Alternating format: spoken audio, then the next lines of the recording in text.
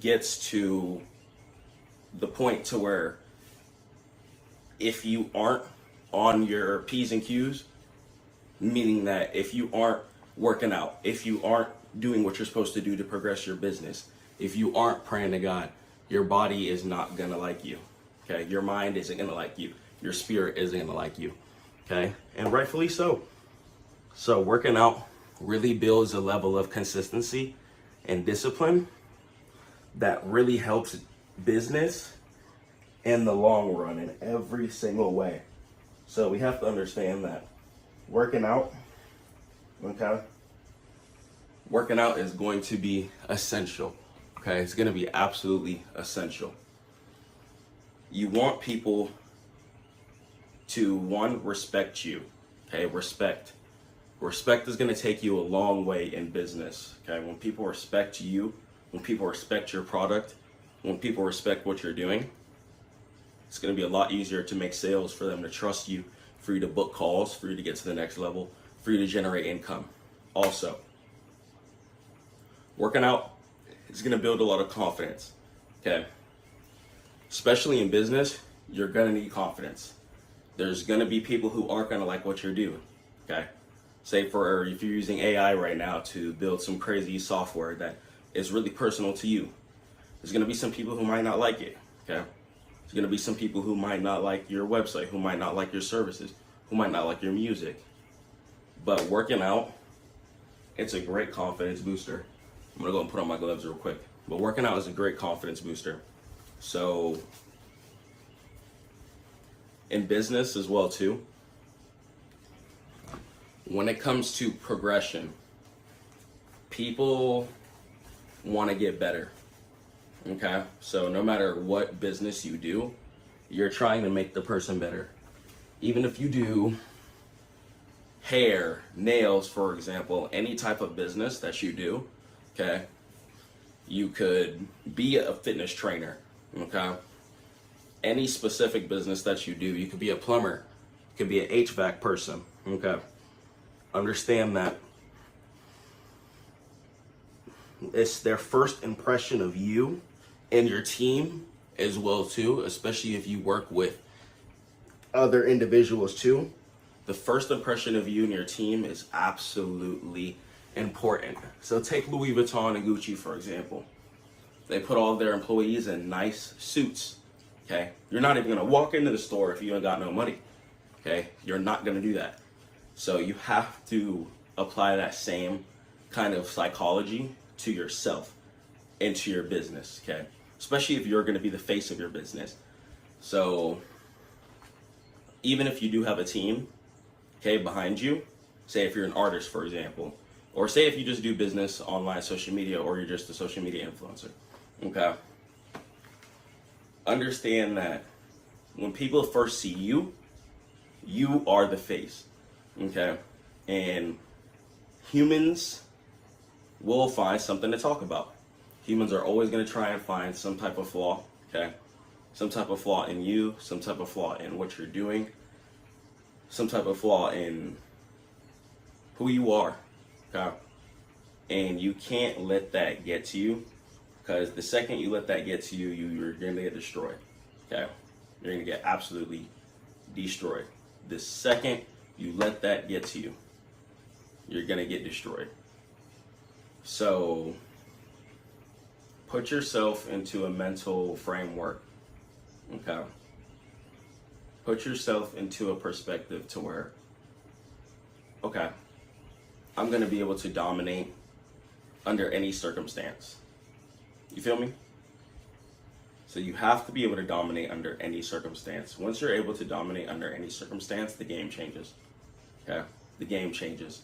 And working out is gonna be a good way to build that confidence to where even if one of the worst things happens, you're still gonna feel confident when you look yourself in the mirror. You're still gonna feel mentally headstrong, even when people aren't supporting you, supporting your business, seeing your vision, seeing your ideals, seeing how you wanna progress, okay? But you're still gonna be headstrong enough because you've gone through that pain of picking up the weights, okay? Running those extra miles. And I'm telling you, working out really does transition into your business success. So, and that goes for the same thing for trading as well too. It's also a good way to not be as frustrated or angry. So if you're feeling extremely frustrated, angry all the time, or you're feeling just angry all the time, feeling like you want to crash out, don't crash out, okay? Instead of crashing out, work out, okay? Working out is going to be a great, fantastic way to get all of that out and progress and get to the next level, okay? Within your body, within your mind, within your spirit. When you're able to do that, you're going to see how quickly it all translates into business extremely, extremely fast, okay? It translates into business quickly. So I want you guys to win. And in order to win, you have to learn how to push yourself to the next level as well too, okay? Even if you've never worked out before, okay, try it. Try it, okay? Try it out. See how hard you can push your body. See how hard you can push your mind. See how hard you can break your limits, okay? Because then by the time you get on the computer, by the time you pull out your journal and it's time to do work, it's going to be easy mode. It's not going to be hard. It's not going to be hard. And when you're stepping out your Rolls Royce, stepping out your Ferrari, whatever you want to drive, okay? Even your Honda SUV, if that's what you like, that's you. I don't judge. But you're going to be feeling strong. You're going to be feeling confident. I don't care if you're a man or a woman. Okay? Being in shape helps your mental, okay? Helps your perspective of yourself, even when people don't see your views, see you, because you're going to be able to look at yourself in the mirror and you're going to be able to respect yourself. You're going to be able to feel confident, okay? So working out, it's going to be a fantastic way to stay focused. It's going to be a fantastic way to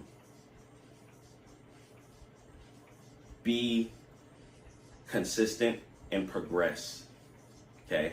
So consistency and progression, those two things, those two simple things right there is how you win in pretty much any endeavor, okay? Your relationship in God, your relationship with God, okay? And your belief in God all relies on to your consistency. How often are you praying? When things are going fantastic or when things are going horrible, okay? And your discipline. Are you listening to God's rules? Are you listening to what he says? Okay? And the framework that the Lord has sent down for us. Okay? Alhamdulillah. All credit to Allah. So, understand that we have to stay hungry. Okay? Too many people to fall down to weakness. They fall down to mental health issues, suicide, God forbid. I've lost a couple of friends to mental health issues and mutuals, some mutuals. But just even the fact that I knew them and just losing someone that I've seen smile to mental health issues, you know, that's why I'm really passionate about coming on here, directing these videos, coming on here, making sure you guys are good mentally, making sure you guys are in a good mental framework, making sure that you understand how you have to keep pushing on forward, even when people are hating on you, when people aren't believing in you. So it's really, really important that you set a good example as well too for the youth and even the older people, so they can look at you and be like, yeah, I need to do X, Y, and Z better. So just set a great example for the world, set a good example for the community. Don't let people hate on you. Do not let people hate on you. There's going to be people hating on what you do. But if you know that God put that in your spirit, if you know that your business is going to be successful one day, if you know that your business is going to help millions or even billions of people one day, keep going hard at it. Okay? Keep going hard at it. And I'm telling you, it's not going to be easy. There's going to be times where you're going to be feeling mentally drained. There's going to be times where you might not even believe in yourself. Okay? There's going to be times where you're going to be tired, working relentlessly, not seeing the results that you want to see immediately. But that's the time to double down. That's the time to triple down and go even harder. Execute all of your plans. Think of new strategies and progress even harder and take all of that anger out into the gym. Okay, because by the time, once again, you sit down at that desk, you sit down at wherever you work, or even if you stand up and work, okay, you're going to be feeling good. Okay, you're going to be feeling relaxed, you're going to be feeling calm, because you trained your body, you trained your mind, and you put your mental perspective out. You put yourself in a position to where you were able to succeed and you were able to win. Okay, so that's all I want from you guys, man. I just want you guys to be able to win and to succeed. I want you to be able to win and to be able to succeed. In your discipline and consistency that's founded through your prayers in the gym really translates into business really, really well. You have to have a healthy gym routine. Okay, do not just sacrifice your body to run up money. Don't do it. Don't do it. I'm telling you, because you're not going to be able to really enjoy the fruits of your labor. And this is something that my mom broke down to me when I was younger too. You're not going to be able to really enjoy the fruits of your labor whenever you're unhealthy. Okay, and I'm someone who used to be unhealthy. I'm going to drop a full progression video for you guys. Thinking about maybe starting a fitness program. So if you guys want a fitness program, if you guys do business, and if you guys trade, let me know if you guys want to see some fitness stuff as well too. Okay, because I just want to keep you guys healthy. I want to keep you guys in a good position, and I just want you guys to progress. Okay, so listen, we have to win.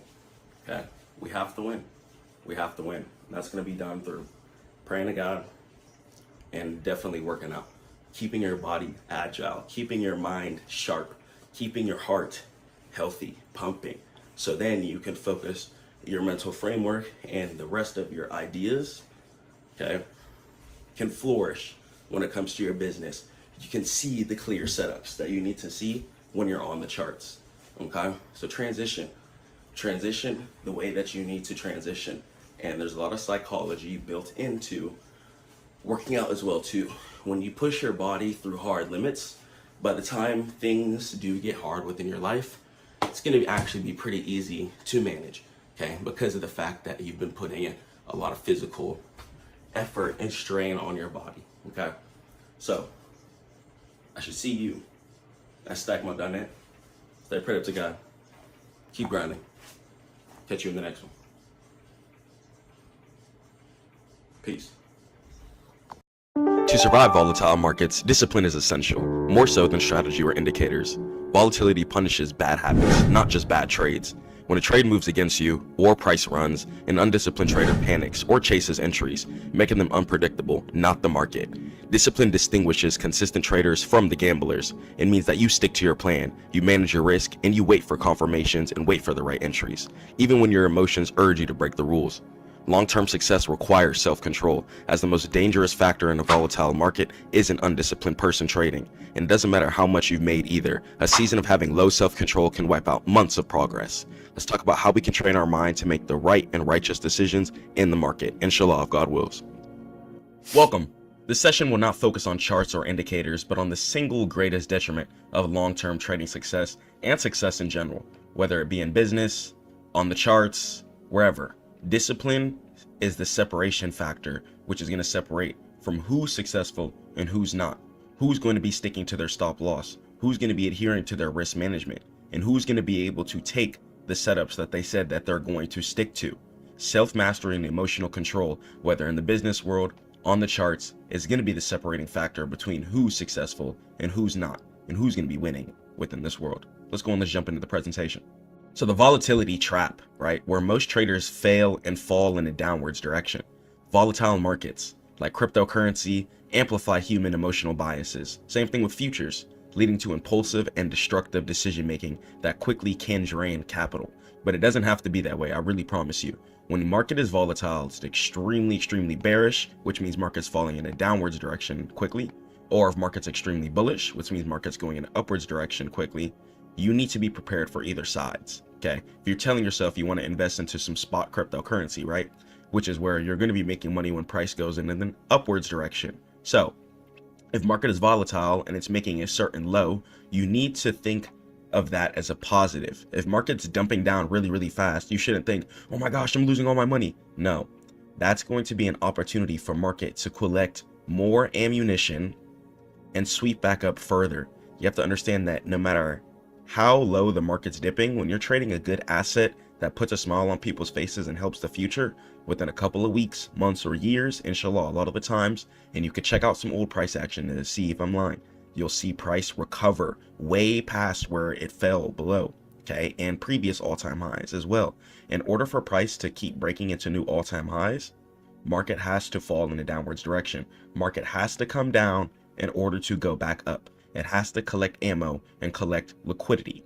So don't fall into FOMO, okay? There should be no fear of missing out, okay? The fear of missing out causes traders to enter late and buying near the top based on social media hype, ignoring their own analytical framework, and doing things like that. Buying based off of hype is going to destroy your P&L. You should be looking at the chart. You should be knowing what type of economic decisions or factors happen within the world to base your assessment on how much you're going to invest. Okay, once the SEC laws started getting passed and Bitcoin started becoming a more government-friendly asset, it started going up to new all-time highs. We started seeing 100K plus get passed. So analyze what's happening within the world and on the charts before just making a certain decision, before you just sell everything or buy quickly. And fear, uncertainty, and doubt, FUD. This can lead to panic selling at the bottom during a market correction. Okay, make sure you guys are trusting God. You guys don't need to be panic selling. You don't need to be making yourself lose money quicker than you need to. Sit on your trade and wait for the trade to cook. Wait for take profit to get hit. And locking in losses just before a rebound hits is what keeps people unprofitable.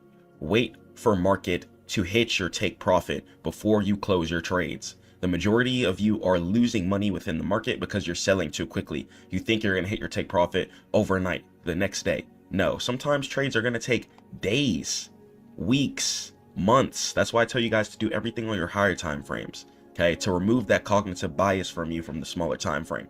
You need to have your higher time frame bias and understand that the market is going to take months, weeks, years, and days in order to get to where it needs to be. So don't sell off of a quick couple of days worth of price action. Stay on your trade. And two key psychological phenomena drive irrational exits and entries, okay? Trying to avoid loss. The pain of a loss is psychologically twice as powerful as the pleasure of an equivalent gain, okay? So humans prioritize survival mode, but don't just think losses as survival mode. When you're down in your P&L, don't think that you lost. You only lose your money when you decide to close your trade, okay? When you exit the trade, then you are going to be out of your money, okay? Until then, market can continue to do whatever it wants. Hey, not saying to sit there and hold trades forever, but a lot of you are losing because your stop loss is way too small. So if you're on options, I recommend your stop loss be the contract itself. Try and buy 1 to 2 years out, okay? Buy a leap contract, and this way you can sit on your contract for some time. Same thing for your shares. Try and hold your shares for some years. There's also going to be some long-term tax benefits for crypto and shares when you're holding your trade for over a year, meaning that they want you to hold for a long time. Same thing with futures too. Don't get destroyed by the prop firm cycle. Boot up your own live account, have enough margin, and hold your trades overnight. This way you can play the real structure and you're not going to be taking any trade on the block, destroying your account much quicker than you would trying to conform to somebody else's rules, or even worse, trying to make some quick profit. That's never how we want to think on the market. Never think quick in the market. Okay, and confirmation bias.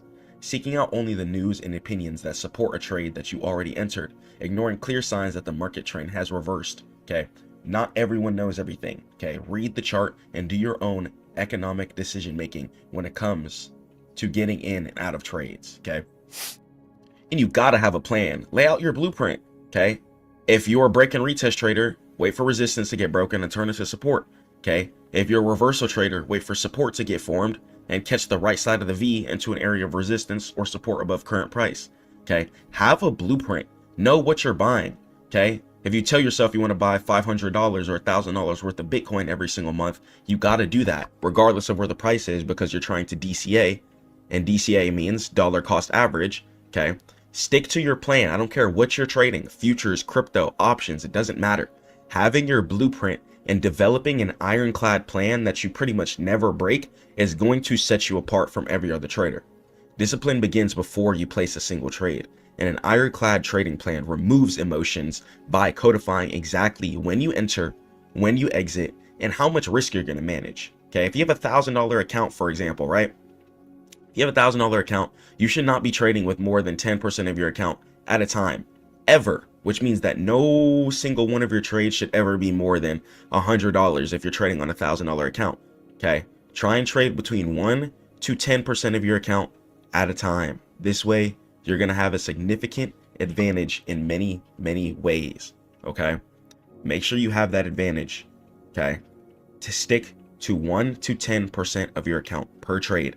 Do not break this rule. I don't care how much your account is up or down, try not to ever break this rule. And define entry and exit criteria.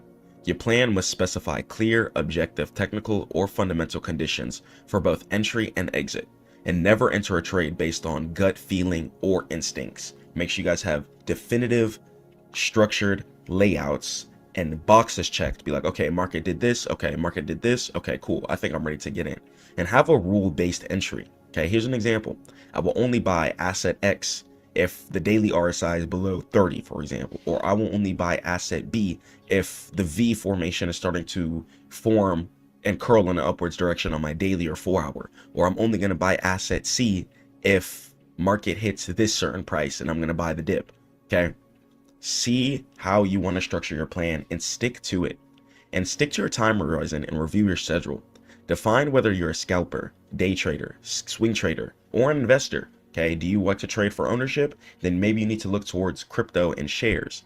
Do you like to trade based off of speculation? Then maybe futures and options are going to be based for you. Or you could take that futures income and put it into crypto and shares. That way you guys are going to be able to get that speculative money based off of your skill quickly, and you're going to be able to take that and put that into ownership. This way you're going to be able to leave some crypto for your family if you ever pass, God forbid. Okay, or you'll be able to leave some things down for the future.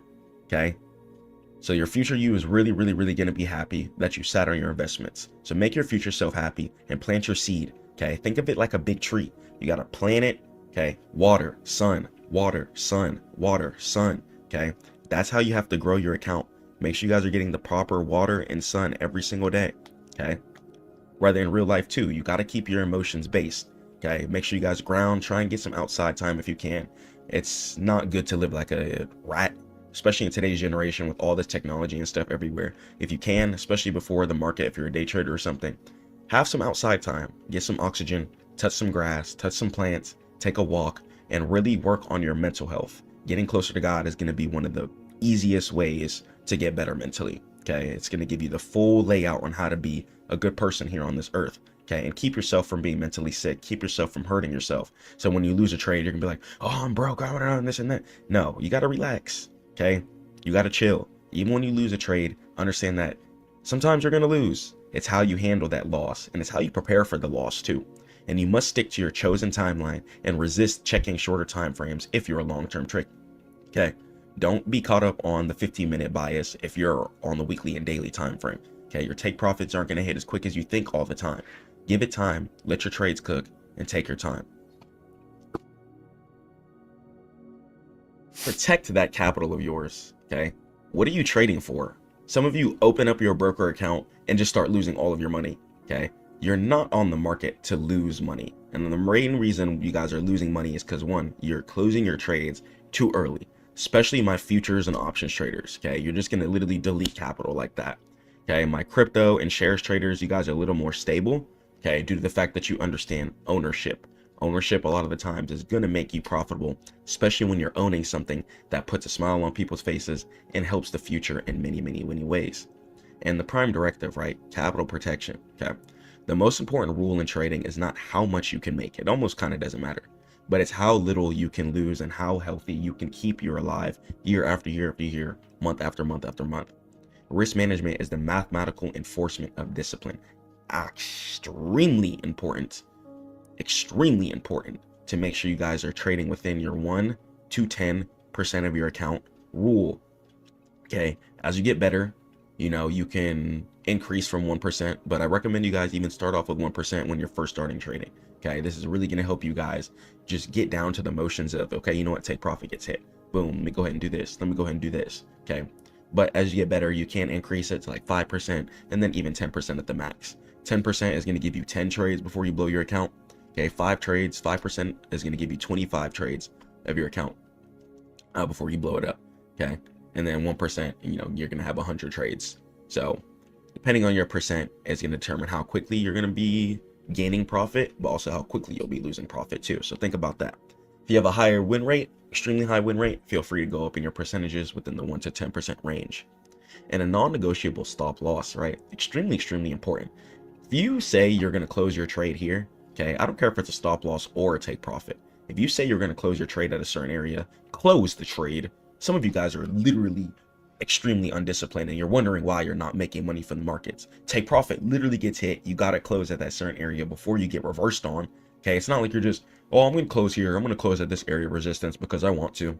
Oh, I'm going to put my stop loss here underneath this area of support because I want to. No, if price were to clip past underneath that area of support, price might fall down dramatically. And if you're a long, that's not what you want. Okay, same thing if you're in a long. If you win, you hit take profit, close at an area of resistance or support above current price. Okay, make sure you guys catch your gap fills. Get your money. Some of you guys are just losing your trades since you want to hold way too long. You gotta know where you're exiting at. You gotta know where market wants to temporarily reverse in order for it to continue its flow. Understand the staircase method and head over to Stackmode.net. I have a free course for you guys so you guys can understand the charts and market a little bit more, and tons of free videos too. A stop loss order that's pre-planned, right, is really going to help you out. You're going to know, okay, if market goes here, market will instantly close out my trade, or I'm going to close out my trade here. Okay, and it's where you admit the trade idea is going to be wrong at. And in volatile markets, a stop loss must be placed the moment the trade is entered. Okay, because market can make an extremely fast move, and you might not be ready for that emotionally. You might have a $500 stop loss. Okay, but if you didn't set your stop loss, say you were like, oh, you know, I'm going to close manually, and market decides to go down and turn that $500 loss turns into $1,300 loss because the candle was so fast, you might freeze. You might pause, you might panic. And that's not what I want for you guys. Okay, so set your stop loss with a order if you can. This way, when market hits that order, it'll automatically close your trade the best that you can. And it's going to prevent catastrophic loss and help you protect against unexpected flash crashes or major news events, which definitely happens. Especially if you're on futures or Forex, you don't want to be getting what's called margin called. Okay, this is going to be something where you might be owing the broker money if you go below their requirements. So keep that in mind. Okay, and never risk more than a small fixed percentage of your total trading capital. Once again, stick to 1 to 10% of your account per trade. If you have $10,000, your maximum loss on any one trade should be capped at $100 to $1,000. And this ensures that a string of losses will not wipe you out and allows your edge to play out over many trades instead of just getting destroyed instantly and quickly because of a bad couple of emotional decisions. Okay, you got to callous yourself. Think of yourself like a turtle shell. You know how turtles have that shell? You got to put the shell over your account. Have the protection so you're not out here getting swooped up and eaten by every single bird and shark in existence. Okay, take your time, protect your account. Emotional detachment, right? The zen of trading. This is why it's really important. Wake up. I pray to God instantly. Okay, I read Quran and I just am in a way better mindset. I'm in a calm mindset. I'm in an entranced mindset, and I'm ready to succeed for the day. And once a trade is entered according to your plan and stop loss is set, your primary job is to watch the market execute the strategy without interference. Place down your trade, hold. Okay, you're either gonna hit stop loss or you're gonna hit take profit. Okay, you're gonna hold until either one of these. And it's really cringe too. Don't close your trade before stop loss or take profit gets hit, because what you're doing is destroying all of the math. You're destroying the risk to reward ratio. Okay, let's say you're taking a trade, right, and you win a 1 to 4. Okay, let's say you risked $100. Okay, if you risked $100 and you hit a 1 to 4, that means you would have made $400. Okay, so that's $300 in profit. Okay, so hitting your risk to reward ratio is going to be important for growing your account within a mathematically correct way. This is literally how the math of the market works. If you're making more than you risk, you will become profitable. Okay, you will become profitable, inshallah, if God wills. You have to make more than your risk. If you're risking $200, okay, then you should be at least trying to make $400 at the minimum. Okay, and that's going to be a 1 to 2. Okay, since you're going to be doubling your money within an asset. Okay, that way if you take another loss, you'd at least cushion. So try and at least always trade for at least a 1 to 2. You should at least always try and double your money within a trading scenario before it's closed. And once a trade is entered according to your plan, a stop loss is set, you have to watch either take profit or stop loss gets hit. Please don't be touching your trades with your hands, because if you're impulsive, you're emotional, and you're led by your flesh, you're going to destroy absolutely everything. So overcoming impulsivity, impulsive decisions, and moving a stop loss further away, adding to a losing position, right, doubling down, or exiting too early are the quickest ways to violate your discipline. And mental reframing exercise, right? When you feel panic or greed, physically step away from the screen for just 5 minutes, okay? Go pray to God, go breathe, okay? Take a step outside and ask yourself, do the market conditions violate my original trade thesis, or is just this noise right now? And if the thesis is intact, you must adhere to the plan, okay? You gotta adhere to the trading plan. Why are you breaking your trading plan? You say you wanna go put your mom in that big crib, okay? You say you wanna take care of your wife and your kids, or you wanna take care of your kids or whatever. You wanna take care of yourself. You wanna go get the lamb, yet you hop onto the market, breaking your discipline, breaking your trading plan, not taking the setups that you said you were gonna take. We don't have time for this. We gotta go harder, okay? We gotta go harder. When you feel panic, when you feel greed, you have to understand that that is the enemy. That is the devil. And we have to pray these emotions away, okay? A'udhu minash-shaytanir-rajeem. Okay, it's very important for us to pray this away. This is just the devil trying to attack you guys, so you guys get pulled back away from the goals and dreams that you want to attack, that you want to feel and be attached to. Okay, the devil does not want you to be happy. Okay, but understand that God loves us. God wants us to be happy, and this is why God even talks about in Quran about spending moderately. Okay, you have to know how much you're risking, and you have to stick to your plan. And the art of taking profit is extremely important. Greed causes traders to hold winning trades past their logical target. And this is something that's happened to me. Okay, I'm trading straight P&L at one point in time. Okay, looking at the money. Okay, I remember I hit this one really good trade on C3AI, and I've started seeing the bands go up. Okay, start seeing the money go up. I've hit plenty of trades like this. And the next thing you know, instead of me trading based off of the chart, I start trading based off of P&L. And guess what? Since I'm greedy, and since I was trading with my eyeballs focused on the money instead of on the chart and focusing on my discipline, everything was taken away, or my win was not nearly as big as it should have been, due to the fact that I didn't stick to my logical targets. And I don't want you guys to go through that either. Your plan must include defined profit targets. For example, target 1 at 2R or target 2 at 3R. Okay, where you sell a portion of your position to secure gains, ensuring that you never let a winning trade turn into a loss. And make sure you guys also set your stop loss to above break even or certain levels too, to even keep the trade going and flowing. And only God's perfect. So if you make a mistake and overtrade a certain day, at least care about what you did. Journal down how you felt. Journal down the emotions you were feeling when the trade was in your face. Were you close to take profit, but did you close your trade too early, ruining your risk reward, leading you to take another trade and then crashed out your account? Or what type of scenario led to you losing that trade or overtrading in certain scenarios? When you really write it down, you're able to visualize and see your mistakes. It's a lot harder to repeat them over and over again. Discipline is really a muscle that has to be trained, and the trading journal is the feedback mechanism that allows you to objectify your performance and eliminate certain weaknesses, especially when you have your numbers jotted down. If you see certain things that you're doing is leading you to lead certain results that's not making you happy, then you need to change some certain things up. And your journal needs to capture certain things. Make sure you have your pre-trade analysis, how you're feeling before the trade, why you entered, and make sure your criteria is met before you press buy or sell. And talk to yourself. How do you feel emotionally? How did you feel before, during, and after the trade? It's really crucial for identifying certain biases, especially when market changes certain directions. You know how to pinpoint certain issues that you're having. And violations. Did you adhere to your stop loss and your take profit rules? And ask yourself why. And talk about the market context too. Did you take a long? Did you take a short? And note the macro environment. And do your weekly and monthly review. Treat this review like a performance audit when you're trading your own business. So identify your most frequent violation and need to cut certain things out. If you're constantly moving your stop loss, your issues and strategy, you got to stop being led by your flesh. You got to be way more disciplined than that. If you want to touch that big bag, even when you touch that big bag, it doesn't really matter. It's about keeping it. You're not going to be able to keep it if you keep moving off impulse. Okay. Your loss aversion and lack of conviction in your plan can really lead you to certain areas that you don't want to be led to, such as overtrading. When you overtrade, one tiny loss can lead into a whole destruction series of your account. And it's a lot harder to bounce back from that, just from one tiny loss, especially on things like prop firm, where you're chasing certain parameters. So detach from the money, focus on the charts, and be more disciplined. And trading small is really going to help you in certain areas too.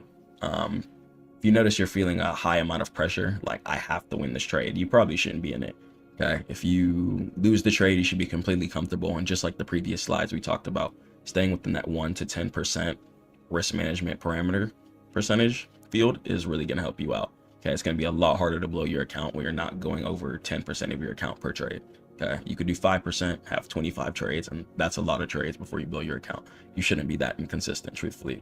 You got to wake up, pray to God, and be consistent with every dollar that you generate. You also got to be a little more loose within the markets too.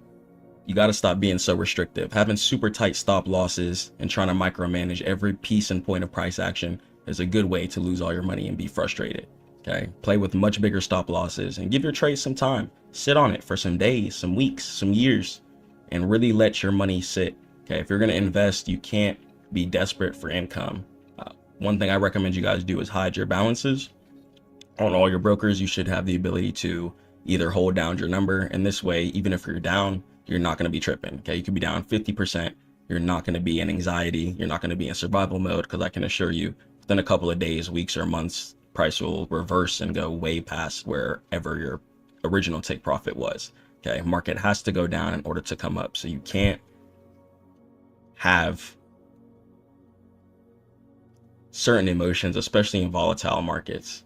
If market's moving super quick, you can't feel like you have to close your trade instantly, because you're not going to be able to see the bigger picture. Being on the higher time frames, your monthly, your weekly, and your daily is really, really important. Because if you're too zoomed in on your smaller time frames, that fast price action is going to look like the scariest thing of all time, especially when it comes to futures, forex, and things with margin like that. But it's really not that bad. So I really recommend you guys stay on your 4-hour plus, turn on your extended trading hours, of course, but try and stay on your 1 hour on like the lowest time frames a lot of the time. Because when you're on your super small time frames, price action, especially during volatile days, news days, etc., it's going to look a lot quicker than it needs to be. And on the 4-hour, it's going to look like a normal trade, or going in a completely different direction than you might think. On the 5-minute, you might be looking at a bearish scenario, and then on the 4-hour, market's going in an uptrend. Okay, so you can't go off of your lower time frame bias. I truthfully believe it's there just to get your emotions riled up, especially when it comes to future scalpers and things like that. You have to know your higher time frame bias, and don't get tricked about that. Okay, there's plenty of people who are successful within the market who just buy and hold, who never even taken a look at the charts. Okay, so before you tackle volatility, you have to build the discipline to execute your plan, and you have to get those psychological parameters down. It's really, really, really psychological, the charts. You can be really, really good technically, but if you don't close at your take profit, it won't matter. Or if you feel like you're better than closing at your levels, then you'll definitely get punished, reversed on certain areas, and get what you deserve. Market is also very, very fair. So if you're disciplined, you wake up, pray to God, you close at your levels, I can assure you 99% chance, just like my students, you'll see a very, very, very successful upwards equity curve in your account. But if you're undisciplined, getting greedy, even when you've hit your take profit, trying to trade past that, it's not about the money. Okay, if you break your cycle, break your consistency, and start averting from your plan, it's gonna build into you, and then that's gonna build into bad habits. That's gonna lead to you being overconfident in certain scenarios that's not logical, leading you to overtrade. And when you crash out your account, you might be frustrated on the market, but you should just be frustrated at yourself. Okay, I don't want you guys to go through that cycle. That cycle can be really, really hurtful, especially when you've been grinding your business, grinding work, and putting that money into the market, expecting to make some money, and then you lose everything. Okay, I don't want you guys to be going into debt, going through frustration, losing your account. So please just wake up, pray to God, and plan your trades. Okay, promise me, if you guys watch this video, plan your trades before you put a single dollar into whatever. I don't care if it's Bitcoin, options, forex, futures. Promise me you'll plan your trade. Okay, don't ever just trade thinking that, you know what, I'm gonna get in this making some money. No, have a technical plan. Know when you'd exit, know how much you're going to invest, know how you're going to close your trades as far as take profit and stop loss wise, and have this process repeated, especially once you find your positive flow. Once you find your flow, I don't care if you're taking break and retest. If you're a breakout trader, I'm not going to tell you guys to trade one way, because different things work for everybody on the planet. It's the cool thing about life. Okay, God gave us all individual separate brains for us to do separate things. If you're a breakout trader and that's working for you, you need to stick to that. If you're a reversal trader and that's working for you, you need to stick to that. You can't get on YouTube, see what this person's doing, and then change everything even though something's working for you. Okay, find your process, find your flow, find what you like to trade, and then Stick to that year after year after year after year after year. Think of it like working out, for example. You can't get on the floor, do 20 push-ups and 6 crunches and get a six-pack. It takes days and days and days of eating consistently, eating clean, okay, working out consistently, getting the proper sleep, making sure your bones and your muscles regenerate properly. You have to treat your account, your income, or your business the same way. Okay, you have to be consistent. You can't have $10,000 in Bitcoin and then think $20 is not a lot. Okay, this is why I say you have to detach from the money. You could have 5 million in Bitcoin and still, when you get $5 extra, throw that into some Bitcoin. It's about the habit. Okay, I'm telling you, when you build that habit and you start thinking and planning and doing your actions for the future you, the current you will be a lot more happy and you'll be leveled up a lot quicker. Okay, so head over to Stackmode.net for all trading education. Catch you guys in the next one. Stay prayed up to God. Keep grinding. Peace.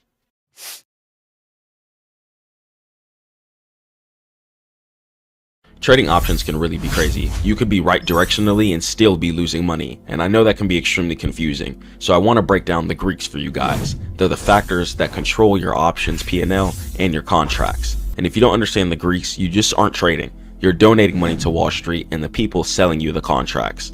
So here's going to be the cheat sheet to the engine that actually drives your contracts. I'm going to explain delta, gamma, theta, and vega, and understand that you can't control the market, but you can control your risk and the math.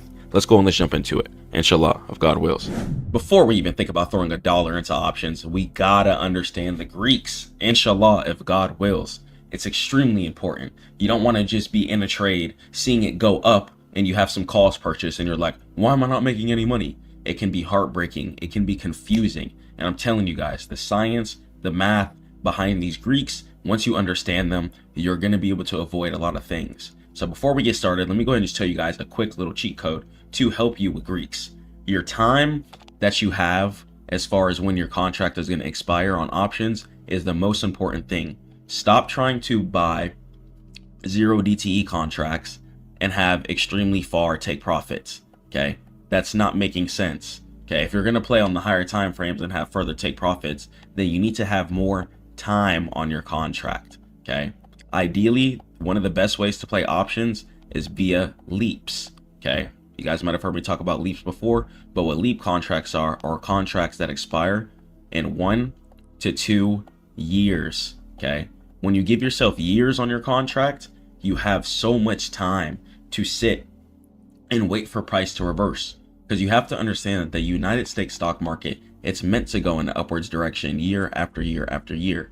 Okay, Amazon, Google, Microsoft, Apple, these are all global companies that are implemented into the whole world. Okay, but these are American companies. So the US stock market, which is based off of stocks, okay, which options derive from, has to go up year after year after year after year. So you have to understand that. Okay, you can't be closing your trades early because you're like, oh, it's just going down for a couple of days, couple of weeks. If you have time on your contract, because your risk on options is how much the contract actually costs.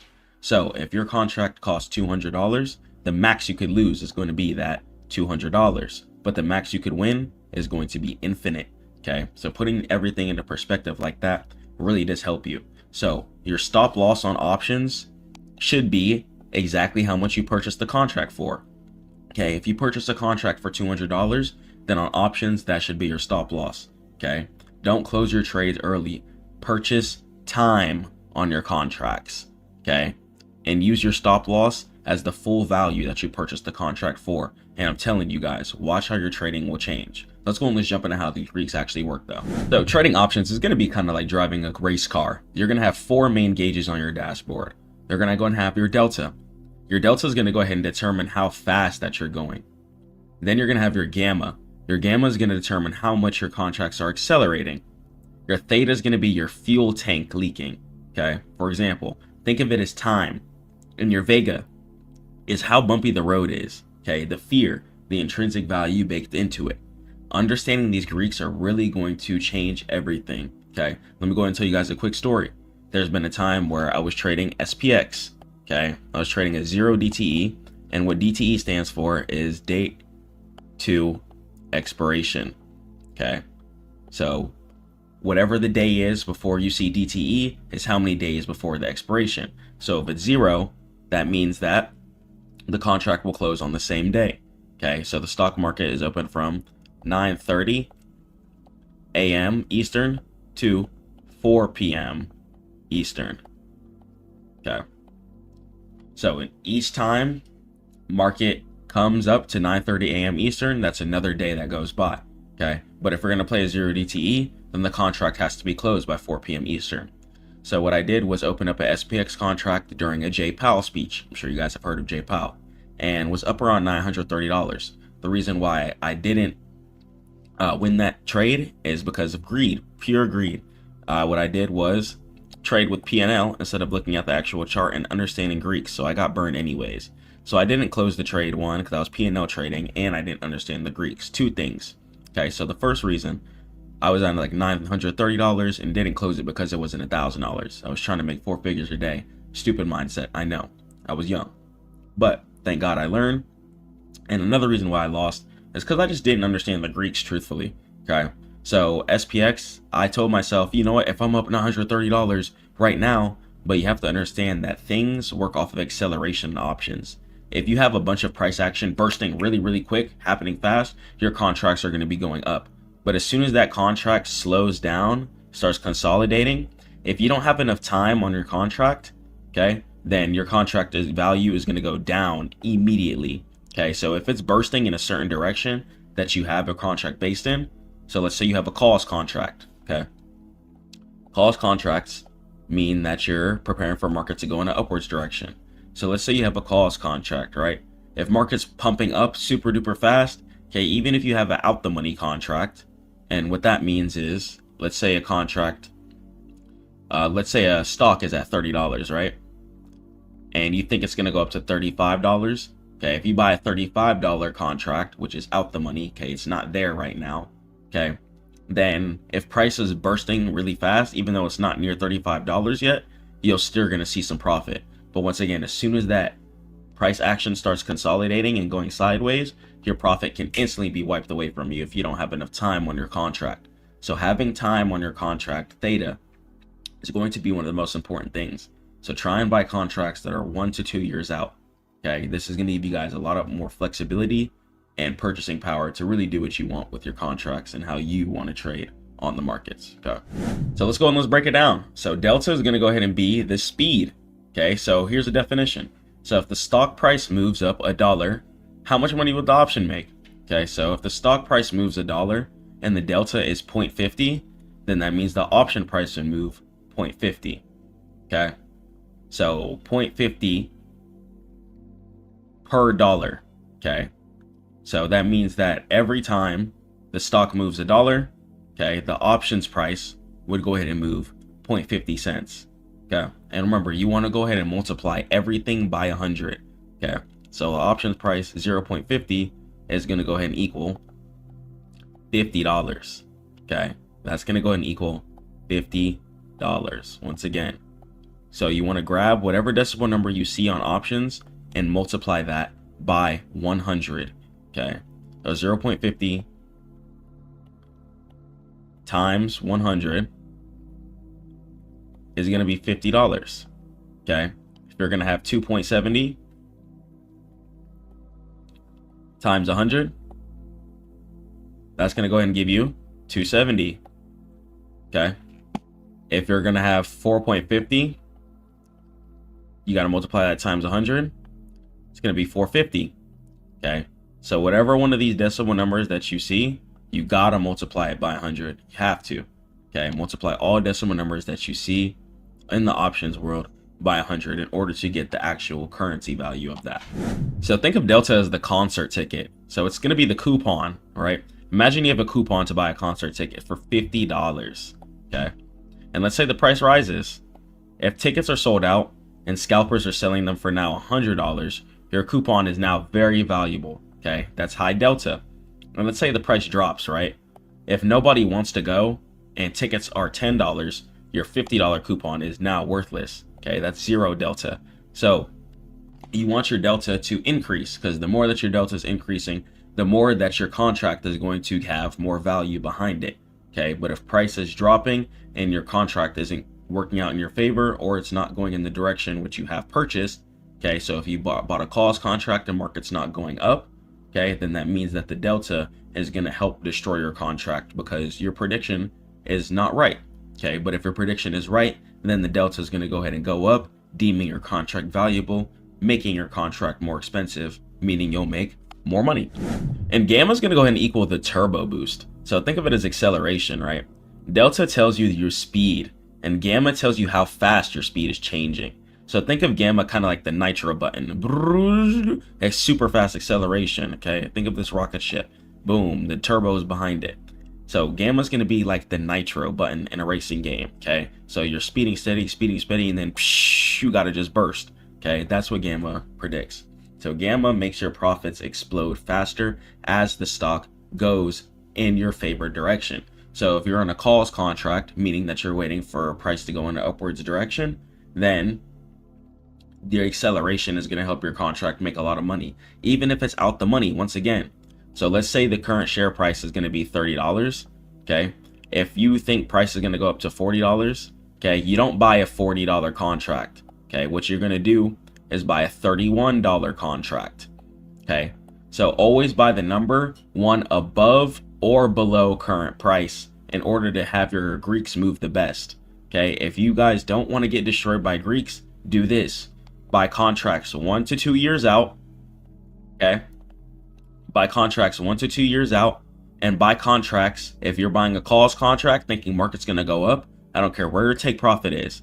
If the share price is $40, the contract you should be purchasing is a 41 call contract, okay? That's just what you should be opening, okay? You should be opening a 41 call contract, okay? And if you're going to buy a puts, then you should be opening a $39 put contract, okay? So understand that in order to have the best Greeks as possible, you need to have the best contracts. You need to make sure that you have as much time as possible on your options contract. And on top of that, you need to make sure that your prediction is going to be hit fairly quickly or very likely to be hit. Even if it's more expensive, it's worth it. You don't want to just throw money into the void just because contracts are cheap. They're cheap for a reason, and they're plotting on you and preying on you for your understanding to not kick into your brain so that they can make some money. It's trading for a reason. These options contracts aren't just spawning. You have to understand that somebody is creating these options contracts behind. All right. So theta, it's going to be the melting ice cream, ticking time bomb. All right. Theta is extremely important. So time is money.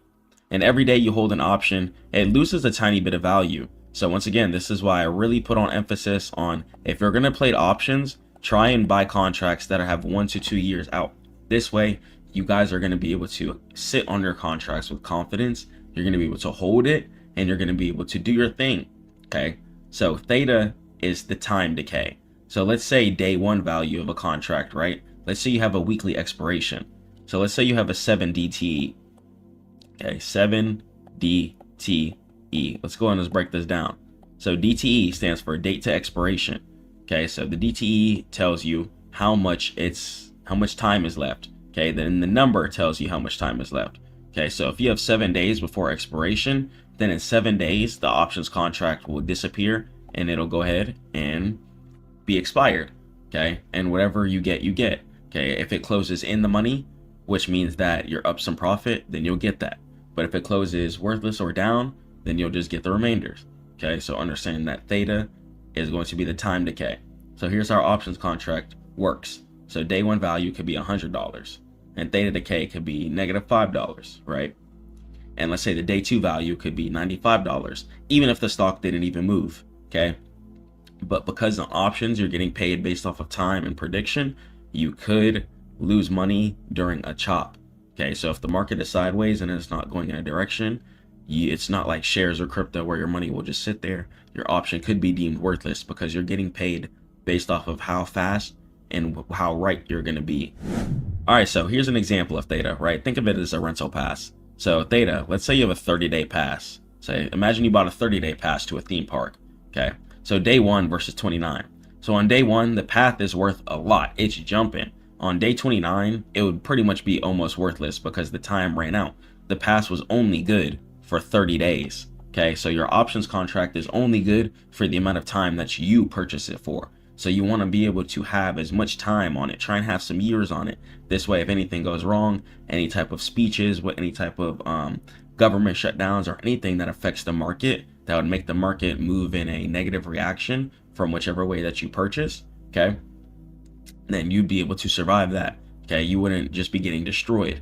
Okay, so when you have time on your contract, instead of having a 30-day pass, imagine having the 3-year pass or the 2-year pass. Okay, the 30-day pass is not long enough. Okay, so the lesson: don't hold on to options that are worthless. Otherwise, pretty much they're gonna just melt away anyways. Okay, so buy your contracts 1 to 2 years out. Okay, try and buy them 1 to 2 years out, and make sure you have your take profits too. Okay, so that's also what I mean by don't hold them too long. You should know exactly where you're going to close. Options is extremely strict. It's not like crypto and shares where you can just sit there and hold it forever. Please don't do that. You need to have a strict place exactly where you know you're going to exit. Okay, you need to know where you're going to go ahead and exit, get your money, and close and hit take profit. Okay, once you do that, it's going to be a lot easier to go ahead and progress. Okay, do not sit there and try and hold your options forever, especially once you start seeing profit. Horrible mistake I've made in the past, and inshallah, if God wills, that's not something I want you guys to experience. Okay, so please have an exit plan, know where your take profit is, and please close your trades. And Vega is going to be the fear index. So think of Vega as hurricane insurance, right? Vega measures how expensive options get when people are scared and horrified. So on a sunny day, insurance is going to be cheap, right? That means that the Vega is low. But when a hurricane is coming, okay, whether it be earnings coming, a big news event, whatever, the insurance is going to be expensive. It's going to raise, and that's going to lead to high Vega. So even if your house is fine, the price of insurance goes up because of the storm. Okay, so you guys might have heard of the term implied volatility. Okay, so when earnings come up or when big events come up for stocks, the options value could shoot up due to the fact that people are preparing for a big move. Okay, so there's a lot of cool plays you can make in options too. So instead of actually playing earnings with certain stocks, if you buy a contract before earnings, you might make a lot of money, but then after the earnings, it might go away just because of the hype and expectations. So people are preparing for the future, and that's why options are even a thing in the first place. So certain times when people are preparing for the futures between a big hurricane event that's going to change a lot, your price of the contract could change regardless if it's in the money or out the money. So very cool things you could do with options. So think of Vega as the earning party, right? So before the party, everyone's excited, right? The price for tickets go up. It's a lot of high volatility. Everyone's hyped. It's jumping. It's good music playing. Everyone is getting turned. Okay, but then after the party, the event is over and the excitement is gone and ticket prices crash instantly. Everyone was like, all right, that's it. We already went. It's not lit anymore. Forget it. Okay, so don't buy options right before a big news event. And if you do, make sure that you sell before the big news event. Okay, you do not want to be in a short-term options plays during news. Okay, this is why I also say try and buy contracts 1 to 2 years out. Okay, because if you're playing on your higher time frames, like your daily, your weekly, or even your 4-hour, okay, right, you're gonna have bigger take profits, right? And there might be earnings in between that, which is going to be amazing, just fine, because a lot of the times earnings will benefit you if you're playing in the right direction.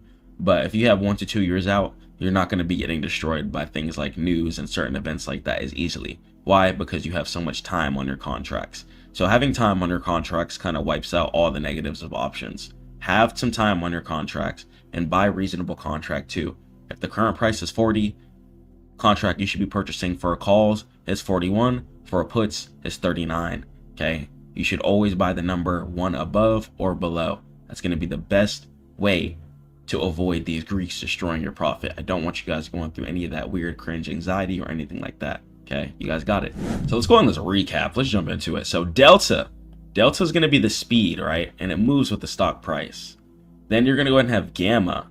Gamma is the nitro. It's the thing that accelerates your wins or your losses too. And Theta is going to be the melting time. Okay, it's the time that eats your money. Okay, and then you're going to go ahead and have your Vega. That's the storm, and fear makes prices expensive. Okay, so if it's about to be a big news event and you notice your contract shoot all the way up, try and sell before news events. But if you're playing a higher time frame setup, you know what you're looking at, whether on your weekly, daily, or 4-hour. And if you don't, head over to Stackmode.net. I'm here to teach you guys, okay? Whether you guys want to learn how to trade options, futures, crypto, or whatever, I'm down to get into it. I love you guys so much. Stay prayed up, stay high. Keep grinding. I'm going to catch you guys in the next one. Peace.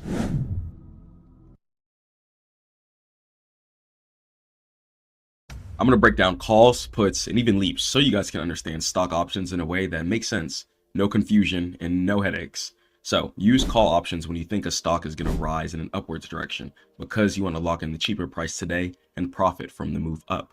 A put option is going to be the opposite.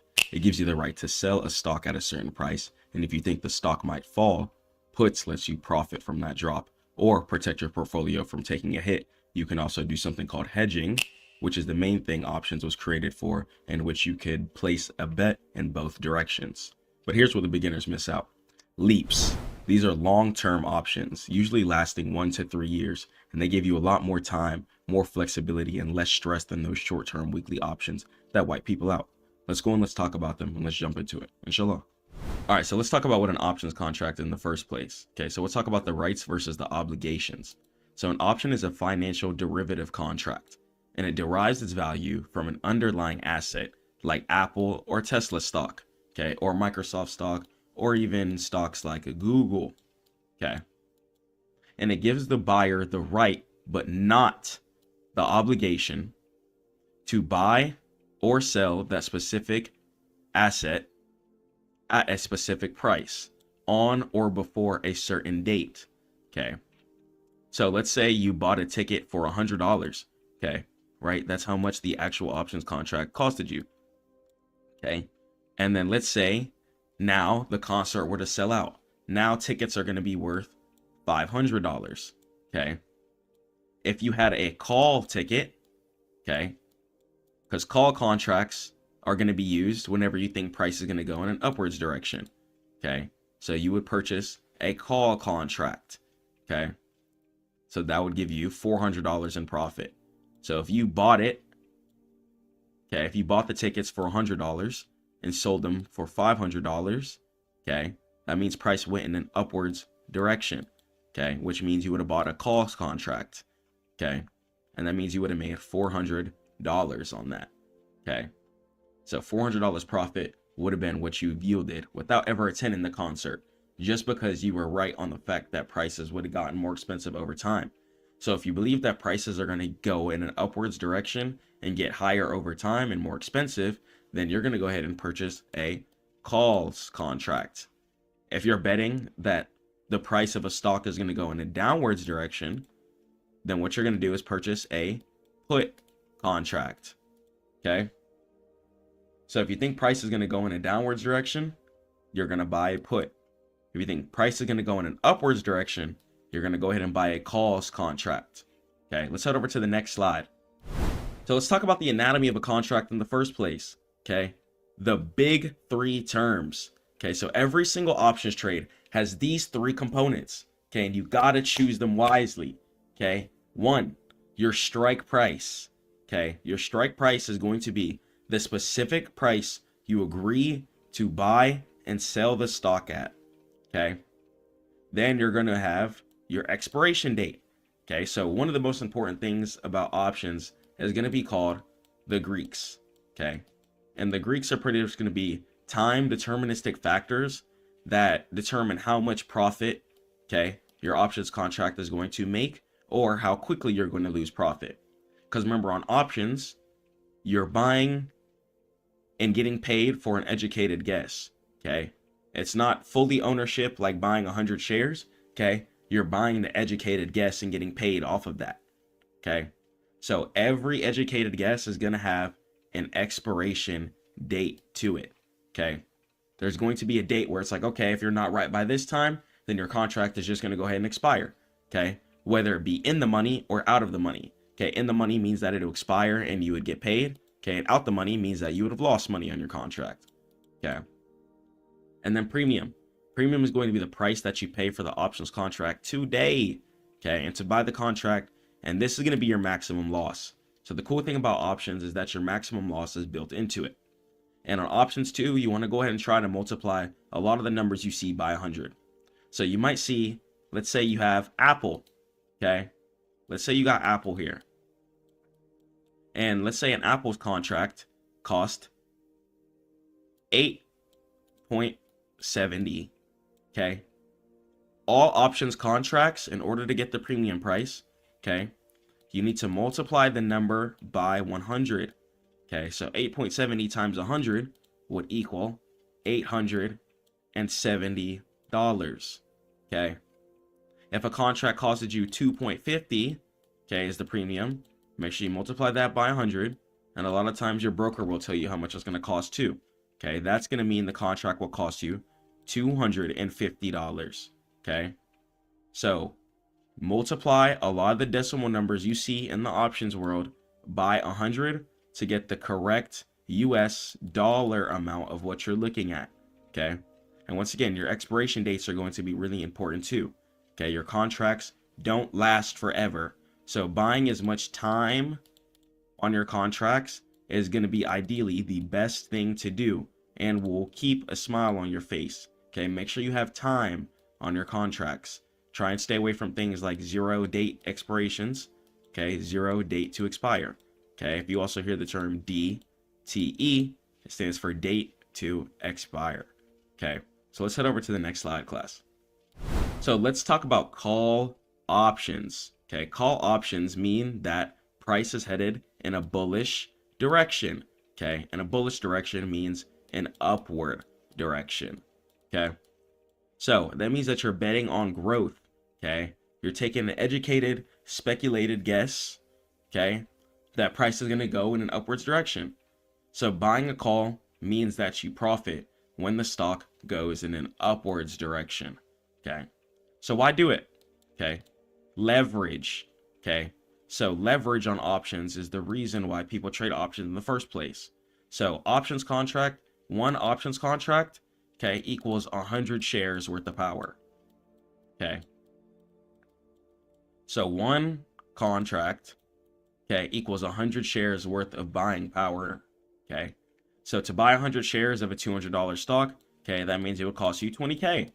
Okay, but to buy one call option of those controlling shares, it might cost you only 500 to 1,000. Okay, so this way you're getting the shares power, okay, just jumbled up in a one big contract derivative. And it's cheaper because it's not giving you actual ownership, but what you're getting paid based off of if there's directional skill. Okay, so if you think that a company is going to drop one of the best products of all time, okay, and it's not at all-time highs yet, and you think price can go even further, okay, then you can go ahead and look to buying a call option. Okay, so if the stock soars, okay, your $500 could turn to $2,000 overnight, okay, giving you 300% gain. That's also the cool thing about options too. How much you lose is baked in. You know exactly how much you're going to lose maximum at all times. If you bought a contract for 5.00, okay, remember, times 100, okay, and that would go ahead and give us $500. Okay, if you bought a contract for $500, the max you could lose, okay, the max loss would go ahead and be $500. $500 would be the absolute max loss. Okay, but guess what the max profit is? Infinity. Okay, so that's the super duper cool thing about options. You can only lose what you purchased the contract for, but you can make infinite. Okay, so if you bought a contract for $500 and it crashed to zero, the stock, okay, you would still only lose $500. But if the stock soared all the way up to $10,000 a share, okay, you would make infinite profit. So that's why people trade options. Let's head over to the next slide. And the opposite and equal end of it is going to be the put options. Okay, just like things that go up have to come down. Okay, options are going to be the same way. Okay, calls is going to be for price going in the upwards direction. Puts is going to be for price going in the downwards direction. Okay, and that means that you're betting on a crash. Okay, you think that price is going to head in the downwards direction for a bit. Okay, and buying a put means that you profit when the stock price goes in the downwards direction. So let's say a stock price was $40, okay, and you think price is going to go down to $35. Then in this instance, you would go ahead and purchase a put contract. Okay, so puts are going to be used for two main reasons. Okay, one, speculation. So if you think a company is failing and you want to profit from the crash or heading in a downwards direction, then a put options contract would go ahead and be your best case scenario for this. Okay. And then hedging. Okay. Very, very important too. Okay. So insurance. Let's say you own 100 shares of Apple. Okay. But you're scared of a crash. Okay. So you could go ahead and buy a put contract. So if Apple actually does drop, okay, the put contract makes you money, and then you could take that money and buy more shares if you'd want to. Okay. So options was created so people can speculatively trade, okay, and hedge. And hedging means that you could trade at both directions during the same exact time, just to manage any type of balance or any type of other asset classes you have held. Okay, let's head over to the next slide. All right, so let's talk about the pricing trap. Okay, so the times 100 multiplier. Okay, it's very, very, very easy to understand. Okay, don't make it a trap, just understand it. Okay, just understand when you're looking at options contract, it can be a trap though if you think a contract costs like $2.50. You're like, oh, the options contract only costs $2. Like, no, it actually costs $250. Okay, if you see an options contract cost 10.00, that means that that contract has to be multiplied by 100. Okay, and that would go ahead and give you 1,000. Okay, even if it's a decimal. Okay, if you see a contract for 0.75, you still have to multiply that by 100. Okay, and that's going to go ahead and give you $75.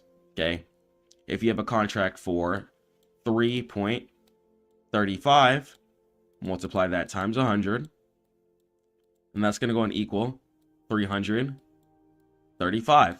Okay, you guys can either use your calculators or you can just look at the number with the decimal and just remove the decimal. Okay, just remove the decimal from your brain mentally, and that's going to go ahead and give you the actual number. Okay, so if something's 2.50, okay, just remove the decimal, 250. Okay, if something costs 7.40, just remove the decimal, it costs 740. Okay, so don't make the math too hard. Okay, and don't get psyched out. Okay, stay prayed up to God for wisdom and keep going, even when things get difficult. Let's head over to the next slide.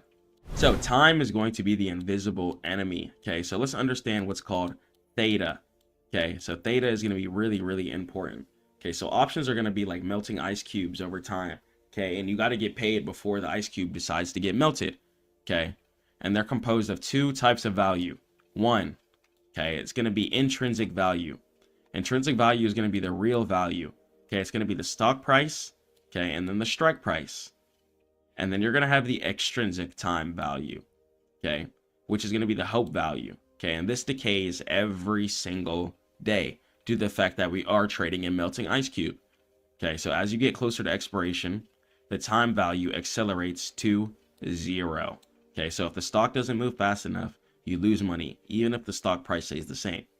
So in order to outplay all of this and get around theta and make sure you guys profit, you want to try and focus on what's called leap contracts.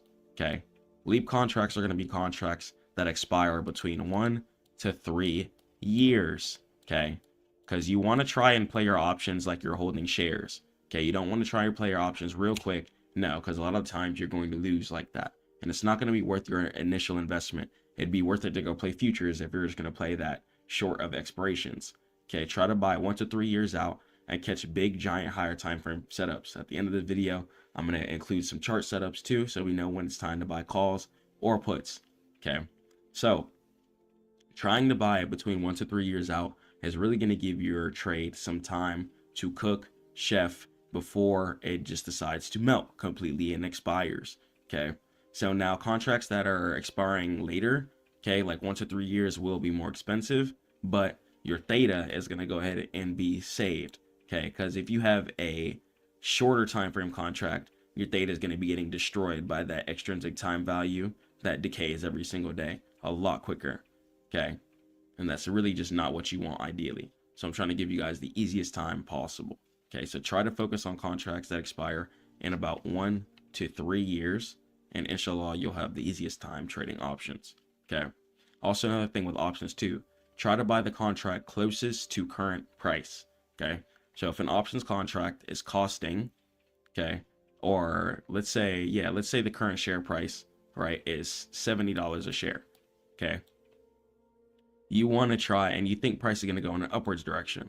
Okay, let's say you think price is going to go to 80. Okay. Even though you think price is going to go to 80, the best contract to buy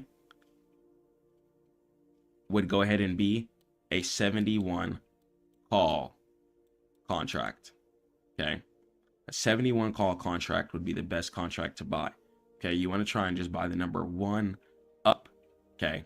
So if the number is going to be current price is at 60, okay, and you think price is going to go down to 55, okay, the best contract to buy would be a 59 put. Okay, that would go ahead and be the best contract to buy. So even though we're going to close at 55, you still want to buy the number 1 below since you're buying a put, or the number 1 above if you're buying a call. It's going to give your contract the best value and move the best. So leaps, okay, long-term plays, okay, leaps, long-term equity anticipation securities are options that expire in over a year, okay, or a year, okay. They have less decay on them, making the theta very, very, very low, okay. You don't have to stress about little daily moves going through it for no reason, okay. And stock replacements, it pretty much mimics owning the stock for a fraction of the price. Okay, and you guys are still going to be able to hit some great take profits. Okay, and tax benefits. So even on crypto and shares as well too, if trades are held for over a year, then you get a lot of favorable tax-free treatment. And there's a reason for this. Okay, the markets are made to go in an upwards direction. So the more people they have invested, of course, there's going to go ahead and be tax benefits for that. They want as much money as they can parked into the markets, okay, because that's how the U.S. economy decides to flow and the U.S. stock market flows in the first place. Let's head over to the next slide. Okay, so calls, that means you're going to purchase them if you think price is going to go in an upwards direction. Puts, that means you would purchase them if you think price is going to go in a downwards direction. Theta, that's going to be the time clock, okay? And it's going to be a big piece on the melting ice cube, okay? Treat your options contract like a melting ice cube every day. And you want to get the most deep freezed ice cube that you can. And you do that by purchasing a leap contract. A leap contract is a contract that expires in 1, 2, 3 years, okay? And your risk is going to be whatever you purchased. Okay, so if you purchase a contract for 5.00, okay, remember that we got to multiply that by 100. Okay, or you could just remove the decimal and that'll give you the number. So 500. So if you purchase a contract for 500, let your contract either hit your take profit or your stop loss is going to be that 500. Okay, and only invest what you can lose. Okay, 100% loss is going to be possible on your contracts. Okay, so try and use your whole contract as the stop loss and give yourself time and play for real take profits. The United States stock market is created to go up. As long as these companies, okay, have more money to hire people, okay, that's going to be more taxes that can be paid to the U.S. government, okay? The more money that they get from stock market funding means the more properties they can build.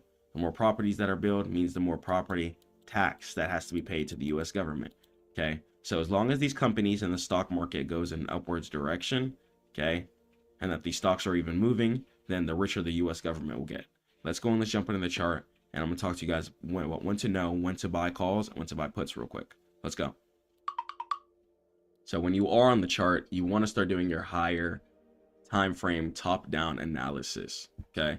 So I'm going to go ahead and start on my weekly time frame, and then from there, you want to go ahead and head over to your daily to your 4 hour, okay? So once again, we purchase call contracts if we think price is going to go in an upwards direction. And you're going to purchase put contracts if you think price is going to go in a downwards direction. Okay. So I'm going to start on my weekly here. So if I'm going to purchase a call contract, then that means that price can't be at all-time highs because I'm expecting price to go in an upwards direction. So if I have area of resistance above current price, okay, then that's going to go ahead and give me a window to purchase a calls contract. Okay, so understand that price a lot of the times will try and hunt an area of resistance above current price, especially after falling down. Market's going to work at higher lows in V's. Okay, so we can see market decided to make a low down here and decided to incrementally keep staring up in an upwards direction. okay, over time. Okay. And after I like to see market making a heavy area of support on my higher time frames, whether it be in my weekly, my daily, or my 4-hour, okay, I know that price always wants to try to recover where it fell down from originally. So I would go ahead and just take the trade up till there. Okay. I would purchase a call contract since I think price is going to go in the upwards direction. Okay.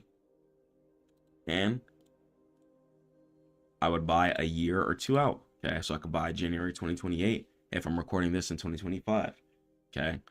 And if I see the current price here is 183.38, I could buy a 185 contract. Since I'm going to be buying a calls contract, I'm going to buy the contract that's going to be one above the current price. Okay. If I was going to buy a puts contract, okay, expecting price to go in a downwards direction, looks like this one hit take profit too. Okay, if I'm expecting price to head in downwards direction, then, you know, you could play, let's say I wanted to short till this area of resistance here. Okay, and market's deciding to fall right here. Let's say I'm expecting price to do something like that. Okay, if I want to short down to this area of resistance right here, okay, I would do the same thing. Options by like 1 to 2 years out. If I think price is going to go in a downwards direction, I'm going to look at current price, look at the number right below it. Okay, so in this case, if current price is 19.39, then I would go ahead and buy the put. Okay, I would buy the put 18, and that would be the best contract to purchase if price is heading in a downward scenario. Okay, so that's it. Make option trading very, very simple. Don't make it too difficult. I have so much free content for you guys. Head over to Stackmode.net to learn how to trade options. I'll catch you guys in the next one. Stay prayed to God and keep grinding.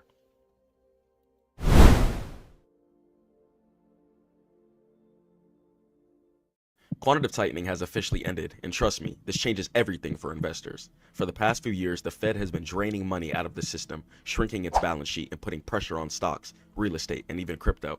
But now, that pressure valve just opened, liquidity is flowing back in, and whenever liquidity comes back, asset prices don't just react, they move. But here's the truth that nobody tells you.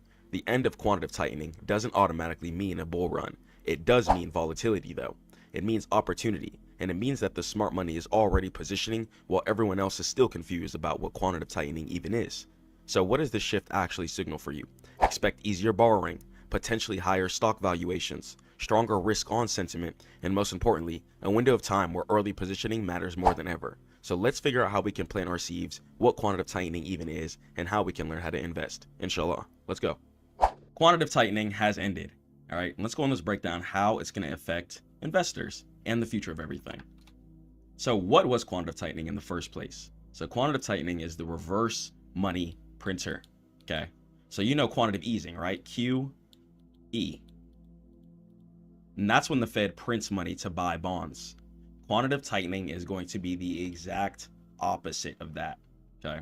For the last few years, the Federal Reserve has been destroying money to fight inflation. Okay. Printing more constantly over and over and over and over and over again. Okay. And the mechanism. Okay. So it's when they let bonds that they own expire and don't replace them. Okay. And the result of that is cash disappearing from the economy. Okay. And the goal of it all is to slow the economy down to stop prices from rising. Okay. So quantitative easing is turning the water hose on to fill the pool. Okay. And quantitative tightening is sticking a vacuum in the pool and sucking the water out.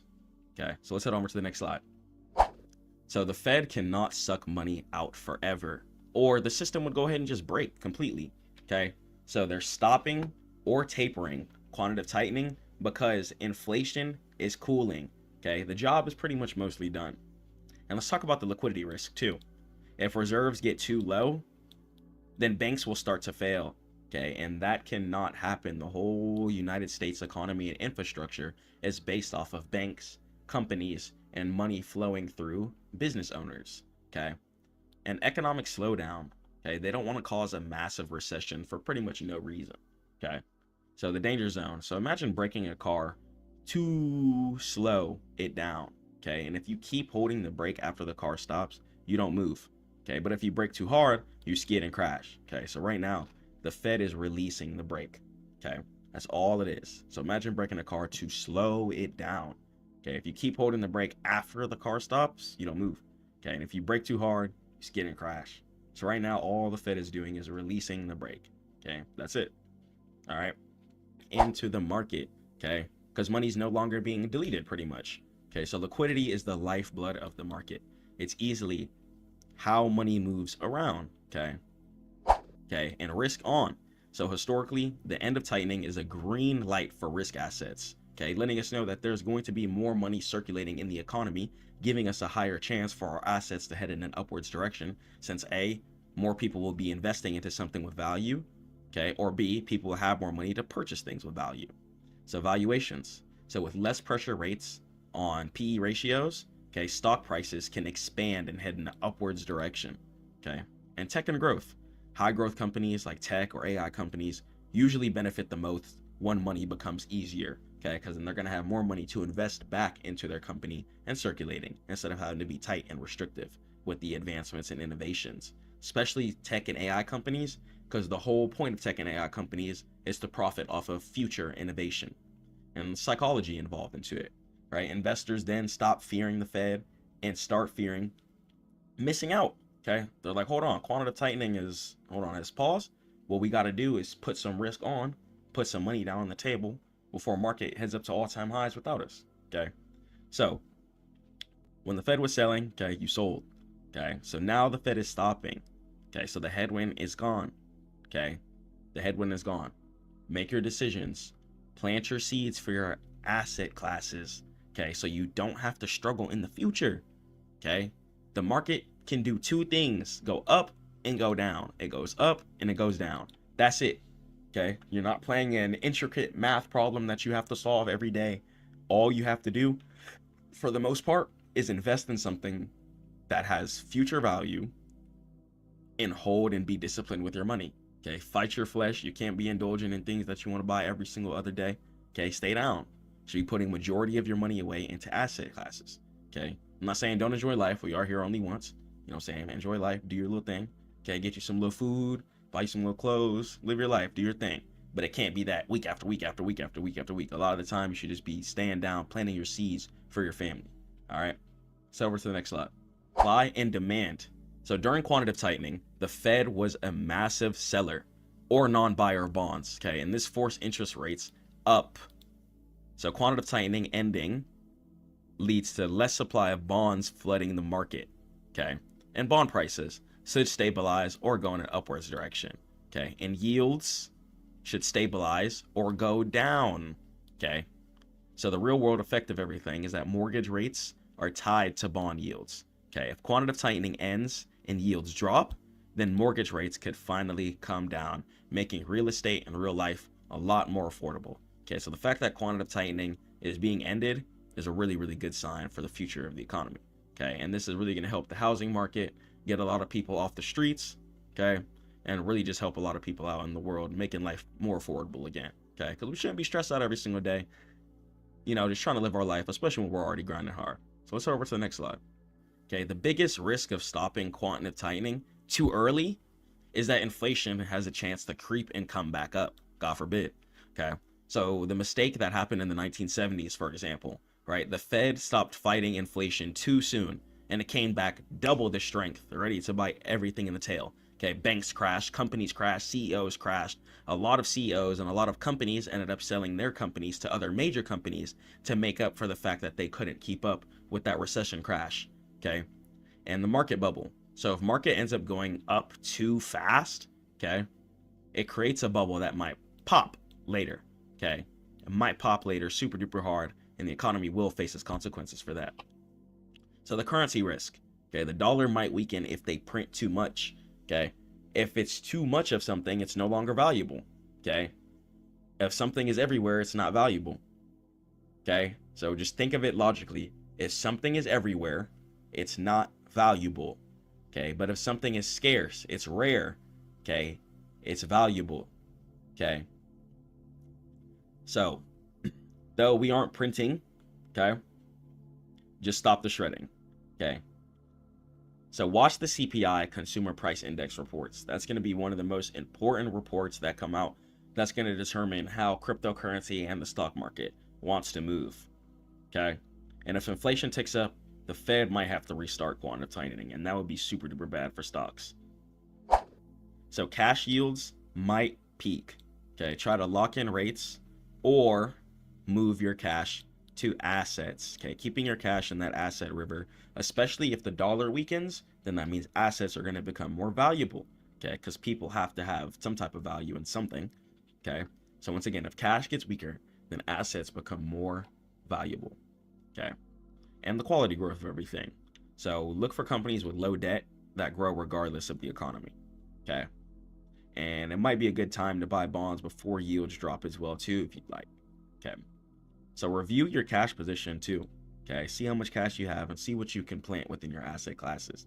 Okay, don't be scared of the market anymore, and keep an eye on inflation data.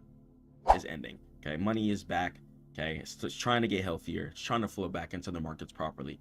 Okay, and liquidity stabilizes, which is really, really good for the market, letting us know that there's going to be more money available, which means more money could be flowing into asset classes such as the stock market or the crypto market. Okay, and this gives us a chance for rates to likely stabilize or drop. Okay, and risk shifts from the Fed fear to inflation watch. Okay, so stay invested, stay alert, keep up with the reports, stay prayed up to God, keep grinding. Make sure you guys aren't buying any assets at all-time highs. Okay, I don't even care if it's real estate. Okay, even if it has nothing to do with the charts, don't buy any assets at all-time highs. Okay, wait for the dip, buy, and catch the V sweep up. Okay, stay prayed up to God, keep grinding, and head over to Stackmode.net if you guys want to learn how to invest. Peace.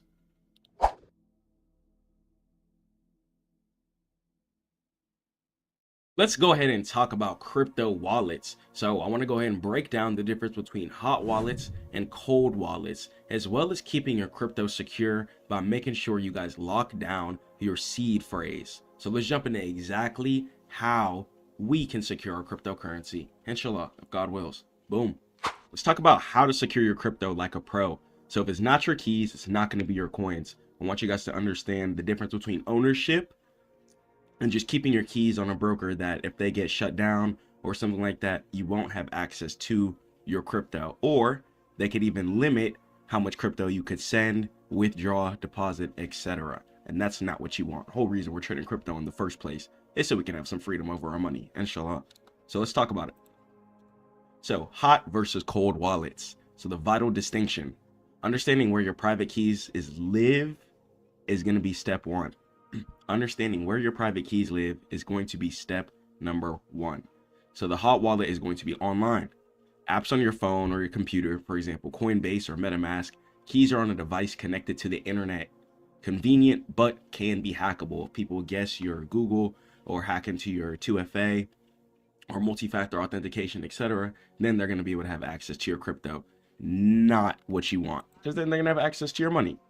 So let's talk about what a cold wallet is. So a cold wallet could be like a USB drive, a little block device, etc. And it's going to be a physical device, and it's a hardware wallet that stores keys offline.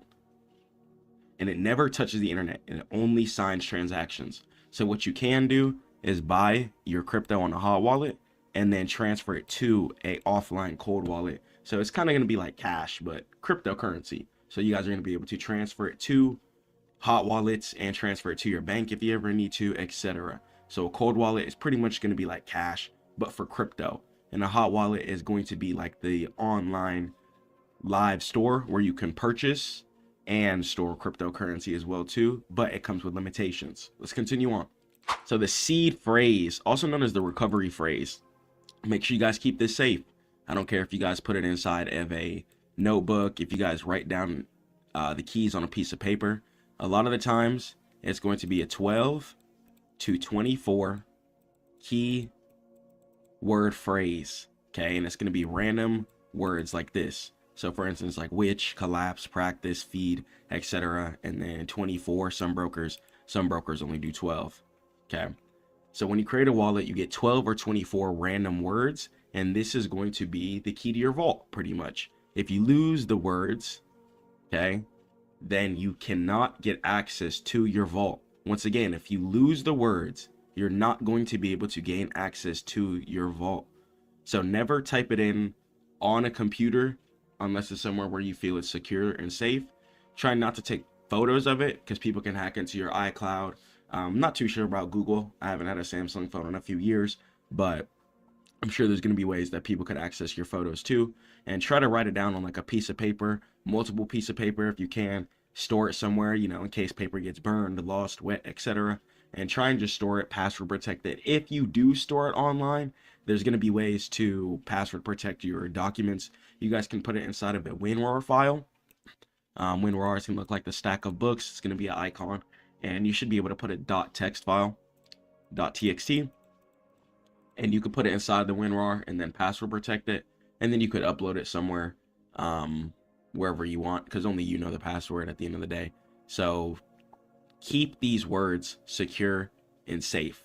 Please, for the love of God, do not lose these words. And there's going to be a lot of phishing scams and stuff like that too. You're going to see online like, hey, I lost my account, and it's going to be a bunch of random words like this. They want you to log in, buy crypto, and they're going to try and take your money. So never try and take people's money. Never log into somebody else's wallet.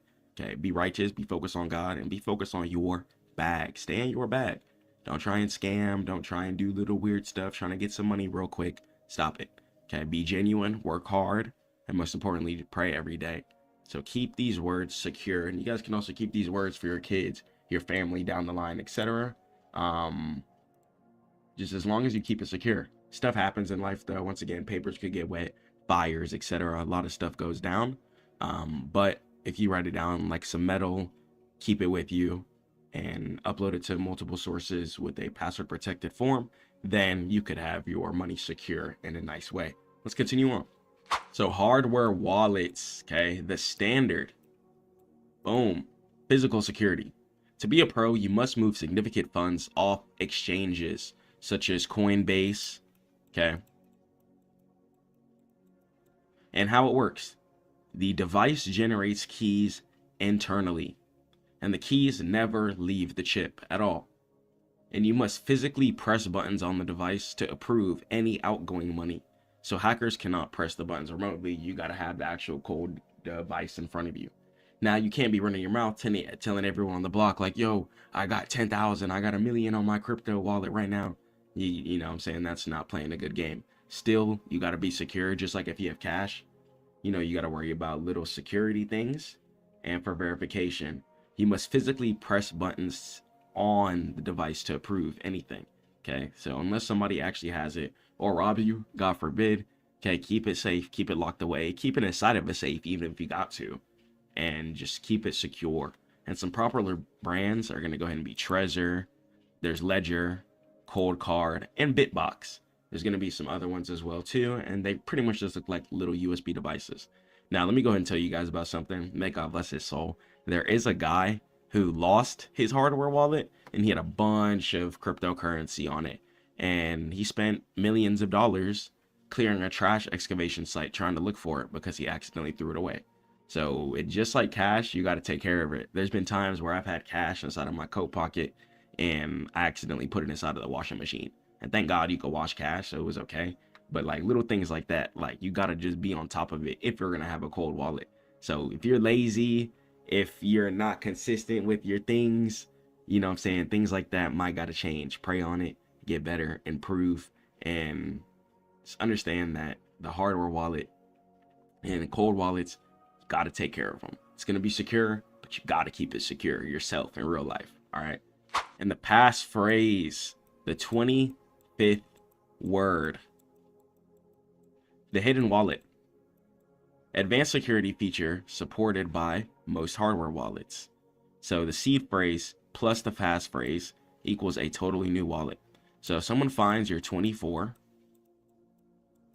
words, God forbid, they see wallet A, okay, and it's going to be more of a decoy, okay, a dummy, a fake, but your real money is going to be in your wallet B, which requires the extra word that you memorize.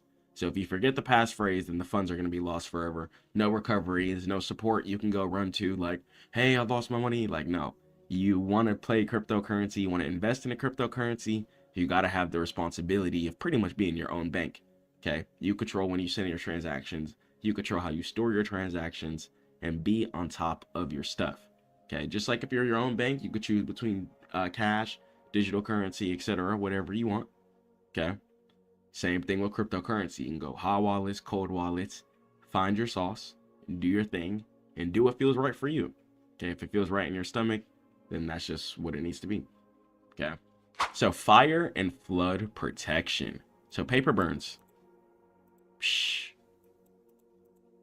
Writing your seed phrase on paper is going to be risky. Houses burn down, pipes burst, stuff could get wet. So you could use things like steel plates. Use a center punch, if you guys have ever seen that, kind of like the things that look like Braille. So you could use a center punch, or you could use tiles to record your seed words on a stainless steel or titanium surface. This way that if anything happens, such as a disaster, God forbid, as long as you don't lose it, it's going to go ahead and be indestructible for the most part. It can survive house fires up to 2,500 degrees Fahrenheit and corrosion, and as well as any water and things like that. And it's just a one-time cost, kind of like a safe if you wanted to keep your cash, jewelry, etc. safe. So it's a small price to pay to secure your life savings absolutely forever. So keep that in mind. There's going to be multiple things you could do, multiple ways you guys are going to be able to keep your money secure and safe. But keep your money to yourself.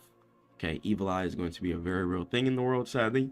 So don't be running around telling everyone on the block where you have your cold wallet, where you have your phrase, etc. Okay, keep it just between you and your family, inshallah. So as far as the security checklist, right, let's ask ourselves, do we buy a hardware wallet? Okay, because if not, you could go ahead and invest into a Treasure, Ledger. There's going to be multiple ones you could check out. Hop on Amazon, eBay, the internet. There's going to be some hardware wallets you could check out. Okay, if God wills. And write the seed phrase on steel. Try not to do it digitally just in case you ever get hacked, God forbid. And never type the seed phrase into a computer or a browser unless it's password protected. If it's password protected, okay. And try to use the extra passphrase for extreme large amounts in case somebody ever gets your 24 words. And always do a small test transaction first. Okay, you want to do a small test transaction first. So that's going to go ahead and be it. I love you guys so much. Stay prayed up to God. Keep grinding. Don't ever give up, even when things get hard. Pray to God every single day. Try to work out if you guys are feeling any type of anxiety or anything like that about your money. Keep it secure and don't be overly boastful. Okay, spend moderately, and catch you guys in the next one. Read Quran and listen to God. It's the easiest way to be successful. Catch you guys in the next one. Peace.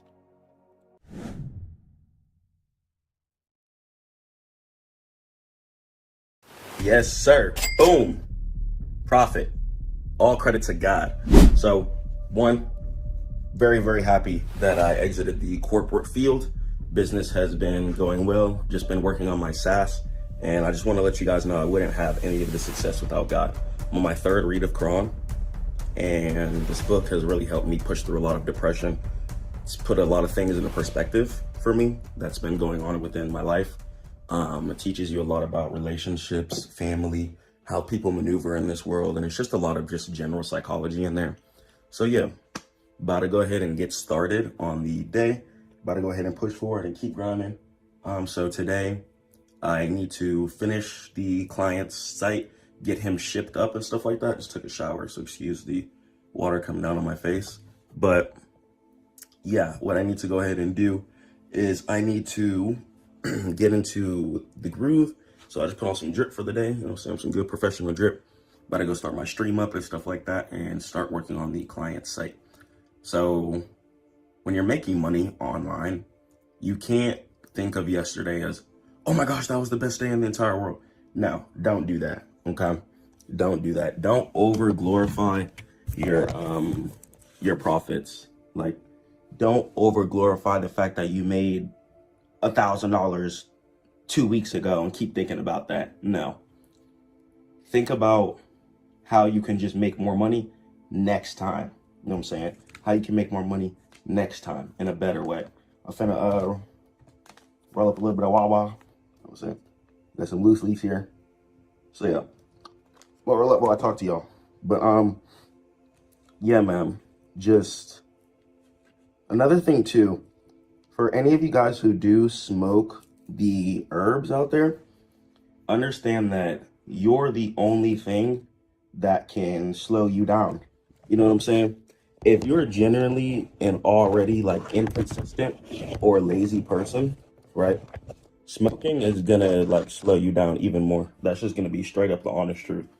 So if you're already a lazy person, someone who's not consistent, someone who doesn't know how to scale or build or be disciplined regardless of like outside factors, regardless of if you're feeling tired and stuff like that, then I'm really telling you guys, like, this right here, even though it's getting more legal everywhere, right, this right here, it can slow you down. And I'm just gonna like keep it completely transparent and honest with you guys, because you know we're here, we're real humans, you know. And that's why I did challenge myself to read Quran too, just because, you know, I don't drink alcohol, but God did create all the herbs. So I'm really, really big on the herbs. I also take ashwagandha, a lot of ginkgo biloba as well too. Here's the chill pill. You guys can get this on Amazon. And some cordyceps and reishi mushrooms and stuff like that too.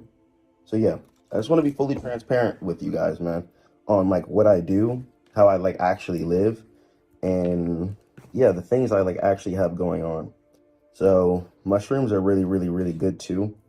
There's a lot of different types of mushrooms other than the psychedelic ones, of course, but there's a lot of ones you guys can get on Amazon, and like the mental benefits is, it's nice. It's really, really nice, especially when you're off Rodila Rosa. It's like a natural antidepressant. If you guys struggle with anxiety or fear, or if you guys have any like just feelings of the fact that you won't make it, that you won't succeed, you know, a lot of the herbs and stuff like that can really help you out. I've been taking them for a few years, especially like ashwagandha and stuff like that really helps balance out like cortisol and stuff like that. So I just want to come on here and just be real with y'all, man. You know, I just want to come on here and be fully transparent and just be open. You know, there's no more hiding myself. Tomorrow's not promised. So I've realized that the more transparent I be with you guys, that the more real you'll be able to actually feel me. You know, I'm just a real person trying to grind. You know, yes, I have acquired a little bit of success and a little bit of things, right? Asset wise, all credit to God. But I would not have these things without God. And there's also times where I'm extremely flawed too, you know? So just want to always be transparent with y'all. And just keep it real. You know what I'm saying? Don't let people dictate your life. You know what I'm saying? Don't let these humans dictate like what you enjoy. That's going to be a big piece of advice that I have to give you, especially if you're going to go into business. Do not let humans dictate like what you think success is. You know what I'm saying? If you think success is doing X, Y, and Z, right, and someone doesn't agree, then that's fine, right? But if that person continues to be around and they don't agree with what you think success is, then that could frustrate you. It really could frustrate you. See me rolling up, we good. Rolling up big John here. But yeah, that really could frustrate you. And I don't want you to be into the framework of where you are frustrated for literally no reason. Because people just around you don't see your vision, aren't believing in you. And that can be really, really frustrating, man. I'm telling you, it can be really, really frustrating. Growing up, was told that I just had to go to school.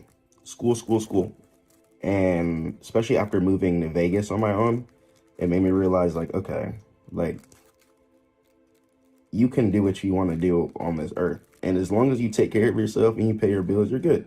So just do what makes you happy. You know what I'm saying? Now, if wickedness makes you happy, you got to rechange that mindset.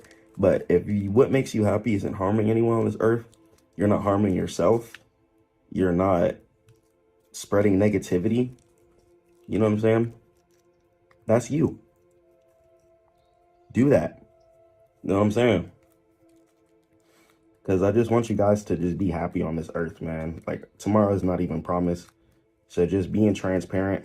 And, like, I'm not going to be on here playing perfect either. Like, y'all might see me in the suit and the nice clothes and stuff like that. But I'm just a real human, man. I just wake up, I pray to God, and I just try and get to some cheese. Like, that's all I do every single day. I'm not in the business of hurting nobody. I'm not in the business of sliming nobody. I'm not in the business of like breaking promises or robbing people. You know what I'm saying? That's why I'm really adamant on my clients' success. I'm big on making sure that they can win. I'm big on making sure that they can get to the next level. I'm big on making sure that we're going to be able to succeed. You know what I'm saying? But how are we going to succeed if our mental and our mindset is not ready for the success? So we have to train our mindset. Okay, it's really important that you're consistent. The more consistent you are, the more your mindset is just built up. You know, the more consistent you are, the more your mindset is built up. So focus on consistency. Cut this off. Focus on your consistency and just watch how things translate in your life. That's really why I love praying 5 times a day. Islam really saved my life. Alhamdulillah, all credit to God. And I know what you guys might say, oh, but you smoking weed right now. Woo. In my opinion, and just like Quran says, God gave us all the herbs. This isn't an intoxicant to me. When it comes to getting drunk, that makes people do weird stuff. Makes people crash their cars, hurt people, do weird, immoral stuff. This right here has you chilling. Do not compare this to alcohol. Do not compare this to alcohol. Not the same thing at all. So I'm just, you know what I'm saying? Got to stand on business with that for sure. For sure. So let me finish up this. Wow. You feel me? Let me finish this up right here. But yeah, man. Just success. I really don't want to roll 2 papers. I really just want to do one. You know what I'm saying? It's kind of unraveling here. I'm going to get it, though. But making money in a day, too. Like, you can make like a band a day. You can quit your job. And it might not be immediately, but as long as you have good sales skills, like, you can make a band a day, for sure. Absolutely. Just depending on what you do. I don't care if it's car sales, even some HVAC guys, you know what I'm saying? No matter what you do, just like scale it up. You know what I'm saying? Scale it up. When you scale, things get a lot easier to come into perspective. You know what I'm saying? So scale your business. If your business right now, if you feel like you have a great product or you're building a great useful software or a great app, what you need to do is you need to focus more on your marketing. You know what I'm saying? Why is this product or service relatable to people in the real life? So when we start having that mental framework and model and perspective, things change. So think about food, for example, right? We literally need that. So food is a really, really good business to start. It's just about making your food the best. You know what I'm saying? That's why people, this is a good business too. People kind of need this, especially after long work hours, feeling stressed out, feeling drained. You know what I'm saying? There's a lot of factors on why people indulge in this right here. So pinpoint your business to exactly what people need. Once you're able to cross the bridge between someone's need and your product, like if your product becomes the need, then that's how you win. That's genuinely how you win. That's for sure how you win. So you have to make sure that your product becomes a need. Okay, it has to become a need. No ifs, ands, or buts. So I'm about to go hop on the laptop right now.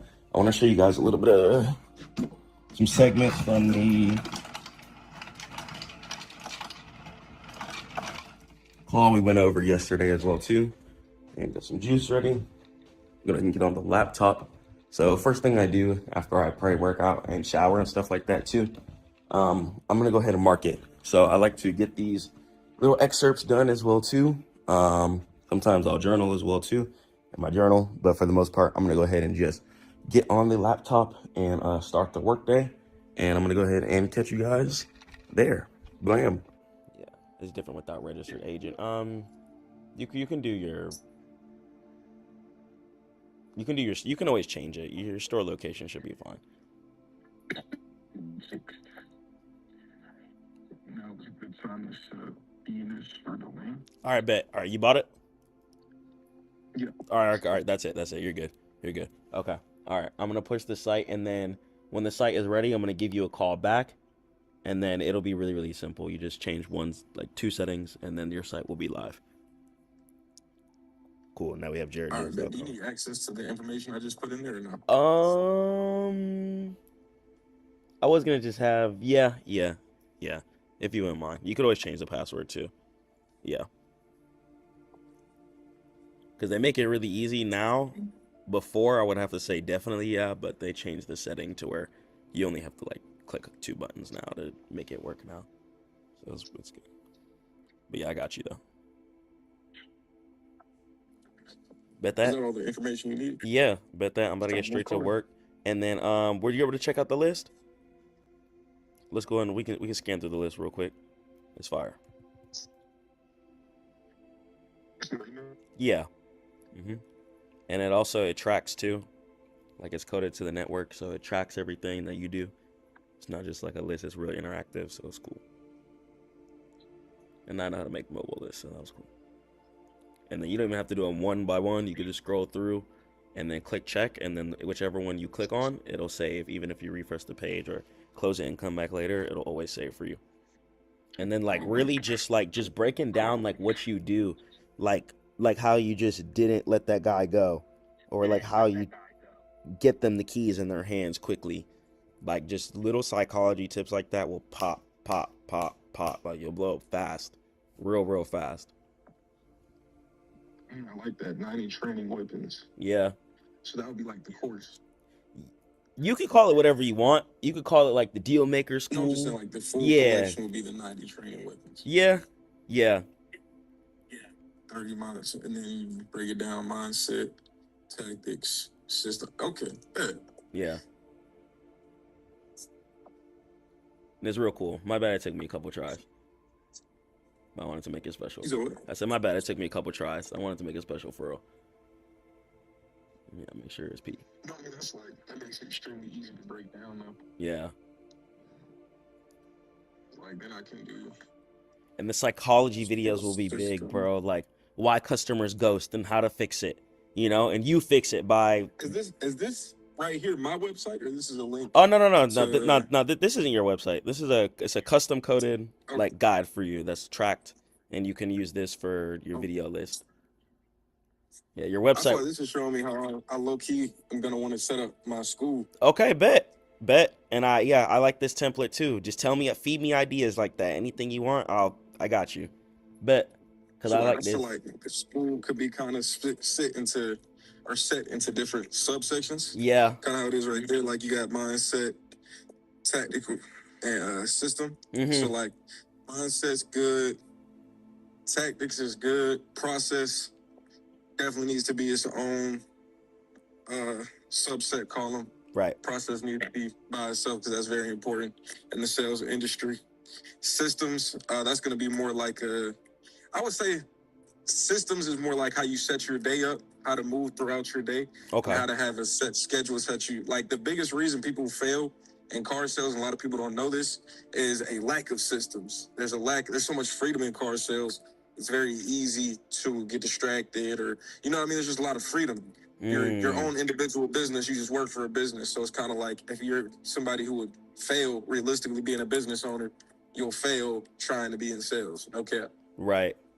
So it's like having a set pair of systems overall for just little shit you have to do daily is extremely important. Right. To keep you on track. Right. So I thought that would be good. It's a cool little and then of course I do a deeper dive into each one of those subsections. Did you need any help? Terry? He is he was out here a second, but he could phone. We doing all right today? I am. You got your hair done. What's going on?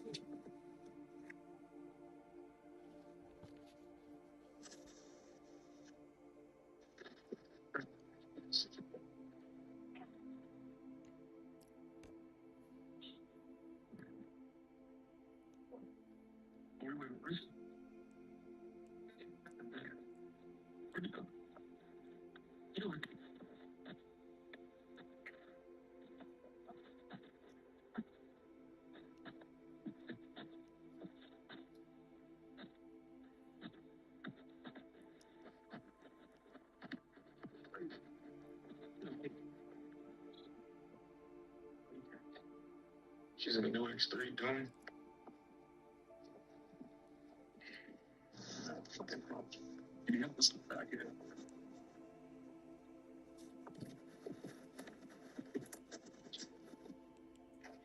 She's outside.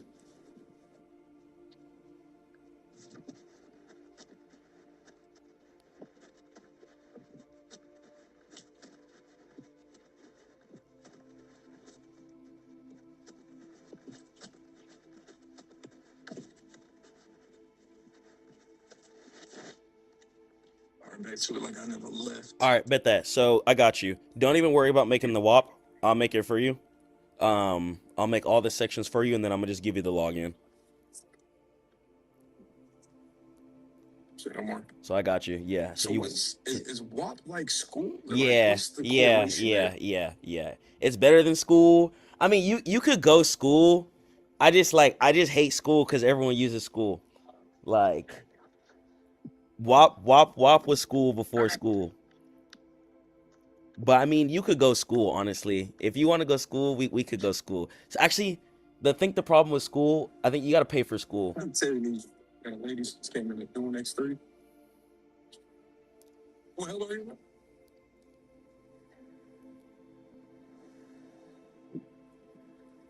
Wait, school free? I swear niggas be going through shit, bro. Like, this nigga look so depressed. Yeah, I'm gonna go. That's great. I'm gonna pray for my brother, man. No, bro. I think the problem with school, I think school, you gotta pay for school. That's so what. You would wait until the community got bigger and then moved over. Well, I mean, WAP is bigger than school. Oh, really? Yeah, WAP is huge. You make enough sales on WAP, they'll like fly you out and like here's the WAP YouTube channel here. They're huge. This is also why like you can get an opportunity for this. School was created by Alex Hermosi, and he just like exited it. But WAP actually has like a home team that like really cares. So you'll get a chance to get a video on these, and this is a lot of exposure. So this is why I say go with WAP. Yeah, WAP is just School. Alex Hermosi just like hired some coders to make school. Like as you see, like school doesn't even have its own YouTube page. Alex Hermosi just literally made school real quick, promoted it, and exited it. But WAP, like they really care. They have a real team, family behind it. They'll fly you out and they do cool stuff with you. Okay. So yeah. School is just a money grab for him. Yeah. But yeah. Cool. So bet that, man. We got the domain. I'm gonna go ahead and keep getting to work. I need to finish this stuff ASAP and get everything launched, get the WAP created, and yeah, I'm gonna go ahead and work on some animations and stuff like that too. And then yeah, let's get this stuff done, man.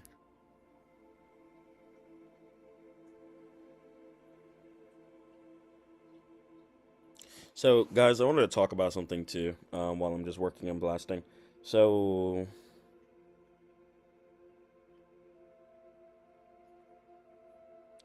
like as I'm using Stitch and AI and stuff like that, right? I want to study more of the actual psychology of the sites. You know what I'm saying?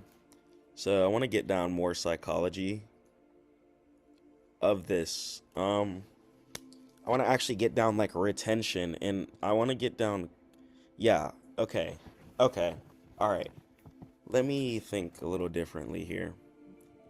Certain things like animation cursors or like eyes or like maybe like a wheel, like things need to be specified for the site. I need to be going harder than that. It can't just be boring landing pages. You know what I'm saying? Let's increase conversions as much as possible by making sure we have animated sections. And you see a lot of people going super duper hard with these 3D animated sections, right? But then check out something like Supabase, for example. You head over to like a Supabase, very clean SaaS layout. You know what I'm saying? Even just the Google interface we use, very clean on Supabase. You have nothing but just clean examples here. Very simple CSS. And I'm telling you guys, the sites that compensate with 3D animations, you're actually going to get less conversions. It's not going to be as safe, because I'm telling you, when you're on slower Wi-Fi, and for example, when I was in Vegas, for example, I was on T-Mobile for like a week or something like that, and I noticed that my site literally wasn't loading quickly, and that was bothering me. That was ruining conversions, and as soon as I changed it back, started getting bookings again. Okay, so your site can't be over animated. Try and stick to SVGs too. SVGs over emojis are going to be really, really strong, but watch as you see people get into these hyper animated sites, they're actually going to be losing conversions. I want to optimize my site the most for conversions while having interactive elements, while keeping a nice 2D CSS based system, because it's going to be able to load quickly on, like, if someone's in like a different country, right, and you're trying to sell an education system or something to help them make some more income, right, you want to make it to where the site can load quickly for them. Okay, you don't want the sites to be loading slow. That's a really, really, really, really, really, really important thing that people don't talk about. And yeah, I really just wanted to go ahead and break that down and talk about that psychology, or even check out like GitHub. You know what I'm saying? Look at these most popular sites. GitHub is still 2D. You know, even though they have Copilot, you notice that the whole layout of it hasn't changed one bit. You know what I'm saying? So I'm starting to realize that these over animated sites are going to be getting less conversions. They're going to be ruining your conversions. And I'm actually really, really excited to talk about why 2D CSS is a lot better than 3D CSS. You could incorporate some low resource elements, but I'm telling you, high resource elements, I've experienced firsthand. When you guys are going through that long waiting time, people are going to think your site literally doesn't work, and you're going to be missing out on a lot of conversions for no reason at all. It's going to be really frustrating. It's going to make you angry, and that's not what I want you guys to like run into. So when you're making your site, I need you to think about that, okay? Look at these popular sites that people use. Superbase. What else do people use? You know, Vercel. You know, don't think that these people obviously don't have access to in the same projects that me and you do. Of course, they have access to all of these giant 3D animators, but how quickly your site loads is important. Let me see if that even loaded like quickly. You know what I'm saying?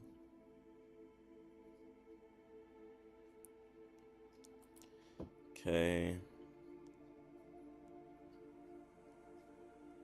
So that's that. Just like fresh. How quickly does it load? I feel like, yeah, my site is clean. I feel like some things could maybe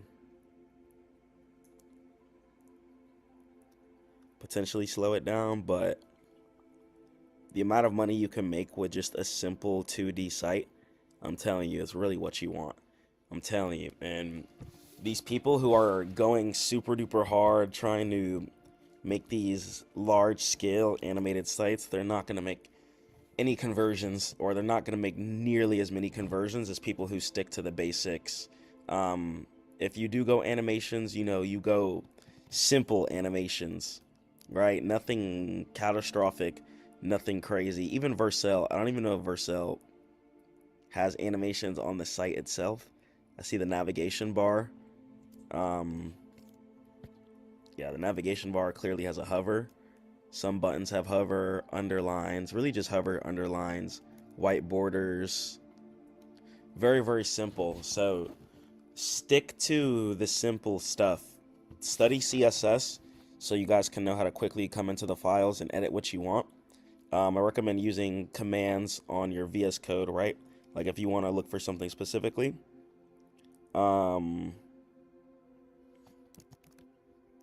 Like if you want to look for something specifically, I recommend you do Command Shift H, and then from there you're gonna have a search function here.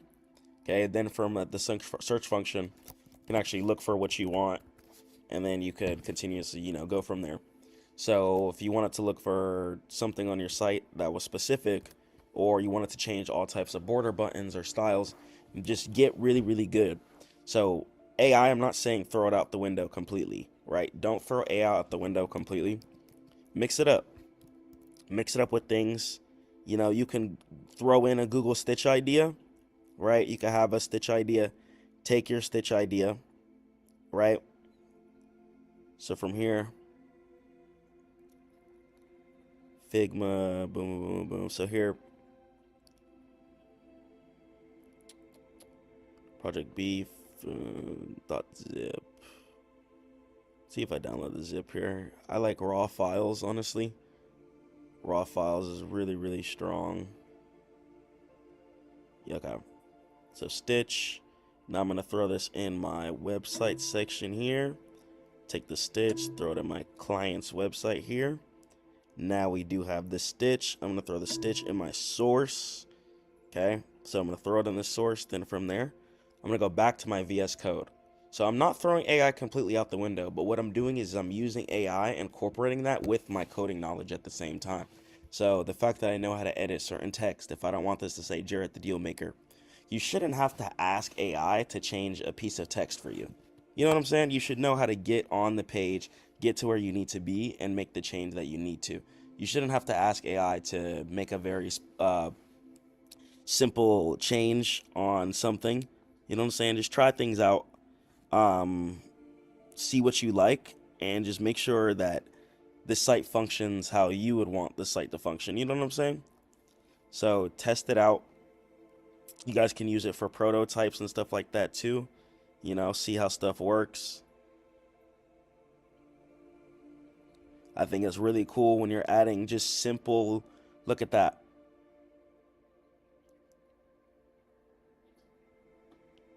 You know what I'm saying? Just simple elements like that. Just attractive. Attractive. Honestly, I'm throwing like you could still use stuff like 21st.dev, right? 21st.dev is cool. I like it a lot. 21st.dev, shout out them. But I'm telling you, man, these over 3D compartmentalized sections, some of them can be just poo-poo down the drain, bro. Poo-poo down the drain. Sections like this is doing a little too much. That's kind of doing a lot. This is doing a lot. This is doing way too much. This is doing too much. This is like never loading on no one's site. Conversions. This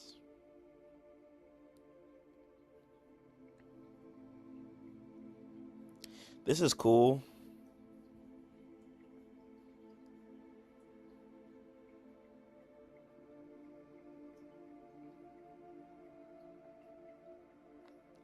I think that's cool.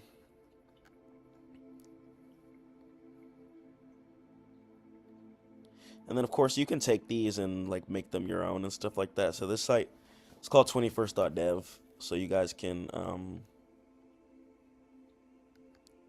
get little inspirational pieces from the site here.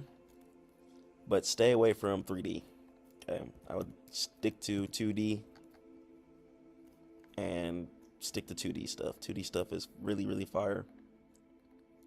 Simple components that work, load fast, and just work well. Okay, so we got newest, popular.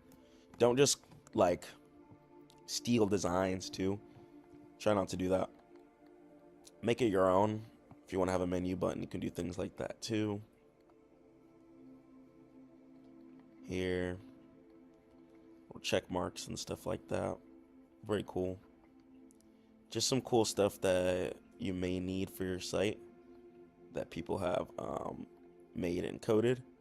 So you can come on and just edit these things, fix them how you want. Stuff like this is kind of cool. But just that's a little too much. You want to make sure that the components can load. Conversions. Conversions. I'm gonna say it one more time. Literally conversions. So yeah, have you guys ever heard of conversions? So I'm gonna say it one more time. So your conversions are going to come from if people can even access the thing in the first place. Okay. This, you see that's lagging, like that's doing bad. Some stuff on 21st.dev can be hot garbage. Try and do not ruin your site with 21st.dev stuff. Okay. Stick to like Animista, you know what I'm saying? We got Animista. Animista is very clean, very 2D. It's not gonna be destroying your site. You have a lot of available stuff on Animista too. You guys can also do some tech stuff too on Animista. So this is why I like Animista. Keep your site loading quickly. I'm saying, you can do some blur stuff if you want. Could do stuff like that. I think this is really cool. Shadow pop.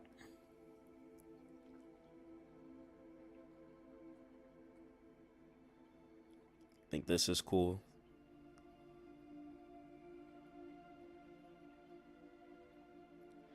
Flicker.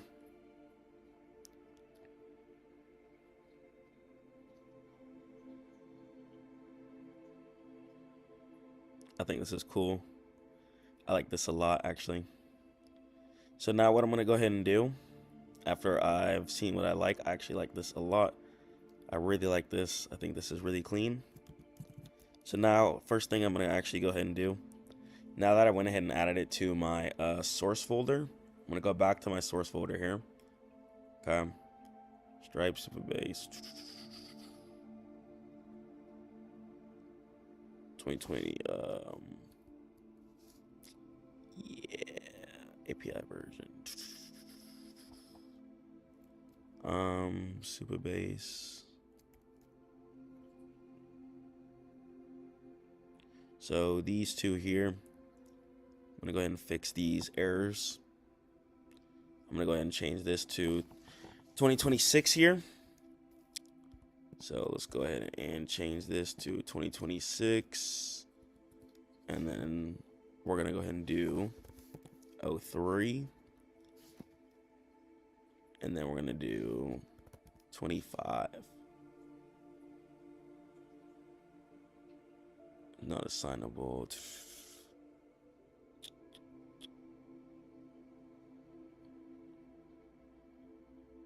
Okay, we're gonna fix this here. Go to the server TS. Property get does not exist. Okay. .dahlia. Okay, so I was missing the .dahlia here. And then app info NAS name SaaS app versions 1. Okay. So we're gonna keep this here. That should fix that. So now the config file is good. A lot of the times you can just right click into your error, click on fix straight up, and that helps too. So we're gonna go ahead and check out server.ts here. So let's check out this error. So I like to just read the errors instead of just making sure like ask AI, just fix this, just do this. You know, actually like have some kind of introspective of like what's going on your project. So then if something does break in the future, you're gonna be able to go back and understand like, okay, this is what broke my site. Let me go ahead and fix X, Y, and Z. You know what I'm saying? So in here, oops, did not want to add that B. I meant to add the .dahlia back. Whoopsies. Okay. All right, .dahlia. Okay, we're good. See, and then once you fix it once with AI, like study the error, study what the AI fixed. I'm not gonna lie, that's probably gonna be one of the most efficient ways to learn how to code is see what the AI does, like if you're running into an error, and then after that, you're gonna be able to take that in your own conclusion and then fix any errors going forward. Okay, so here property get right here. So this property right here has an error, does not exist on type randomly readingly request cookies. Property set does not exist. Property set does not exist. Okay, so now I'm gonna go ahead and right click this. After I highlight it first, I'm gonna click on fix. So what it's gonna do is gonna squash the errors. Okay, and then I'm gonna look at what it did. So the red is gonna be the old values, when it does yellow, that's going to be the new values as well too. So I'm going to be dropping extensions and stuff like that all together, but just because AI is out, that doesn't mean that coding is obsolete at all. Do not think that. It's actually the time to be the best developer that you could be, and you can actually create really, really powerful components quickly. So it's really about now who has the best ideas, who's thinking the deepest, who's thinking the hardest. Because now we have things like Stitch that can get the CSS or the looks out the way. And after you're done focusing on the looks, you can actually focus more on the idea. How does everything sync together? How does it all link together? And that's the more engineering part, more of the development part. So AI is only really taking care of the development part, but you still have to be an excellent engineer, know how business works, know how all of this stuff comes together in the first place, and then you're going to be able to dominate in some kind of way. But until then, it can be a little difficult. Okay, so boom, let's go ahead and let's keep studying these errors here. So import create client server type cookie options. So it should have been from Supabase / SSR. So it should have been slash from Supabase / SSR. Okay, get unzipped. Okay, so it's gonna go ahead and install that from the node modules main index instead of from the cookie options. Okay, so it's going to actually grab the Supabase from the node package modules that I actually installed on my raw computer, right? And as we can see, that's going to be located inside of node modules. Okay, so I can go from node modules, and then from here inside of node modules, I'm going to have a Supabase section.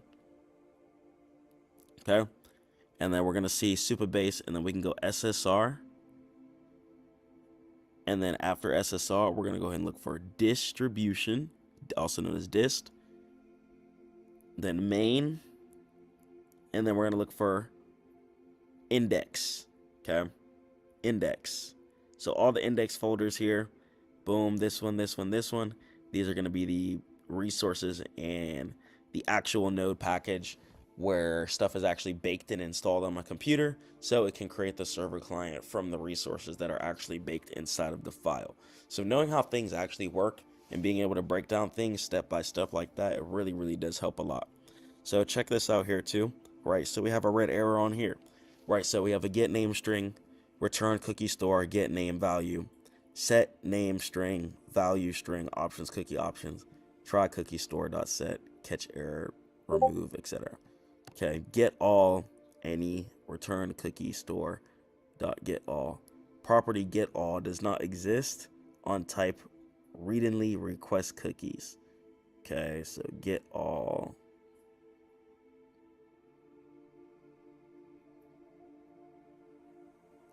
Okay, now get all doesn't exist. Okay.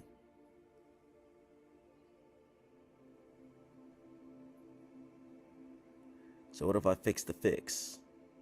Right?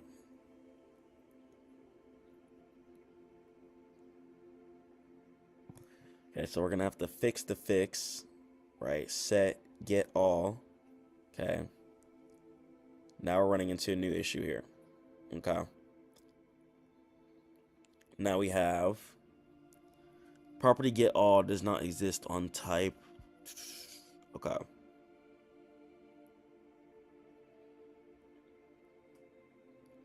So set doesn't work, get all doesn't work. Okay.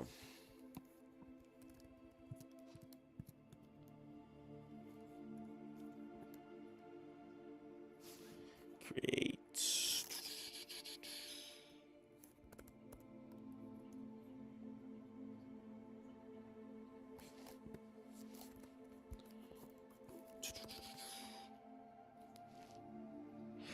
Supabase SSR. Yeah, we're gonna keep this up here too. Make sure this works.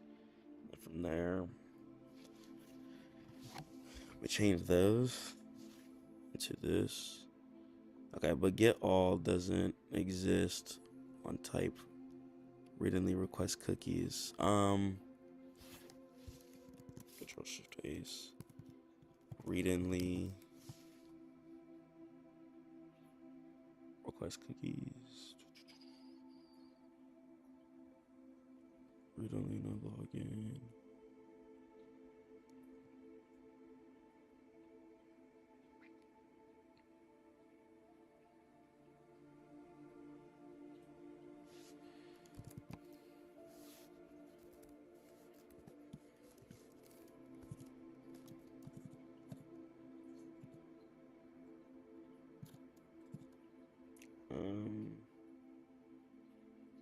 I did kind of want to use Geist. I'm not gonna lie. I want to read in the. Okay, so what I'm gonna do. Okay, so if an error is really something that you feel like you can't fix, I like to use the CLI too. I don't really like to use the right side chat anymore. So I'll open a new CLI, right? Command line interface. Okay, I'm gonna open a brand new one. From here, I can go to model if I want to. You can type tab/model, and then in the CLI, you're gonna be able to change. So I'll go to like do 4.1 here. Okay. If you wanted to do 4.1, you could also change like how long you want it for thinking as well too. It's gonna be up to you. So boom, fix this error, do what you need, don't break any other files. Okay, so I'm gonna go ahead and put that error inside of here. I'm gonna go ahead and fix that error. Okay, so I want to make sure that everything's done, and also too, inside of the prompt shop, I'm gonna go ahead and add this too. I have a lot to do inside of the prompt shop. I'm not gonna lie, a lot of work to do for you guys, but this right here, this start project prompt is gonna be really powerful here. Okay, you know, I'm gonna cut it off from here, but this start project prompt, really crazy. It's gonna make sure that you guys have all of the most important startup kits that you need for your site. So you'll be able to go to Stackmode.net to get access to this as well too. Okay, so you can put this on any new VS Code project, any new website, any new application that you're trying to do, and then you can go ahead and copy this entire thing here, and it'll go ahead and install the necessary skills that you need, as well as install the best stuff that you need for your tech stack and your project to run. So yeah, you're gonna get off Stitch pretty quickly. Look at that. I just think that's very cool. Stuff like that, you know, if we're gonna add some cards to at least make it look clean. I kind of like this too. Just constantly flipping. Little interactive elements like that. Let's sell them with just 2D animations. Let's turn up the landing page. You know what I'm saying? Make the simple landing page retention. Make it hold value. That's really what's gonna just separate you from the average developer, is knowing how to keep retention on a site. Even this up here, I do want to change. I think if we add something cool here, this could go ahead and increase conversions. So yeah, I do want to change this section up here and just make this a lot cooler. Okay, and I'm really happy I got this MacBook too, man. I'm just able to just record, cool out with you guys, and just do what I need to do, man. It's a blessing. This video is gonna be long. I'm excited to drop this one. It's gonna be kind of like not all over the place, but yeah, just giving you guys a real raw introspective, like what I do. Okay, after this, I'm gonna go ahead and study these changes. Okay, I'm not just gonna approve. So what did it do? Set cookie store. So it did promise. Okay. So set cookie store. It did promise. Right? Promise equals cookies. It left the return create server client alone. Okay, for the process.env next supabase.url. Okay, so it left that alone for the supabase. Cookies get all. Okay, so we cookies. We have a open bracket. And then we did async. Okay, so we did async get all. These open, then const cookie store equals await equals cookie store promise return equals cookie store. Okay, and then we did an async again. Yeah, very nice fix. Okay, so I'm gonna do yes and approve, and now the error is gone. Okay, so that's where AI is really useful at when you're running into pesky areas, when you could be building or innovating. It can quickly resolve things, but understand where the errors are come from and then learn too. So now if I ever run into that error, I have to make sure that things are asynced, I have to make sure that things have a const in front of it, and I have to make sure that things are organized. Okay, so take what the AI did, learn from it, and then be able to apply that later on. That's what's going to be able to set you apart from good engineers from just really bad engineers. Okay, so from here, I'm gonna wait for this to finish here completely. I'm gonna close it though.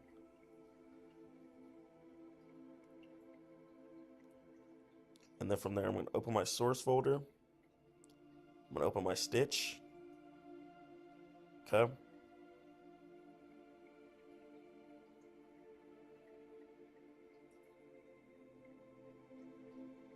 And then I'm gonna open a brand new chat.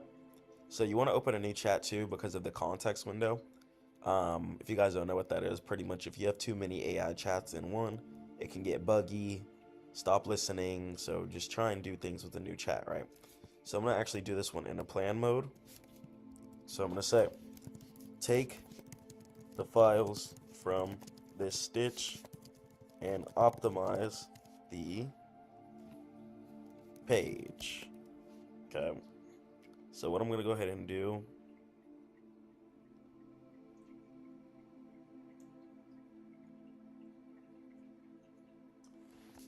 make sure it works on mobile and desktop. Optimize all views.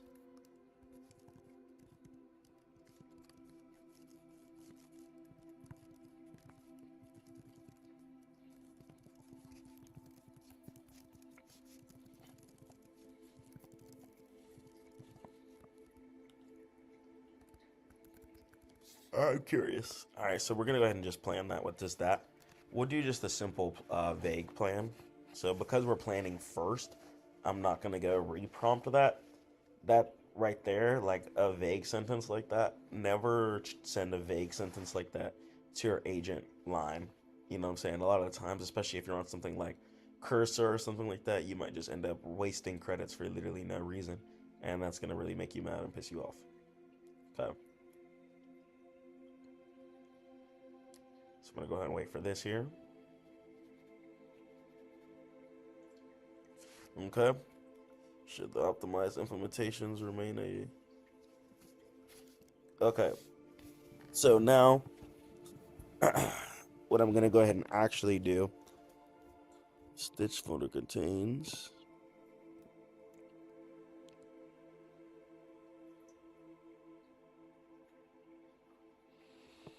Let me open this.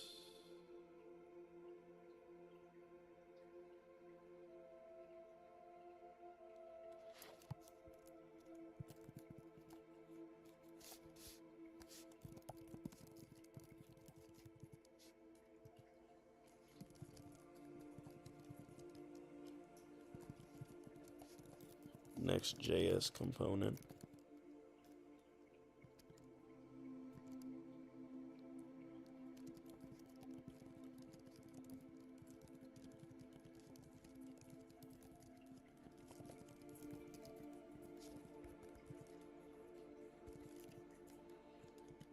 Okay. So this right here, this is going to be like the aftermath. So this is going to be prompt 1. So we should do the post stitch prompt. So I'm going to create that now. Right. So I'm going to make a post stitch prompt now. That's actually what I'm going to go ahead and do. So I'm going to take this simple line here. The more specific you talk to the AI, the better it is, and it'll organize it so well. And shout out people. So here's another thing too. When people back in the day, like when the internet like first came out, right? When people were just purely HTML coding, right? We'll just take this for example. When people were just purely HTML coding, okay, here's an let me go ahead and get a playground going. Okay. So here, boom, just in a playground. Doc type HTML. Okay. HTML is the doc type. Run. Okay. HTML body.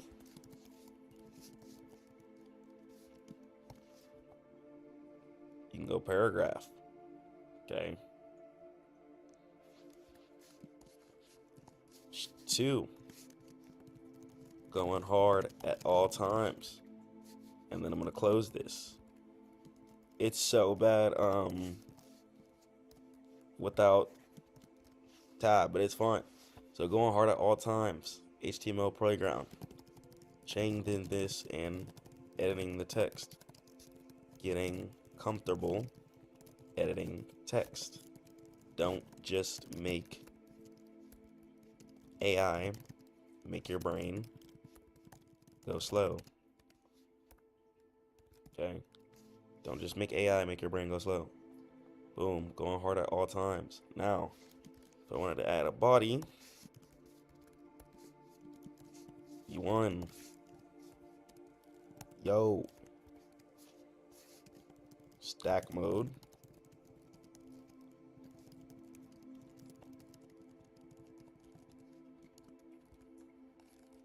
Okay. All education for trading. Now I'm gonna go close this. Okay, so actually this should be touching. Now I'm gonna close it. Boom, boom, boom, boom, boom. Okay.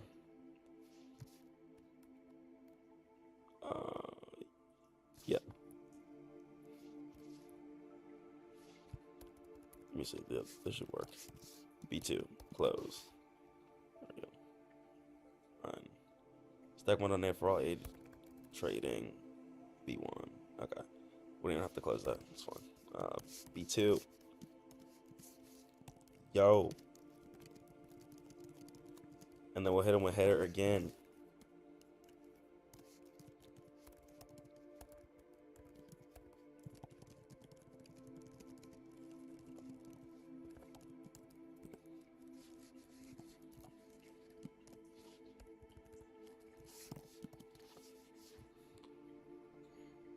I'm gonna make this header 3.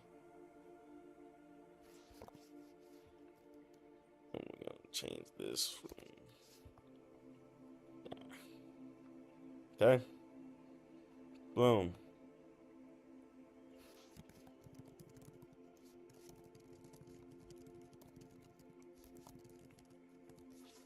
Stackmode.net is the best website in the world. Okay.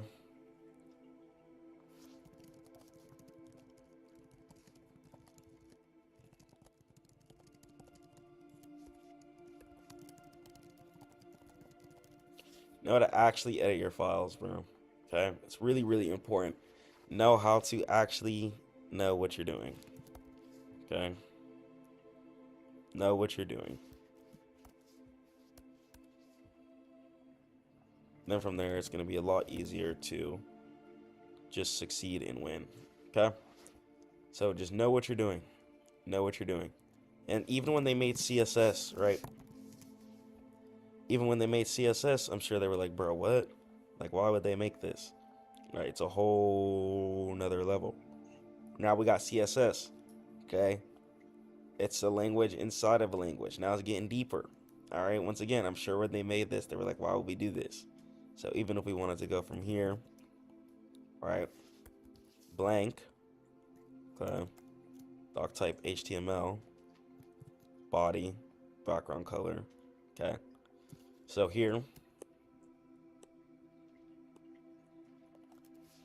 background color is black. H1 color white. We'll move this text to the left. Here in the top, here. And then after that, what I'm gonna go ahead, that was crazy. What I'm gonna go ahead and actually do is I wanna go ahead and do this. Okay, I'm gonna do a H2. I'm gonna do one more. I'm gonna do H2 space open. Okay. Open. And then I'm gonna do indent, color, cyan. Now we're gonna do red. Okay, semicolon. Then again, text, align. Okay, colon, center, font family. We're gonna do Arial, and we're gonna change this to 50px. Then we're gonna change this to Stackmode.net is the best site in the entire world. And we're gonna make 2 headers here. So now I'm gonna go header 2. So H2. Okay. Going super duper hard. So as we can see, we have the headers and the text separated completely. If I made a header 3, right? If I made a header 3, this is the best site ever. Okay, right? Header 3, I'm gonna close that. I'm gonna come back up here. Okay. I need to close this as well. So after you guys are done with your code, you need to make sure that it's closed. Okay, then run. So as you can see, Stackmode.net is the best site in the world, going super duper hard. Now we have, this is a paragraph. Okay. So now what I need to do is I need to add a color here. So now I need to go ahead and add so we got the font family, but I need to come up and indent, add the color, come over here, change the color to white with one of these. And from there, I'm gonna be able to see the paragraph here. So now we have one more error here. This is the best site ever. So now we have header number 3.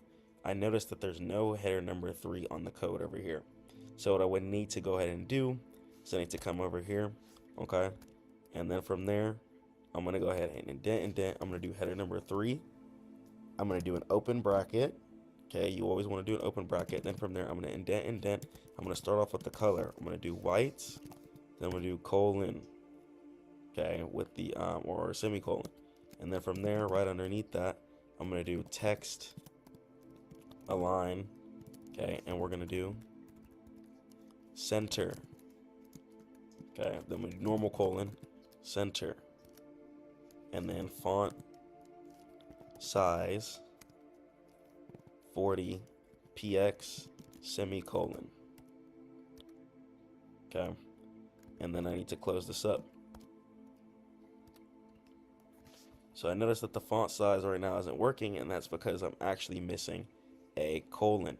So if you don't see the thing that you need to red, if you don't see the variable that you need in order to change certain things that's in red, then you're not going to be able to understand. So then from there, I'm going to colon, okay, text white line, center. Let's see, so we're going to go ahead and do font size, okay, and then I'm going to run. So I'm going to see if the font size is working, 20px, okay. So font size here.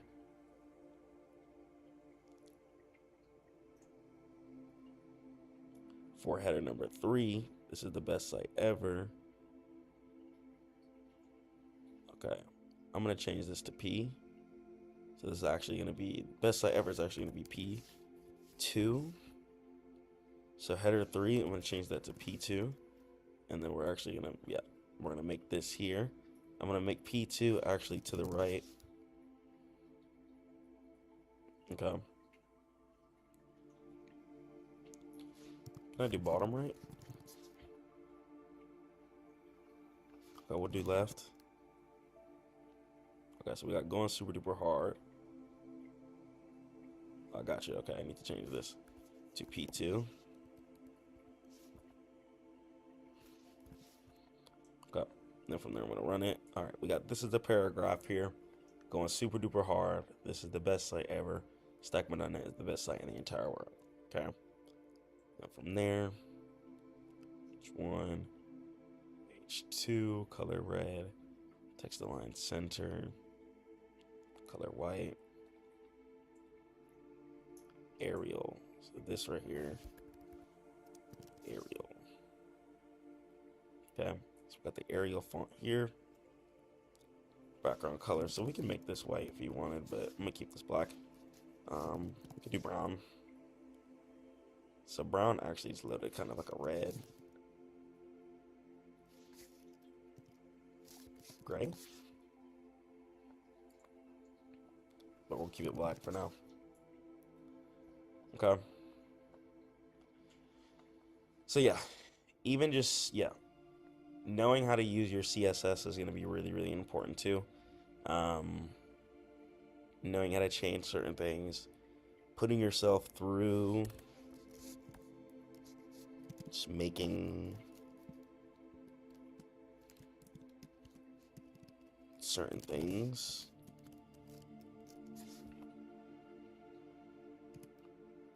To this to be right.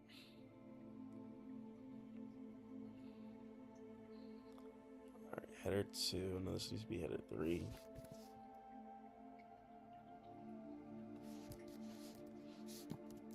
Header 3.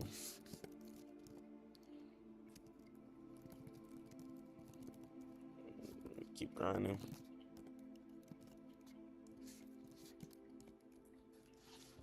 Okay. Header 3. Color. White. Colon or semicolon.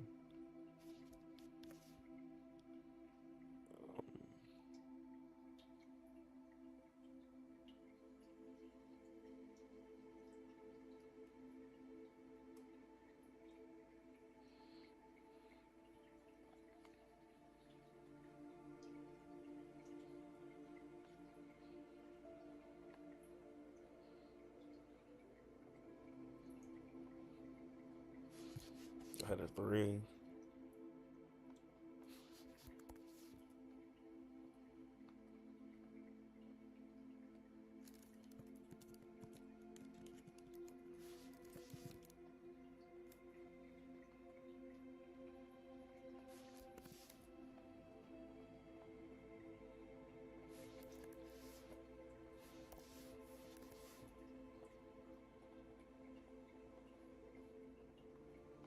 Header 3.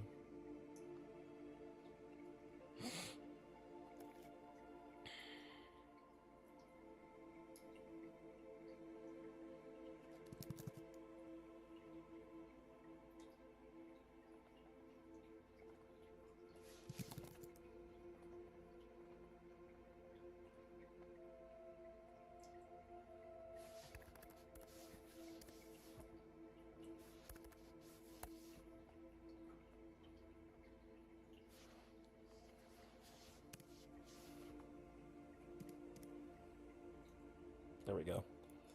All right. And it's like when you just get the errors down, it's satisfying. It's fun. So really, really, it's probably the funnest thing I've ever done. This is more fun than trading to me. Just because you can infinitely create, and the market only exists because of people who created SaaSes in the first place. So knowing how everything works has just been really, really cool. But yeah, so back to the site. So practice. Don't let AI make your brain mush. Know how stuff actually works. Okay.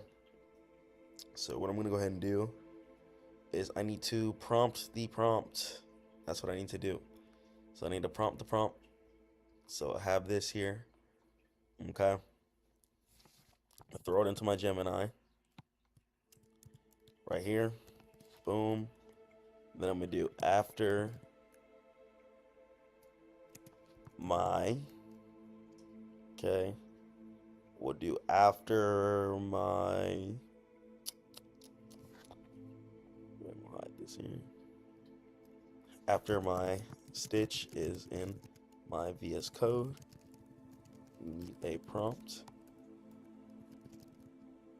to transfer it into a working site with the above parameters.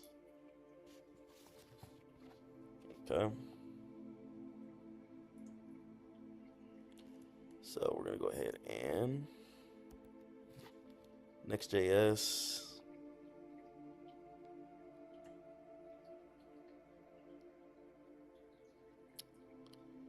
Modern design.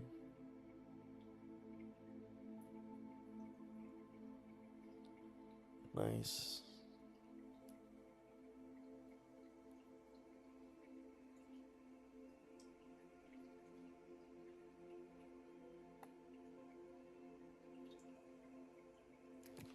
Okay.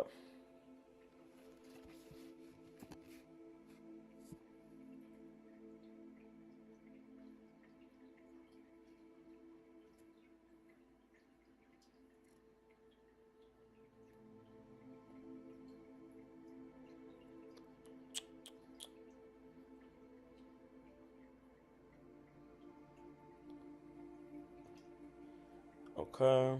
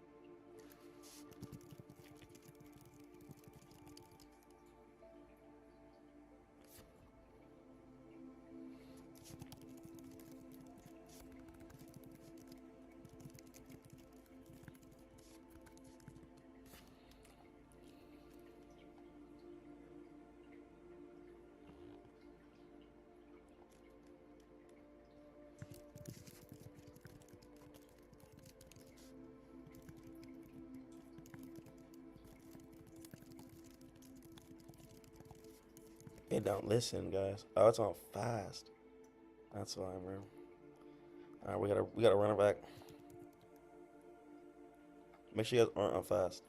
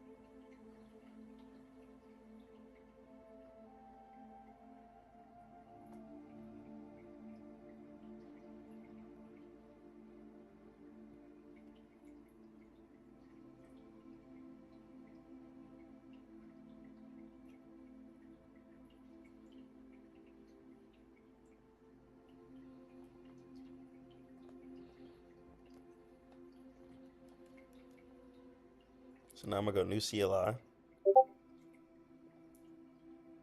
I'm gonna grab the stitch. I'm gonna take the whole thing from stitch, right? I'm gonna take the whole stitch. I'm gonna bring it over.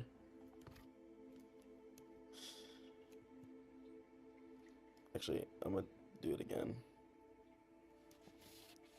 I'm gonna paste the prompt first. Actually, no, I'm not. I'm gonna take the stitch. Take the whole stitch.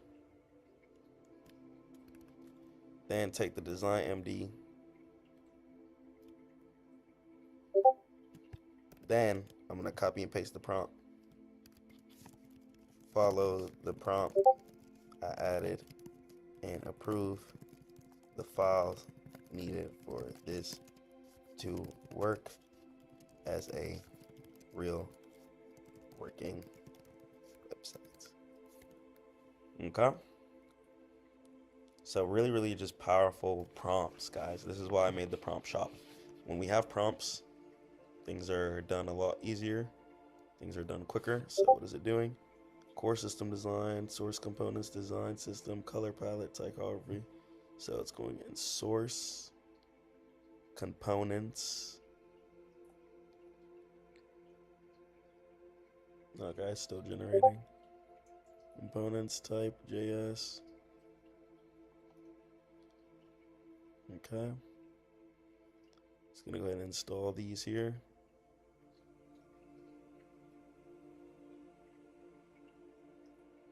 Yes, indeed.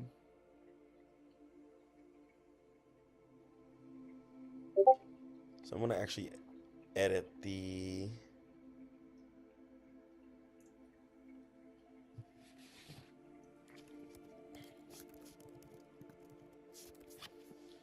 I'm gonna delete that.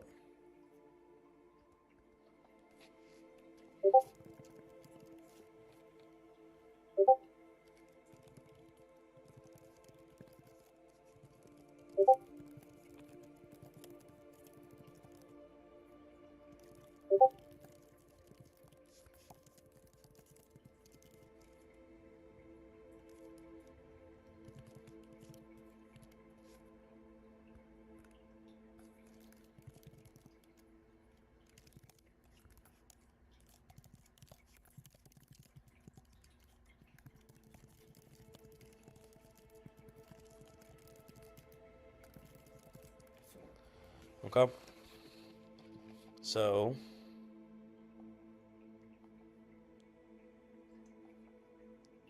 now let's go ahead and let's head back to SVG RT still. What's that? Oregon?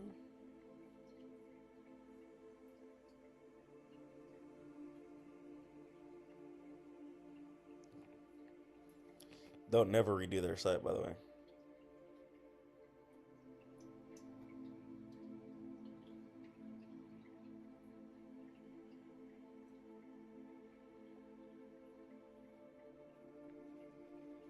It's very good that they don't.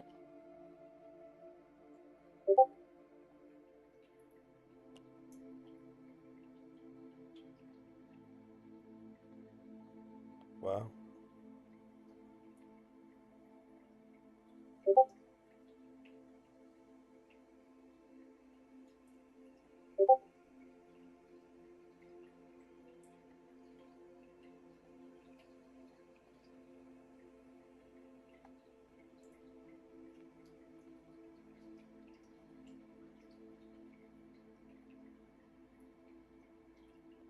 Lamb.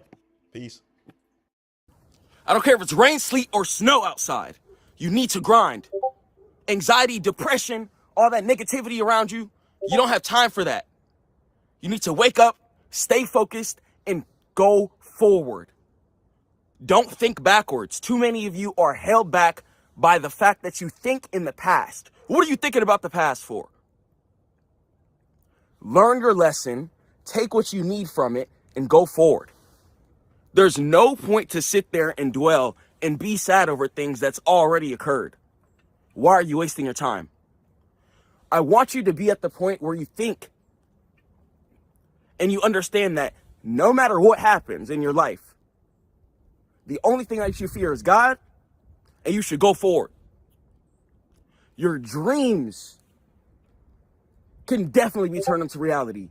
Whenever you're dreaming of driving yourself a nice Rolls Royce, driving yourself the latest Camry if that's what you're into, JDM cars, getting yourself that mansion you've been looking at for a while. You can get to it. You can get it. But how are you going to get it if you're in your mind too much? Sadness is one thing that's going to delay us as humans, and understand that sadness is completely evil. Sadness is straight darkness. You need to transmute that sadness. You need to put that pain into your craft. I don't care what it is. Put it into your business. Put it into your dreams, your art, your music. You need to develop an iron mindset. I don't care if you're outside in the cold right now. I don't care if you're going through hard times, if you can't pay your rent, if you can't pay your bills, if you think things aren't going to work out. I promise you, wake up, pray to God, and things will work out as long as you're putting in the work. Some of y'all think you're putting in the work, but you're not. Grind. Okay? Say, for instance, and here's an example of put in the work and you're really not. I worked in the finance industry for 4 years straight, from 18 to 22. I'm 22 now. And thank God it taught me a lot. But I realized that if I wasn't focused on stack mode, I wasn't going to ever get to where I wanted to get. Even though I scaled through the positions, even though I scaled through the ranks of the company, right? I still wasn't going to be a multimillionaire. I still wasn't going to be in a certain position to buy properties outright. Because I want lump sums of income at once. That's what I'm looking for. So in order to do that, I had to focus completely on stack mode, focus on teaching my clients, focus on building the Stackmode Network, focus on dropping the constant videos for you guys. And you guys can check all of that out at stackmode.net. But I realized even through the hardest times, I stayed focused though. I stayed focused. I've lost a lot of friends, you know, and I've lost a couple to suicide. And that's why I come on here and I'm so passionate about keeping you guys focused, making sure you guys have an iron mindset, because I don't want you going down that dark spiral. I don't want you giving up. I want you to be happy. I want you to have your family. I want you to win and be successful. But it's not going to happen if you're letting that darkness consume your life. It's not going to happen if you're letting those negative people around you keep leeching all of your positive energy that you need to focus. Wake up, pray to God, work out, and start the day right. Every single day, every single day. Rain, sleet, or snow, you have to grind. It's 2026 as of the time of this video. No matter what year you're watching this video in, you have to stay focused. Your focus will equate to your happiness. I'm telling you, your focus will equate to your happiness. Because even if you do go through the worst thing, right? Say you go through divorce. I've gone through 2 divorces. Okay, been married twice. Okay? And you learn from certain situations. But I was focused on building a family. Okay? And even when you are focused, there's going to be ups and downs. Completely. There's going to be ups and downs. Ups and downs are going to be the basis of everything. Whether you buy a brand new Maybach and the check engine light turns on. Whether you start your business and then your page gets deleted, God forbid. You can't let that stop you though. You got to start another one. You got to go even harder on the new page. And you got to stay focused. You got to maintain a disciplined mindset. No matter what you're going through, you have to take that pain, that energy, and put it into your craft. Survival mode is also going to be something too. Don't panic. This is why I tell you guys to pray to God. The only thing you should fear is God. I don't care if you have no money in your bank account. I don't care if you're in the negatives right now. Don't panic. Maintain an iron mindset. Stay in stack mode. And don't give up. And I promise you, hard times will not last forever if you decide you don't want them to. It could be as freezing as it is outside. You could still have that warmth within your heart. That fire should be burning inside of you, that passion, in order to succeed, in order to get to the next level, in order to win.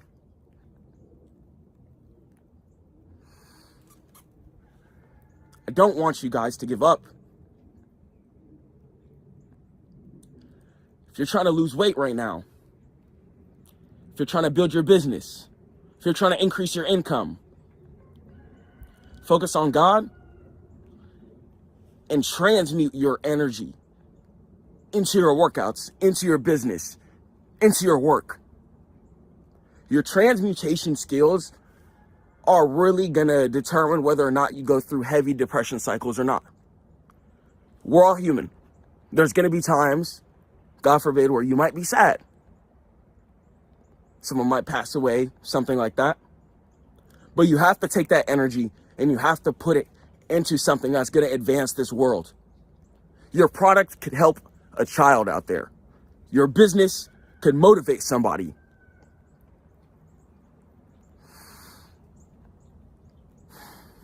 You could change a lot of stuff on the planet, but it's not going to happen if you keep those ideas inside of you.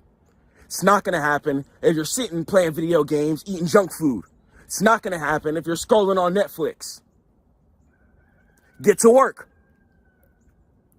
I'm going to catch you guys at Stackmode.net. At the Stackmode Network, you guys can join the group. Updated courses is going to be constantly updated year after year. And I just want you guys to succeed. You guys can get the Stack Finder tool, all the business softwares I'm working on as well. I teach you guys how to code, use AI. And I just want you guys to get this money. I don't want you to fall into depression. I want you to succeed. I really care about you guys. I'm going to catch you in the next one. Peace. 2026. Let's get real with ourselves, guys. We got to understand that if we want to progress, if you want to do real estate, if you want to own your own business, if you want to just be a profitable trader, being hungry in our mindset is going to differentiate the wolves and the sheep. If you're not hungry for it, how are we going to reach our goals? You say you want to invest in certain things, right? Let's say stock, for example. Let's say a stock that you believe in. Serve, they've been trying to replace DoorDash and certain stocks as well too with these AI robots and stuff, etc. And there's a lot of new opportunity around. Tons. So one thing that we're going to need this year, cash. Your income flow is going to be extremely important and imperative to your success. Your income flow. You need to be flowing your income within proper directions, okay? Make sure that when you get to a certain level, you tell yourself, I'm going to have my money consistently flowing. Because I'm telling you, once you start getting cash and start hitting your trades, you can easily go take that money, go blow it and lose it all. But you could end back up flat. Ending up flat is the last thing that I ever want for you guys. Last year, I moved to Vegas. Year before that, moved to Atlanta. And now I'm chilling right here, spending some time with my mom. And about to buy another house. Inshallah, if God wills. And just going on this journey and maturing has just made me realize that we want to preserve, okay? So before you invest, stop thinking money. Oh, income. Yes, money. Yes, income. Yes, preservation. But we also do have to understand that we're doing this for ownership. My wife said something that was really smart, and it's on Earth. We're looking for dominion on Earth. We want dominion over the animals,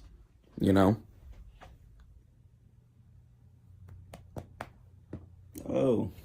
Yeah, we want dominion over the animals. Shout out Sassy. That's the cat's name. Dominion over ourselves. and some freedom. I worked in the corporate IT world for a long time. I did tech support. I programmed credit card terminals. I worked with Salesforce, Power BI. I worked with multiple softwares doing IT work for about 4 years since I was 18. I'm 22 now. And I've really been doing computer network stuff my whole life, even on old YouTube channels and stuff. I got videos of me showing people how to make Minecraft servers on Hamachi and stuff like that. Even if you've seen my old privated videos, I used to have videos with like hundreds of thousands of views, showing people how to configure Windows and stuff like that. So if you're an OG Stackmode member and you've seen my first videos, then yeah, they're privated now though, because don't even want people to remember or think about that, because we don't play the game anymore. Why play video games when the game is in real life also too? But investing is about preservation. You know, even a job, for example.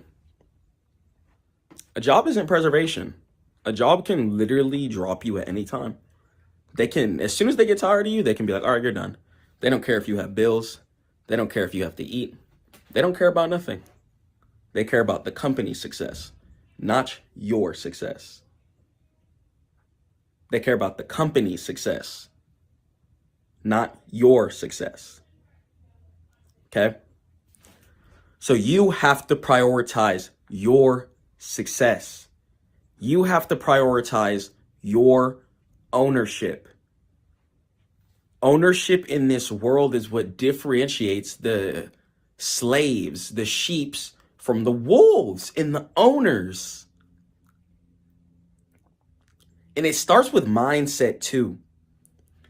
The ownership mindset and the Stackmode mindset is really something that I think people are just born with and blessed with at this point. And alhamdulillah, thank God, if you're watching this, you definitely have a hustler's mindset because you're watching self-improvement right now. But if you don't have a hustler's mindset or spirit, you can develop one. I used to be like 300 pounds and you can develop one. I always wanted money though. And I always had like goals and dreams, but I realized that my whole life I'm supposed to be doing YouTube. I'm supposed to be teaching. I'm supposed to be spreading content.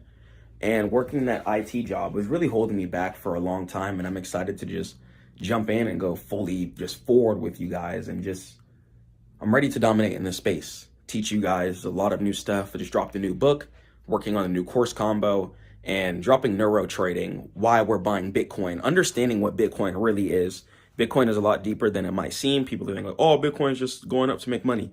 No, this is a fight against inflation. This is a fight against the fact that the United States has been printing trillions of dollars for years, and that taxpayers have been getting robbed for years, and that we don't even know where the money is even gone to when it comes to the United States.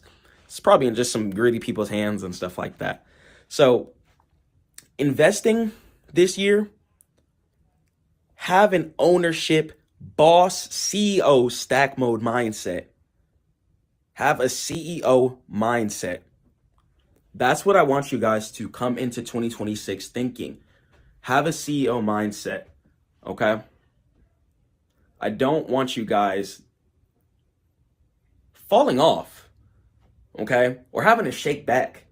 You know, having to shake back after you fall off and stuff like that, it sucks. We won't have to shake back if we're just staying at the top, if we're just staying afloat. So all this asking people questions like, oh, should I do this? Should I do this? Let's ball. Okay?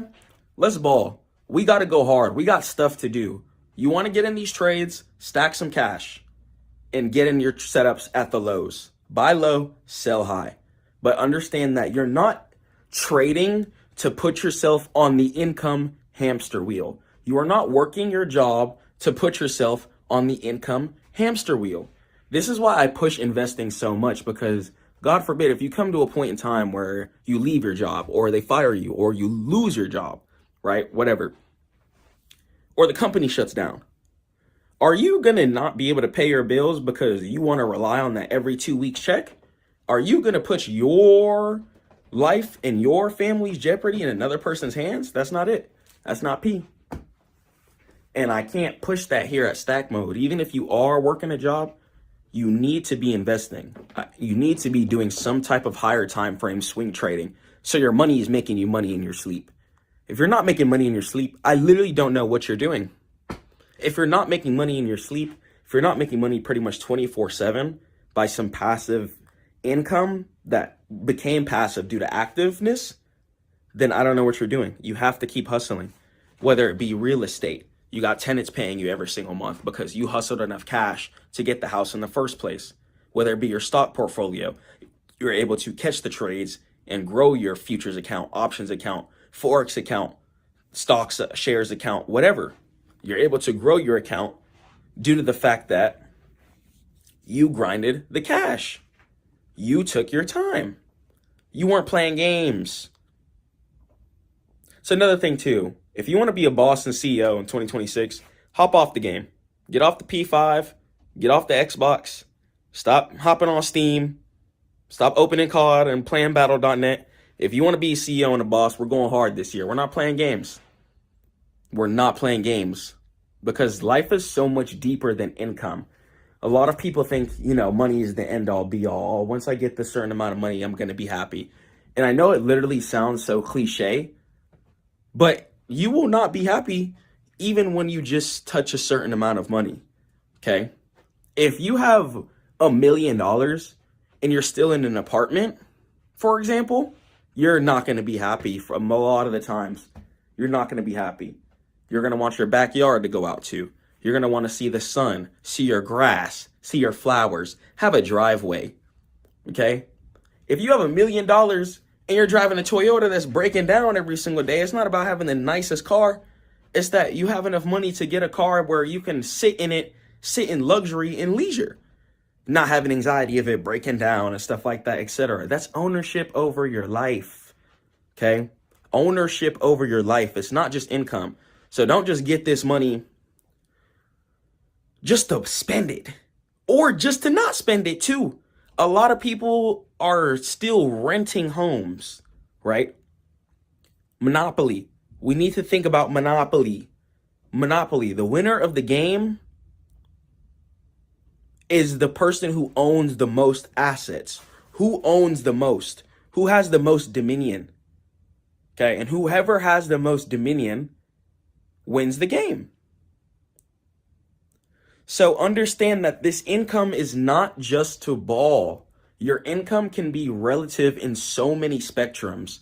Your income can fluctuate in so many different ways. And lifestyle inflation is also going to be another big factor that I do want to speak about. Inflating your life too fast can literally set back months, weeks, years worth of progress for no reason. Do not inflate your lifestyle immediately. I need you to be patient. I need you to grind, and I need you to stay down. Okay? Stay down. Invest. Own. Go buy a house. Before we start thinking Lamborghinis and whoop-de-whoop, a lot of these kids are running around Urus with no house. So it's like we can't be trying to get the Lamborghini before the house. And in Stack Mode, we push ownership. I never want you guys to feel like you're in a situation of no one can take care of you, feeling like you're in a situation of needing help, okay? I want you guys to feel like bosses and CEOs. And in order to do that, we have to develop and change our mindset in every single way possible. Getting to the next level, getting to where you want to be is going to take maximum determination, maximum effort, and it's going to require a completely different mindset change. You have to 360 your life. Complete 360. Okay? Let's complete 360 your life. Turn it all around. The people who are around you, are they supporting you? Are they also investing? Because I'm telling you, whoever's around you is going to affect your mindset and your journey. If you're hungry for it, if you're an investor, if you're someone who likes to make money, and you understand that money is a tool, not a resource that we just need to just splurge. And when we understand that it's also a tool, the people who understand that money is a tool cannot be around people who don't understand that money is a tool. You will be frustrated. You'll be disappointed, and you'll be just in a state of survivor's remorse too. Let's say you do become a millionaire, right? Which inshallah of God wills, you will. Especially through Stackmode.net teaching. We're balling. I'm going to show you guys this from zero. Because I know I'm definitely confident in myself. So I've been showing you guys just some crazy, nasty results. And I'm ready to run this bag up. Confident in myself. I'm confident in what God put in me. And confident to continue to pray and keep grinding. But understand that in order for us to progress, we have to win. You see this? Okay. We got things to take care of. You got people who love you, right? If not, you love yourself? If you love yourself, then let's get up. Let's do it. And going forward in 2026, the stack mode mindset is geared towards ownership in every single way. That's also why I've been playing shares a lot too. I don't care if you guys make good money trading options, futures, or Forex. All those are income generators. Those are just income generators. That's all it is. Options, an income generator, leveraged asset. Futures, a leveraged asset, income generator. And Forex. Most people don't trade Forex in the United States because they don't let you trade leverage Forex, so people just trade futures. So in even Forex, leveraged asset. Okay. Options, futures, and Forex are your income generators. Then, I like to personally take like 50% of my trades from whatever I hit from those. I take that money, I put it into shares. And I keep growing my income like that. I keep growing my income, and I continue to focus on ownership. I don't win a good options trade and then go ball out. I used to do that when I was young. And shout out my boy Devin. He did that too. Buying coops, buying this, going to Atlanta, eating steak every day, buying clothes every day. I used to just be an idiot. I'm glad I did it. I was young, got to pop it a little bit. My first car was an Audi, you know. But when I matured, I was like, you know what? Let me go ahead and stay down. Let me get the Mustang coupe instead. Let me pay a little bit less on insurance so I can invest more. You know, I started getting smarter. God put me through a lot of trials and tribulations young, especially financially, in order to mature me. Because that's why I can come on here and tell you guys like, yo, you do not want to be doing X, Y, and Z. Let's go ahead and let's change our whole mental framework so you guys do not struggle the same ways that I did. Because struggling sucks. It's literally pointless. It's stupid. And it's not pointless because you do learn. But if you don't get out the struggle, you don't learn. Okay? You're just going to be feeling bad. You're going to be feeling peon mode the whole time. And you're going to be feeling very confused and upset. Okay? And that's why I want to push ownership so bad to you guys. Because when you start making 5, 6, 7 figures a month, right? Even 4, right? 4, 5, 6, 7 figures a month. You do not want to be checking in 5 years later and being like, I just made all of this. Where's my money? You do not want to do that. I'm telling you, it's a lot of older people in that scenario right now, still living paycheck to paycheck, still struggling, still not being able to have dominion and leverage over their lives. Why? Because they're not prioritizing ownership. Ownership. Your income matters, but your income does not matter as ownership does. Once again, if you're making 4, 5, 6, 7 figures a year, if you're not funneling that into assets, if you have a hard time, say you lose your money on the market, you lose your money via business, etc., lawsuit, whatever, you do not want to come into a place in a mental state of where you've made tons of income and you have almost nothing to show for it. Funnel your money into assets. You're working hard now so you can chill later.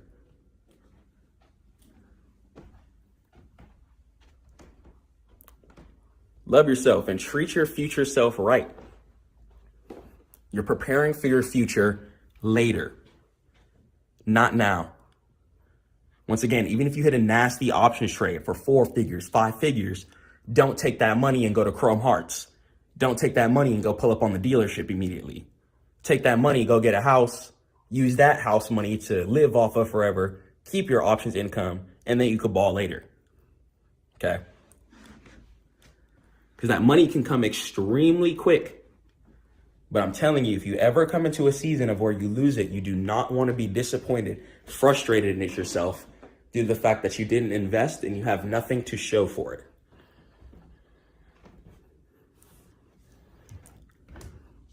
We're not putting in this hard work to go backwards. We're putting in hard work daily, vigorously, in order to make sure that we're going forward.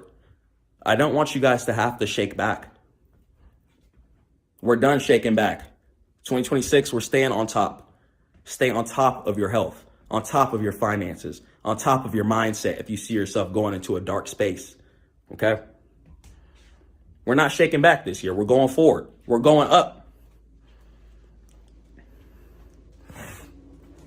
If you just blew up your account, if you got to start the account from $100, run it up from that $100. There's times where I had to run it up from that $100 back to bands. So if you hit zero, if you go flat, you can run it up again, but your mindset is what's going to differentiate the sheeps and the wolves. If you're weak, you will eat yourself. You will truly eat yourself. Even when income is coming in and your brain changes, especially when you haven't handled certain things, but once you start passing that 5 figures a month threshold, it's more important then. The richer you get, the more disciplined you have to be. Extremely. The more income you start making, the more disciplined you have to be. And it's crazy. A lot of people think that they have the mindset that when they get rich, you know, they're going to chill, they're going to do X, Y, and Z. And it really requires more mental energy the further you go up. Every level is going to only require more mental energy, which is why there's only such a small percentage of people having dominion on this earth. A lot of people aren't ready to go through that daily excursion to make sure that their resources are being stable. But if you're watching this right now, you're a ball player, and that's what you want for you and your family. So you can do it. But it's going to be days where it's going to be frustrating. It's going to be days where you might lose a trade, see your account in the red, and feel like you can't recover from that, but you can. You can. And you have to. Failure isn't a choice. It's either we succeed, we die, or we die trying to succeed. Failure is absolutely not an option under any circumstance. And getting in that stack mode ownership mindset, once again, your life is going to change in a lot of ways. You're going to question every decision you're doing. If you're pulling up on McDonald's right now, you're going to ask yourself, hold on, I'm spending $8 every single day. If I do this 5 days in a row, I just spent the 40 ball. And then I'm doing it next week. That's an 80 ball. Why are you spending an 80 ball at McDonald's with nothing invested? And I had to check myself. Times I was buying X, Y, and Z, buying steaks, buying this and that with my options profit. Instead of me taking my options profit that I was making thousands a day, instead of me taking that profit and funneling it, spent it on leisure, spent it on pleasing my flesh. And that led me to not getting to where I wanted to be as quick as I wanted.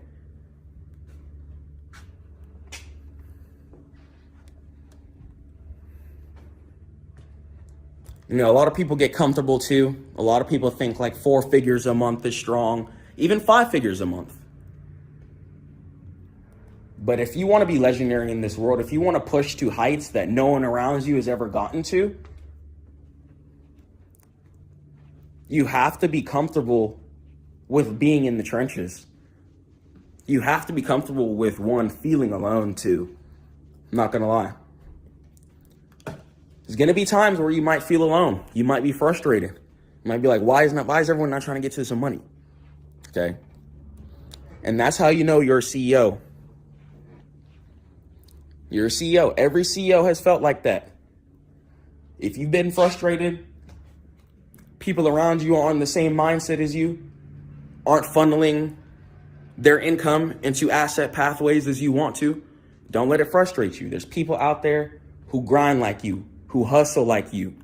You're watching this for a reason. So don't lose faith and do not lose hope and do not give up. Failure is not an option. Failure under any circumstance is not an option.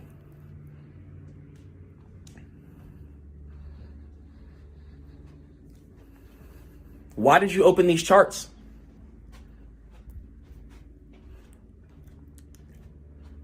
You open these charts because you love yourself. You want to be in a better position. Anybody who's ever opened these charts loves themselves. Anybody who's ever opened these charts doesn't want to be in the same position. So don't let yourself be stagnant. Even when temporary failure arises, especially in the beginning too. This is why I push mentorship. This is why I give you guys that first call for free, to just frame your mind before you even come onto these charts. That's something that I wish I had, a mentor. Right. Instead, I just threw myself into the fire, got burned, came out, and I can just teach you guys how to not get burned. But there wasn't a lot of mentors when I started trading. I started in 2022. There wasn't a lot of people out here with information telling you guys the right things, and just through experience, trial and error, I've just been able to cultivate success for myself and my students and teach you guys like what not to do. So just take advantage of the fact that I give mentorship, because like once I'm gone, I'm gone. So really take advantage of that. Like do what you can, learn what you can, so you don't lose money making mistakes when you could just be getting money pretty much the whole time. Obviously, I didn't know what I know now, but if I knew what I do now, like you'd never lose. So if you go to mentorship and you have cash, you could pretty much never lose trades. Absolutely not. A lot of people like to promote low win rate. I think a lot of traders are really horrible. I think a lot of these guys are playing leveraged, playing with a gambling mindset. I don't want to show you guys inconsistent P&L. Your P&L shouldn't be making 5,000 one day, and then the next day you're losing 7,000, and then the next day you're making 3,000. Your P&L should not be seesawing and inconsistent like that. You should be making money as you sleep, making money as you focus on your work, on your business. When you're spending time with your family, your income should always be generating 24/7 if you're buying low and selling high.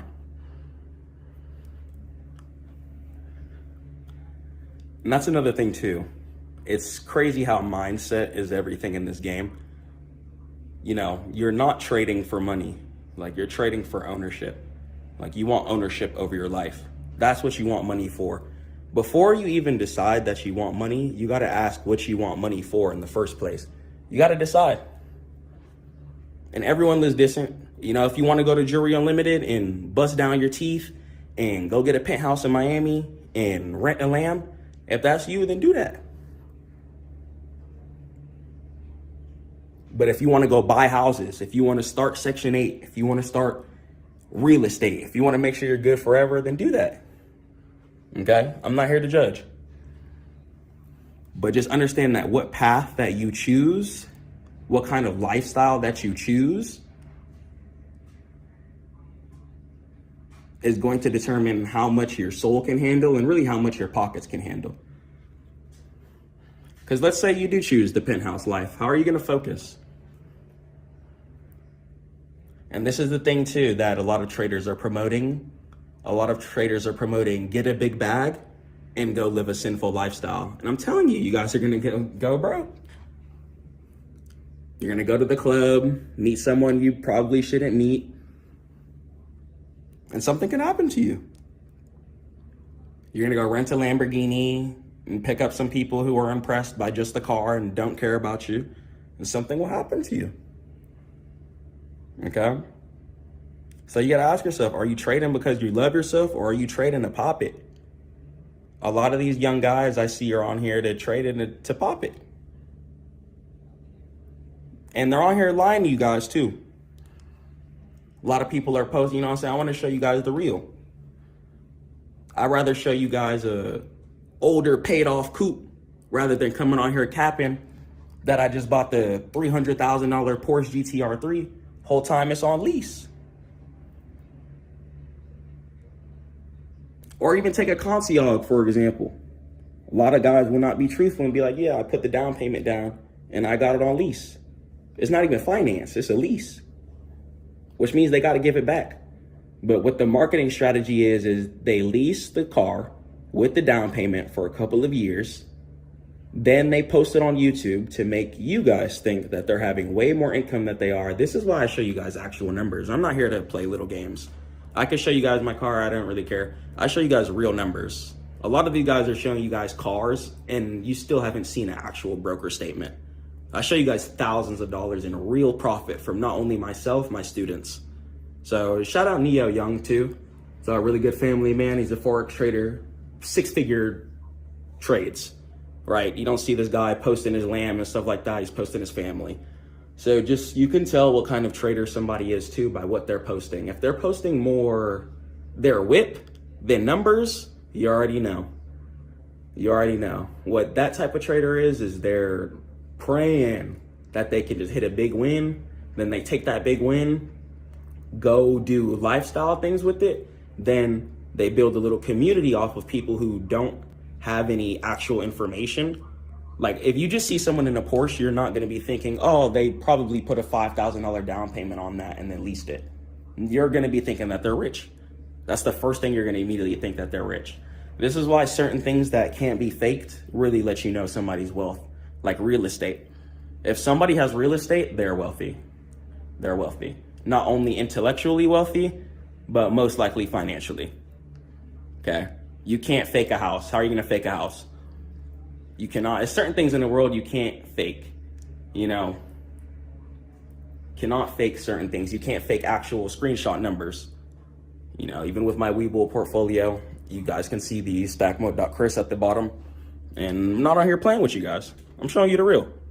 You know, because I'm actually performing on these markets. I'm actually performing on the charts. I don't have to post my car every day to make sales or get clients.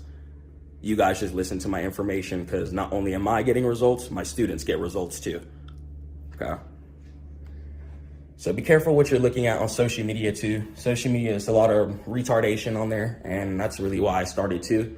My plan was really just to get rich off the charts. I never was gonna hop on here and teach y'all for real. I didn't really care for that. But a lot of the goofiness and a lot of the people on here just capping y'all, it got me upset. So that's why I decided to just come on here and do my thing too. And yeah, trading is not to buy cars and go to Miami. Like they trying to make traders like rappers. Like we not trading to live a rapper lifestyle. Because I'm telling you, this is a game of focus. Rappers get paid to be lit. They get paid to show that kind of lifestyle on camera. So when you're bored in your house, you see that on YouTube and you're like, damn, their turn. They literally get paid to do that. Like there's a reason why rappers buy chains and stuff. A lot of people think it's stupid. It's not stupid. They buy chains because it's marketing for them. Okay. But if you're any dude on the block and you just trade the market, like you don't have to get 5 Maybachs and a chain and an SRT and stuff like that. Like you can take your route. Okay. Because especially in the trading community, especially by the older folks, the Wall Street professionals, the billionaires, that's not respected. That's not respected. They don't care about a leased car. They want to see your real estate portfolio. They want to see your percentage gains on the year. They want to see your actual statistics and your stats. They're not impressed by little things like a vehicle. So if you want to call yourself a big dog, you got to level up, man. Let's check out some World Cup stats. Are we out competing the S&P 500? As you guys can see, I posted a screenshot. We're up 10%, 11%. S&P 500 is only like 1.6. So statistics and numbers. Like, nobody cares about Warren Buffett's car. They care about his statistics and his numbers and his trading skills and his investment research. Your skills will mean more than every item you ever acquire in this world. Your skills mean more than everything, because you can go flat, you can go dead zero, you could lose it all. But if you got your skills, you can run it up back again. So a skillful human is a valuable human.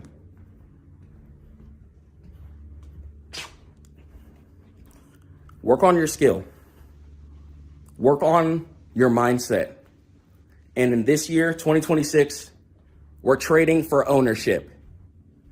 Do not trade for vanity. You are trading for ownership. Do not trade to go pay $5,000 a month in the Miami high rise, and then when the lease ends, you have no crib. Please buy a house. I'm literally begging you. Please buy a house. Please. I am on hands and knees right now. Please do not splurge your money on retardation. Even if it might seem fun, later down the line, you're going to think you're retarded and you're going to be upset at yourself. So make the right decisions. Do not think that the high rise car lifestyle is what you're trading for. Be a real person, take care of your family, clear your debt, clear your bills, and have some ownership and dominion in your life. All right. I love you guys so much. Head over to Stackmode.net for all trading education. I'm going to catch you in the next one. Let's do this. Peace. Most beginners lose money trading futures, not because the market is hard, but because they start wrong. Today, I'm going to show you the right way and the simple steps to your first profitable futures trade. By the end of the video, you'll know exactly how to pick the right contract and how to avoid the traps that wipe out new traders, and the exact setup professionals use to stack consistent wins. No fluff, no complicated math, just a clean, actionable beginner framework that actually works in live markets, prop firms, and even if you've never traded futures in your life, inshallah, if God wills, you'll know how to trade it by the end of this course. Let's jump into it. Okay, so this is going to be how to trade futures and catch dips and certain lows. Okay, so we're just going to go ahead and jump straight into it. So what you want to do is start off doing top-down analysis. Okay, top-down analysis is when you're going to be starting from your highest time frame and scaling down to your smaller time frames. So what we're going to go ahead and start off with is our weekly time frame. Okay, our weekly time frame are going to be our eyes. Okay, you're going to be able to see absolutely everything you need to see on the screen. You got to start on a higher time frame. Especially on futures, you cannot sit there in tunnel vision on things like the 5-minute and the 1 minute and not understand the true directional bias. Okay, we're also going to talk about some logical things and some logistics of why it's better to play certain directions within the US market. Okay, and futures is going to be a US market. Okay, we're going to talk into everything, and this is going to be the full futures guide. Okay, so we're going to go ahead and have the weekly here, right? Weekly time frame is going to be our eyeballs. Okay, we're going to be able to see everything we need to see on the higher time frame basis. That's going to be pretty relevant. Then from there, you want to go ahead and head down to your daily time frame. Okay, you're going to go down to your daily time frame. It's going to show you a little bit more candles than you would see from your weekly. Okay, and each one of the candlesticks that you're going to see is going to determine the amount of price action that's happening within a certain time frame. So if you're on the weekly time frame, each one of the candlesticks that you see will represent 1 week. If you're on the daily, each one of the candlesticks will represent 1 daily. Okay, so that's how things fluctuate and change. Okay, so it's just about knowing when to use certain time frames and how to use the flow. Okay, and once again, the flow is going to be going from your highest time frame to your lowest time frame. Okay, highest time frame to your lowest time frame. So we're going to go from the weekly to the daily to the 4-hour time frame. Okay, the 4-hour time frame is going to be extremely important, and we're going to talk about why. So if I get on the 4-hour time frame, we're going to see here in the bottom right of Trading View, okay, you're going to see the words ETH, okay? So look in the bottom right here, you'll see the words ETH. ETH is going to stand for Extended Trading Hours, okay? It's going to stand for Extended Trading Hours. And what that is going to show you more candles that would be hidden than if you didn't see. So market is open normally from 9:30 a.m. Eastern time, okay, to around 4 p.m. okay, Eastern time.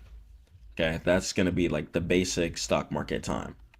But with extended trading hours and with futures, market is also open on Sunday. It opens at Sunday at 6 p.m. and is open until, I believe, Friday at around 6 p.m. as well too, Eastern time. Okay, so extended trading hour is going to show you the Sunday hours, which you need to see. Okay, if I turn off extended trading hours, okay, the chart is going to look a little different, and you're going to see little areas like this, okay, where you're going to see gaps in between certain spaces. But if I turn on electronic trading hours and I go back to the same place, I'm going to see price have a filled in area there, okay? So that's why extending trading hours is extremely useful to use, and why you can't just live completely on your higher time frames, okay? All your time frames are going to be useful, okay? You got to use all your time frames, got to, okay? All of your time frames are going to be important to use. They're all going to help you out, and it's about knowing when to use what, once again, okay? So that's going to go ahead and be that. So you're going to go from your weekly to your daily to your 4 hour to your 15 minute, okay? Weekly, daily, 4 hour, 15 minute, okay? That's how your futures flow needs to go. Do not just tunnel vision on the smaller time frames. Yes, the futures income is nice. Yes, you can scalp and make some money, but it's not just about that. It's going to be about the discipline. It's going to be about catching your nice big trades, okay? You don't want to be just trading for pennies, okay? Especially on futures. This is why on futures, I recommend be on the live account, okay? Because when you're on the live account on futures, things are a lot different, okay? You can hold your trades overnight, okay? When you're on prop firm, you cannot hold your trades overnight, which hurts your profit significantly, okay? The extended trading hours time is going to be when a lot of price action decides to occur. So when you get a good entry and you see which way price is flowing in, you can make some nice money and turn a small account to a lot, okay? Fairly fast with futures.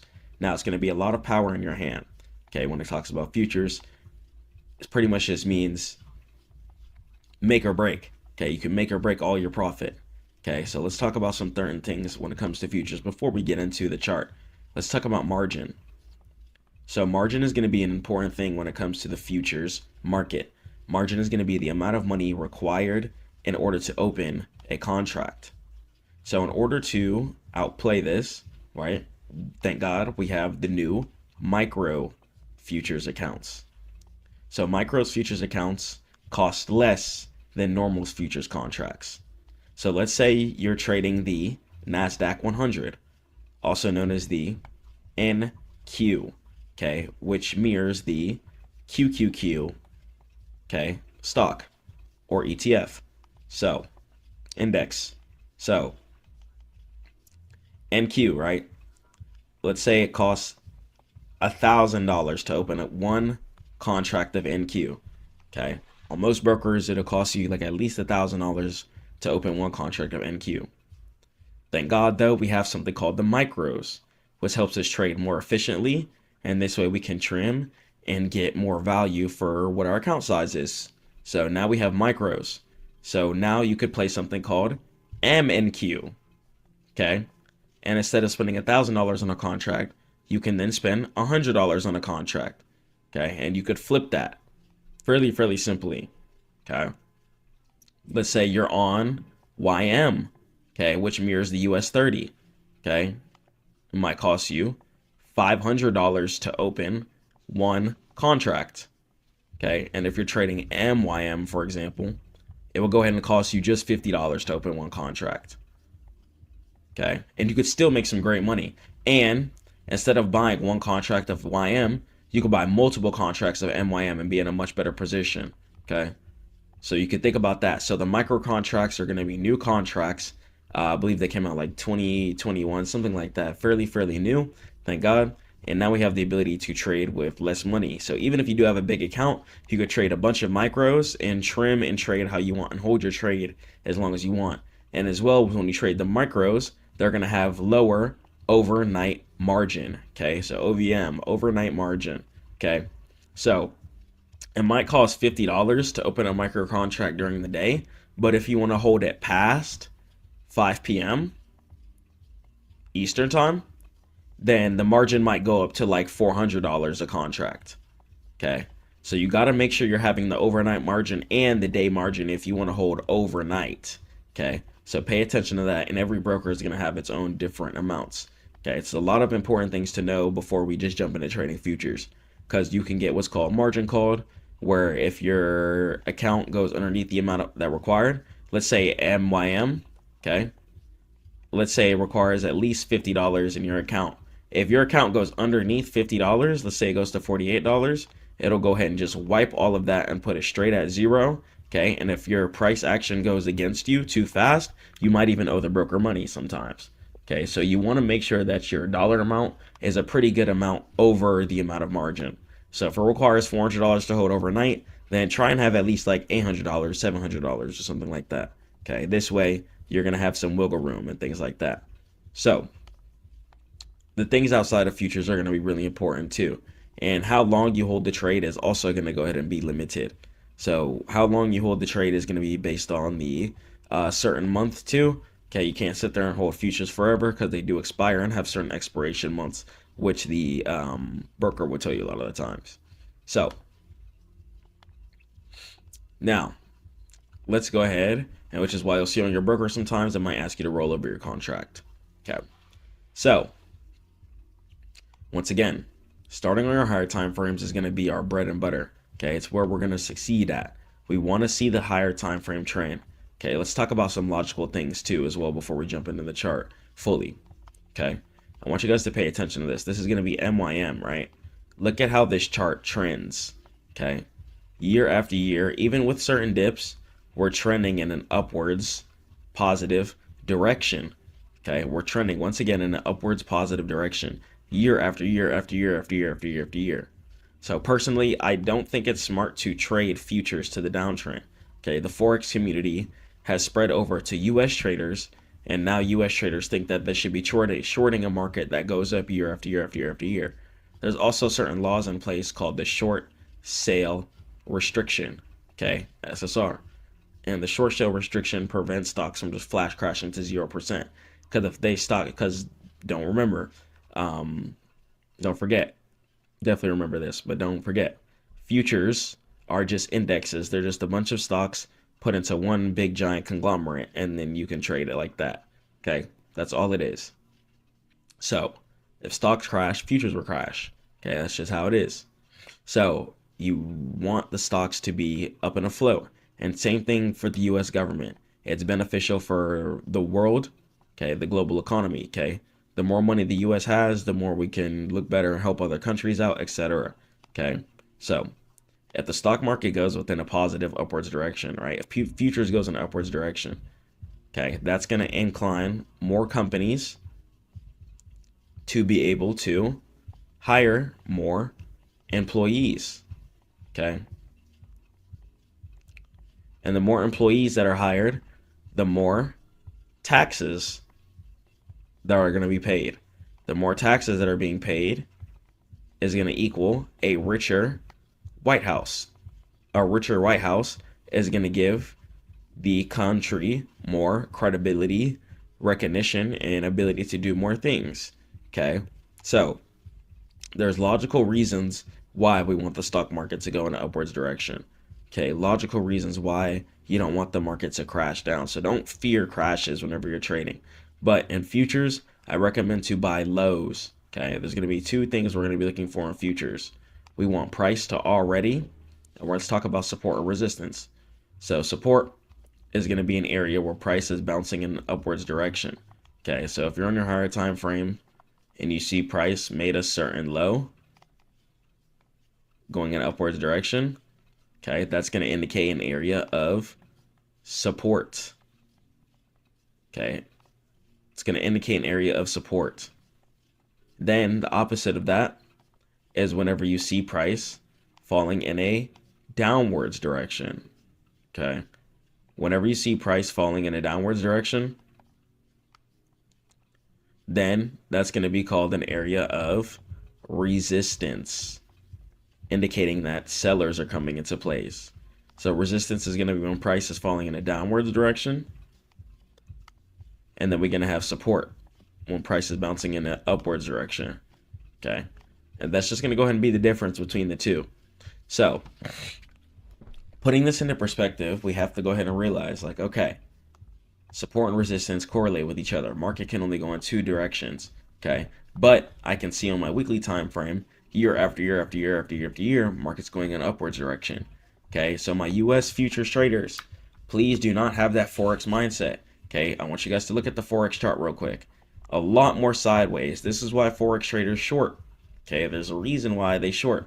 Okay, because you can get off with things like this a lot easier, a lot cleaner, and a lot better. Okay, this market is not meant to go in an uptrend. Okay, as we can see, futures goes in a consistent uptrend.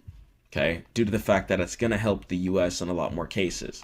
Okay, so we have to keep that in mind. That's why price is going in upwards direction. So let's talk about once again how we can go ahead and trade. We want to be buying two things. Okay, you want to be buying when price makes an area of support. Okay, because all your setups are going to look the same. Your setup should always look like a V. Okay, so market will always make the left side of the V, and we'll talk about this in a second. And then you're going to catch the remainder of the right side of the V, because price always wants to try and break all-time highs. So as we can see on the futures market here, we're always constantly making new all-time highs pretty much. Okay, and that's due to the fact that, once again, it's most beneficial for the world, the economy, and the global infrastructure of everything. Okay, so price is always going to be hunting towards all-time highs, which means price is always going to be hunting to go in an upwards direction. So even if price is in a downtrend, I personally don't like to short. I like to just wait for price to make a low, and then I'll go ahead and I'll take my trade. Okay, so let's talk about how you know when price is ready to make a sweep up. Okay, there's going to be two things we're going to be looking for. So you want price to be, once again, just bouncing at an area of resistance going in an upwards direction. Okay, and then you want to close at an area of resistance or support above current price. That's because price has an ability to reject at an area of resistance multiple times. Okay, and one day it might break, but you don't want to eat the reversal. Okay, you want to catch your formation and structure completion. Think of trading as a puzzle piece. Everything should click and form together. So resistance areas can short within a downwards direction twice. Okay, and then we're also going to go ahead and have an area here where resistance gets broken, turns into support, and then price goes in an upwards direction. Resistance here getting broken, turn into support. Okay, this is going to be another example of the V formation too. Okay, and in this instance here, you would have bought at this area of support here.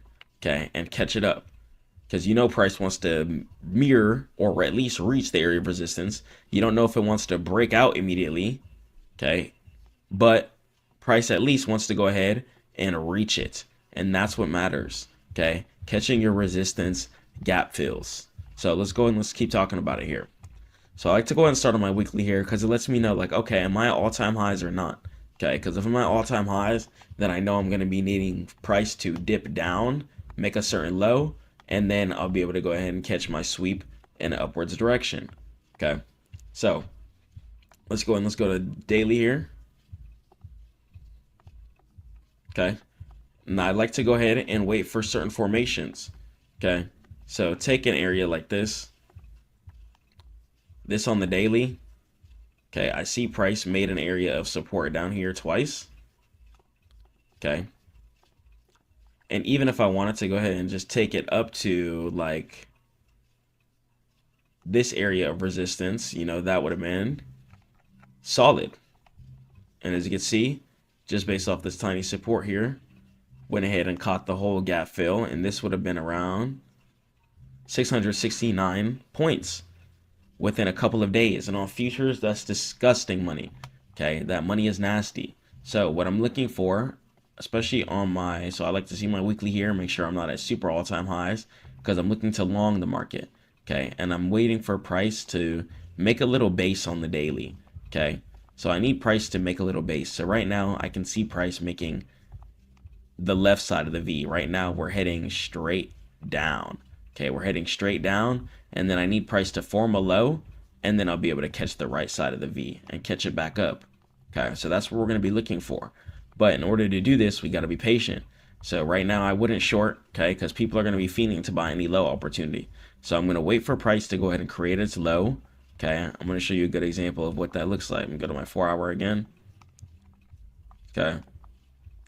When you start seeing price make that nice curl, especially with 4-hour closes, then that's when you know you're going to go ahead and catch your nice trade. Okay, take this little sweep curl up right here, right? Even if I decided to close the trade at this area of resistance up here, that's still a really, really, really, really, really nasty futures trade. Okay, this is 862 points. Okay, just catching the V. Okay, catching it to this area of resistance up here. Okay, and as you can see, price decided to go ahead and fill the V. Okay, and you're just going to go ahead and be able to farm money on the micros, farm money on whatever. Okay, let me go ahead and just log into the paper trade here and just show you how much this would have made, for example. Okay. Go ahead and close that. So boom, even right here, right? So let's say you opened a trade right here. Okay. And I like to play with like 100 tick stop loss. Let's say I'm trading YM. Okay. 100 tick stop loss, right? I'm risking $50, and my take profit would be this resistance all the way up here. Okay, 473 ticks. So I'm risking $50 to make 236. And as you can see, price decided to continue forward. So as soon as price starts to make that nice V, so I'm looking for multiple 4-hour candles, and then I'm waiting for price to sweep in a upwards direction. Okay, I'm waiting for price to sweep in an upwards direction.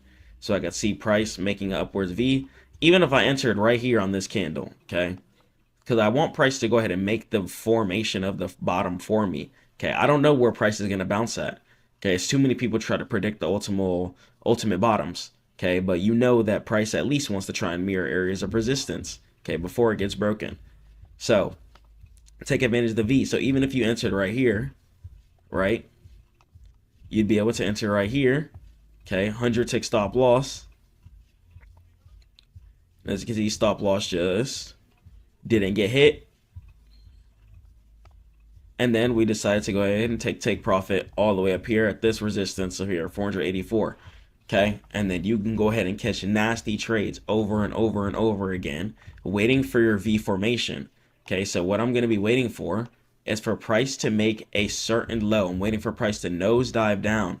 After price makes a low, okay, let's say maybe about this much on like the 4-hour at least, okay, then I'll be able to catch the remainder up until the previous resistance or support that it stopped at. Okay, and then I'm going to go ahead and close there. I'm not going to play for the breakout. Okay, I'm just going to go ahead and catch the V fill. All your trades should look like a V for the most part.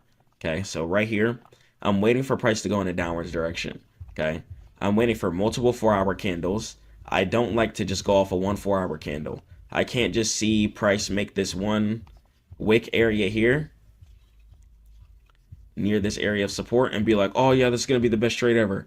Nah, I want to actually wait. This is where the 15 minutes is going to come in too. So I can see on this area here, I have a previous area of support over here, and then I have an area of support over here too. Okay, price going in an upwards direction, starting to curl. Okay, but I'm going to wait for more 4-hour candles. Okay, maybe even some more daily candles to form too. Okay, and then I'm going to go my 4-hour here or 15-minute. Let me find myself a good take profit. Okay, so take profit here, even if I want to close at like this resistance area up here. Okay, so let's say I get like one more 4-hour candle or something like that. Okay, I might be able to go ahead and take this V formation up until at least this area up here. Okay, and then I'm gonna go ahead and put a 100 tick stop loss. Okay, and then I can see if this area actually wants to go ahead and fill and catch it up to this area of resistance either here, or I could try and catch it up to the, yeah, I mean, honestly, I wouldn't be greedy. Try not to be greedy when it comes to futures. Just take your nice trades and just wait for redips and just do it again. Okay, because the greediness can really get you nipped in the butt. So I would really just take like your 15-minute take profits like this, catch your nice sweep, catch your nice V, close at this area of resistance up here. Boom, close out the area of resistance right there. Get on my 5-minute here, you're going to see the resistance here. You know, price might want to mirror that. And then you can go ahead and close your trade up there. Okay, very simple, very easy. And just go ahead and take your money, okay? So even if price is in a downtrend, okay, price still has to go up to come down. And price has a better chance of going in an upwards direction than it is just falling in a straight downward direction, okay? Especially when it comes to futures. Okay, use your higher time frame, look at your bias, and put everything into perspective. Does it make sense to short something that continuously goes up in an upward direction year after year after year after year, regardless of inflation or anything? And the answer logically would just go ahead and be no in every single scenario. Okay, so when you're reading your futures chart, it's really just about taking your time, getting in your bag, and really just making sure you understand and can read what you're looking at. Okay, it's about taking your time. And when you take your trades, you got to take your profit. Okay, you got to be closing at these areas of resistance or support above current price. You got to. Okay, I wouldn't hold past up here. Okay, we also have this take profit up here too as well. Okay, if you wanted to take something like to up here. Okay, and this would be for like a 1-to-1, and then price decides to continue to go up in an upwards direction. Over and over. This area of support could be a take profit as well too. Okay, and then that's the cool thing about futures. As each take profit gets hit, you can go ahead and keep dragging your stop loss if you want, or you can go ahead and set your final take profit at a certain area, have your stop loss, and just buy at certain logical areas and just pray that you win. Okay, because price most likely wants to reach these areas of resistance again. Okay, even if price wants to fall straight down from these, that's fine. At least it went ahead and touched it. That's okay. Okay, it's not just going up for no reason. It might want to go ahead and touch this. Okay, and that whole window of it going up is just money sitting there waiting to be farmed. So collect your income. Okay, whole sit there, whole bit of money just sitting there waiting to be collected. Okay, so sit there and collect your money. Okay, even at this area of support right here. Because as we know, just like resistance can be broken, turn into support. Support can be broken, turn into resistance. Okay, so that's why a take profit right here would be reasonable as well too. So if price goes up, okay, let's say it does this, breaks this. Okay, price might want to fall down here. Okay, or price might want to fall here. Okay, so that's why these are all going to be different take profits, due to the fact that these are areas of resistances and supports above current price. And I can see price is trying to recover here. Okay, so you can see it on your smaller time frame. Price really trying to recover certain areas. And it's about making sure you know when to close. Knowing when to close is going to be the most imperative and important thing. The trend already started. Okay, the chances of the trend just reversing here super duper hard, it could be pretty low. Okay, so it at least go ahead and touch this resistance. If it breaks this, then try the support. If it breaks this, then try the resistance. And it'll keep trying each leg until it finds a place it might want to reverse that, find a super low, then break that previous high and do it over and over and over and over and over again every single year. Okay, so it's about playing logically. So if you're a futures trader, if you're going to trade some futures and you want to make some quick income, okay, because futures, you only got to deposit one time. Okay, it's about waiting for the right setups too. But after you deposit that one time, you can go ahead and you can get in your bag. Okay, you can run up your bag super duper duper hard. Okay, and it really just depends. Okay, so do some practice. Stackmode.net for all trading mentorship. If you guys have any questions, stay prayed to God and keep grinding. That's how you guys are gonna be able to trade futures. Yeah, I want y'all to stay away from negativity. That is not gonna keep your life going forward. It's not going to do anything for you. Negative people around you, negative people not believing in your dreams, people who don't have anything positive to say, people who don't wake up every single day and pour positivity and love and good ideas back out into the universe. That's really just the difference between a negative person and somebody who's really trying to propel society forward. So, watch who you're around. Like, really watch who you're around. You guys can fall into a sense of maybe needing to feel comfortable or being around certain people. You don't need to be around those negative people talking about things you don't believe in, having ideas or different perspectives than you have, right? I'm not saying everyone's going to be just like you, but try and stay around people who have a positive mindset. Try and stay around people who genuinely believe in your goals, and try and stay around people who have things going on for themselves. You know, I'm at the beach right now. I'm chilling out. You know, thank God, alhamdulillah, all credit to God. But not only would I not be here without God, I would not be here without God. Absolutely not. But I would not be here without the positive network that I've had around me, or without the certain people in my lives telling me to keep going, even while other people were hating on me. Even while people who didn't believe in me, who now do believe in me, didn't see the vision. They didn't understand what I was talking about, thinking I was crazy, thinking that they knew what I was going to be. And that's why I just want to tell you guys here personally, don't ever let people tell you what you're going to be. If someone tells you you're going to be X, Y, and Z, and you know in your soul, in your spirit, and in your body, you don't want to be that, or that you're not that negative connotation, or if they told you you're going to be a bum, if they told you aren't going to succeed, if they told you your business is not going to work, if they told you your ideas weren't creative, fresh, or new, and innovative, and world-changing, why are you around them? And you also need to learn to take pieces of that, take the negativity, and just go forward. Okay? Learn to just go forward. So I just want you guys to understand that in order to get to the next level, you have to watch who you're around. Your energy is really, really important. How you perceive the world, how you perceive your reality, it's really, really important. And that's why I say try and stick around positive people only. People who have things going on for themselves. Don't just sit around people talking about negativity, talking about politics, talking about other people all the time. Focus on yourself. Most importantly, focus on God. How's your relationship with God? You know? And what are you guys, you know, this is why I love Rick Ross. Shout out Rick Ross. Someone I really look up to, and he's an inspiration. And he asked himself, or he posted on his story, what are you trending for?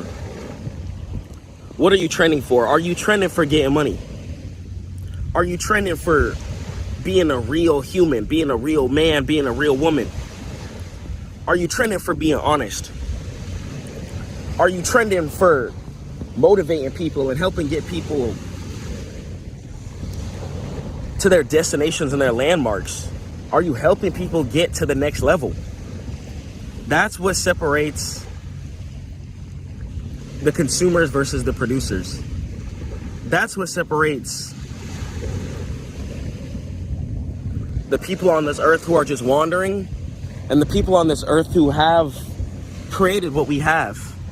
The cars that we drive, the tables that we use, the floors that we walk on, the AC that was used, all just an idea at one point in time. Keep that in mind. All just an idea at one point in time. How world-changing are your ideas? How hard are you going to change the world? What piece of the world are you trying to change? What piece of the world are you trying to improve? Are you trying to improve or motivate the whole world? A lot of that really depends. And in order to see that success that you want to see, in order to get to this next level, it's important. It's real important that we're focused on God, most importantly, and that we have a positive outlook on life. Sometimes people just have a straight negative mindset. I don't like to hang around negative people. Negative people, I don't hang around. I'm not gonna lie. I don't hang around no negative people. I don't like controlling people. And if you guys feel like you need to get away from everybody to flourish, do that. Then you need to do that. Don't let these people destroy your reality. Go hard. Okay? Don't let these people make you think that you shouldn't be here shining bright on this earth. Go hard. Don't be in a moment of darkness. Don't be in a moment of desperation or depression, making you have bad thoughts, making you not cherish and value your life. And it's really important that we focus on positivity. You know, I'm not just at this camera spewing you guys nonsense. I want you guys to get to the next level. I want you to be strategic, and I want you to operate your mind. You know, before you operate your business, before you even operate your body, your physical, you have to make sure that you're operating your mind first. You know, operating your mind first really separates the weak from the strong. People talk about the leaders of this world, the people who control the world. The people who control the world, and I'm talking about the humans who control the world, the people who run the governments,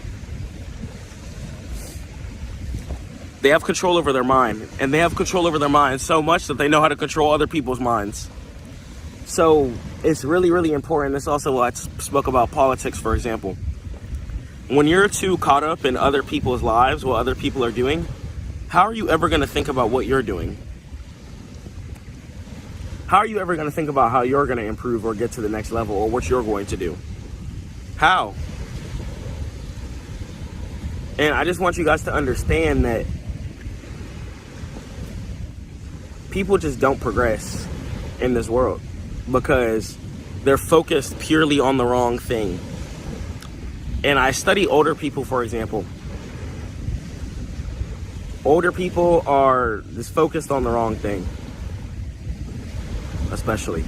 Not every older person, but I feel like my generation, we don't really care for things like going to war, going to cause certain stems of violence. You know, we're trying to propel society forward. We're trying to push peace, love, and positivity. And focusing on your unit, focusing on your team. Try and build a team of positive people who do different things, so you all have a network, and y'all could put each other on different game, etc. But having a network is really powerful. Having a network is extremely powerful. Make sure you have a network of people who can help you in different entities. Say you might have an individual who does rental companies on one side here. Then you might have an individual who trades the market, right? Can tell you about certain plays, can tell you about certain companies that are looking to expand, making certain deals, etc. Pay attention to people who are in shape too. You got to have control over your mind in order to be in shape. Keep in mind, you have to have control over your mind, your body, and your spirit at all times. The success that people crave and the success that people talk about and want to get to the next level towards, and the success that people have in their head, the dreams, the aspirations, the car they want to drive, where they want to live, how they want to hit the beach. You have to ask yourself, is your life in tune with that? Is your life in tune with this lifestyle? I want you to close your eyes and envision absolutely everything that you want right now. Close your eyes and feel it. I want you to feel the car that you want to drive. I want you to feel yourself giving your mom $100,000 if that's what you want to do. Your dad, your grandparents. I want you to feel yourself opening the door to the house that you want to live in. And we're gonna take a deep breath right now.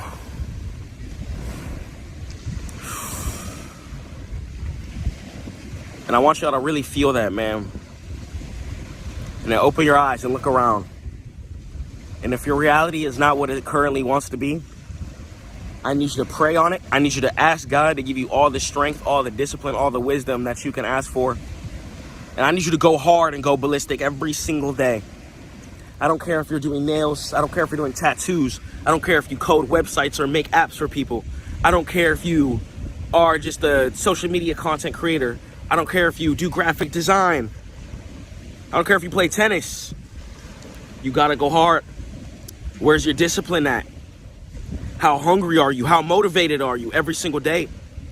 We gotta get motivated. We don't have time to focus on negativity or focus on negative people. We gotta get motivated. We gotta be happy. We gotta go hard. We gotta be inspired. And this isn't gonna happen when we're letting ourselves down. This isn't gonna happen, most importantly, when we're letting God down. So stay away from the negativity, man. And woman. Stay away from the sadness. Stay away from the people hating on you. Stay away from the people who aren't living the way that you want to live, trying to tell you something. Because I'm telling you that they're not in the position that you want to be in for a reason, but they're trying to tell you something. Don't listen to these people, man. Get away from them if you can. They're parasites. It's parasites out here, man. It's absolute parasites out here. So all the haters, people who don't believe in your dreams, thank them. Tell them thank you. Because I need you to take all of that negative energy and transmute that. Go forward. Envision yourself at the beach. Envision yourself chilling out. Envision yourself getting to the next level. That's what I want for you. That's how much I care about y'all. That's how much I really love y'all, man. I'm not out here trying to just sell some course. I'm trying to sell love. So I put so much time into my websites, put so much time into the prompt shop, put so much time into the business, put so much time into getting to the next level. And don't let no one try and break you down. Don't let no one try and tell you that they know more than you, when you know you. And I'm not saying be ignorant or don't listen to nobody, but don't let nobody tell you about yourself. Now, if it's a negative thing that you're doing, if it's a negative thing or that you're moving, hear it.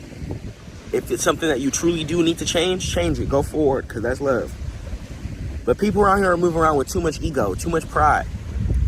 And they don't know how to put that to the side. You got to put your ego and you got to put your pride to the next level. To the side to get to the next level. You got to put your ego and pride to the side to get to the next level. Your mind and how you interpret everything is what's going to calculate your success. You are not going to be successful if you have a negative mindset. Take this beach, for example, right? All behind me, you have stuff like that. We have monuments. We added chairs and stuff like that. Now we even have boats and stuff out inside of the beach to keep people safe. Like, hey, don't go this too far out. This is the red zone right here. Okay, we got stuff to keep people safe. This stuff wasn't here when we first checked this all out. Someone decided to literally tackle the ocean. Head first. Put on all the gear and they tackled the ocean. And said, you know what, I'm going to conquer this. And created a boat so people can literally travel across the world. It's wild. People were able to take stuff like glass, for example, and make sand into glass. They made sand turn into glass. I learned that through Minecraft. Shout out Minecraft. But the fact that sand is even somewhat in the process of glass, it's wild. It's absolutely crazy what we have on this earth, man. God's earth. And that's why I'm so motivated and so hungry and so passionate about making sure you guys are just happy here on this earth. I don't want y'all sad. I don't want y'all depressed. I don't want y'all angry. I don't want you going through it. That's why I'm on here telling you, if you're around any negative people who aren't trying to push you forward, you should only be around people who are trying to get you right with God. People aren't trying, if they're not trying to get you right with God, what are they on? what are they on? If they're not trying to get you right with God, what are they on? If they're not trying to put some money in your pocket, what are they on? If they're not trying to protect you, what are they on? You gotta ask yourself this in every single scenario. What are they on? What are they on? Those people who are around you, do they really love you for you? Do they really hold you down? Do they really want to see you win? Because if so, help them. Help them, man. That means they're meant to be on your team. Take care of your team. If they really love you for real, if they're really in your corner, if they're really there for you, take care of your team. Hold your people down. Hold your team down. But your team will have to sacrifice for you. If you notice your team member doing you wrong, poisoning the team, it's time to let the team member go. It's time to let the team member go. Because they're weighing down the team. We really trying to build the team here. We're really trying to go hard. And we can't go hard when your brain is diluted by stupidity. Because you're so angry hanging around the wrong crowd. You should have free mental real estate. Your mind should be clear. Your mind should be absolutely clear. Okay? Clear. It should be clear. I need you to focus, man. Focus. Focus. Focus. Get to the next level and focus. Live out your life and live out your dreams. It's imperative, man. It's imperative that we just don't give up. And it's imperative that you go hard. All right? Don't give up either. Times may get difficult. There might be times where you're not feeling encouraged. There might be times where you're not feeling motivated. But honestly, truthfully, those are the times to go the hardest.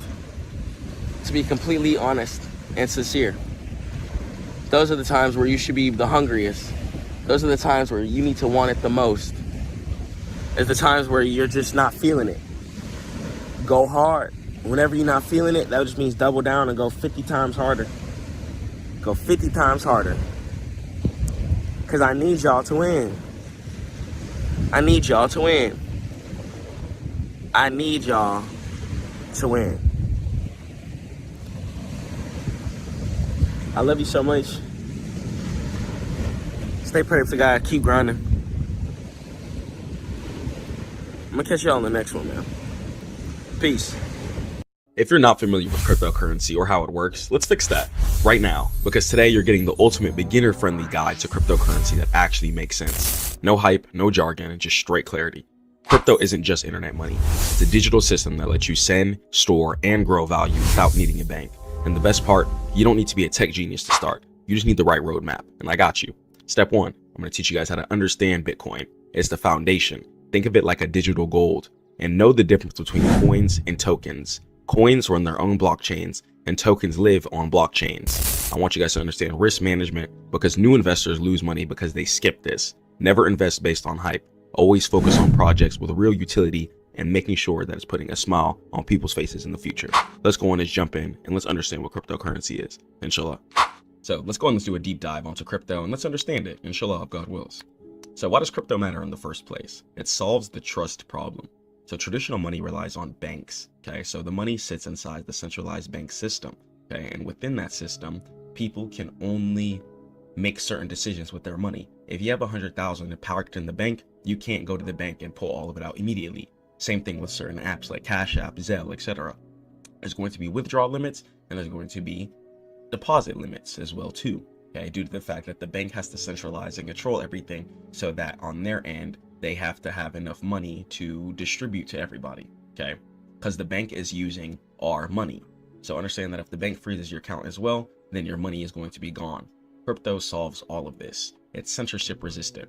No government can stop a Bitcoin transaction, not a single one. You could be in any country in the world, and it makes it permissionless. That's the main reason why people fight so hard for cryptocurrency. It's because it's righteous. You know, everything doesn't need to be rat race and controlled, especially with other things being as controlled as they are. You know, you have to go pass emissions for your car before you can drive it and do certain things already. So the fact that we can't spend our money or withdraw our money how we want is a problem. It's a problem for me and a problem for many other people. And thank God we have the resolution for this. Cryptocurrency has come into play to solve this. Also, it becomes an inflation hedge too. So central banks continue to just keep on clicking print, okay? They print money constantly, over and over and over and over again. Keep on clicking the print button, okay? Making it worth less. And Bitcoin has a fixed supply, which makes it scarce, okay? And that scarcity has a lot of value built into it, just like gold, diamonds, etc. Anything that has less or has a strict supply, okay, is automatically going to go ahead and be valuable, okay? Anything that has less supply than something else will be more valuable a lot of the times. And cryptocurrency is giving you true ownership on your currency, okay? You could be in any country in the entire world, as long as the country has a bank account system that lets you withdraw from certain brokers, okay, such as Coinbase, etc. You can take that money from your cryptocurrency, spend that anywhere in the world. You don't even have to transfer it to fiat currency if you don't want to. You could easily just get your cryptocurrency, spend it on the Coinbase card, and you can easily just spend your cryptocurrency straight up without having to transfer it to a centralized bank. So you can be completely your own bank. You have total control and total responsibility for your money too. So there's also going to be a couple things that come into play with this. So say things like fraud. If you make a transaction on mistake, okay, for a bank, you could call them up and be like, hey, I did this on accident. Could this be reversed? And a lot of the time, since it is a controlled system and it is technically kind of their money also, so they have the ability to, you know, pause things, freeze things, and make certain transactions not go through in case ever needed. And that could be in a good thing or a bad way too. Because say, for instance, you're trying to send some money to a family member in another country. They could also decline that wire transfer if they wanted to. Cryptocurrency, nobody can decline your transactions, okay? Nobody, okay? You are going to be your own bank, and everything works on autonomous smart contracts. So on a normal bank, if you wanted to send $10,000 to somebody, once again, the bank has the ability to say yes or say no, okay? It's going to be completely up to them. But if you send it via cryptocurrency, instantly it'll go ahead and get sent over, okay? But that's also putting more responsibility in your hands too. So because of that, you have to be making sure that you're sending your cryptocurrency to the right addresses, and you have to making sure you're sending the right type of cryptocurrency and sending it via the right type of networks, okay? So because you're your own bank, you have total control, okay? But that also means a lot more responsibility. So before you send certain cryptocurrencies and stuff like that, etc., make sure you confirm every single address that you're looking at. This way, you'll be able to ensure secure transactions and making sure that you're getting your money and making sure that your transactions are hitting the way that they're supposed to. Inshallah. So under the hood of everything, right, let's go and let's talk about the blockchain. So miners and nodes. The blockchain is not magic. It's a global network of computers, okay? So nodes, let's talk about them. Nodes are computers that keep a copy of the ledger. Okay, they verify that you actually have the money that you're trying to spend in the first place. Okay, and let's talk about POW. POW is going to go ahead and stand for proof of work, and it's how Bitcoin is created. Okay, so specialized computers that secure the network using energies, and they compete to solve math puzzles and problems to add the next block. Okay, so what's happening is these computers are constantly running problems through it, okay, trying to figure out what is going to be the next block that needs to be added, okay, into the hash, etc. Okay, and these computers take up a lot of power, okay? So consensus of it, 51% of the network must agree on the truth, okay? Hacking it requires impossible amounts of energy that just doesn't exist, because it would have to go ahead and determine and calculate so many different type of numbers and transactions in order to see what next block would even have to be added into the equation. Okay, so mining is how Bitcoin is generated, okay, and not by pickaxe mining, okay? So check it out. Just like we know diamonds and gold, you need like an actual pickaxe or a drill, etc. Okay, and then people go out there find it in the caves. Bitcoin works a little different. Okay, the computers have very powerful graphics cards in intensive hardware inside of them. Okay, and what they're doing is that they're solving problems constantly. Okay, so it's answering like 2 + 2 and trying to find the equal sign. Okay, testing out every math puzzle. Okay, trying to find the next block. Okay, and when you do that, okay, you get rewarded with Bitcoin. So that's how Bitcoin is created. People have powerful computers that take up a bunch of energy, okay, which is why it can be expensive to mine Bitcoin as well too. And then those computers are trying to solve complex problems. Once those problems are solved, then the miner is then paid in Bitcoin. And that's just how it works, and that's how Bitcoin is created. So let's go over the big three, right? The big three. So the big three are going to be Bitcoin, okay? You're going to have your Ethereum and Solana, and then you're going to have your stable coin. So let's jump into each one of these and break it down. So you're going to have your Bitcoin, okay? Bitcoin is going to be the most valuable cryptocurrency as of today's date, due to the fact that it's not infinite, okay? There is a limited amount of Bitcoin. There's going to be 21 million Bitcoins available. It is not an infinite cryptocurrency such as Ethereum, Solana, etc. Okay, so that's why Bitcoin right now is the most valuable cryptocurrency. Okay, it's slow, secure, and most importantly, scarce, giving it baked value already. And it's not for buying coffee, okay, but you can if you want, but it's for preserving wealth over decades. Okay, so think of it as digital gold. So understand that Bitcoin is here to fight against inflation, because if these dollars keep going up, say 10 years ago, right? Say rent was $700 at one place, okay? And in today's day and age, say the rent is $1,400, okay? That means that the rent doubled, okay? But did people's income double, okay? That might not always be the case. So when you park your money into an asset, something like cryptocurrency, okay, year after year after year, your money's going to grow just as inflation decides to grow too. So it's going to give you a hedge against inflation and being able to protect yourself from the economy going in a downwards direction, inshallah. So let's talk about the smart contracts. So just like we talked about, Bitcoin was created by computers that use power, okay, POW, proof of work, okay. Ethereum was created based off of staking, okay, POS, okay, which is going to be a lot less economy taxing system in order to create cryptocurrency. So pretty much Ethereum came out to prepare for when Bitcoin does go away, okay. So the computer, okay, it's programmable money, and apps like DeFi and NFTs are built on top of these, okay. Think iOS or Android. And for Solana, the reason why Solana is going to be really important too is because it's going to be used in order to trade meme coins, okay. I'm sure you guys have heard of that. And meme coins can't be traded until you have Solana first. And then you're going to have utility and stable coins, okay? So this is kind of going to be like the fiat currency version of cryptocurrency.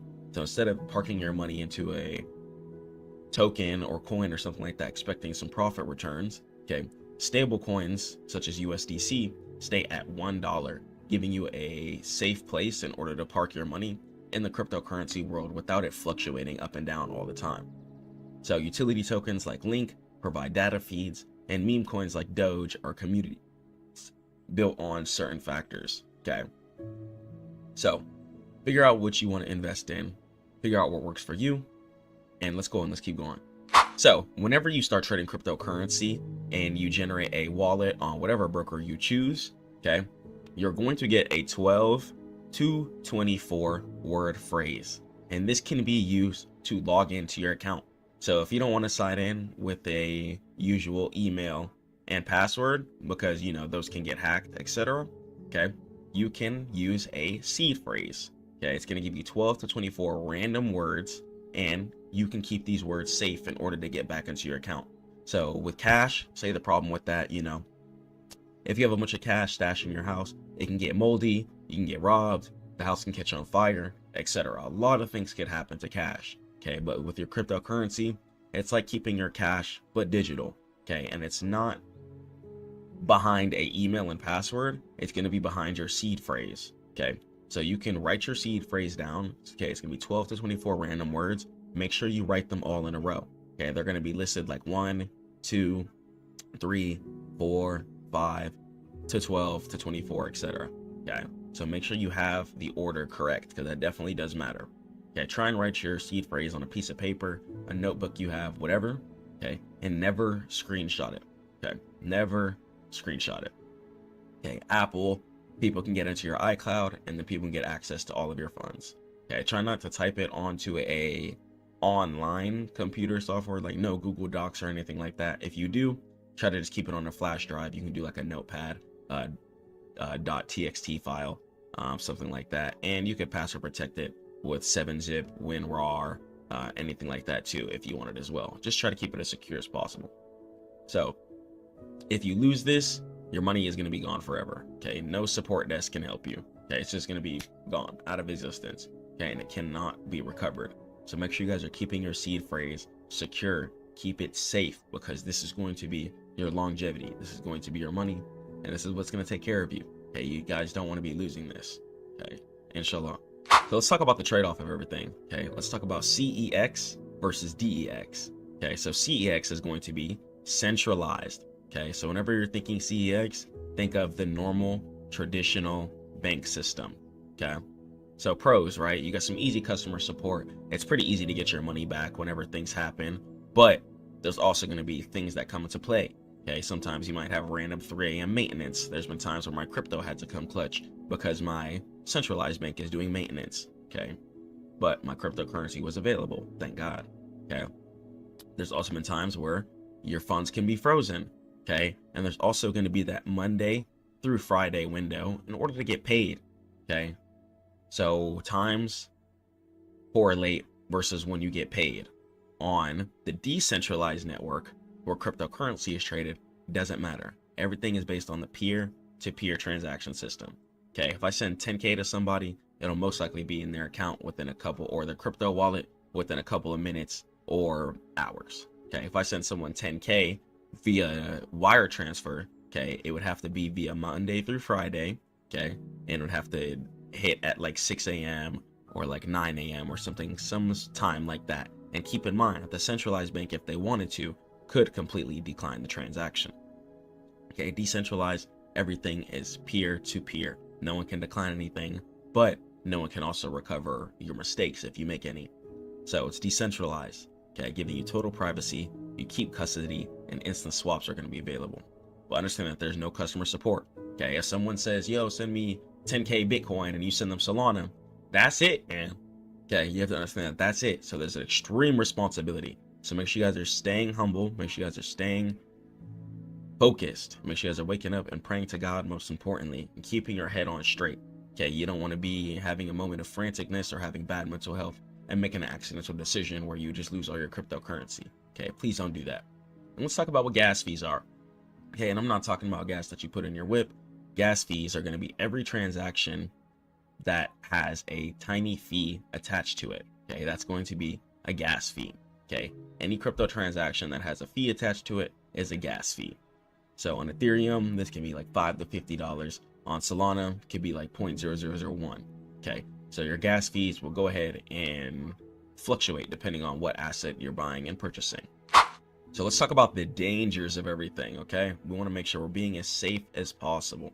So the fat finger error, this has happened to so many people. Okay, if you send Bitcoin, okay, but then they're asking for Ethereum, it's deleted forever, or some random person is going to go ahead and get the money. Okay, crypto transactions are completely irreversible.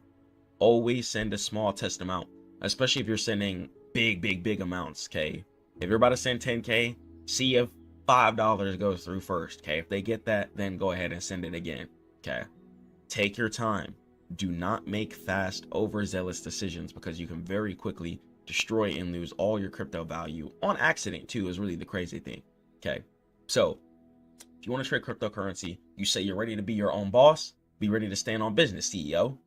Okay, you got it. I believe in you guys. Manage your currency well. And social engineering.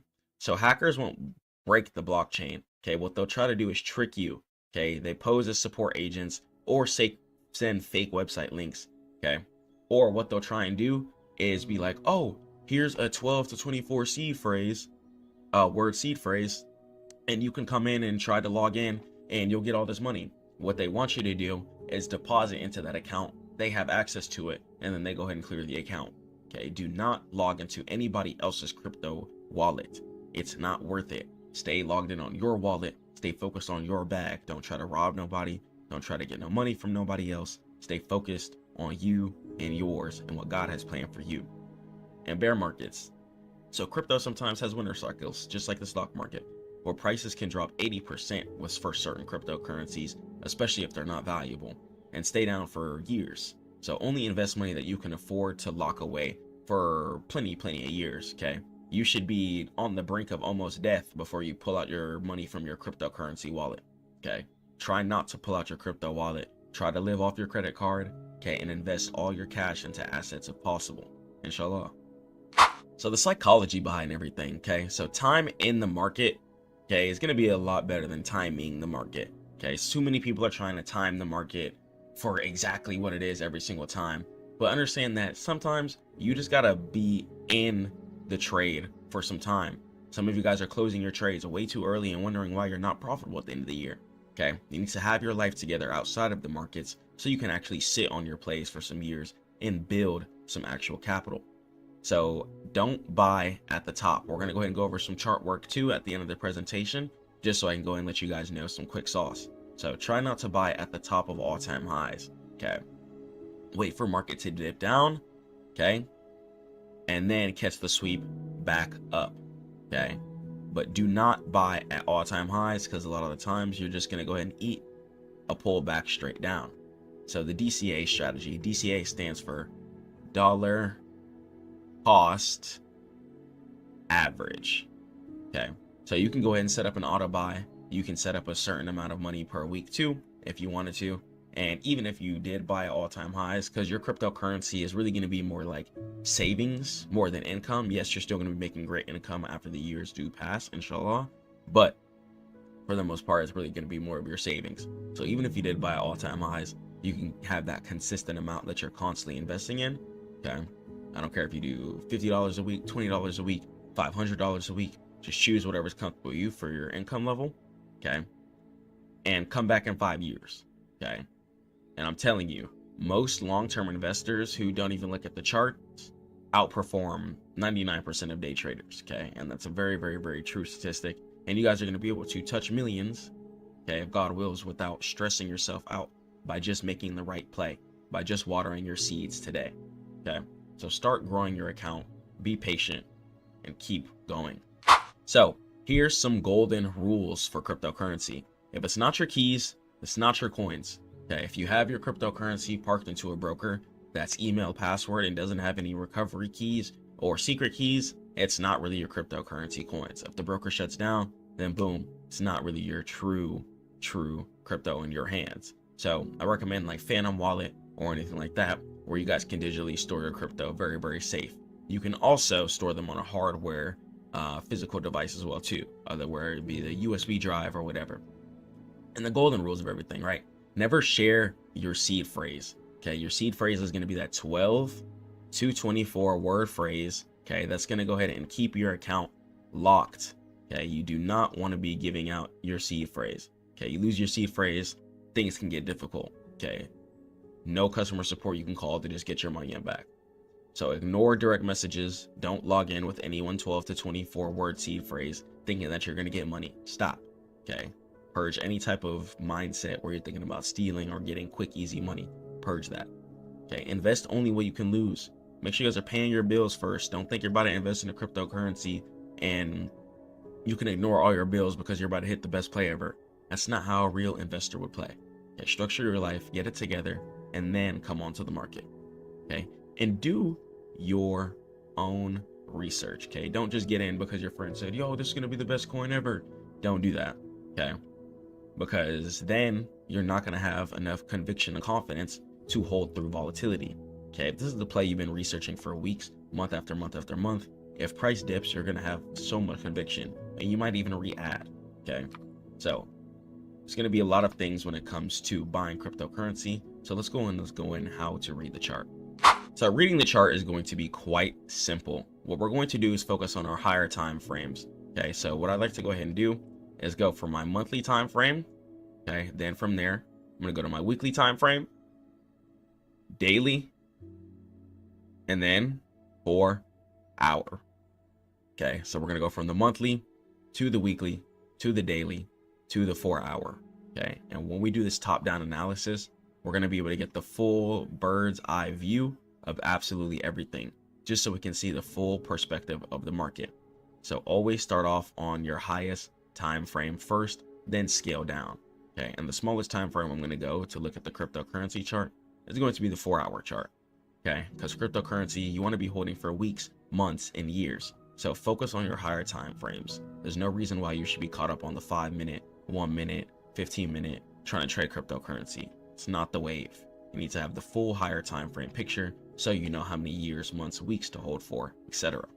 Also, before we get into the chart, understand that cryptocurrency always wants to go in an upwards direction.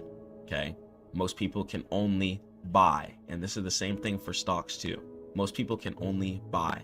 Okay, most brokers don't let people short cryptocurrency, etc., unless they're trading crypto futures. So the fact that most people can only buy means that it's meant to go up year after year after year after year after year. Okay, so we do not want to be buying at all-time highs if possible. Okay, so what you want to do is wait for what's called a pullback. So pretty much buying anywhere other than all-time highs. So all-time highs is going to be up here at this current level of 126,000 right now at the time of this recording. I'm on my monthly time frame. I can see on the monthly time frame this chart goes up year after year after year after year after year. This is a bullish asset. So I'm going to go ahead and go to my weekly time frame. Okay, and I understand something about the market. I know market always wants to go in an upwards direction if the asset is going to be valuable. Okay, which means people are always going to be looking for an opportunity to buy. Okay, because they expect for it to go up year after year after year after year. So with that logic, I know that price always wants to go and head to break previous all-time highs. Okay, that way it can continue to keep going. Okay, you can see all price does is break all-time highs. Okay, and then it'll go ahead and fall below it. Okay, and then make some new all-time highs. Okay, we'll fall from there, and then one day, inshallah, we'll try and get above this all-time highs too. Okay, and then we continue to go in an upwards direction. But within the chart, we have to understand that price has to go up in order to go down, and price has to go down in order to come up. Okay, so price will always hunt an area of resistance above current price, or it's going to go ahead and hunt an area of support above current price. Okay, so always know that. Okay, price will always hunt an area of resistance above current price or an area of support above current price. So the strongest area of resistance on every chart is going to be all-time highs. Okay, so you want to also be focusing on things that trend too. So if I'm looking at Bitcoin here, okay, I can see Bitcoin goes up year after year after year after year after year. If it's not trending up year after year after year after year after year, it's a lot of the times it's going to be a lot more straining to make some profit within the decade's time span. Okay, so next thing you want to be looking for is the V structure. Okay, so all your setup should look like a V. So here's what I mean by this. So the reason why I say the V is because market will always make the left side of the V for you. Okay, the left side of the V is going to go ahead and be what's called resistance. Okay, so whenever you see market falling within a downwards direction, that's going to be called resistance. Okay, so market will always make the left side of the V. Okay, it'll always make the left side of the V, and it'll also make the bottom of the V. So many people try to predict where market wants to bottom out at, and here's how you know if the true area of support is real. Okay, make sure you're on your weekly or your daily time frame. Okay, and then from there, once you see market deciding to curl in an upwards direction after falling heavily, okay, how you confirm to see if the V is real. So here we have the left side of the V. Okay, we got market trying to make a bottom of the V here. Okay, but we want to see if the right side of the V is real. Okay, so the whole right side of the V all this whole gap up here to the previous area of resistance is going to be money that we're just waiting to collect. Okay, all of this is just going to go ahead and be money. So all your setup should look like a V. Okay, try to buy when market is curling in a upwards V direction. Okay, all your setup should look like you catching the right side of the V. Okay, so that's how you know when it's time to buy. Try to buy at certain lows. Okay, let market make the left side of the V, and let market make the bottom of the V. Okay, let market make the left side of the V, and then let market make the bottom of the V. After you're on the daily, you start seeing like 2 to 5 candlesticks going in upwards direction. Okay, that's how you know the support is true. Okay, you don't want to just see one little wick, okay, and see it going up and be like, oh my gosh, it's going up from there. But if you see multiple days in a row, okay, price hitting an upwards direction, the chances of this support holding is going to be really, really high. Okay, especially after it dumped down for many, many, many days. Okay, so cool.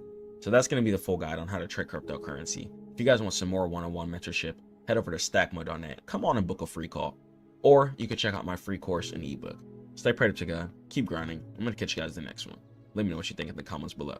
Peace.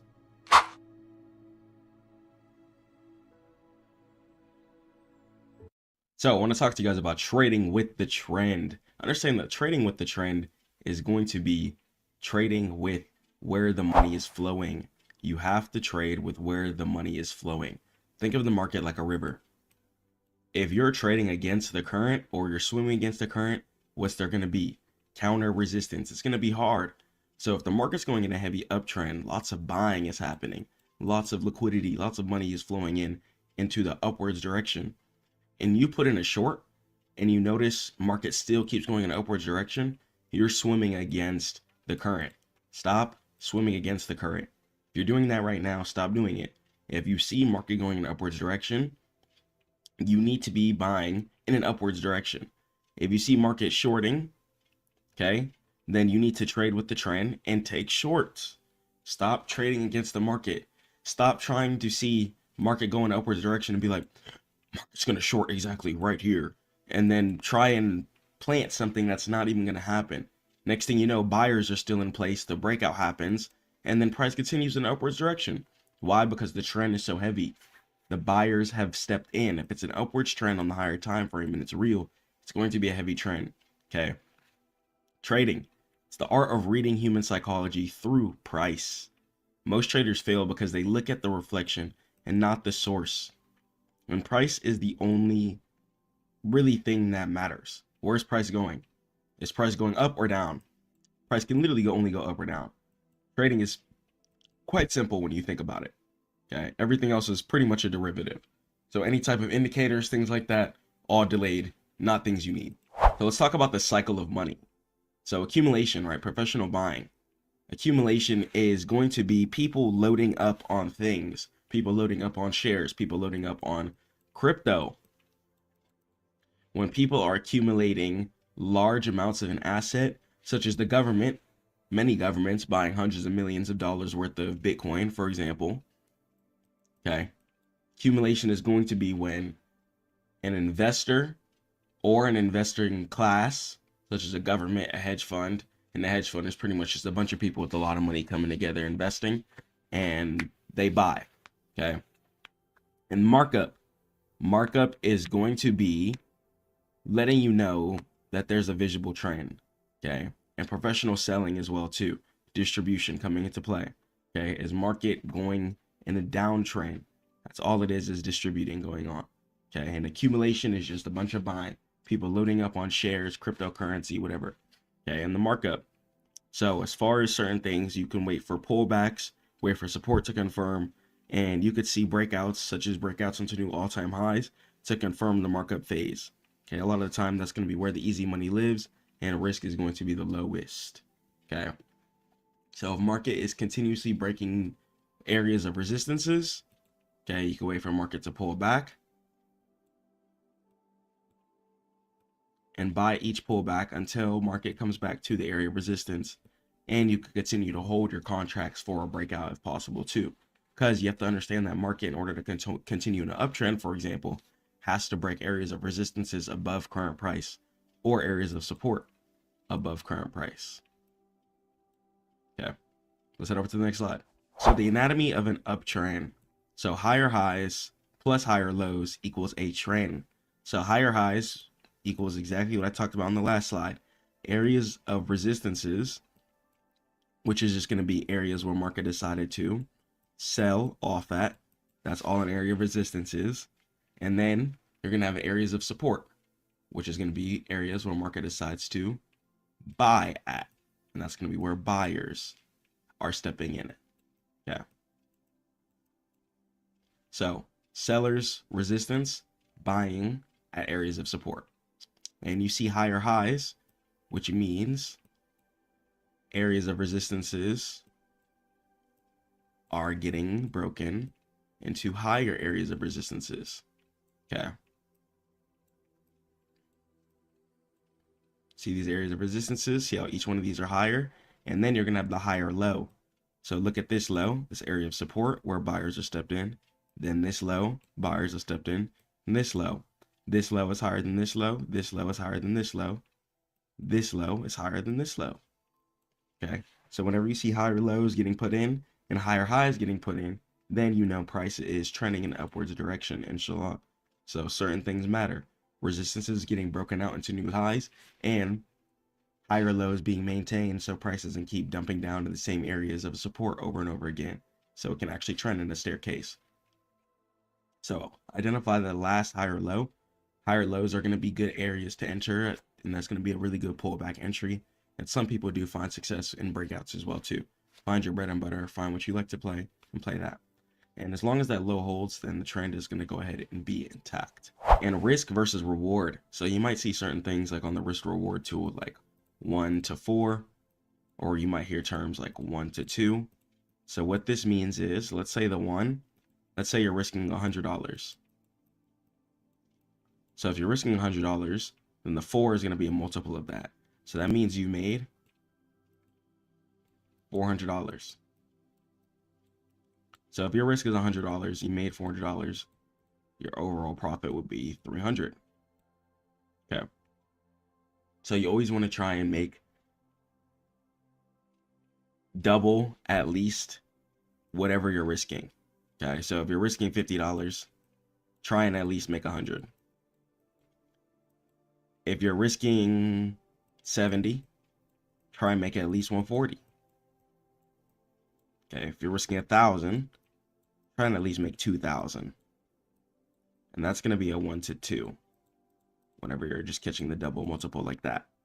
And the strategy is only as good as the exit. So remember, as higher lows and higher highs are getting put into place, let's say you are trading in an uptrend. Let's say you caught a higher low entry, such as right here. You want to make sure you're closing at the area of resistance, most of your contracts at least. Okay. And then if you want to play a breakout, let's say you have 3 contracts, then maybe you hold 1 contract for a breakout and see if price will continue. Okay. But don't be greedy and take profit. Target the next major horizontal resistance or area of support above current price. And that's going to be a trouble area where a lot of orders are going to be sitting. Okay. People are going to have what's called limit orders and bracket orders, which are automatic orders. When price comes in contact with a certain area, either price is going to sell or buy, because people know price is waiting to react at that certain heavy area. So if market falls down heavily from a certain place, people might have limit orders placed at that area of resistance if they're in buy, so price will automatically close. Or some people, which you, depending on the market, could affect you, could be good and sometimes not. Some people might have sell orders at the area of resistance too, expecting price to fall downwards. Okay. And structural protection. So your stop loss. It's an invalidation point. Okay. And if price hits it, your thesis was wrong. Accept it and move on to the next trade. Don't break your account structure and everything you've been working hard for because you want to have an emotional moment. It's not worth it, I'm telling you. Okay. Stay focused, stay disciplined, and stay prayed to God, and just keep working on your craft. Don't give up. It's really important to not give up. Okay, let's do it. Indicators. Just trash. Okay. All of them. All of them, in my opinion, are trash. Okay. Everything you need to see is baked into the candlestick chart, which I'm going to cover right after we get over these slides. Okay.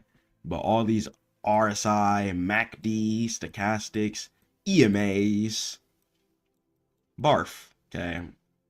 Trash can, and we take the indicators and we put them in the trash can.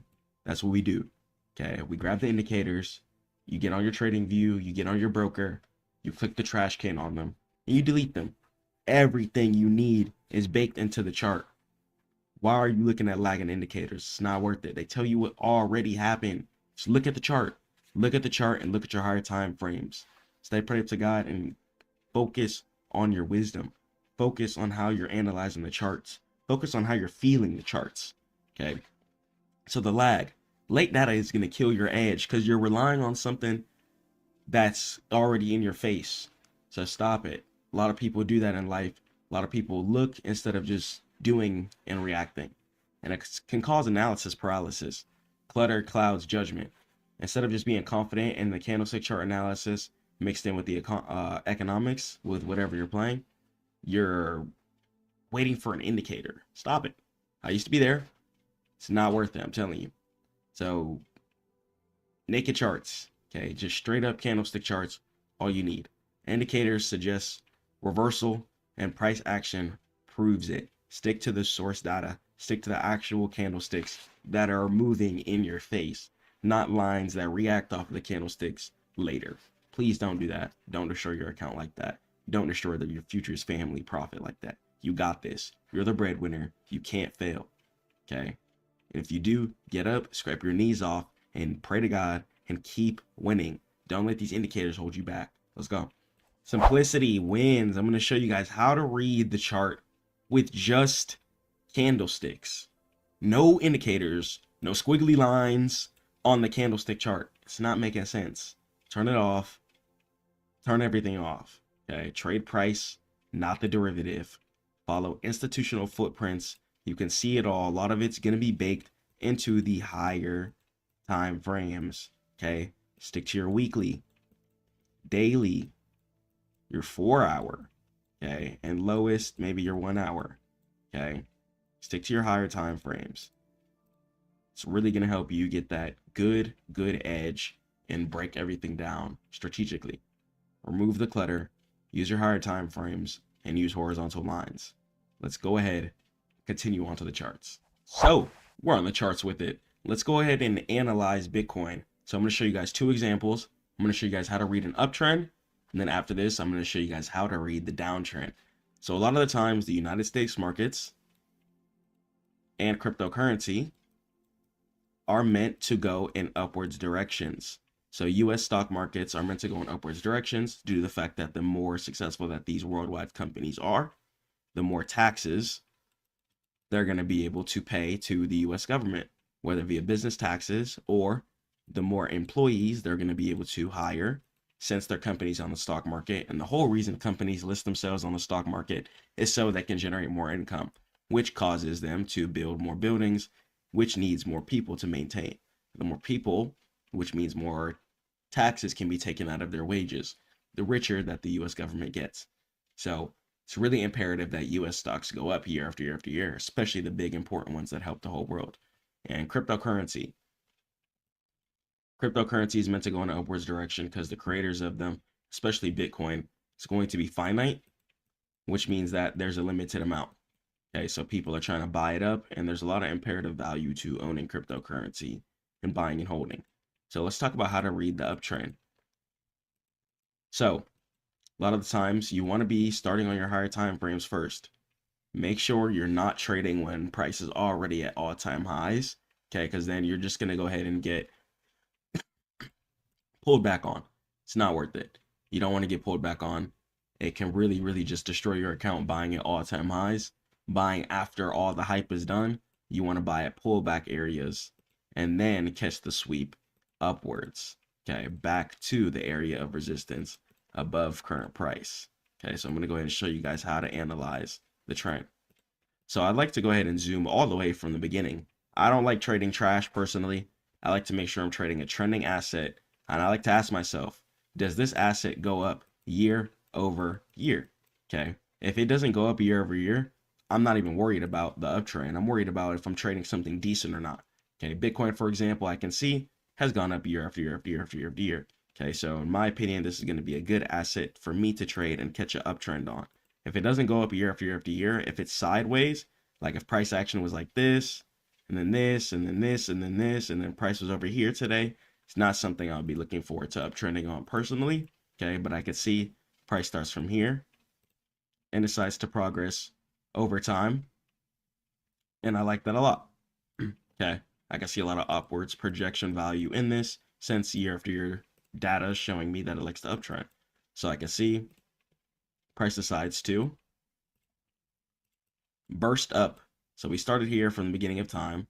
Price came up and it bursted up here. So buying started happening. So when you start seeing price heading up in an upwards direction, multiple green candlesticks, a lot of times is what I like to look for. Multiple green candlesticks on my higher time frames in a row. Okay, it's going to signal a lot of the buying. Okay, a lot of buying happening here. The price decided to top out right here. And then it fell down. Price decided to fall down and create an area of support. So let me go ahead and show you guys here. When price decides to fall down from an area, that's going to be called an area of resistance. And when price decides to bounce upward from an area, that's going to be called an area of support. Okay, resistance is going to be an area where price falls down from. Support is an area where price decides to bounce upward from. Okay. Then we could see this area of support. Price decides to bounce in an upwards direction here. Price decides to bounce up and stop again. So whenever I'm looking at an uptrend, I like to think of price moving in a V. V meaning that the top left of the V is going to signal the resistance. Okay. And the bottom of the V, power off, is going to go ahead and signal the area of support. So I'm going to have the left side of the V, which is going to signal area of resistance. And the bottom of the V is going to signal the area of support. Our goal, if we're catching an uptrend, is to catch the right side of the V. So on my higher time frames, I like to wait for price to make an area of support first. And if I get multiple green candlesticks heading in an upwards direction after price has already fell down, because that's going to let me know that sellers are selling. And then if I see price making a bottom and then buyers start buying, that's going to let me know that price is done selling and buyers have stepped in. Okay, price is not going to sell forever. And there's also going to be a lot of laws, especially on the stock market, such as the short sale restriction, which prevents a lot of things from just flash crashing to zero. So you can see here, price decided to create resistance all the way from here. And price decided to fill in and even break the area of resistance right here. Okay. And price decided to make a new high from here.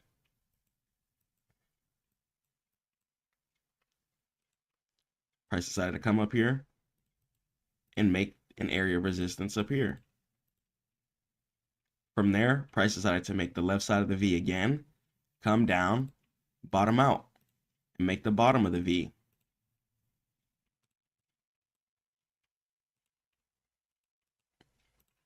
Right here.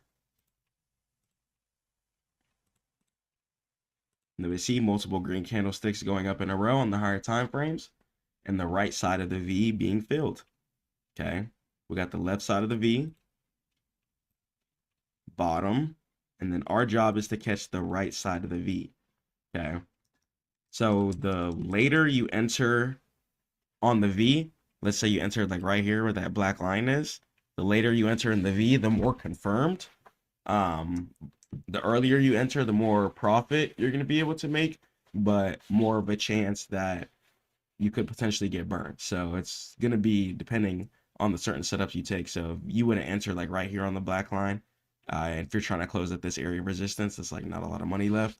But if you enter like right here, like that would be fine. Or even right here, that would be fine too. Try and enter like halfway of the V, and then go ahead and close at the resistance. Yeah. And then you can see price decided to make a low right here, Prices had to come back up to the resistance. Didn't quite break it. It said, nope, gonna go ahead and reject again. We came down.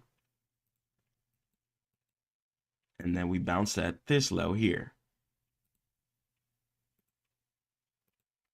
So this low is higher than this low. And then this low is higher than this low. Now we can see the V right here being filled in. Again, just like the V here filled in, V here filled in. Okay, and price will continuously do that. And you can also use your daily time frame to go ahead and plot out trades too. So even if I delete something here, and I just see this trend, I have the bottom area of support right here. We got another area of support right here. Then we got another one right here too, see being generated.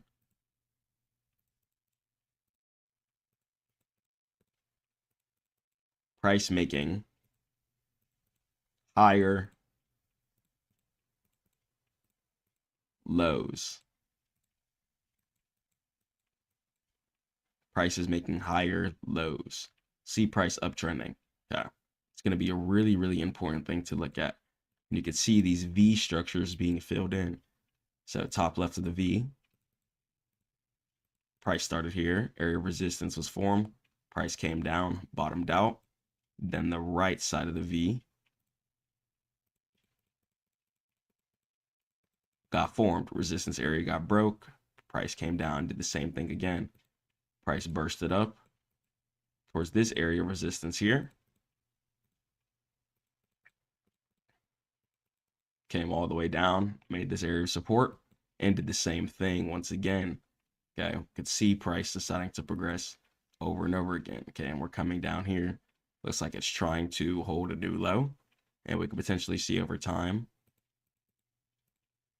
if this low will remain higher than this low here.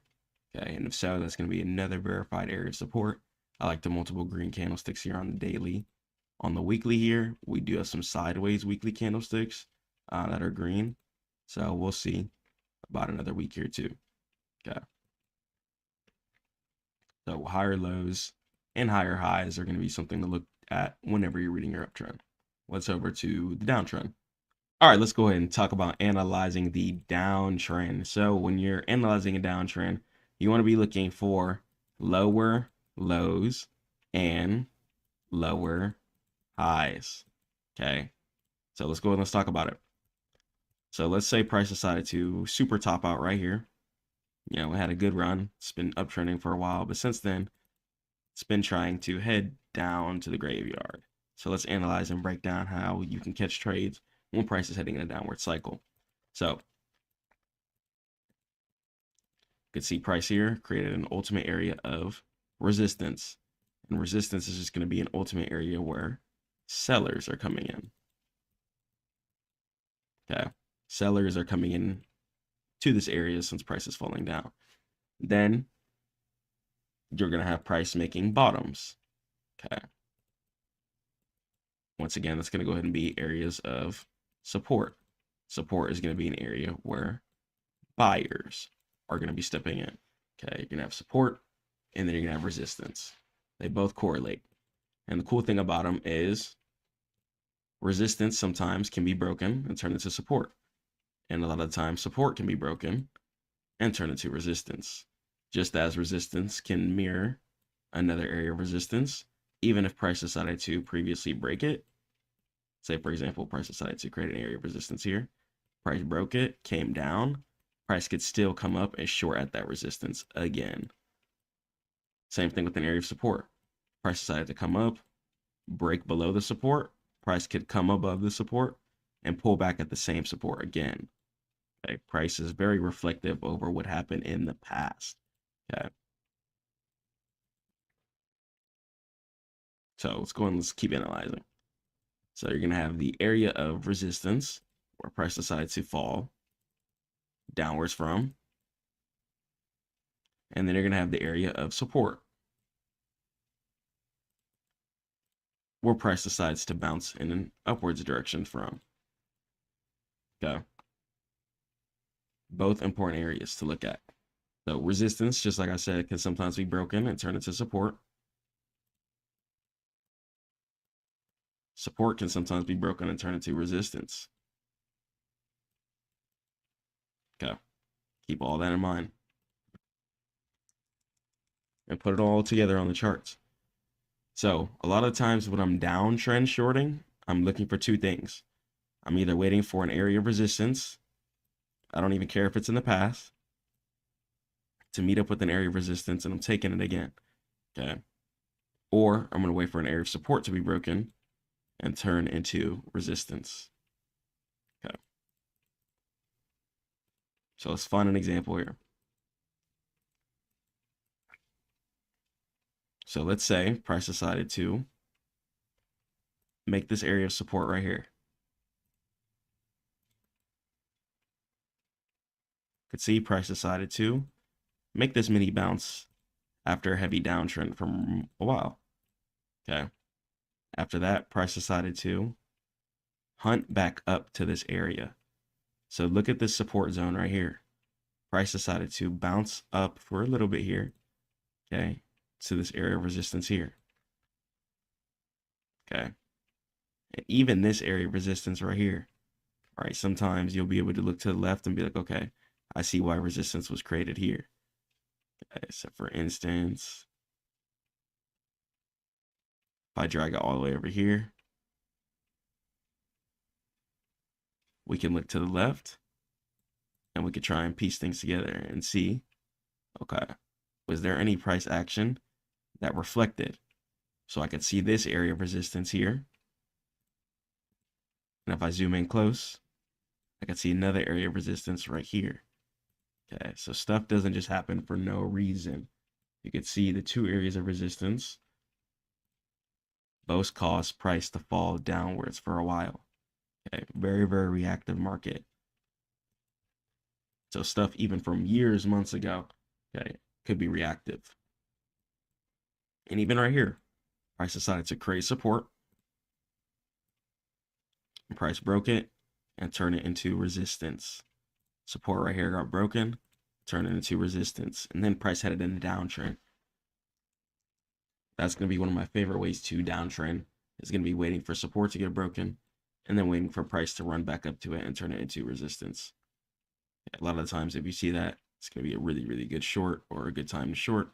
And even if you see two areas of resistances meeting up with each other, it's going to be a good area to short at as well, too, a lot of the times.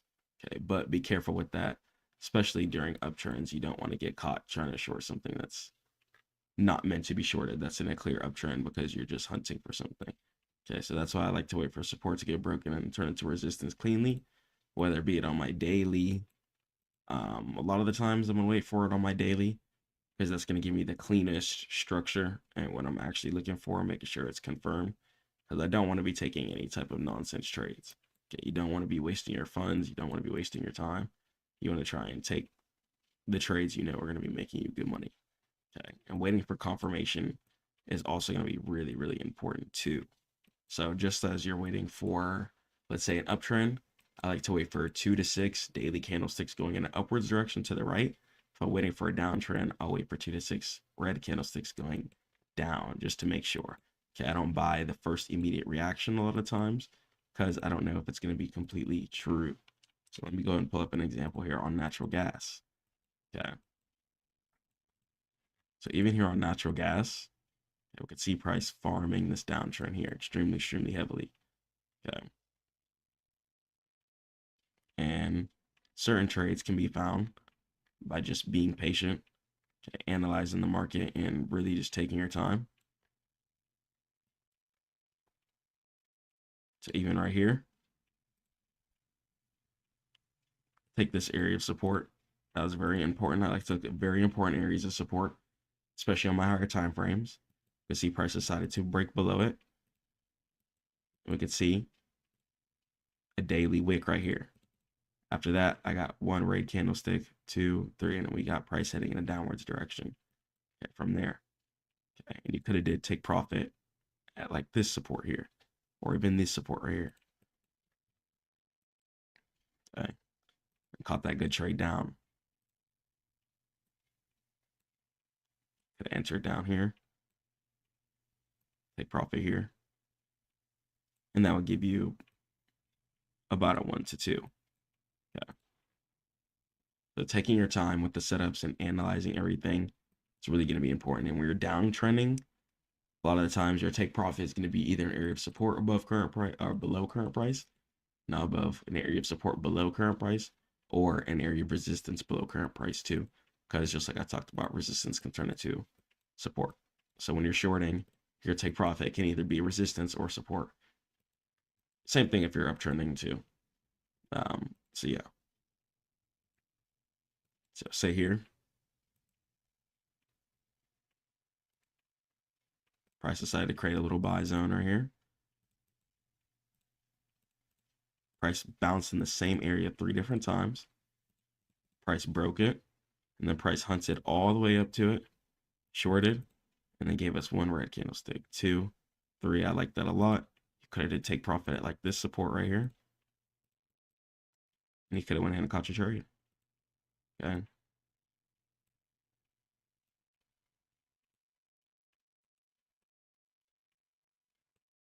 Boom. Could even take profit down here. And then the amount of days this would have took, you can use your rulets from on trading view. You can start on the resistance, drag it to the support. It took about 90 days, but that would have been a real account flipper. Okay. A lot of the times it's not about getting a trade over and over and over and over again. It's about just taking a couple of good trades.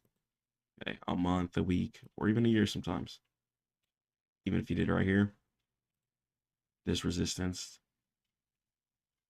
to the support took about 14 days. So if you did a smaller take profit, it would take less time. So yeah. So cool. That's going to go ahead and be that. Stay praying to God. Keep grinding. Catch you guys in the next one. I pray this helped. Head over to stackmode.net for all trading education. Peace.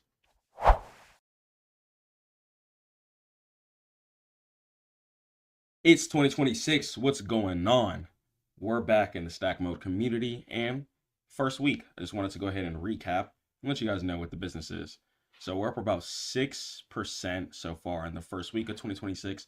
I'm going to start doing a recap kind of once a month, just updating you guys on my P&L. Sometimes twice a month, showing you guys like the first week what my plan is, and then showing you guys like the end of the month result and showing you guys progression on how to start an account from nothing and grow it into something. So here, focusing a lot on AI stocks, tech stocks, and stocks that really have stuff to do with the future is really what I'm going to be going forward with this year. So a lot of people like to invest in stocks that have been around for decades and years and stuff like that. Me personally, I like to invest aggressively. This year, I'm going to be really focused on shares as well too, pretty heavily compared to options and futures like I have in the past. I'm really going to be just trying to go hard on shares this year, scouting out good companies, finding good buys, purchasing them, and just holding and sitting on my trades. That's noticing it's been working out for me really well. Been able to grow my account at a relatively fast pace. Been really happy with the profit. And one thing I really like about swing trading shares compared to options trading or futures trading is whenever you're swing trading shares, you can just sit back and chill on your trades. You don't have to worry about time, no expirations, no getting margin called. You could just buy your shares, sit and hold, and that's it. That's all you absolutely have to do. And taking your time on shares, trades, and scouting out the companies that are going to be making the most ample progression within our societies, getting rewarded for that, getting rewarded for your research, for your knowledge, for knowing to not buy at all-time highs and to buy at certain low areas. The reward that you get from shares compiled with the risk factor that's pretty much taken off, because say options, for example, I've changed my whole mental mindset. When it comes to options, people can pretty much sign a death contract. Your contract is pretty much locked in. It has to hit or it's going to miss. Okay, that's 100% just what it is with options. With shares, as soon as you buy, your money will fluctuate over time. But one thing about it is that you 100% do own If your options is not going towards your directions, you're going to be losing. Okay, even with shares, if it's sideways or moving slowly towards your direction, you're still going to have all your capital. If you put down an options trade with not enough time and it's moving slowly towards your price direction, but it's still moving, okay, either A, your price is going to go negative on the contract due to theta and time decay, or your profit's going to be moving extremely slow and not how you want it.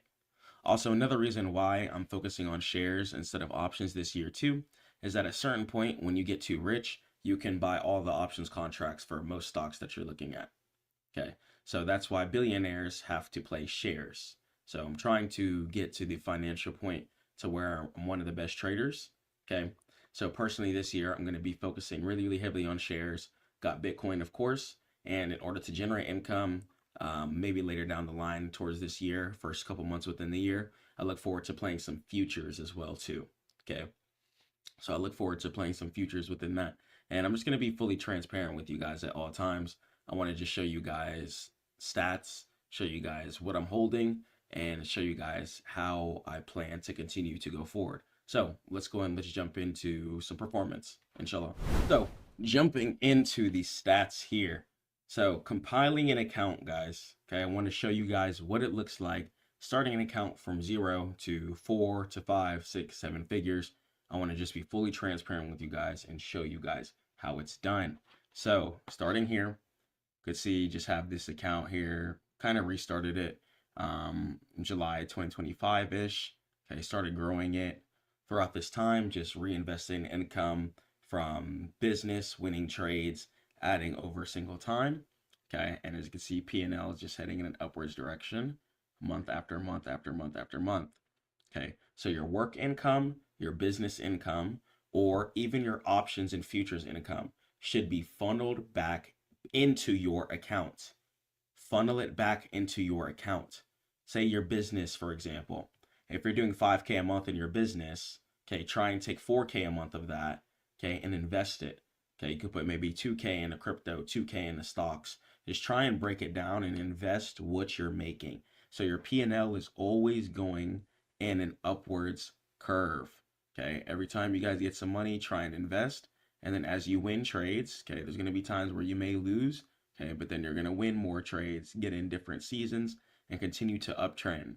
Okay, if you feel like you have to invest every single time you get some money, then do that. Do that. Okay, I'm absolutely addicted to investing. I'm going to keep it 100%. Okay, shares is not something that I played past 2-3 years. Yeah, shares is not something that I've played or really looked at. It's really just been a lot of options in futures. I played options on Robinhood, TradeStation as well too. So I have some stats just spread across everywhere. But as far as Webull, I want to just use it for my shares portfolio. And I just want to be just fully transparent with my portfolio and how I plan to upscale it. Okay. So when you guys are growing your account, right, patience is going to be the #1 thing. Okay. It's going to take time for you to know how to identify the setups you need to take. I recommend you guys go to Stackmode.net so you guys can get with my trading mentorship, so it doesn't have to take you a long time in order for you to understand what a decent setup looks like. But I went through a lot of unnecessary losses early on within my trading career due to the fact that I was just being uneducated and being impatient and being stubborn. Okay, so completely my fault while I was struggling in the beginning, but once I started getting my foot, I was able to go ahead and progressively increase my P&L year after year after year after year. Okay, so all your business income, all your work income, okay, after your bills are paid, of course, and make sure you guys are reinvesting the profits from the trades that you win. So your income vehicle generating skills are going to either be your options or your futures. Personally, I'm going to go with futures this year. I've played options for a few years and I like just the stability of futures and how you can just turn dirt into diamonds. Same thing on options too, but the time decay factor and stuff. But I don't know. I'll see even this year if I'll even touch futures or options at all, honestly. I might just stick 100% on shares, find little small caps, and just really try and turn up like that. and just continuously do my research on these stocks and these companies and try and catch some stuff at the lows. I'm really having fun doing that, finding the best companies, and playing shares. Just really been having a blast. Options, it's really funky with options. Options has a lot of derivatives built into it. Price could be going in your direction and you could still be down due to multiple factors, due to like how much volume a contract has, etc. And all that stuff is just really ghetto, especially when I'm trying to protect and provide for my family. I don't really want little random factors determining whether or not I'm going to get paid. So I like shares a lot, even when if I, inshallah, if God wills, if I cross into like the 10 million plus range, 50 million plus range, I can comfortably trade I can comfortably trade shares even as a 100 millionaire into billions of dollars. Okay, due to the fact that shares are going to be pretty much always available for the most part. So shares are really just my favorite instrument. This year, I'm focusing completely on shares. 2023, I played a lot of futures. 2024 was a lot of options. Um, Same with 2025, was a lot of options as well too. 2026, let's swap up the game. Going to be focusing on shares. I've been finding some success recently in just investing in little tech stocks and stuff like that. And just, I want to just break down and give you guys full guides on what I do to find the stock that I want to play, why I'm getting in said stock, and what I see in said stock within their future, right? So is this stock even going to be half decent in the first place? And as you guys can see, this is completely live. P&L, you can see it moving up here. Market is closed right now though. So yeah, that's going to go ahead and be that. So keep all of that in mind. And let me head over to the positions here. So this is what I'm currently holding. Okay. We got some Path right here. Path is a stock that is been in the works in the limelight recently. I bought some more at like 16, but I sold some a couple of days ago. So we got Path. That's one thing that I am holding. Once again, bought it at around 17.75. Let me get on my higher time frames here. So on my higher time frame, I could see we IPO'd all the way up here at around 90. So I liked that a lot. So I can see a lot of upside room, at least to this 30 area here. They've been getting a lot of funding. I see higher lows being put in. So Path, really, really, really, really, really happy there. Excited to go ahead and take that up as well. Let me go ahead and open up NVTS. So we got NVTS here as well too. NVTS, this is one I'm really, really excited for. So we're currently at 10.31 right now. We got price trying to head up. I bought around 9.89 right here. Okay, and once again, we got price heading in upwards direction. We IPO'd. IPO stands for initial public offering, which is where the stock decided to open at. So we IPO'd at around 22.19, and it looks like price just made this high resistance at around 17.82. So yeah, we're gonna go ahead and wait here, and wait for price to go ahead and catch up, do its thing, and then we should be able to make some good profit on this as well too. So I like this a lot. Big fan of NVTS here. They collabed with NVIDIA, and that NVIDIA collaboration, of course, helped it a whole bunch. Whenever we're collabing with NVIDIA on certain things, of course, that's going to be, pretty successful for us to be looking forward for the most part. So NVIDIA is going to be one of the biggest stocks, and I personally sometimes like to look at stocks that NVIDIA is collaborating with, or say Apple or something like that. Any big world-leading stock, if they're making collaborations with other stocks, I like to look into those too, and then I like to see if profit can be made. So EOS as well too. This is an energy enterprise stock, about around 14.22. Price is trying to push up here. Let me get on my monthly time frame here. So I could see price decided to IPO at this 31 area up here, 0.95. And we just recently created this area of resistance here at this 19.91 area up there. Okay. So just waiting for price to go ahead and go up. Feeling this area here. And I could see here, even on the weekly, I could see higher lows being put in constantly. Okay, constantly. We got constant higher lows being put in. Okay. And it's really just taking heed, noticing price how it goes up, goes down, goes up, goes down, and continues to just spam that. Goes up, goes down, comes up, comes down, and it'll just continue to spam that over and over and over again. Inshallah, especially since this seems like a half decent stock that people will care about. And once again, this is an energy enterprise stock, so I like this one a lot too. Price looking to swoop up. Let me head over to IONQ.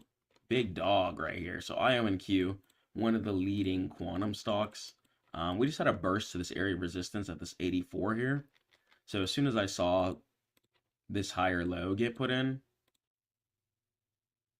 I was like, oh yeah, let me go ahead and hop in those. So that higher low, I loved it a lot. Was a big fan that it put in right here at this area. So as soon as I saw that, I was like, okay, price is looking to progress. And even after that, it came up, made new resistance, it came down, and then made some new support. So I like that a lot. Even if I head over to my 4-hour here, let me turn off the poo-poo time frames. Get on my 4-hour here. So even if I hop on the 4-hour here, boom. Could see price decided to come all the way up here, fall all the way down here, bounce up, create a new resistance wall here. As you guys can see, we have one push down here, another push down here, and then we got price falling down, making a higher low here. So this low is higher than this low.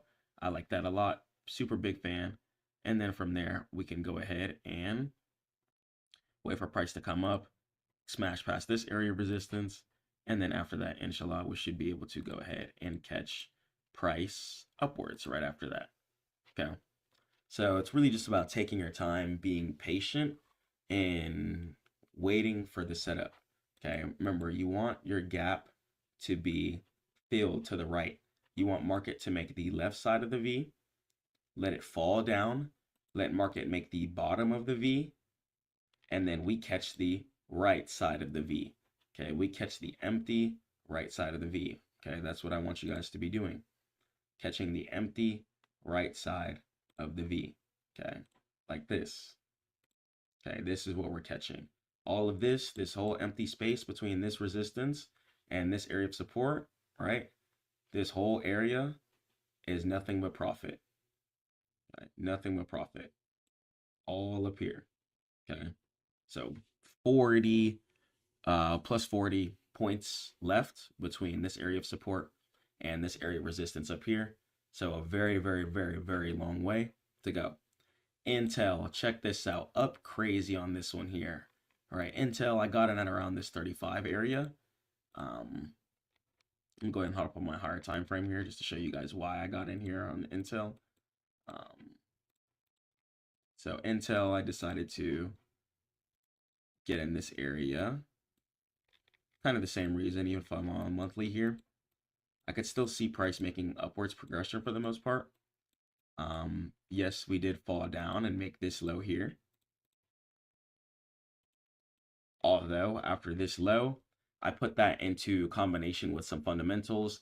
Since all the tariff stuff was going on, the United States needed their own AI chip making company to make AI chips for them, and Intel decided to partner up with other companies.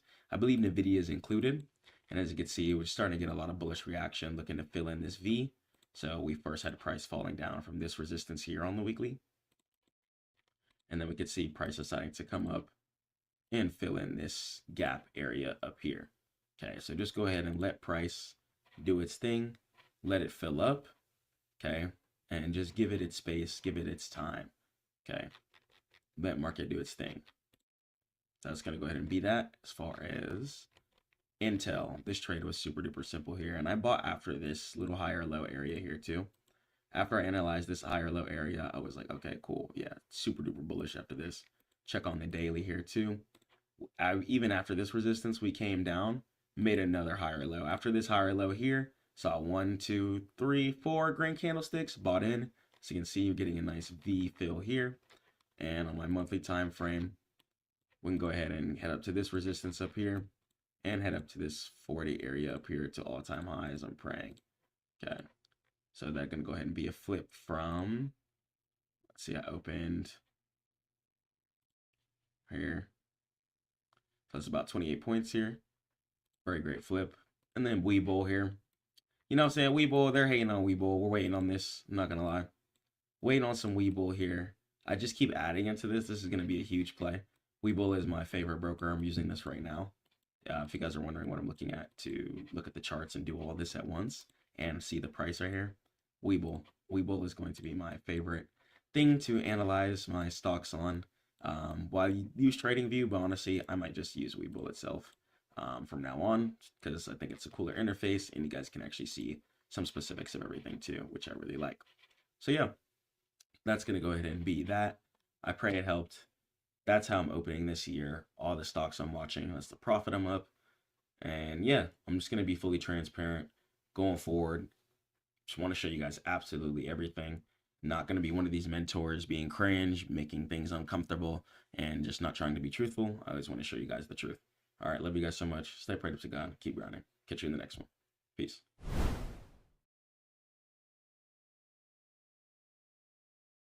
Stop increasing your budget. Seriously, if you're simply pumping more money into your winners, hoping they'll scale in 2026, you're actively setting your money on fire. The algorithm has changed, and the old horizontal scaling method is dead. In this video, I'm showing you the only structure that actually stabilizes costs while you scale. Let's go and let's jump into it. So let's go ahead and let's talk about meta ads. If you guys want to scale to 7 figures, you have to run ads. I'm going to be honest.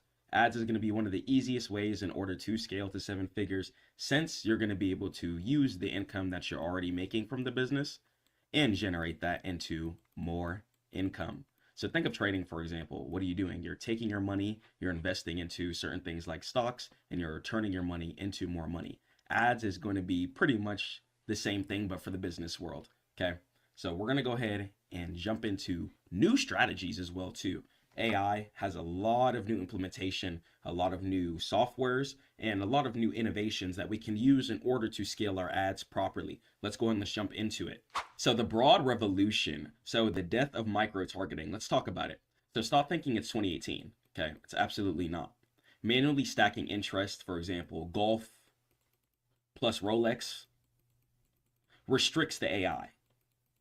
When you constrain the audience, you force the algorithm to bid higher for a smaller pool of people. That's not what you want to do. Okay, a mistake a lot of people make is they think that they need to target a specific industry, and that's not what you need to do a lot of the times. Okay, so if you think that you need to target 35 to 45-year-old men who like fishing, okay, in reality, what it's going to go ahead and do is spike your CPM. And what CPM stands for is cost per mile. And it limits the scaling as well too, because you never know if new people or people who you didn't put into your audience are going to be interested in your product. That's also another thing with business that I want you guys to know. You cannot think like yourself in business. Now, you can use your own ideas to innovate what you need to, but as far as thinking that, oh, I like this, so this is how this is going to go. No. When it comes to business, you have to think like the customer. You have to think, what would the customers want? What would the people want? Okay. Even if you yourself doesn't have a personal interest in it, that could change somebody's life. That could be one of the greatest products in the entire world that you have. Okay. Do not think like yourself and do not limit yourself in your own thinking in business. Business is really so crazy because you can make money selling pretty much anything. Okay. But it's about how you market and your confidence as well too. You can't think or get into the game thinking that, oh, what if this doesn't make sales, or I have to sell to this specific audience right here. No, new people are going to gain interest. New people change their interest, and people grow over time. So you don't have to specifically target a super hard niche audience. That's going to go ahead and slow you down a lot of the time. Creative. Creative is the targeting. So in 2026, we're going to use broad targeting. Okay. No age, no gender, no interest. We let the creative asset filter the audience out on its own. And as far as the mechanism, so Meta's AI analyzes your image in video. Okay. It analyzes the pixels that the video is rendering, the text that's inside of the video, as well as the audio. And it schedules that with automatic matchmaking. So kind of think of the game when you connect your matchmaking, you get skilled up and paired up with people that are your skill level. Your ads are going to do the same thing. So it shows the ad to people that are more likely to engage with that specific content. So instead of you trying to hyper target yourself, let Meta do it for you. Whenever it spreads to Instagram and Facebook, it's going to be more differentiated, more spread out, and you're going to have a lot more audience liquidity. And more audience liquidity equals lower cost per mile and stable scaling. Okay. Not only are you going to be spending less to get access to more people, since you're not hyper targeting, you're going to be able to use that extra money in order to scale into a more actually successful ad in the broad space. So it works out. Try not to micro target. Micro targeting can slow you down, waste a lot of money for no reason. And let's head over to the next slide. So advantage plus shopping. Let's talk about ASC. So what is it?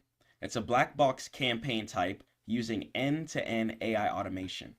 It creates up to 150 creative combinations automatically. And we'll talk about the hybrid account structure. So do not run advantage plus shopping alone, as it acts as the bottom of a funnel, retargeting magnet if uncontrolled. And we'll talk about campaign A testing versus B. So campaign A, so standard CBO, broad, and just do a dynamic creative. And the goal is just find winning ads. It's going to go ahead and generate a whole list of ads and see which one is performing the best. And campaign B, right? It's only to import proven winners. Okay. And if you want to do this, then you could use this system to spend your budget on ads that you know that work. Instead of spending your money to find ads that work, you could test it, okay, using ASC, see which ads work using a smaller, decent budget, and then you can go ahead and go super hard from there. And as far as the critical setting, so existing customer budget cap. So figure out what budget works for you. Everyone's going to have a different budget in the space, okay? And that's just one thing that we have to be cool with, okay? Figure out how much a month or how much of your sales that you can put away for ads, okay? Try and break it down, okay? So ASC, it's really, really good. You guys can look it up and helps a lot. You guys can go ahead and get a demo as well too. And yeah, they have chat bots as well too. And it really helps you think of a lot new structure, and it helps you test creatives by just using AI and helping them generate the products for you. Especially for products, this is going to be really, really good.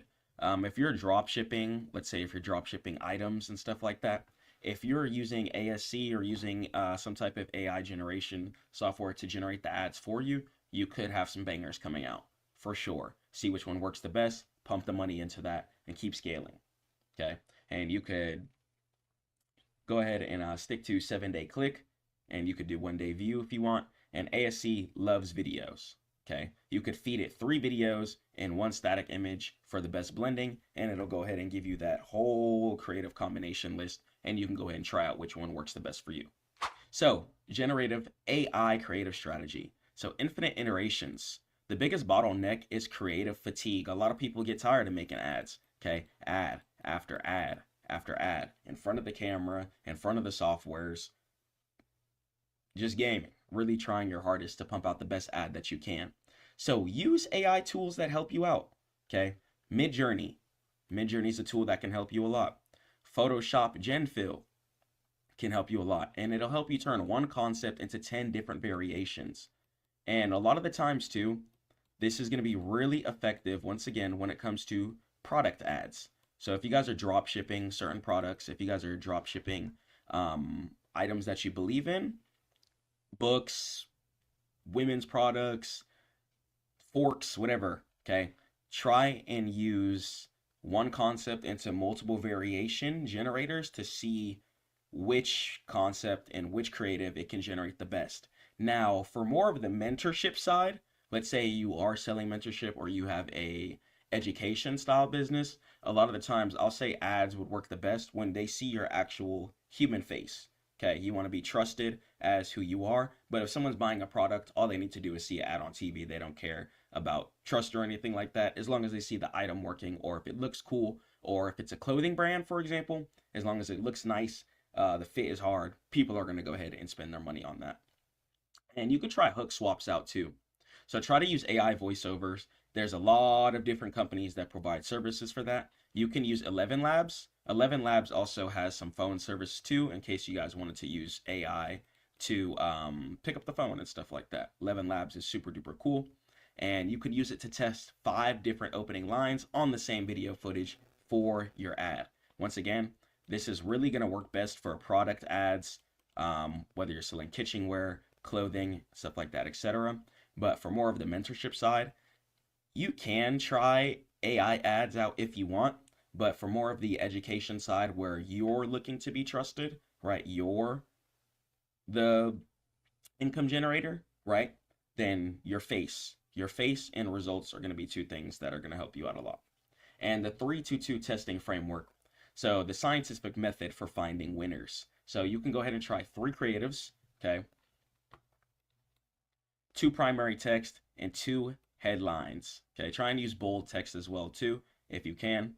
And Meta mixes these dynamically. Once a combo gets 70% of the spend and hits CPA, it's a winner. That's how you know which winner it is. Choose that, keep scaling into it, and let me know what you guys' results are. And reading the matrix. So the North Star metric, right? MER. So MER is going to stand for marketing efficiency ratio, right? And that's going to equal the total revenue plus the total ad spend. So what that's going to go ahead and calculate is pretty much your money in versus your money out and whatever you're left with after those calculations. So since the iOS 14 privacy changes, Facebook pixel data is missing 30% of sales.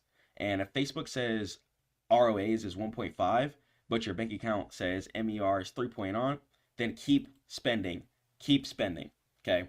It's not going to track the data most accurately, but if you see yourself making sales, if you see that you're bringing in more money than's coming out, then you have an effective ad. Don't make business harder than it needs to be. That's as simple as it is.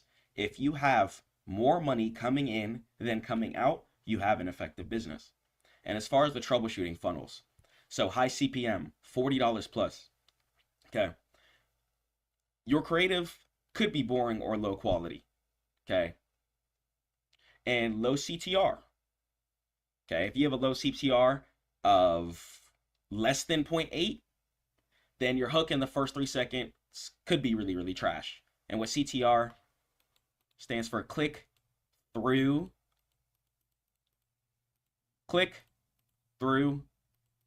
rate. Okay, your click-through rate is pretty much going to go ahead and let you know whether or not people are ignoring your ad or people are watching the ad. Okay, so your hook is going to be really important. You have to gauge your viewer in. You have to lock your viewer in. You have to get their attention. You have to grasp their attention. Okay, do not waste your energy within your ad. Don't drop a bonky ad. You need to take your time and think of a very effective and engaging creative. If you need help creating hooks, use things like ChatGPT, Google Gemini. We even have things like Grok as well available too. Okay, Grok is going to go ahead and be the Twitter-based AI. Okay, and if you have a low CVR, right, less than 2%, then your ad was good, but that means that your landing page isn't good. So improve the site speed, and I want to talk to you guys about that, okay? So last year, this is something that I realized. When I changed the whole site around, I had my site be extremely animated in certain ways. Watch how many animations are going to be on your landing page in your website. Okay, the animations on your landing page and website is going to lower the amount of people that are going to be able to see it. Not everyone has the best of internet, especially if you're selling a mentorship on teaching people how to get money. Don't expect people to have the best of internet, especially if they're learning how to try to get income in the first place. Your site needs to be quick. Your site needs to be efficient. And your site can't have too many heavy animations. Okay. You need to optimize your site, and I'm going to have tons of videos. I have so much education to work on for you guys. Just so much game of stuff I've just been learning and building, but we're going to keep getting into it. But your site, please make sure that it loads fast. If your site doesn't load fast, whether it be for mobile or for desktop or for laptop, what are people going to do? Click out the tab, go back to YouTube. We live in the space of where we literally have YouTube shorts out. People's attention span is getting lower, especially as we have technology in our face, especially if we have instant verification emails and stuff like that, etc. So we have to think and we have to engage the viewer instantly. We have to engage them with their hook instantly. Like, yep, I'm listening. And as soon as they click the page, it pretty much has to load, even if they don't have good internet. So your website needs to load. Your website cannot be too animation filled and it cannot be too resource heavy. Make sure you're thinking about everybody, whether it be people on bad computers or people with bad internet. And the scaling rules. So the 20% rule. So you can increase the budget by 20% every 48 hours if the ad is profitable. And then you could just start dumping income into your ad, funneling it back, and you're going to be able to scale a lot faster. And why? So huge jumps. For example, $100 to $500, it resets the learning phase and destabilizes the performance. Some of you guys just got to jump straight into it. That's going to be one thing in business that's going to be different from work and things like that. It's no waiting. You have to do, you have to execute, and you have to go hard and perform. Otherwise, you're going to have an extremely hard time. I need you guys to be performing. I need you to be quick. One of the top business rules that I do have for you is going to be speed. I need you to be pumping these ads out. Don't be spending a whole week trying to create the ad. I need you to create it, post, put money into it. Create it, post, put money into it. We got to move quick. I need you guys moving at top speed at all times. Otherwise, how are we going to get to where we want to be? And who says that we're even going to be able to wake up tomorrow? Okay. I need you to change your entire mental framework, the way that you're thinking, in order for us to go forward and progress the way that we need to. Okay. And the execution protocol. So simplify your account. Okay. Use one campaign for scale. Okay. ASC. And then one for testing. Okay. CBO. And broad is going to be king. Broad is going to be king. Once again, even if you're selling watches, don't think that you have to target yourself to 60-year-old men. Okay? There's 20-year-olds, 30-year-olds, 40-year-olds, even teenagers now making 6, 7 figures, 8 figures a year. Okay? We live in a completely different realm. Do not broad target. We're at the point in time where kids are having money, adults are having money. Stuff is just different now. Do not micro target. Okay, make sure you broad target. Do not micro target. Okay, micro targeting is really, really going to stop you. And please make sure that you broad target. Okay, and what CBO stands for is campaign, budget, optimization.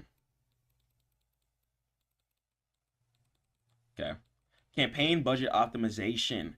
Okay. It's a feature where you set one overall budget at the campaign level, and the platform's AI will automatically distribute it to the best performing ad set in real time to maximize results like conversions or clicks. Okay. And the creative volume. Try to launch 3 to 5 new creative concepts every single week. Have the ads rolling, see which one is the best. I would just run your ads every single week. Run one for a week, see how it does. Run a different one next week, see how it does. Take all those results for about 3 months, honestly, worth of action.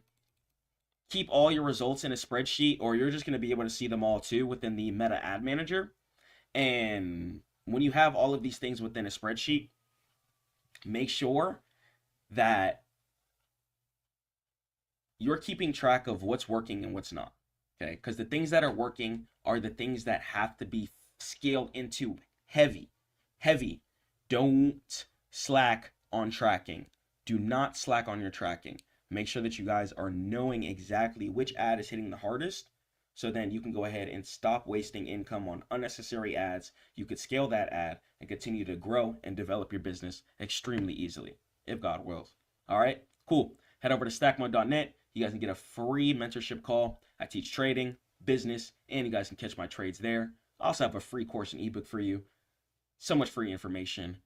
Stackmode.net.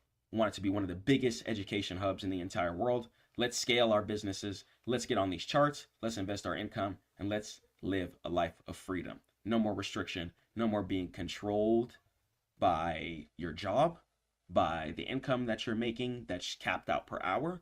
I want you guys to live and flourish and have some dominion on this earth. Let's go do it, and let's progress. Peace.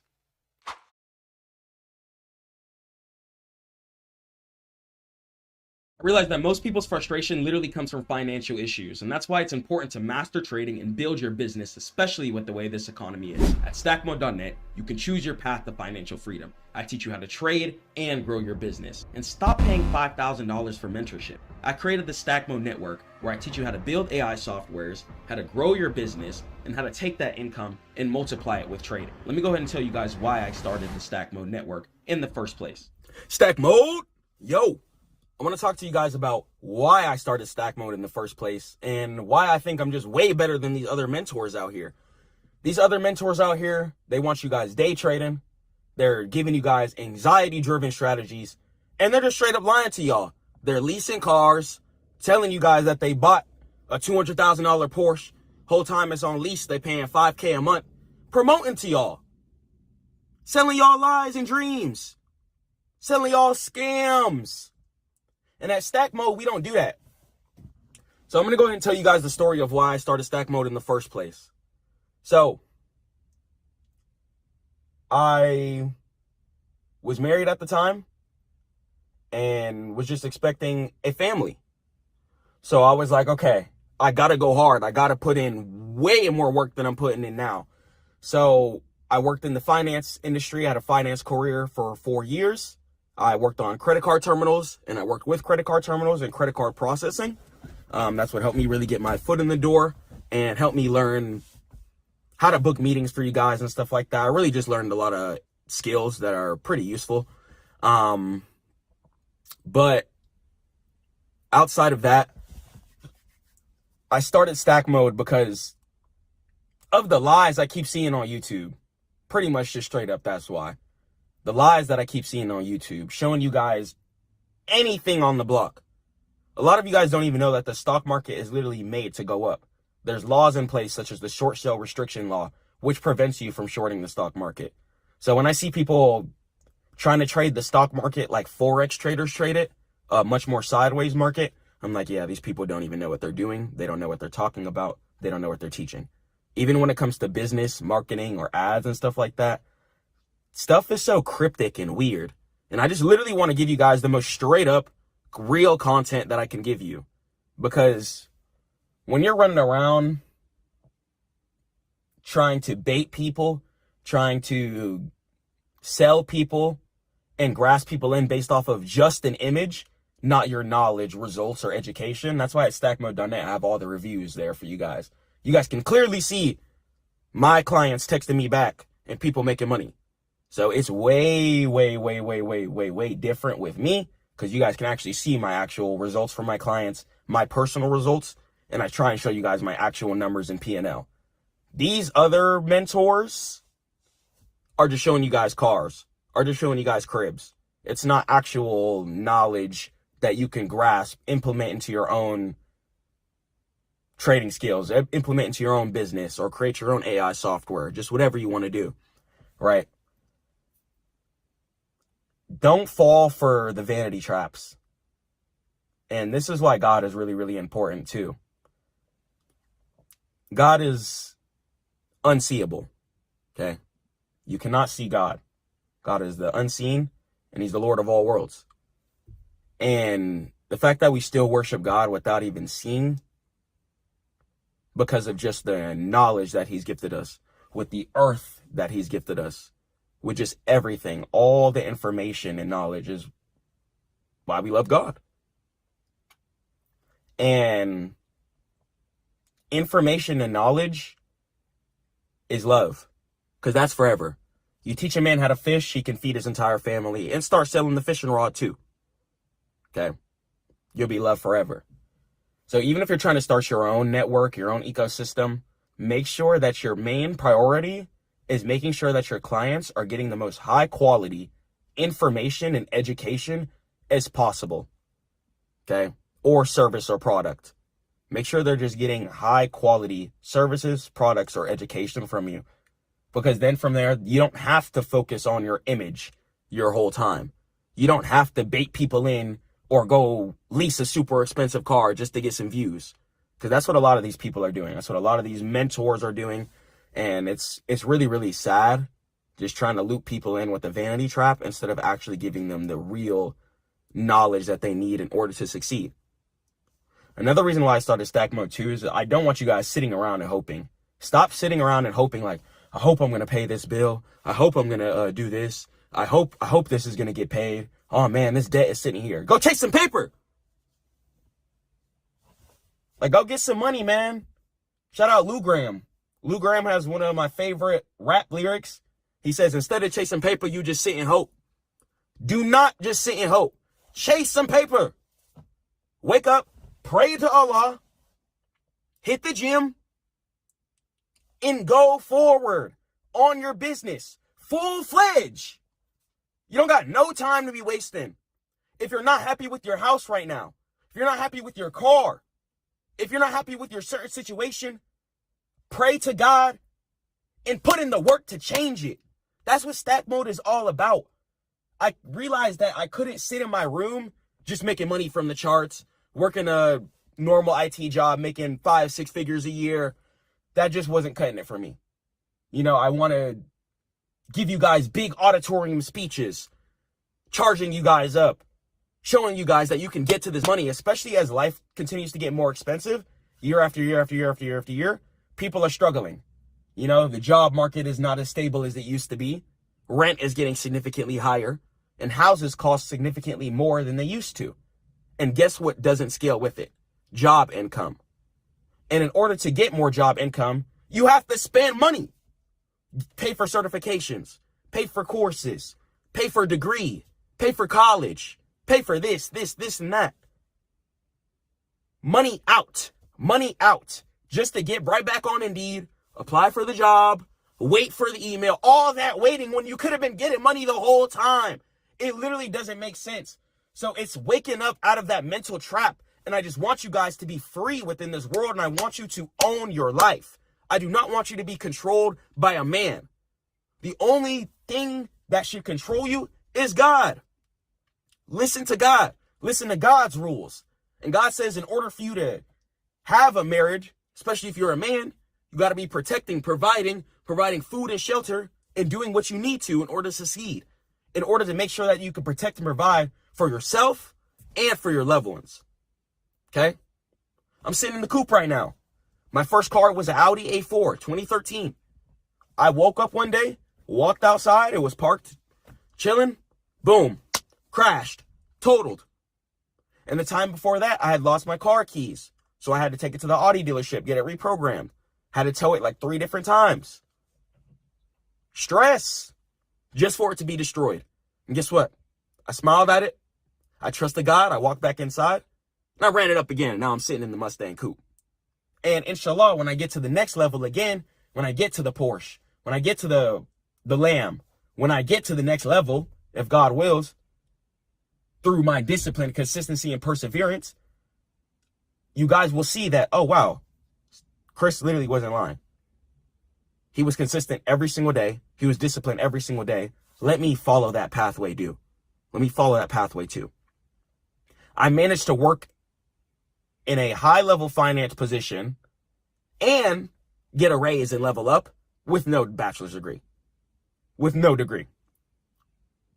Growing up, I failed school a lot.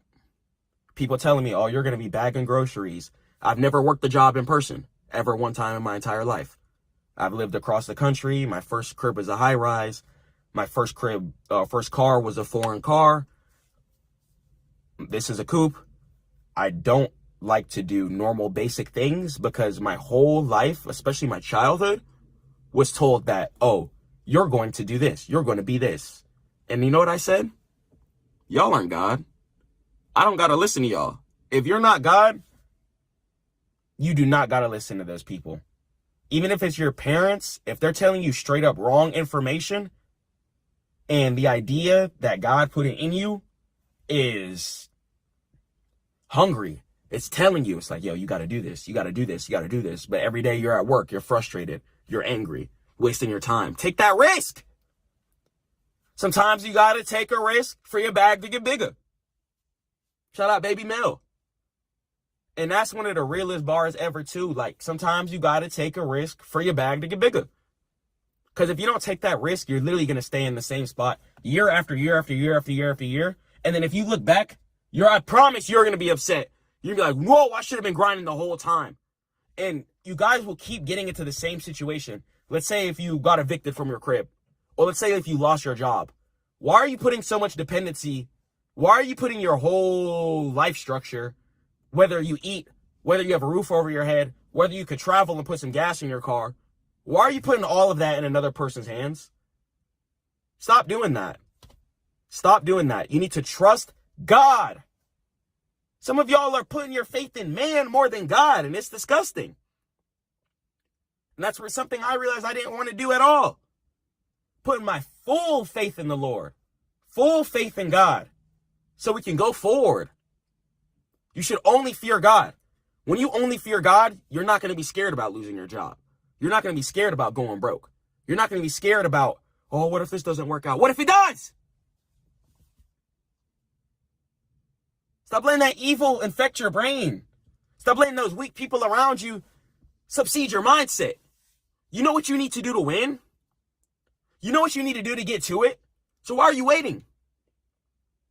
Don't waste your time. Do not waste your time anymore. We have to change our mental framework completely. Don't go sitting there. How are you going to apply for a job, but you won't go apply for stuff to start your business? I guess you want to go to work forever. And from what I've been seeing from people in real life, some people definitely want to go to work forever. Absolutely. Absolutely. People want to go to work forever. I genuinely do believe that. People say, oh, I want a mansion. I want a Lamborghini. No, you don't, bro. No, you don't. If you knew the amount of work, the grit, the effort, the discipline, the consistency that it took, and you're just a normal worker, you're not ready. You're not ready. But if you're trying to be in stack mode, if you're trying to be a CEO, you can be ready. You can get ready.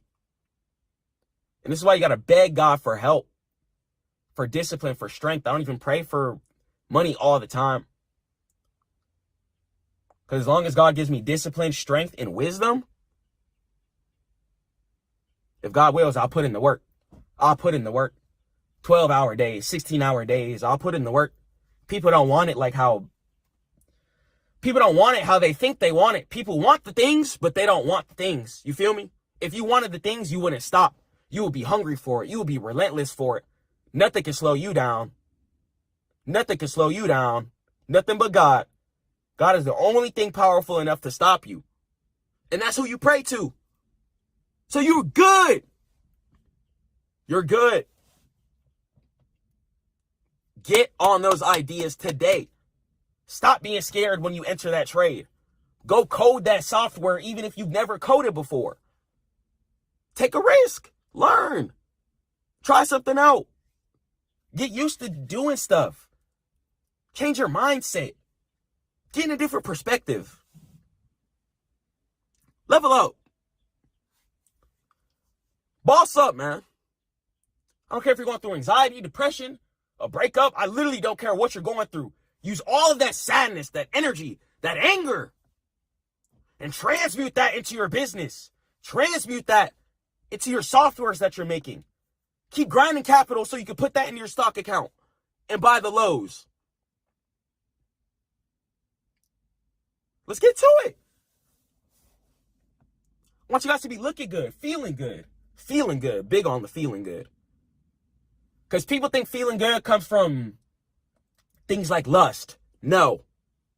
That'll just leave you feeling guilt and shame and sadness. Think it comes from drugs. No.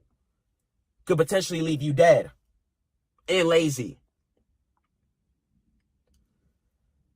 Your love for God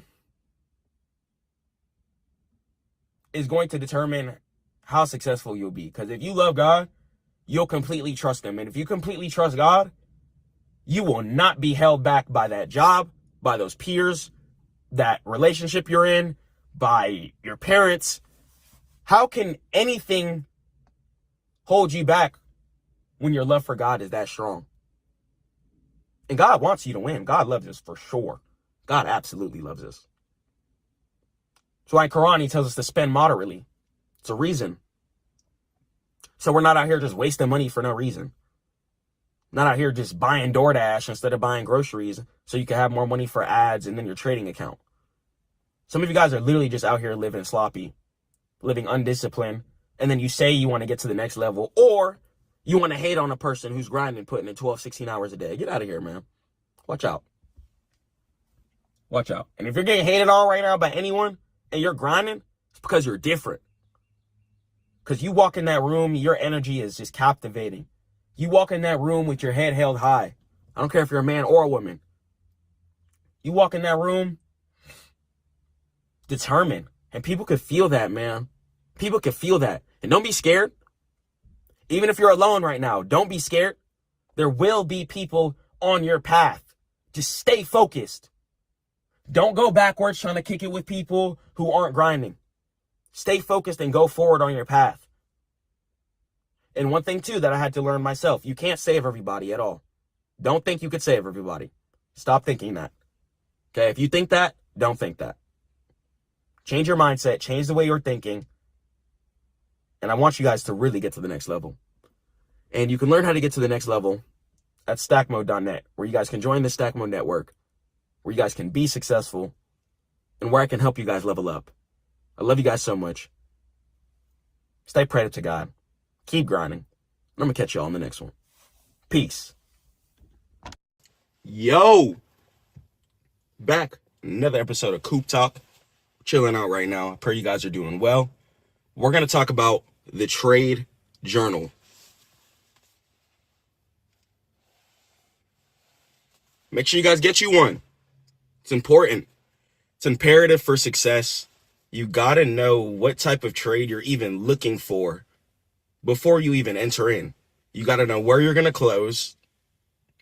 You got to know why and where you're entering. Why and where you're entering is a really key and imperative part to being successful on the market. Okay, you can't just buy to buy. Whether being a technical decision, whether, let's say, price is in an uptrend, right, for an example, and you see price making higher lows, you're going to want to go ahead and close at an area of resistance where price decided to fall downwards from, okay? And if you see higher lows being made, then you can go ahead and assume an uptrend is in motion, okay? So if an uptrend is in motion, you would take your uptrend, you would take your long setup, okay? Since you think market's going to go in an upwards direction. Breaking it down logically, okay? Breaking down each trade, why you're getting in, how you're going to get in, okay? Whether be it you're on futures, make sure you have enough margin so you don't accidentally blow your account and you owe the broker money and stuff like that. Make sure on options that you have enough capital before you get into the trade, and make sure you know what broker you're going to be using, stuff like that, etc. Don't hop in a rush state like, oh, market just opened, let me go ahead and hop in. And you're trying to decide if you're going to use one broker today or the other because you got money in both, and making just bad decisions, okay? Please write them down.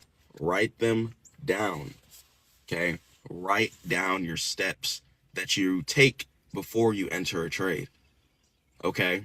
If you're going to take a long setup, you see higher lows forming, write down the setup criteria. 1, on your higher time frames, is market at all-time highs, okay? If not, okay, ask yourself, is market in a pullback formation? Is market making higher lows? Does market have room and buying pressure to go back in an upwards direction?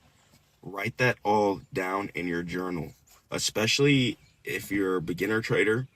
Breaking down all of your notes and understanding the perspective of why you're getting into the trade really helps you at first. Okay. It really, really, really helps you at first. And you got to progress in certain ways. And in order to do that, you have to break it down. You have to break it down. So, talk about stop loss. Write down every single time that you set a stop loss, write down why you're going to close at that area. If you're taking a long setup and your stop loss is at an area of support, okay, talk about if that area of support gets invalidated, then what's the next plan? What's the next stock that you're going to go ahead and trade? Okay, what's the next type of setup? Or you're going to go ahead and be patient and wait for a reset, wait for market to reset and catch a new trade if that old one didn't work out. Okay, it's really important to be patient, and writing it down and strategically formulating your plan is what's going to give you the advantage versus other traders. People hear the term trading and forget that you're competing against other people. When you're trading money with another person, which means that when you're winning, somebody else is losing, and when you're losing, somebody else is winning. Okay, so it's really important to be making the correct and right decisions, and your discipline and your structure is what's going to keep you profitable. You gotta wake up, pray to God, work out Monday through Friday, because you can't be having cortisol, anxiety.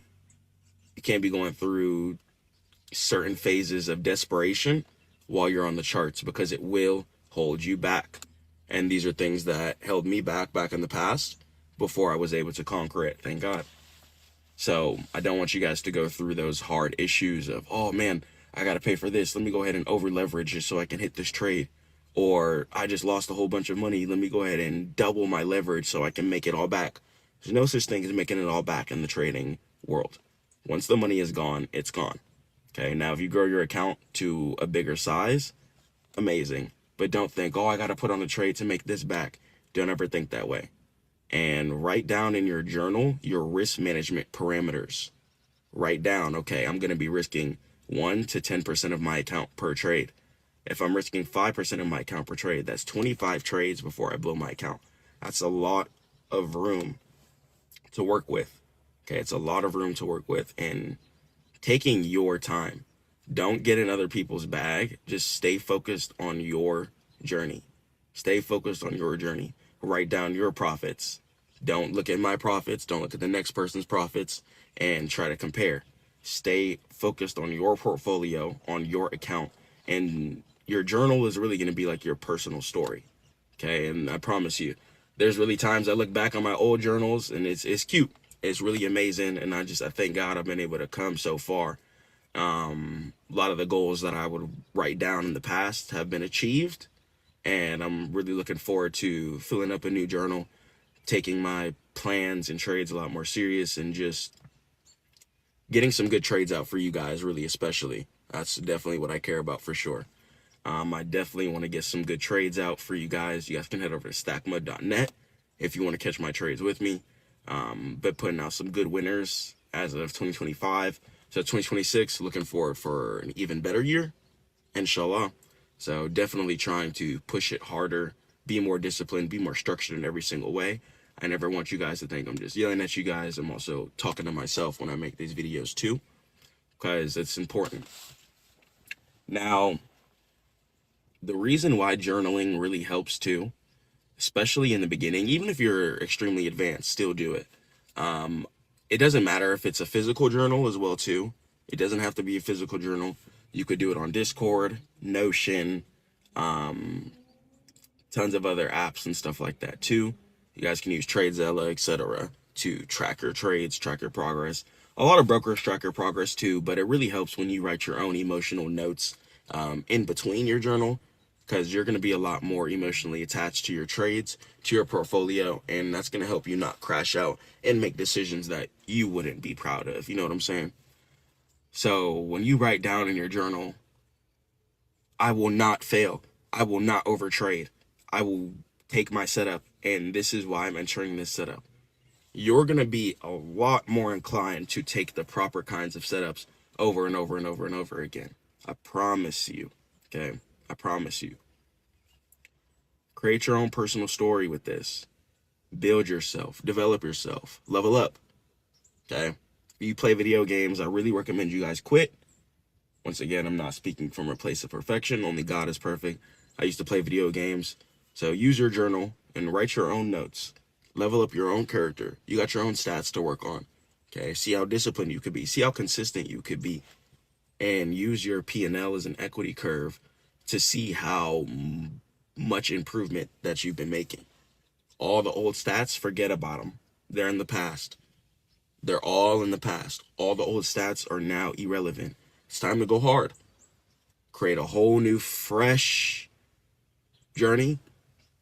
Leave all the old losses in the past. Stop looking back. Okay? Look back, repent to God if you need to, if you made a horrible mistake. But otherwise, if you just lost some money on the charts, don't look back. Understand why you lost the money. Study even harder. Grind even harder. More hours on TradingView. More hours studying the free course on Stackmode.net. Watching the free videos. Tons of education. I have a free book for you guys too. So just get yourself in order when it comes to these markets. It's so much money to be made, and it's so much money to flow. Once again, I always talk about the asset river.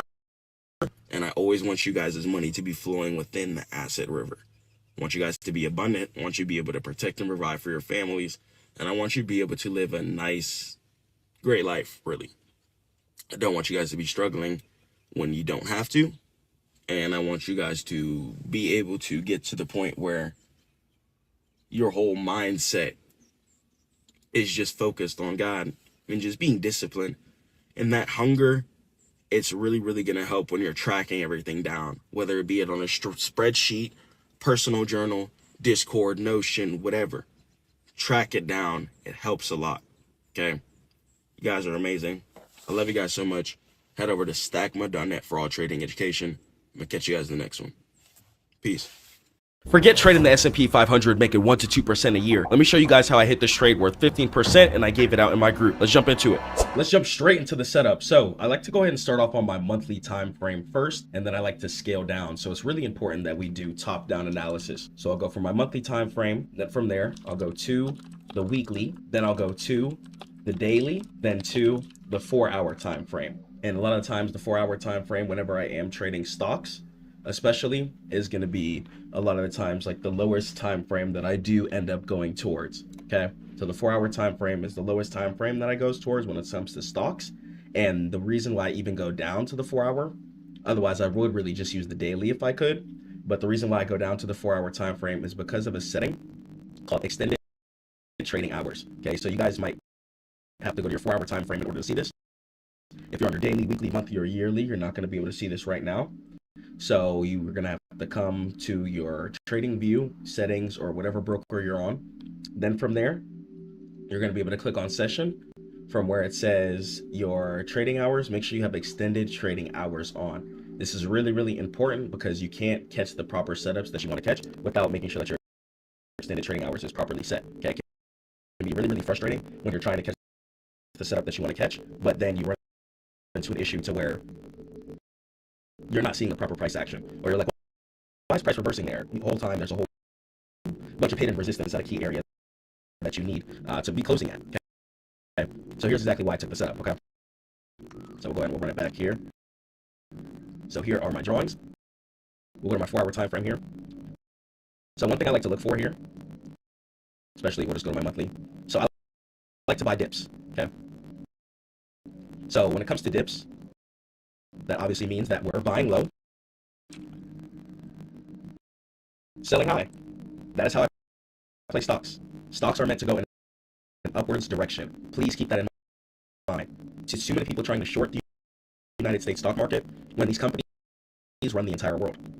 These companies are the entire backbone of the entire world infrastructure. The entire world, besides like China, for example, uses iPhones. Okay, the whole world uses Google for a search engine for the most part.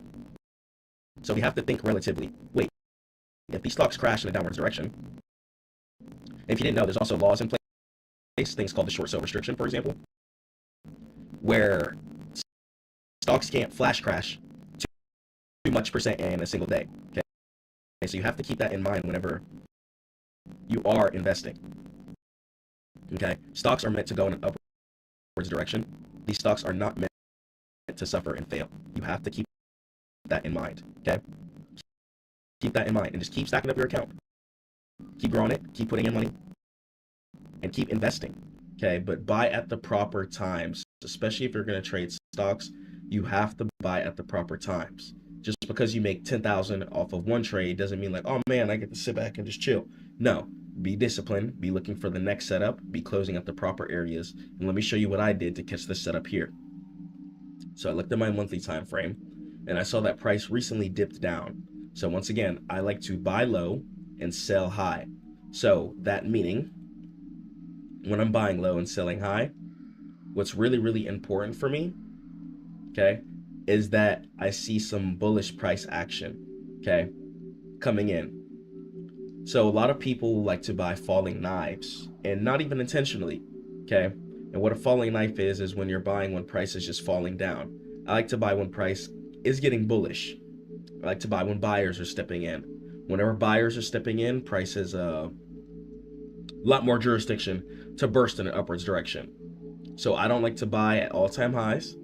I wait for price to fall down, and then after price makes a solid or key area of support, such as like this whole zone here, for example, where price repeatedly decided to mirror itself, then I could see, okay, price decided to bounce a couple of times here. This is a pretty safe area. Let me check it out on my daily here. Same thing on my daily. I like this zone here. Still looking strong and relative. And then let me get on my 4-hour time frame here too. So I saw that this area of support was reacted off of over here, and I just did some top-down analysis there. We have another area of support here, another area of support here, one here, and one here. And what an area of support is an area where buyers have stepped in. Okay, support is going to be an area where buyers have stepped in. It's very, very, very, very, very important. And I like to look at the MACD volume. I don't really pay attention to the MACD crosses, but you could see here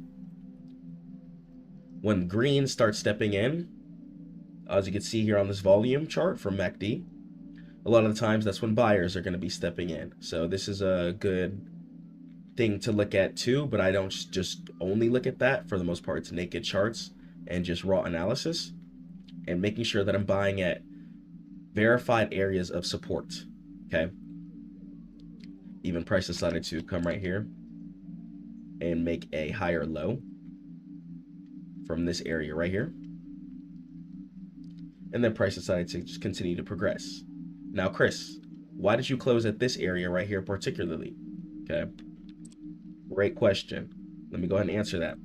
So even on the daily here, I can see that when price even created this area of resistance all the way up here. So just as we have support, support is an area where buyers have stepped in. We're gonna have the opposite of that. Resistance. Resistance is an area where sellers have stepped in. Okay? So make it simple. Don't make it difficult. Okay? Resistance is an area where sellers have stepped in and price decides to fall in a downwards direction. Support is an area where buyers have stepped in and price decides to bounce in an upwards direction. I like to wait for areas of support to come in, and then I take the price action up, especially when I'm trading stocks, which I'm only playing bullish directions. I'm buying low, selling high. That comes from stocks, because stocks are meant to go in an upwards direction. Same thing with crypto and Bitcoin. And then from there, I'll go on my 4-hour here, make sure I get everything with the raw analysis. So I can even see here, once again on the daily, you could see price decided to come all the way up, come down, and then come back up. So when price does a little zigzag like this, like it comes down and then comes up to an area and then comes down, that area where it just randomly jolted up to and stopped is now an important area. So even if you were to go ahead and catch the trade back to the upwards direction, your take profit would be this ideal area here where price is creating resistance at. Okay. So boom. 4 hour here. Area of resistance. Area of resistance. And we can see take profit getting set in here. It's exactly why we were able to profit. Okay. I make it really, really easy. You guys can join the Stackmode Academy if you want to catch my trades and learn how to trade. I also like to draw trend lines too, sometimes just for verification. And just putting everything in a big conglomerate. It might seem like mess at first, but when you guys are able to strategically break down everything step by step like that, it makes it really, really easy. Okay. Pray that video helped. Quick little simple guide. Stackmode.net for all trading education. Make sure you guys get your tap business cards at Stackmode.net. Catch you guys in the next one. Peace. 2026 is here. Let's turn up. I want to talk to you guys about a couple of things. Let's talk about how we're going to focus this year, how we're going to stay consistent this year, how we're going to achieve our goals this year. It's not going to be any old year. So, traders, consistency is going to be one of the main things that is going to determine whether or not you're going to be successful or not. If you're not consistent, if you're not on these charts taking the same kinds of setups year after year after year after year, month after month after month after month, week after week after week after week, you will not win in this game. If you're taking this kind of setup this week and then this kind of setup that week and then this kind of setup this week, it's not going to work out for you most likely. I want you guys to be successful, and you have to be consistent in order to get there. Big giant oak trees do not get in the sky without consistent sun, a consistent water, good soil underneath it. The things that come into play, such as your account going in an upwards direction, a lot of that is really determined based off of how hungry you are, how consistent you are, how bad you want it. If your account is going in a downwards direction every time you boot it up, every time you put in $1,000, boom, you blow it up. Put in $2K, boom, you blow it up. You're not hungry for it. You're not hungry for it, because I'm telling you, when you're hungry for it, you got bills to pay. You got debt to clear off. You want to live the lifestyle that you want to live. You don't got time to be playing around. You don't got time to be playing around with the setup. You don't have time to destroy your account doing anything. It's really important to stay focused this year, man. I want you guys to see success. I don't want you guys to stay in the same loop. And being consistent is where it's going to start. Inshallah, if God wills, you guys are going to see a whole different level of consistency from me. Lots of content coming out. Educational, good content that I just want to consistently pump and make sure that you guys are knowledgeable, so you can start feeding your families and pay your bills and live the life that you want to live. You could drive what you want to drive. You can get the house you want to get. Just wake up, pray to God, and take the same kinds of setups that you need to take. If you're trading the United States stock market, understand that, one, the stock market is meant to go in an upwards direction. The more that these companies have funding-wise, the more employees they'll be able to employ. The more employees that a company has, the more money that the government makes, due to the fact that more taxes will be garnished from the wages. Okay, we have to keep all of that into play, keep all of that into mind. So stack your money up, stack your cash hard. And after that, invest. Invest into some crypto, invest into some stocks, run up money and invest, run up money and invest. Okay, even if you're swing trading, I really recommend swing trading. I don't care if you're on crypto, if you're trading futures, if you're trading Forex, if you're trading options, all instruments. Okay, some of you can get good at day trading. You can run it up, but there's a mental health underlying side to day trading that people don't talk about. There's times I've been able to make some great income day trading. Okay, and there's been times I've also lost some good income day trading. But the times I was able to make some good income, I realized that it just wasn't worth the mental health or the stress once I started making equivalent amounts just swing trading. sitting and holding, waiting for the real plays to sit in. And you got to use your higher time frames this year. No more lower time frames. All that 1 minute scalping, that 5 minute scalping. If that's not working out for you, it's time to stop it. If it's not going well for you, it's time to stop it. We can't repeat the cycle. One thing we're not doing this year is repeating the cycle. If you were taking setups last year that weren't working out, stop taking them. It's time to switch up the game and start taking a new kind of setup where you can have a more successful win rate. Your win rate should not be bad. That's not something I believe in, and I'm not going to sit here and tell you guys that. Like, oh, you can have a low win rate. Your win rate should not be that low. Your win rate should not be that low. If your win rate is that low, you're not studying the charts enough. You got to be living on TradingView. I'm telling you, my first couple years coming up in this game, I lived on TradingView, and I still do to this day. Every day I try and stream, teaching mentorship for you guys live, etc. Okay? Working with clients. You guys can head over to Stackmode.net if you want to book a free call with me, and we'll talk about how you can get into this Stackmode mentorship program. Okay? But working with my clients every day, booking my calls, doing what I need to do, staying consistent, staying focused, thank God, is letting me level up. It's letting me get to the next level. My portfolio is growing. I'm starting to see tons of more positive returns. My swing trades are working out, and my long portfolio is also working out, thank God. So putting your grind forward, don't ever retrace your grind. I don't care how much money you lose. You can go to zero. Don't ever go backwards. Your grind needs, you need to only go harder. Your grind needs to only be forward. Then we don't got time to go backwards. All that anxiety, all that sadness, all that depression, we don't got time for that. We got people to take care of. You got to take care of yourself. We waking up, we praying to God, we're working out. You got to work out Monday through Friday. You got to work out Monday through Friday. All that waking up being lazy, all that getting up late, all that not wanting it, all that taking ghetto setups. We're not taking ghetto setups. We're taking the real setup. If you say you're going to wait for the higher lows to form and close at the area of resistance, that's what you're going to do. Don't lie to yourself and don't sell yourself short. It's time to change things around, and it's time to be more consistent than ever. Nobody is messing with you. You're the one. You got this. You got this. All those people in your ear that are hating on you, all those people who weren't believing in you, you don't even got to pop it on them. But you can prove to yourself, you know what? God made me for a reason. I'm strong. I went through all that for a reason. All those trials and tribulations you went through, all that money you've lost in the past, it's over now. Let's turn up. It's time to catch these setups. It's time. It's time. It's time to invest in this crypto. It's time to stack up these stocks. It's time to invest in the correct plays. Okay, cool. AI is the future. What AI stocks are coming up into play? Let me get my money in a position to where I could still catch my swing trades and funnel some of that money into more long-term plays, so my money is always flowing and cycling. I don't keep my money in a checking account. For what?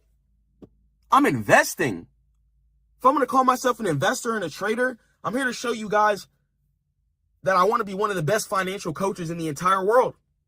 I'm 22 right now. And after I plan on doing some things, I'm working on the app for you guys right now at the time of this video. Should be out soon, inshallah, if God wills. And I got some more books for you guys. I already wrote one, Key Steps to Profitability. You guys can get that at Stackmode.net. It's free, my free course. And I'm working on some new books too, the How to Stack series. How to get halal money, you know, how to get clean money. I don't want you guys scamming, robbing, doing all that dirty stuff. We don't got time for that. We got to make God proud. We got to make ourselves proud. We got to be happy when we wake up in the morning. We got to make sure people respect us, and we got to respect people. So in order to respect people, we got to all be on the right path. That's all I'm getting on this net, to just try and just convey a little piece of the message that I can. You know, whoever's hearing this, I really care about you. I want you to win. And just know, hard times, I've gone through them too. There's times growing up, living in hotels, lying to my friends about where I live at because I'm embarrassed. Okay?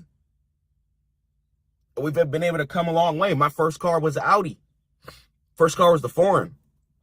After that, I bought a little Mustang coupe. You know, even when people, my Audi coupe, it was parked. You know, well, I think it was it was a sedan, but my Audi, it was parked, chilling, and I went through some hard stuff. They lost my keys. I took it to the little repair shop to fix something. Got scammed for like $9,000 or something like that. That's actually how I started trading a little after that, because I was like, well, I need some income. So started trading after that. And they lost my little keys too. So after that, I couldn't turn on the car and take it to the Audi dealership because the guys at the shop couldn't program the keys even though they lost it. So after that, it was just really frustrating. I looked for the keys every single day. Never found them. Never found them. But I thank God that I didn't. Ended up towing the car to the Audi dealership. Got some new keys. Guess what? Took the car home. You know, was ready to try to get it up and running again. I wake up. I come outside. Guess what, guys? Literally, I wake up, saw my car totaled. And I was like, okay, I just went through all that. Getting stopped in the middle of the highway since the car just turned off after paying us the giant bill in repairs. I just wanted to drive my little foreign in peace. But during that time, I wasn't the most humble. You know, this is what made me get close to God. I'm not out here just talking about God for no reason. There's things that I've gone through within my own life. And I want you guys to just understand certain mental frameworks and understand where I'm coming from. You know, I don't just think I'm the most perfect person ever. Definitely not that. Only God is perfect. But so I just want to come on here and always be vulnerable, tell you guys my faults, and just be human to human with you guys. You know, I'm not out here preaching like I'm better than you guys or anything, and I'm not preaching at all. I'm just trying to convey a good message because I don't want you guys to go through the frustrations that I've gone through. There's been times where on futures, I've booted up my account with the entire work check and lost it in the entire day, which caused me to take out a loan, which caused me to get sued, etc. So a lot of stuff I had to figure out, guys. And I'm not on here passionately yelling at this camera for no reason. It's because I don't want you guys to go through financial hardship, especially when life is already life. You know, I'm not going to say life is difficult because it doesn't have to be, but life is life, and finances, I think, is the one thing that should be pretty much at ease. You know, like God talks about in Quran, you know, spend moderately. It's really important to spend moderately. Keep your money invested. Keep it in the asset river. The asset river is really just amazing. It's a lot of books I really want to write for you guys. I love it so much. I love everything about just the whole self-improvement aspect of life. And I'm just really grateful to God we can go forward, change ourselves, change our mindset, get better. And 2026, we don't have time for stuff. If you've been arguing with your loved ones and stuff like that recently over the holidays and stuff like that, we don't have time for that. Let's ball. Let's pray to God. Let's be healthy. Let's get in the best shape of our life. Let's get a haircut. I'm saying change your hair up if you're feeling that. Okay? Cut it a little different. Change your style up. Maybe grow it out if you want. You know what I'm saying? Grow your beard if you want. If you're a woman, change up your hairstyle if you're feeling that. You know what I'm saying? Go natural if you're feeling that. This year, we got to do things different. We can't do the same things that we've been doing and expect different results. I'm not going to lie. That's truly insanity. And anytime that I notice myself or catch myself in that cycle, I thank God I'm able to break that, okay, and progress and go forward. I want you guys to be seeing beard mode Chris here, man. When you guys see beard mode Chris in full effect, I'm on grown man timing. I'm on grown man timing right now, but I'm trying to mature for you guys. That's why I even want to go out of my way to get my finance degree and get certain things just to show you guys how serious I am about being one of the best investment and financial coaches in the entire world. I'm just passionate about this. I'm passionate about making sure people don't go through poverty. You know, I didn't grow up in the worst environments. It wasn't the most horrific times of poverty, but just having to grow up and be away from my mom, for example, because she has to work to keep a roof over her head, and may God bless her soul for that. My mom, shout out my mom. Shout out you, Mom. I love you. And shout out my mom. And I'm sure you guys can understand, too, if you guys just have a hard-working mom who just really tried the best for you. You may have not had everything that you ever wanted, but That's a good thing, actually, because it makes you be more human when you're an adult. Makes you mature, makes you grind, and it makes you be more tenacious. If you're trying to catch these setups and you're trying to be locked in, and if you want what you really want, you have to catch these setups correctly. I'm telling you, if you truly want what you want out of this world, you have to pray to God and you have to be consistent. Because I'm telling you, if you're not right with God, you're going to blow all your money doing stupid stuff or living a lifestyle that you shouldn't be living, which will either lead you broke or dead or in jail. And that's not what I want for you guys. Or prison. And I promise you, I really care about you guys. There's a reason why I give that first call for free. I really care about y'all. I do not want you guys out here messing up, because I grew up with a really good mother. And my mom taught me a lot of avenues and a lot of mental frameworks that helped me be where I am today. So shout out my mom. And I realized that the things that my mom taught me, because of what she's gone through, helps me be the man I am today, you know. And my mom is an extremely strong woman. She comes from raising herself in the Bronx. I was born in the Bronx, New York. But my mom comes from raising herself in the Bronx, from coming from an island to American soil, to just grinding and hustling, to getting her degrees and just really making a life for herself. And watching her do that over the years, it helped me build my standards, you know. Like, I got 2 doors in my car right now. So, you know, but as I mature and become more grown man, you know what I'm saying, I'm in beard mode, I realized I got to get an SUV, because I got to think about my family, okay?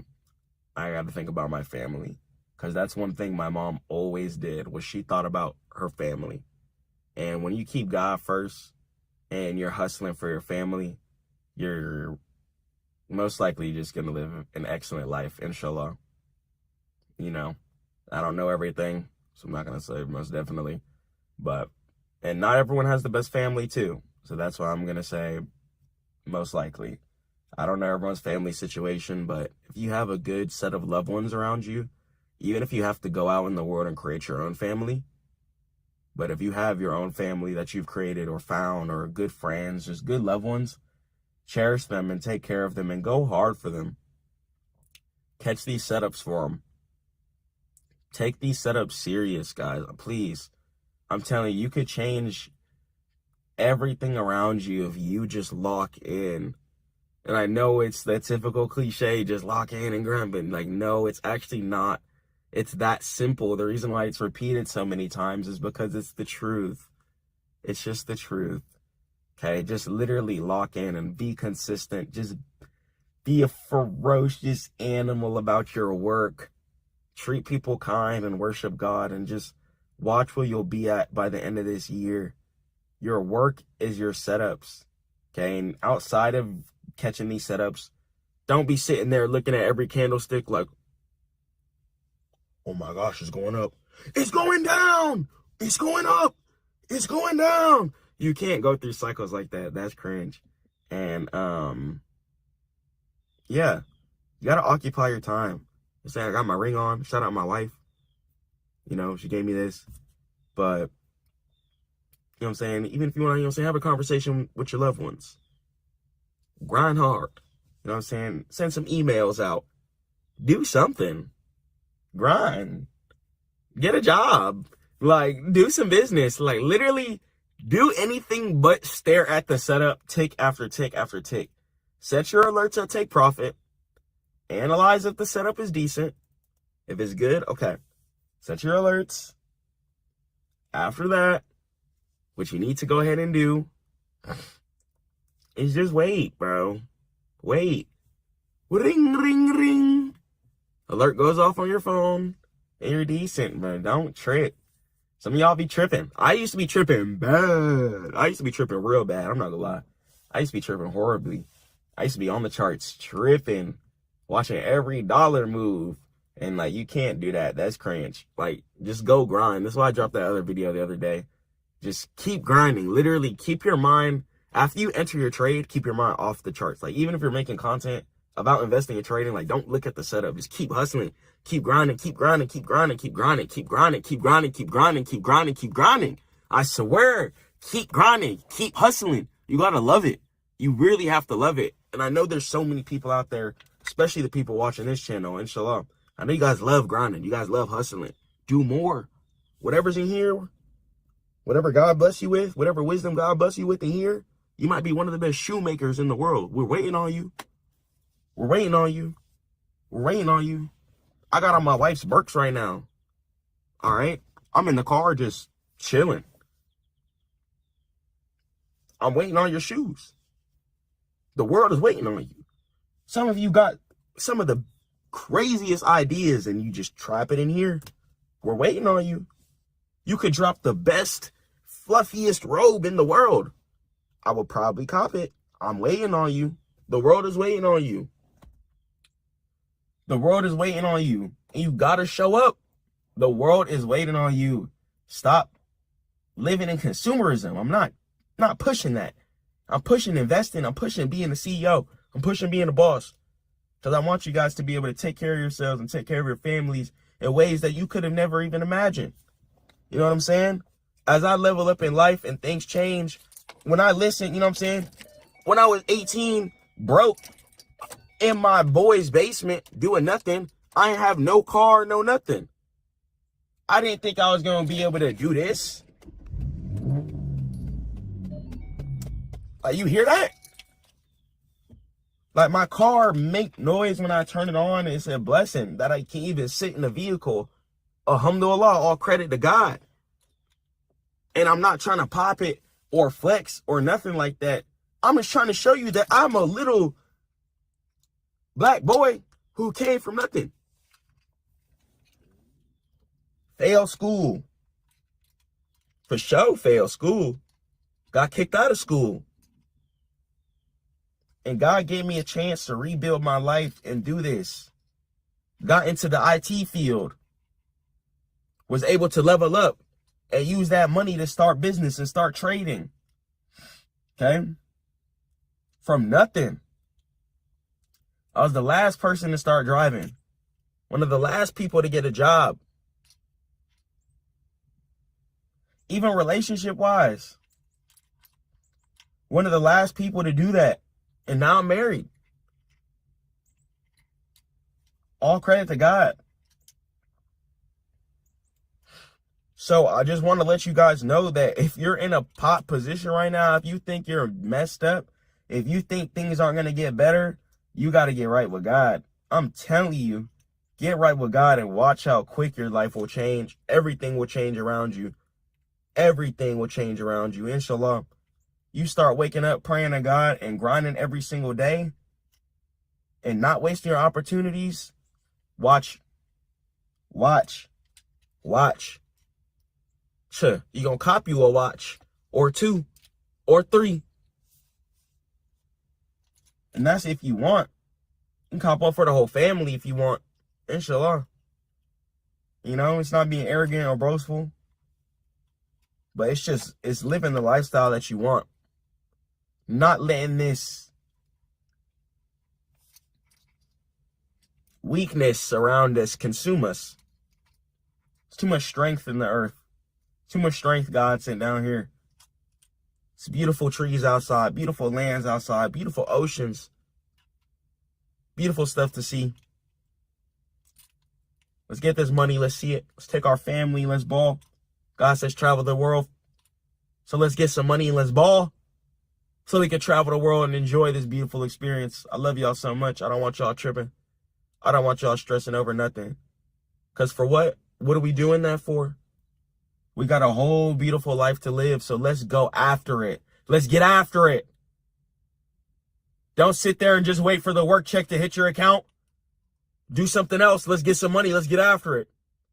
Don't sit there wasting your time watching the setup tick after tick after tick after you're already entered. You know where you need to close. You know where you're going to get out at. Get some more money while you're getting money. You say you want to get money, don't be wasting time. Let's do it. Let's do it big this year. 2026. You guys can tell me your goals. Book a free call at Stackmode.net. Let's talk about it. Let's develop a plan. Let's build. Let's grind. I love y'all so much. Stay prayed up to God. Catch you in the next one. Peace. After you've been grinding for years, really busting your tail, you want your money to work harder than you do. And dividend investing might be the easiest way to build passive income. But most beginners overthink it. But dividend investing is really simple. You just buy shares of strong, established companies, and they pay you cash just for holding them. And that's it. So imagine waking up to deposits monthly, weekly, and certain dividends pay out in different ratios and frequencies, and they hit your account while you sleep. That's the power of dividends. Let's go and let's jump into it. Let's understand what dividend investing is and how you guys can start building some passive income for you and your families. Inshallah. Let's talk about dividend investing. Making our money work for us is going to be the most ample way to, one, get our mental health back. Okay, I understand we're grinding hard, working year after year after year after year, but let's at least make our money make us some money. Okay, we're not just grinding. Okay, no more exchanging time for money. Okay, it's time to start exchanging money for money. Okay, this way you guys are going to be a lot mentally healthier. You guys are going to have time to get closer to God, work on your family relationships, work on yourself, work on your business, and understand that when you have your money flowing within that asset river constantly, you're using your cash and buying more assets with it, and it's flowing in the river, flowing in the river, you could pretty much never work again. Okay, so when people talk about passive income retiring, it's about putting your money within that income river. Let's go and let's talk about how to make our money work for us, inshallah.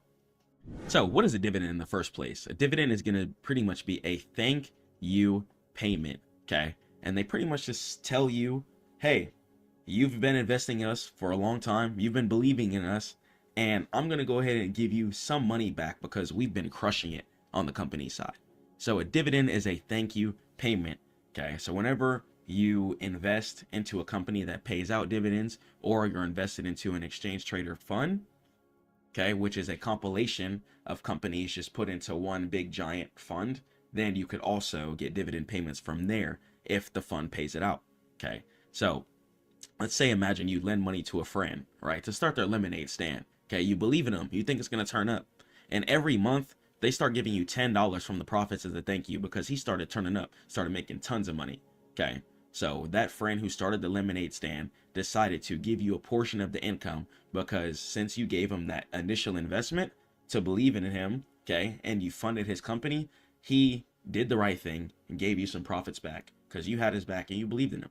And that's what a dividend payment is. When you believe in these companies, when you believe in these ETFs, then we're able to get some profit back, inshallah. And that's a dividend. It's real cash paid to you just for owning a piece of the company, okay? And it's passive. Okay, you don't got to do no work for this money. All you got to do is buy. Okay, all you're doing is turning money into more money. Okay, dividends is going to be one of the most extreme forms of passive income, especially after you guys have grinded out 6 to 7 figures. Okay, being able to plant that 6 to 7 figures into some dividends and get paid $5,000 to $25,000 a month just for having your money parked is going to be a really, really good way to just chill in life. Okay, and it could be regularly. Okay, it's usually paid every 3 months, okay, so quarterly, and it's very, very safe. So usually only strong, profitable companies pay them, okay? It's not a lot of broke companies paying out dividends because they can't afford it, okay? A lot of companies paying out dividends are companies that have it all based out. They know that you investing into the stock market, okay, is going to go ahead and give them more income. They're then going to be able to turn that income into bigger buildings, hire better and more employees, okay, which should lead to them making more income, okay, better products, faster products being made, etc. So that way their income can skyrocket, okay, and when that happens, we benefit from it too. And a lot of the times too, dividend payments, okay, have certain dates set to them. Okay, sometimes you get dividend payments monthly, sometimes you get dividend payments quarterly, a few times a year. Okay, and every single company and ETF is going to have its own different dividend payment cycle. So before you invest into something, make sure you're doing your research. So here's an example, okay, just one more time to make sure we understand it. Let's say you own 1 share of Apple, okay? For 1 share of Apple, Apple pays you 24 cents, okay? You can check your phone, okay, and that money is sitting in your account, chilling, okay? You didn't have to sell the stock to get it, okay? All you have to do is just have your money chilling in stocks. So you get paid for turning your assets into more assets, okay? So after all the day trading is done, after grinding your business hard for years, after grinding corporate hard for years, Take that money and you guys can easily park it into some dividends and start getting yourself some monthly cash flow. Okay. Put some mental health back into yourself and take some of your money and let's try and get some passive income from the money we already have and we've been working hard for. Let's go to the next slide. So let's go and let's talk about the dividend yield. So the dividend yield tells you the return on your money right now. Okay. And it's kind of like the interest rate number on your savings account. Okay. So as you know, for APY accounts, okay, interest though, you know, there's a reason why God says not to do it. It's not something that'll leave you profitable in the end anyways. Okay. So focus on things outside of interest. But let's say annual percentage yield, let's say there's an account that would give you like 3% per year. Okay. With inflation and taxes though, that's not anything. Okay. So when you're focusing on dividends though, something like that, okay, then you're going to be able to get a lot better bang for your buck and for your value. Okay. So average yield, right? Around a 2 to 5% average yield is going to be healthy. Okay. And a red flag, if the average yield is over 8%, okay, be careful. Okay. It might be a trap and the company could fall off later, even if they're paying out big dividend payments right now. Okay. You want to try and have your dividend payments be as consistent as possible. Okay. You don't want your dividend payments to go down. Okay. If you're getting 5K a month for the money you have invested, that's how much you want to be getting. Okay. You don't want it to go down to 3K one month and then your bills and calculations are all thrown off. You don't want it to happen. It can be really, really frustrating. Okay. So let's do the math. So let's say the stock price of something is going to be $100. Okay. And then they pay you $4 per year. Okay. So the yield, okay, is 4, since they're paying you $4 a year, divided by 100. Okay. And that's the stock price. And that's going to equal a 4% return. Okay. And that's how the dividend yield is going to go ahead and be broken down. Let's go over to the next slide. So is it safe, right? The payout ratio. So let's talk about the pizza analogy.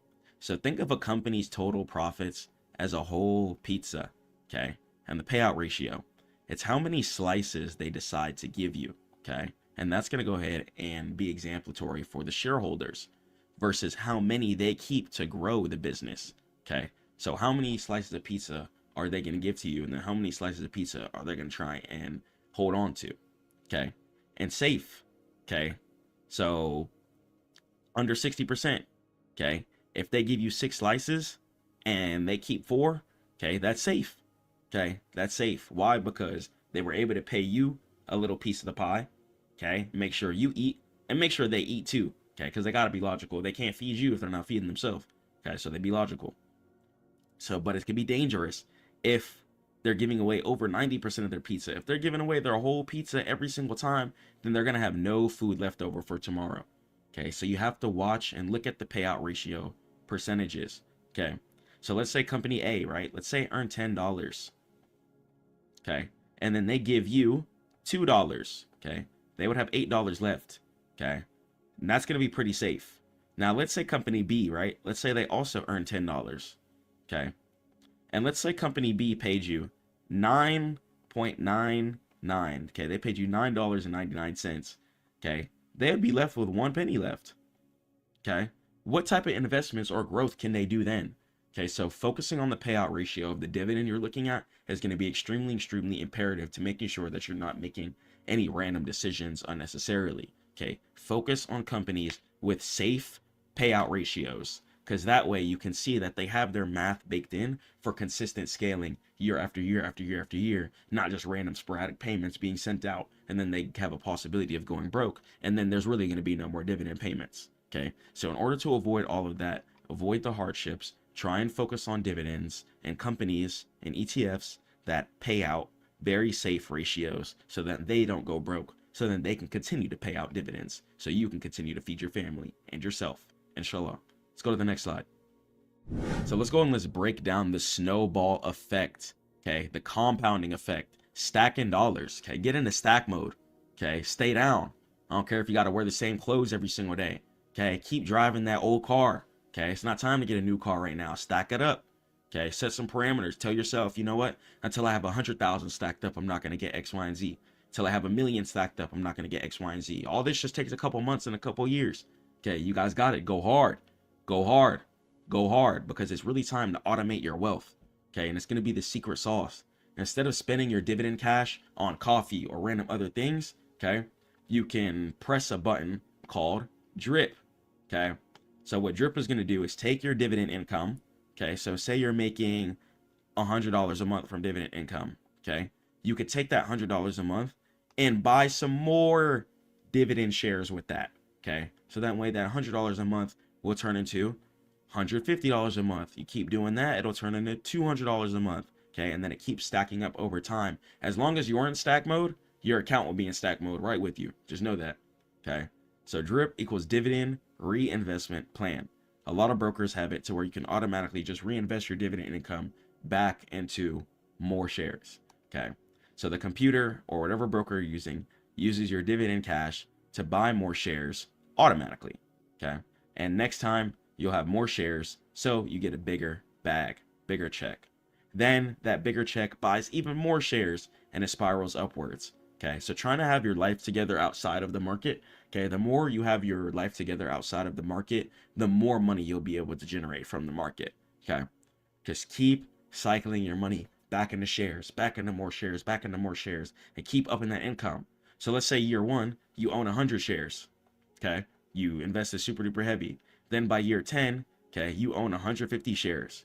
Okay. And let's say you didn't even pay for the extra 50 shares. It was just stacking up over time. Okay. So once you start planting that seed of ownership, your tree can do nothing but sprout and grow, inshallah. So plant your seed today so you can start sprouting. You guys can start dropping fruit everywhere. Okay, but you gotta plant your seed. You cannot start dropping fruit everywhere until you plant your seed.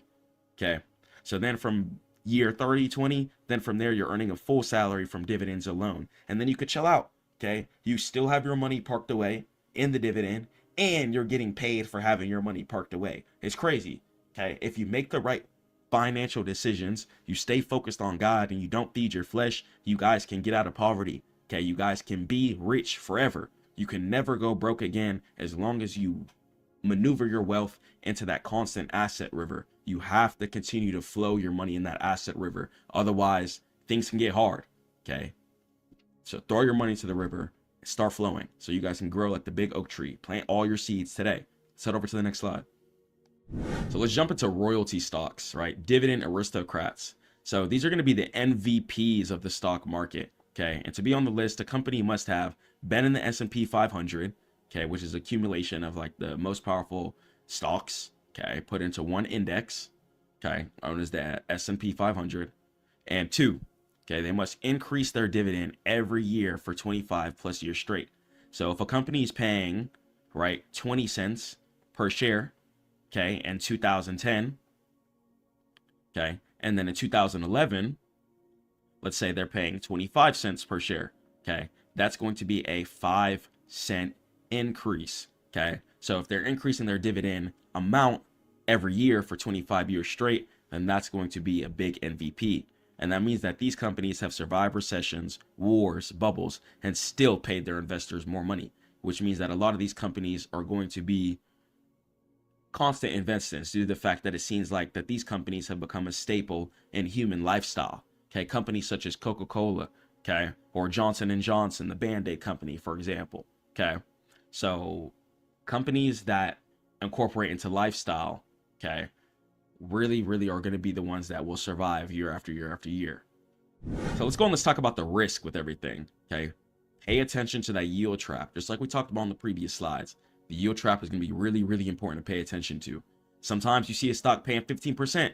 Okay, you think you're about to be making bands every single month just by investing into a simple dividend. Okay, and they might pay you out for a couple of months. Okay, you might be getting 5K a month payments, for example. Okay, for 3 months. And the next thing you know, they start losing profit. Things start getting shambles. And then boom.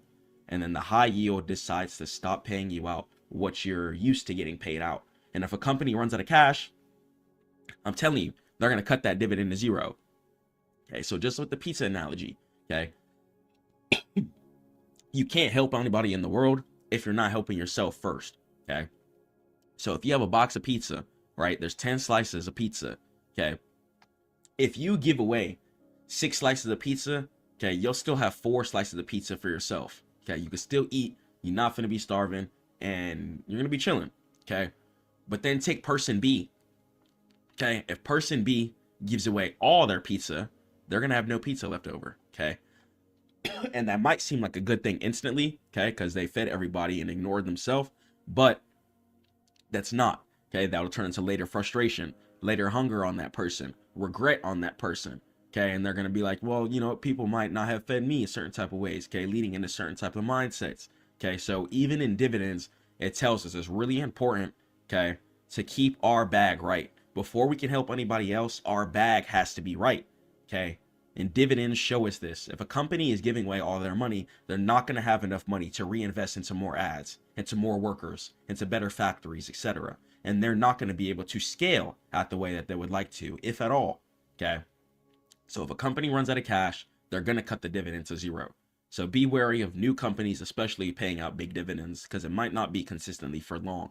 And that's when the crash comes. Okay. And when they cut the dividend, the stock price drops even more because it's going to go ahead and lose value, which means you lose twice. So not only would you lose money on your base, money that's parked in there, your dividend payments are going to go ahead and get cut as well. So a golden rule, right? So a safe 3% return is better than a 15% risky return that has a chance of going to zero. Okay. Don't be greedy. Focus on consistency. The name of the game in trading, investing in general, is consistency. Treat yourself like an oak tree, and you got to plant yourself in the ground. You got to give yourself water and sun, okay? If you're not planting your seeds and you're just trying to hit the big 0 to 100, you're just trying to go buy an oak tree and plant it in the ground, it might not be stable, okay? It didn't get time to connect to the roots, to the soil, and it might topple over, okay? But when you're the tree and you grow it day by day, limb by limb, okay, root by root, okay, you're going to know the field. And your money is going to be planted within the soil. It's going to have a lot better baseline to it, okay? Even if stock prices were to start dipping down, since you have so much baseline planted, okay, stuff isn't really going to affect you, okay? Your dividend payments are still going to be pretty consistent, and your profit fluctuation isn't going to be as bad because you planted your seeds. So focus on planting your seeds over a quick win. So how do you start today? Okay, I'm going to give you guys a 3-step plan. So the account, open up your broker. Okay, you guys can do Webull, Robinhood, Fidelity, Schwab, Vanguard, so many different options. Okay, open a brokerage account. Okay, then from there, okay, you can buy ETFs.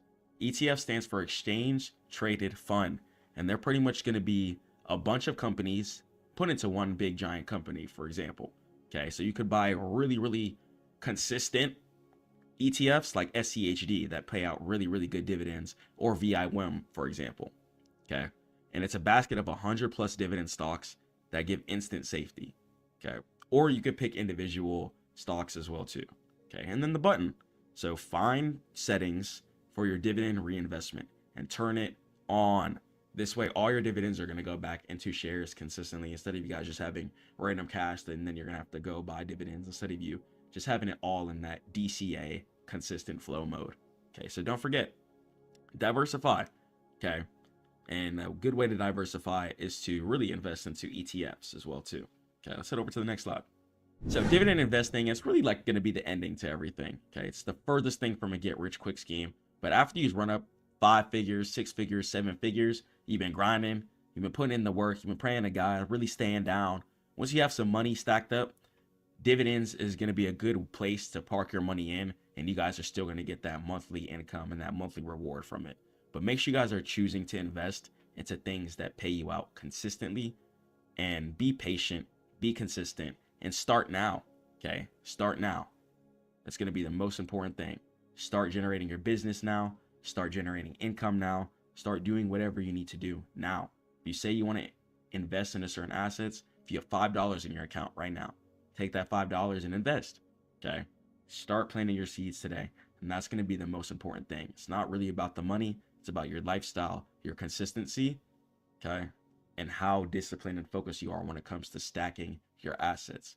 All right, if you want help with it, head over to Stackmode.net. Stay prayed to God, keep grinding. I'm gonna catch you guys in the next one. Peace. Keep going hard. Don't ever give up.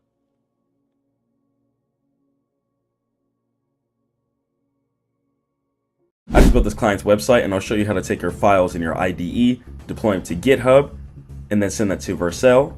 So then you can then have a live, active, working site. So then you can either start your own company or start converting clients. Let's get into it. All right, so I'm going to go ahead and show you guys how to actually get your site that you created in any IDE that you use. I don't care if you use Cursor, Anti-Gravity, whatever you used, VS Code. I'm going to show you how to get it onto Vercel so you can actually ship live. So first thing you're going to go ahead and do is open up your IDE where your files are hosted. So that's going to be your VS Code, your Anti-Gravity or Cursor, wherever you actually built your site. You're going to go ahead and head over to your file section. Then from there, first thing I want you to go ahead and do is see what GitHub account that you're logged into.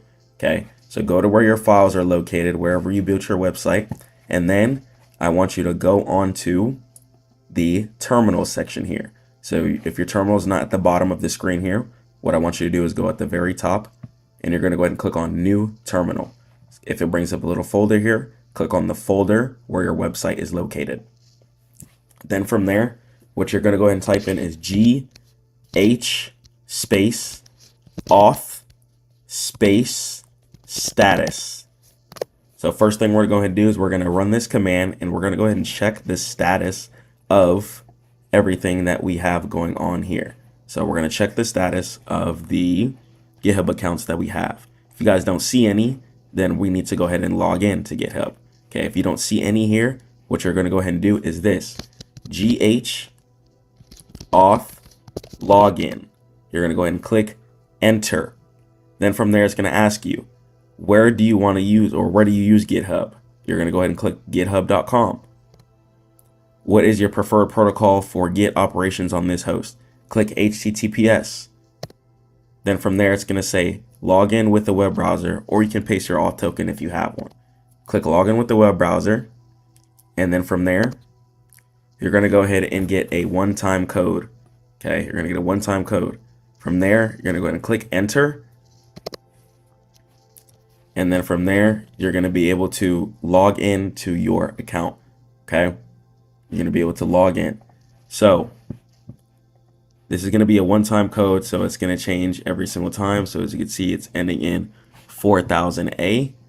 So if you make a new one right here, GH auth login, enter, enter, enter, boom, you're going to get a whole different code. Okay, so the code is always going to generate, so feel free to stream and stuff like that, and that code's okay to be shown.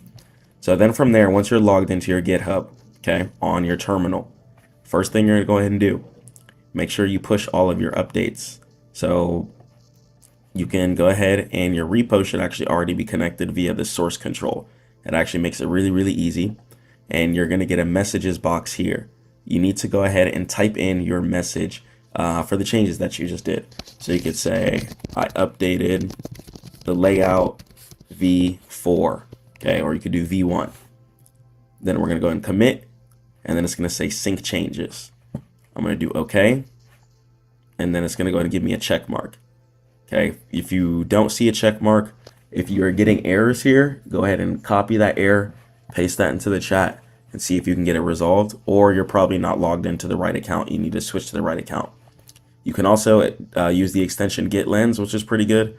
It'll let you log in through here. You'll see your main branch, and then from there, you'll be able to commit and push the changes from here as well too. Okay, so now we're gonna have our site on our GitHub. Now I'm gonna go ahead and open up GitHub here. Okay, and I wanna make sure that my project is actually here. So what I'm going to go ahead and do is click on the top right here, and then I'm going to go to repositories. Then from there, I'm going to go ahead and click here.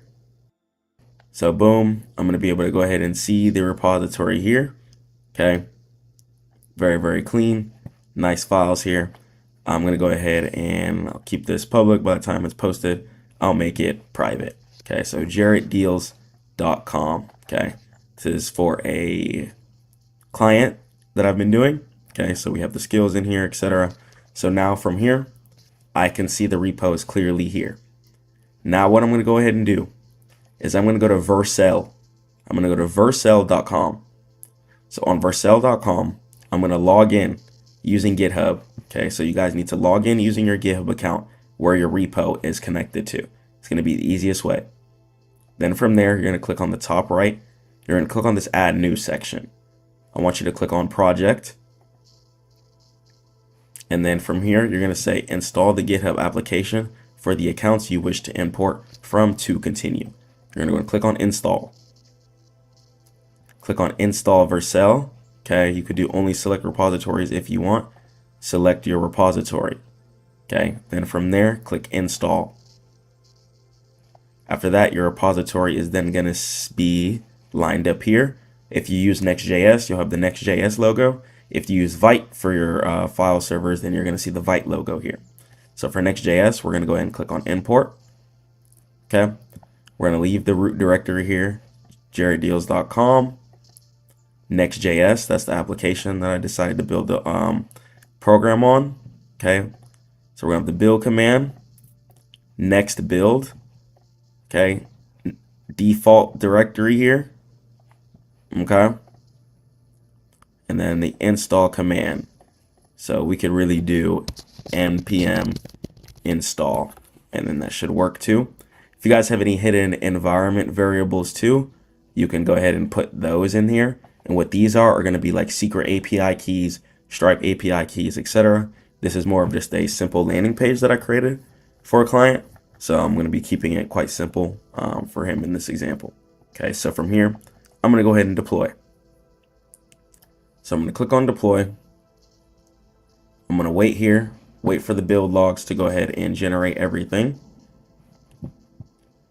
And if you guys are getting an error, make sure that your build commands are correct. Okay. If you're getting an error, also make sure that your application preset is correct. Okay. You should either be building your projects majority of the time on either Next.js, which is really, really popular. Makes it really, really easy to build your applications and ship them and deploy them easily. Or you can use Vite, which is also going to be really, really good too. So while this is building, I'm going to go ahead and break down. Okay, never mind. It happened so fast. No time to talk about anything else. So cool. Congratulations. We now deployed a project. So now what I'm going to go ahead and do, right?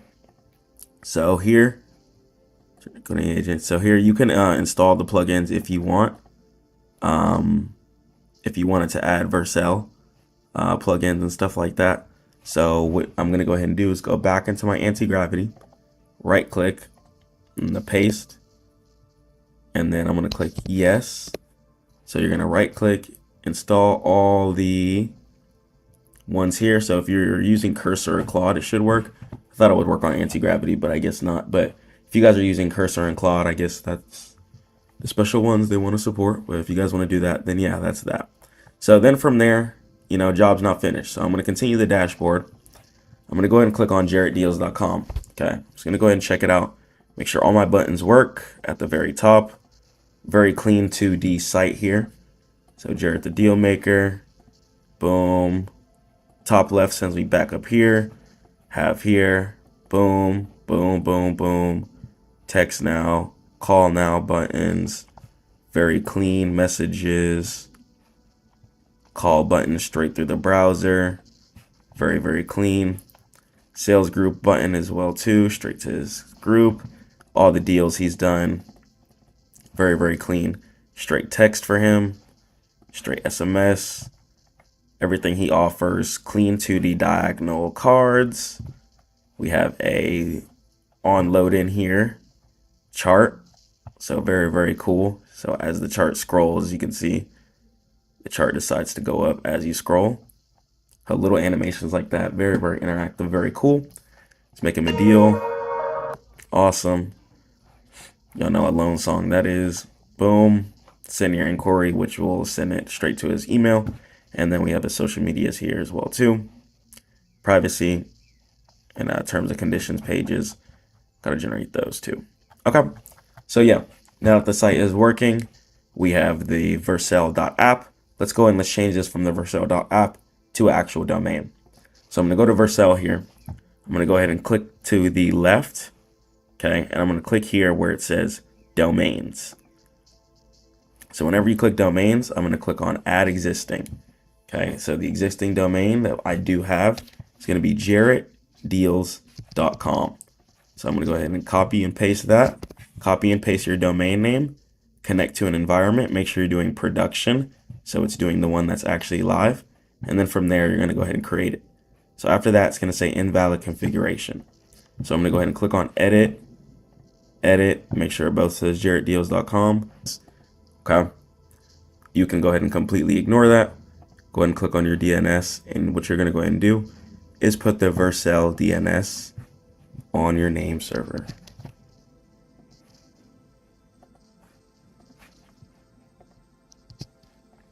Now, I can go ahead and it's going to completely ignore the DNS records. It's just going to disable it. So now I'm going to go ahead and click on refresh. And then there we go. It's going to go ahead and generate certificates. And then from there, we can go ahead and update your SEO images and stuff like that too. So I'm going to go ahead and go to anti-gravity. I'm going to say, use this picture that I just added in the chat and optimize it for SEO, its title and description, and use the pasted image for the SEO when people search. Okay.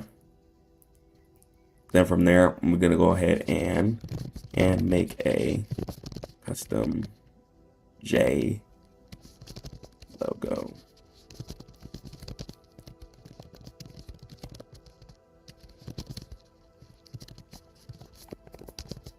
With SVG, optimize the SEO heavily.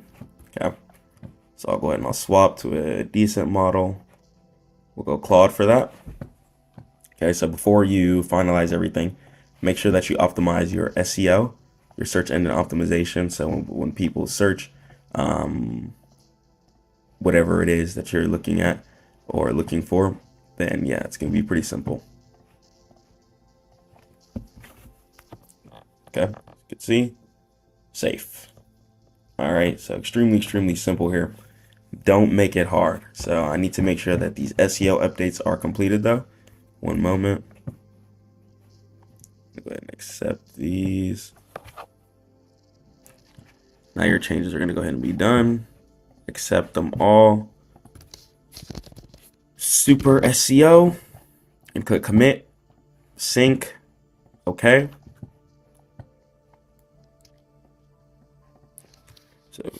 So now what I'm going to do is go back to Vercel deployments. Pray to God that these go through. God, please.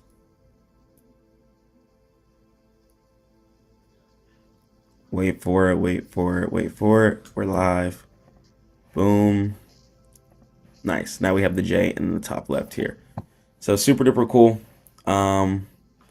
I don't like that SMS. Okay, it just kind of ruined a lot of the text. That's ghetto.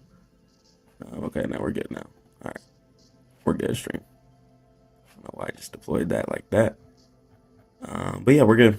All right, live. That's how you go live. Love you guys so much. Stay prayed up to God. Keep grinding.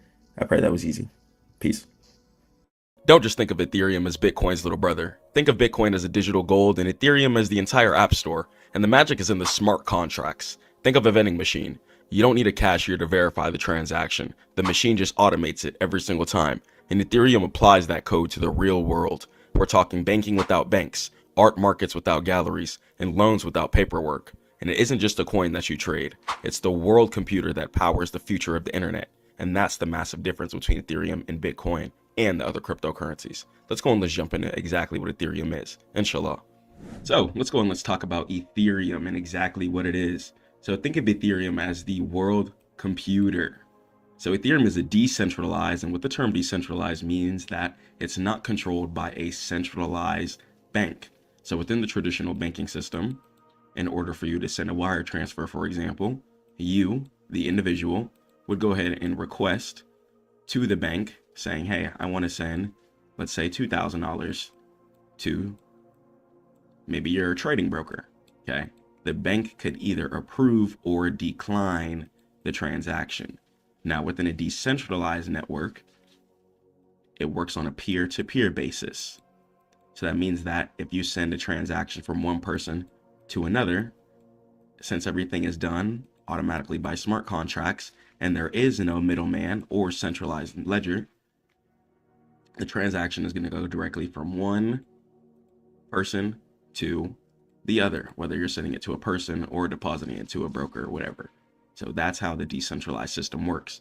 And that's the open source blockchain. And the smart contract functionality is the thing that functions and makes the whole Ethereum and blockchain system work. So think of a vending machine, for example. Whenever you put the dollar in the vending machine, you get the item that is in the vending machine. Now think of the drive-through. The drive-through is going to be more of the centralized bank. Even after you pay at the window, it's still up to the drive-through person to give you your food or not. They could completely quit or throw your food away and walk out. Okay, but the vending machine is going to give you exactly what you put in. And that's going to be the difference between the centralized normal fiat currency system that we deal with the banks traditionally and the decentralized blockchain cryptocurrency side. And while Bitcoin is a digital gold, the fact that it's a store of value and there is a limited amount of Bitcoin, so that's why people think of it as a digital gold. Think of Ethereum as a digital oil, and it's more used for utility uses. And it was proposed in 2013, and the network went live on July 30th in 2015. So as of when this video is coming out, still pretty new. And the key distinction, so unlike Bitcoin, which is a calculator, Ethereum is a smartphone, and it runs applications in backgrounds. Think NFTs. And if Bitcoin is the email for sending messages, then Ethereum would be the entire network infrastructure that's responsible for running websites, apps, and services.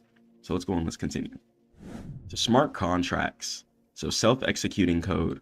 Smart contracts are lines of code stored on the blockchain that automatically execute when predetermined terms and conditions are met. And the trust list is no need for a middleman, no need for a lawyer, bank, or a broker even, since everything is done automatically and it's automated. Speed and efficiency are maximized as paperwork is removed and people, okay, no greed involved into it, no human deception involved into it, just straight up peer-to-peer transactions going through the system. And immutable. Once deployed, the code cannot be altered by anybody. So once again, think of the vending machine. So you input the money and you select the chocolate bar. Let's say you wanted the Twix on 2A and it costs $5. You would go ahead and put that in and get your Twix bar. The machine would go ahead and check the money, and think of that as the automatic contracts that work on the blockchain and cryptocurrency system. And then the machine would go ahead and dispense the chocolate bar or the soda that you want. And no clerk, no middleman, and most importantly, no people, because people like to ruin things in the world. Okay, so no people, most importantly, were involved to verify the transaction, creating a righteous system for people to cleanly transfer their money from person to person or from person to broker, etc. So the EVM, the Ethereum virtual machine. The Ethereum virtual machine is the computation engine of Ethereum. It acts like a massive decentralized global computer that executes all smart contracts and Turing complete. It can solve any computational problem given enough resources involved with it.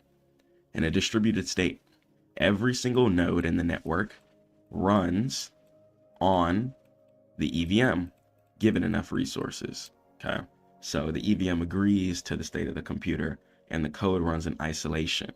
And the most important thing about it is if one contract fails, it doesn't crash the entire network. So if it has enough resources, it's going to be able to continue to run codes in isolation. So imagine a classroom where every student, and every student is going to be a node, has the same calculator, the Ethereum virtual machine. And if I ask 2 + 2, and everyone types it in and agrees the answer is 4, then the consensus is the world computer. Okay. So the Ethereum virtual machine is going to be responsible for the calculations involved within the decentralized and blockchain network. And when we're talking about gas here, and we're not talking about the gas that you put in your car, we're talking about fees. And we'll talk about transactions as well too. So fuel for the engine, gas. So whenever you hear the term gas involved within the cryptocurrency or Ethereum sectors, relate the term gas with fees. gas fees. A lot of the times you'll see the term together, gas fees. Gas is the fee required to conduct a transaction or execute a smart contract on Ethereum, and it's paid in Ethereum. And spam prevention. Fees prevent malicious actors from clogging the network with infinite loops. Okay, so they can't just flood the network with random requests, random transactions, and stuff like that, etc., due to the fact that fees are going to be involved. So stuff like that wouldn't even be worth it. And the incentive. Fees pay the validators, also known as the stakers. And proof of staking is how Ethereum is created. Bitcoin is created by many computers that are extremely powerful. Sometimes they're big. And what they do is they solve complicated math problems in order to get the Bitcoin calculations and create the hash codes. And if they solve the calculations, which requires a lot of power, so before you just think about getting some random computer and plugging it in, you have to have the right type of computer. I recommend looking into ASICs. If you do want to get more information on it, head over to Stackmode.net. But Bitcoins are mined based off of solving calculations. When those computers solve the calculations, the person who set up the computers are then rewarded with Bitcoin, and then that Bitcoin can be put on exchanges where other people can trade it, etc. But there's a limited amount of Bitcoin, 21 million. And once again, this uses power, so that's not good for the ecosystem. So that's also a reason why Bitcoin's limited too. So people aren't just fighting over power and resources forever till the end of time, which will probably happen anyways, though, sadly. So proof of staking, though, is how Ethereum was created. So you pretty much pay them some fees, be like, here, thank you so much for helping Ethereum get created and put on this network here. Here's some money. And the supply and demand. When the network is busy, then gas prices, also known as fees, go up. And that's the auction mechanism. So driving a car requires fuel. And a longer trip, which is a complex contract, requires more fuel than a short trip, which is a simple transfer. And if you don't pay enough gas, then the car would stop, which means the transaction would fail. Okay, so Ethereum, gas equals fees. Let's head over to the next slide. The consensus mechanism. So proof of staking, POS, okay, the merge. Ethereum transitioned from proof of work mining, which is exactly how I just described how Bitcoin was created, with the computers solving complex problems, but computers got to plug into the wall, which requires energy, which puts bad things into the air over time. So not the best for the economy. So Ethereum transferred from the proof of work, the mining structure, to proof of staking. So if you ever see the term POS within the Ethereum community, NFT community, or anything, that stands for proof of staking. And they transferred to that in September 2022, and it's an event known as the merge. Crazy. And really helps keep the earth clean and promotes energy efficiency, reduces energy consumption by 99.95%. Okay. Crazy change, a lot healthier for the world. And staking. Validators lock up 32 Ethereum to secure the network instead of buying expensive mining rigs over and over and over and over and over and over and over again. Okay. It's wasting resources and putting a lot of tension, even on things like Airbnbs. If you guys didn't know, if you're an Airbnb owner, I would keep mind of this. A lot of people are going into Airbnbs, setting up their Bitcoin mining rigs and having Bitcoin mined on your power bill while they just pay the small Airbnb fee, because the Airbnb fee is going to be a lot smaller than what that power bill really is going to be. People are also moving to other countries as well too, in order to mine Bitcoin for cheaper cost as well. So keep all that in mind, what people are going through in order to mine Bitcoin. And we'll talk about slashing. So if a validator acts maliciously, their staked Ethereum is going to be destroyed. It's slashed. It's out of here. And why it matters. So proof of staking makes Ethereum more sustainable, and it sets the stage for future scaling upgrades. Let's head over to the next slide. And dApps, I'm not talking about the handshake, an ecosystem. dApps stand for decentralized applications. Ethereum allows developers to build apps that run on a blockchain, and no single entity controls the database. And DeFi stands for decentralized, and the Phi stands for finance. So Uniswap, Aave, banking without banks, all going to be involved within the decentralized space. So for lending, borrowing, trading speculatively, or sending some money to someone you hired, or getting paid, etc. Even paying your landlord in Bitcoin. I see some landlords take Bitcoin as well too.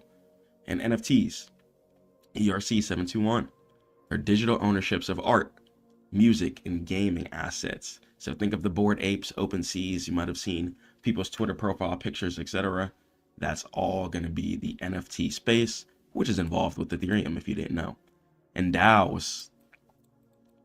DAO stands for decentralized, autonomous organizations, and companies run by code and community voting. So the real world use. A farmer in a developing nation can take out a loan using a crypto collateral via a decentralized finance protocol, bypassing corrupt local banking infrastructure. Okay. So bypassing all the unrighteousness and the corruption and the greed of human beings, and just having a clean, righteous system where we can transfer money cleanly. All right, let's head up to the next slide. And scaling solutions. So layer 2s and rollups. So the Ethereum mainnet, layer 1, it's slow and expensive. Layer 2 solutions process transactions off-chain and bubble them back together to Ethereum. And the rollups, they roll up hundreds of transactions into a single proof with optimism and Arbitrum, as well as side chains. They're independent blockchains compatible with Ethereum, which is Polygon and Matic. And speed increases TPS. Transactions per second is what TPS stands for. From 15 to thousands. So a lot more transactions can flow through the network on the layer 2 solutions. And maybe in the future, if God wills, we'll see things could progress to maybe thousands of transactions per second to maybe millions. We'll see how things progress. But as we know, as human beings keep innovating, we keep running into more errors and we keep solving them, things could progress into a whole different type of banking infrastructure in the future. If we can already get it from a double-digit number to thousands of transactions per second, we'll see. We'll see how the future is looking. So layer 1 is a busy, extremely jam-packed highway with no lanes. You can't even get over, nobody letting you get over, and it's just frustrating. And layer 2 is going to be an open lane. There's plenty of lanes you can cut up, you can drive fast, okay, and there's going to be a bunch of space for everybody to get to their destination. So instead of 50 cars on 2 roads, layer 2 is going to be 50 cars on 10 roads, giving a lot more space for transactions and cars to flow through. So even if more cars came on the road, it wouldn't even be an issue because they innovated, scaled, and created a solution. In the future, we don't need to be looking back, so let's focus on the forwardness. So Vitalik's roadmap. Ethereum is only 55% complete as of the time of this video is dropping. And the roadmap includes distinct phases to improve performance. So the surge, massive scalability through rollups and sharding. Okay, hundreds of thousands of transactions per second. Could be a whole new banking infrastructure involved in this. And the scourge, ensuring censorship resistance. And the purge, cleaning up old history to lower hard drive space requirements for nodes. Okay, and fixing everything else and adding fun extras. And a lot of things can innovate and change. Might see NFTs come back and stuff as things continue to progress. And a global sentiment is really going to be involved within the blockchain space. And it's a layer that's invisible, cheap, and used by regular applications without users knowing that they're using crypto in general. So Ethereum, it runs the back end of a lot of things that you might use. So check out any type of broker software that you're using. If you're involved on the NFT or digital art space, might be run by the blockchain network. Even some Amazon Web Service stuff as well. So Ethereum represents a fundamental shift in how we handle value and logic on the internet. It's programmable money, and it's not just static value, but it's functional value, used as a utility mainly in order to power other applications. And decentralized, removes single points of failure, removes a lot of points for unrighteousness for the most part, and prevents a lot of scamming and stuff due to the fact that there's gas fees involved. So Ethereum tackles a lot of problems, and even the fact that it helps reduce economic pressure since we're helping people send money to anywhere they want within the country. So if you try to send some money to somebody in China, Africa, India, Europe, it might be difficult. You might run into higher fees and stuff like that, etc. But if you just send some Ethereum or some cryptocurrency, could be in their wallet within a couple of minutes, couple of hours, and they could withdraw that to their fiat bank. So it really, really does help. So Ethereum is the foundation for DeFi. DeFi is going to stand for decentralized finance, NFTs, and Web3. So the class is going to be dismissed. Catch you guys in the next one. Say prayers to God. Keep grinding. Peace.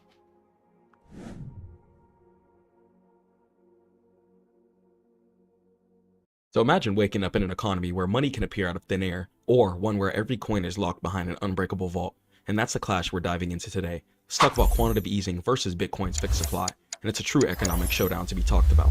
So in one corner, you've got quantitative easing. It's the central bank's money creation lever. And when the economy slows, they print even more, inject more, push more, and it can rescue markets. But it can also quietly stretch your dollars thinner over time. And in the other corner to fight against it, you have Bitcoin. It's a digital asset that refuses to bend, and only 21 million will ever exist. No printing press, no emergency button, just a predictable, halving-driven drip of new supply that's immune to human panic. So let's go and let's jump into it, class. Inshallah, if God wills. All right, so let's go and let's talk about the economic showdown. So, Bitcoin has scarcity involved within it. There's a limited amount of Bitcoin available. 21 million Bitcoin exist. But versus fiat currency, the traditional fiat currency, such as the US dollar, there's an unlimited supply, okay? But with that unlimited supply, things catch up over time. So let's go and let's talk about exactly what I mean. So mechanism, quantitative easing, right? So the term QE, let's talk about it. So QE stands for quantitative, Q stands for quantitative, okay? And E stands for easing.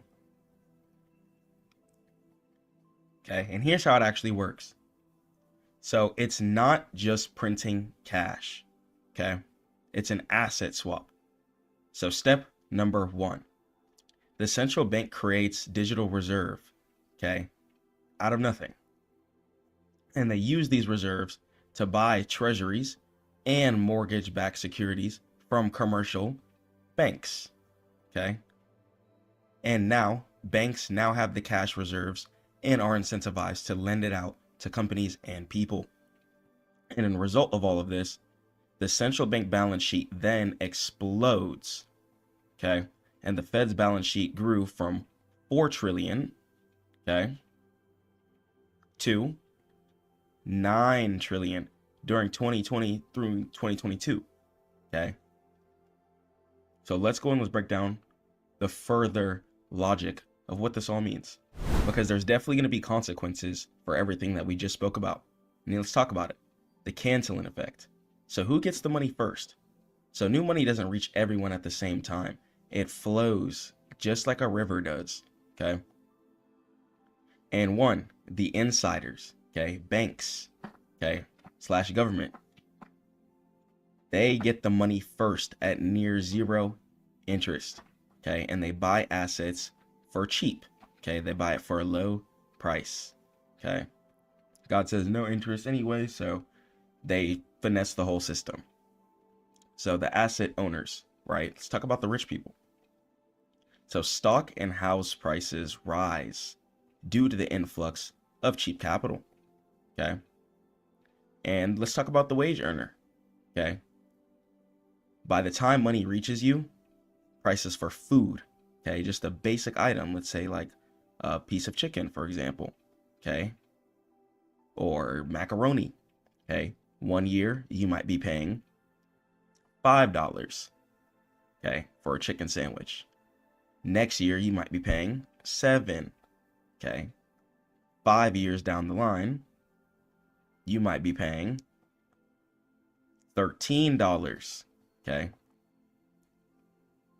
You went from paying $5 a chicken sandwich to $13, okay. Yes, we can print infinite currency, right? But there's going to be consequences to everything, okay? It's going to be supply and demand, equal opposite forces in everything, okay? So understand that the fact that infinite money gets printed means that over time things have to get more expensive in order to compensate, because people are going to start just having more money. Okay, and there's going to be more money flowing in the river. So the numbers have to balance out logically. Okay, so knowing this, we have to understand that your income has to catch up. So let's focus on point number 2 here. Okay, so point number 2, the asset owners and the rich. So stock and house prices rise due to the influx of cheap capital. Okay, so they go up due to the influx of cheap capital. We need to think about this logically. Okay, so while food, rent, and stuff is getting more expensive, okay, stock and housing prices are also rising. You guys should be trying your hardest to stack as much assets as possible. If you don't know what an asset is, that's going to be anything that's pretty much going to turn your money into more money. Okay, whether it be real estate, okay, you could do stocks, okay, cryptocurrency, so many different avenues, okay, business, pay for ads and start you a digital business or physical business, whatever, okay, just whatever is turning your money into more money, that's going to be an asset, because you have to understand that your income has to catch up. I don't want you guys to be struggling in society, okay, your income has to catch up. And just like God says in Quran, we have to spend moderately, okay? We have to spend moderately. I'm really telling you guys, the key to life is just following what God says, okay? If you guys aren't religious, you need to go start reading the word, man, okay? It really helps a lot. It's a lot of psychology in there, okay? Especially as a trader, an investor, somebody trying to have their finances together, you need to definitely read Quran if you can, okay? So spending moderately. Okay, so stop being so much of a consumer. If you realize, okay, there was times I was spending my whole bag on DoorDash, on this and that, okay, having no assets stacked, okay, and I'm not saying don't live life. There's going to be times where we want to live a little life, okay, I understand, okay, there's times, you know what I'm saying, I go out, you know what I'm saying, you might pop it a little bit, live your life, do your thing, but that doesn't need to be a consistent every single week, every single day thing, okay, save your money, invest your money, okay. So when I say save your money, save it in some assets if you can. Okay, don't just have your money sitting in your bank account, because inflation, food, rent, etc. is rising. Okay, which means if you just have money sitting still, you're going to pay more taxes over time. Okay, so always try and keep your money flowing in the river. Okay, this way, by the time tax time comes, you're going to have an easy time paying it off. Inshallah, if God wills. Okay, so let's head over to the next slide. So the response, okay, absolute scarcity.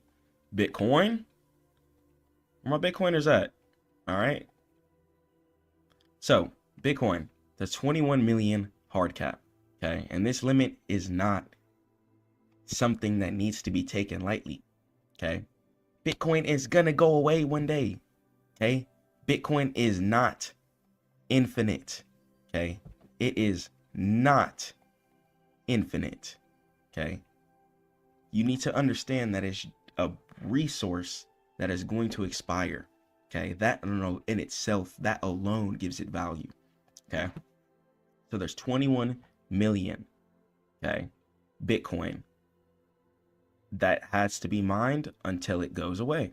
Okay, depending on when you're watching this video, you should be able to do a quick Google search to see how much Bitcoin is left. Okay, people are starting to buy hundreds of millions of dollars worth, including the US government. So check your watch, okay, because time is ticking. Okay, so this limit is not a promise, it's math. Okay, it's enforced by tens of thousands of nodes globally.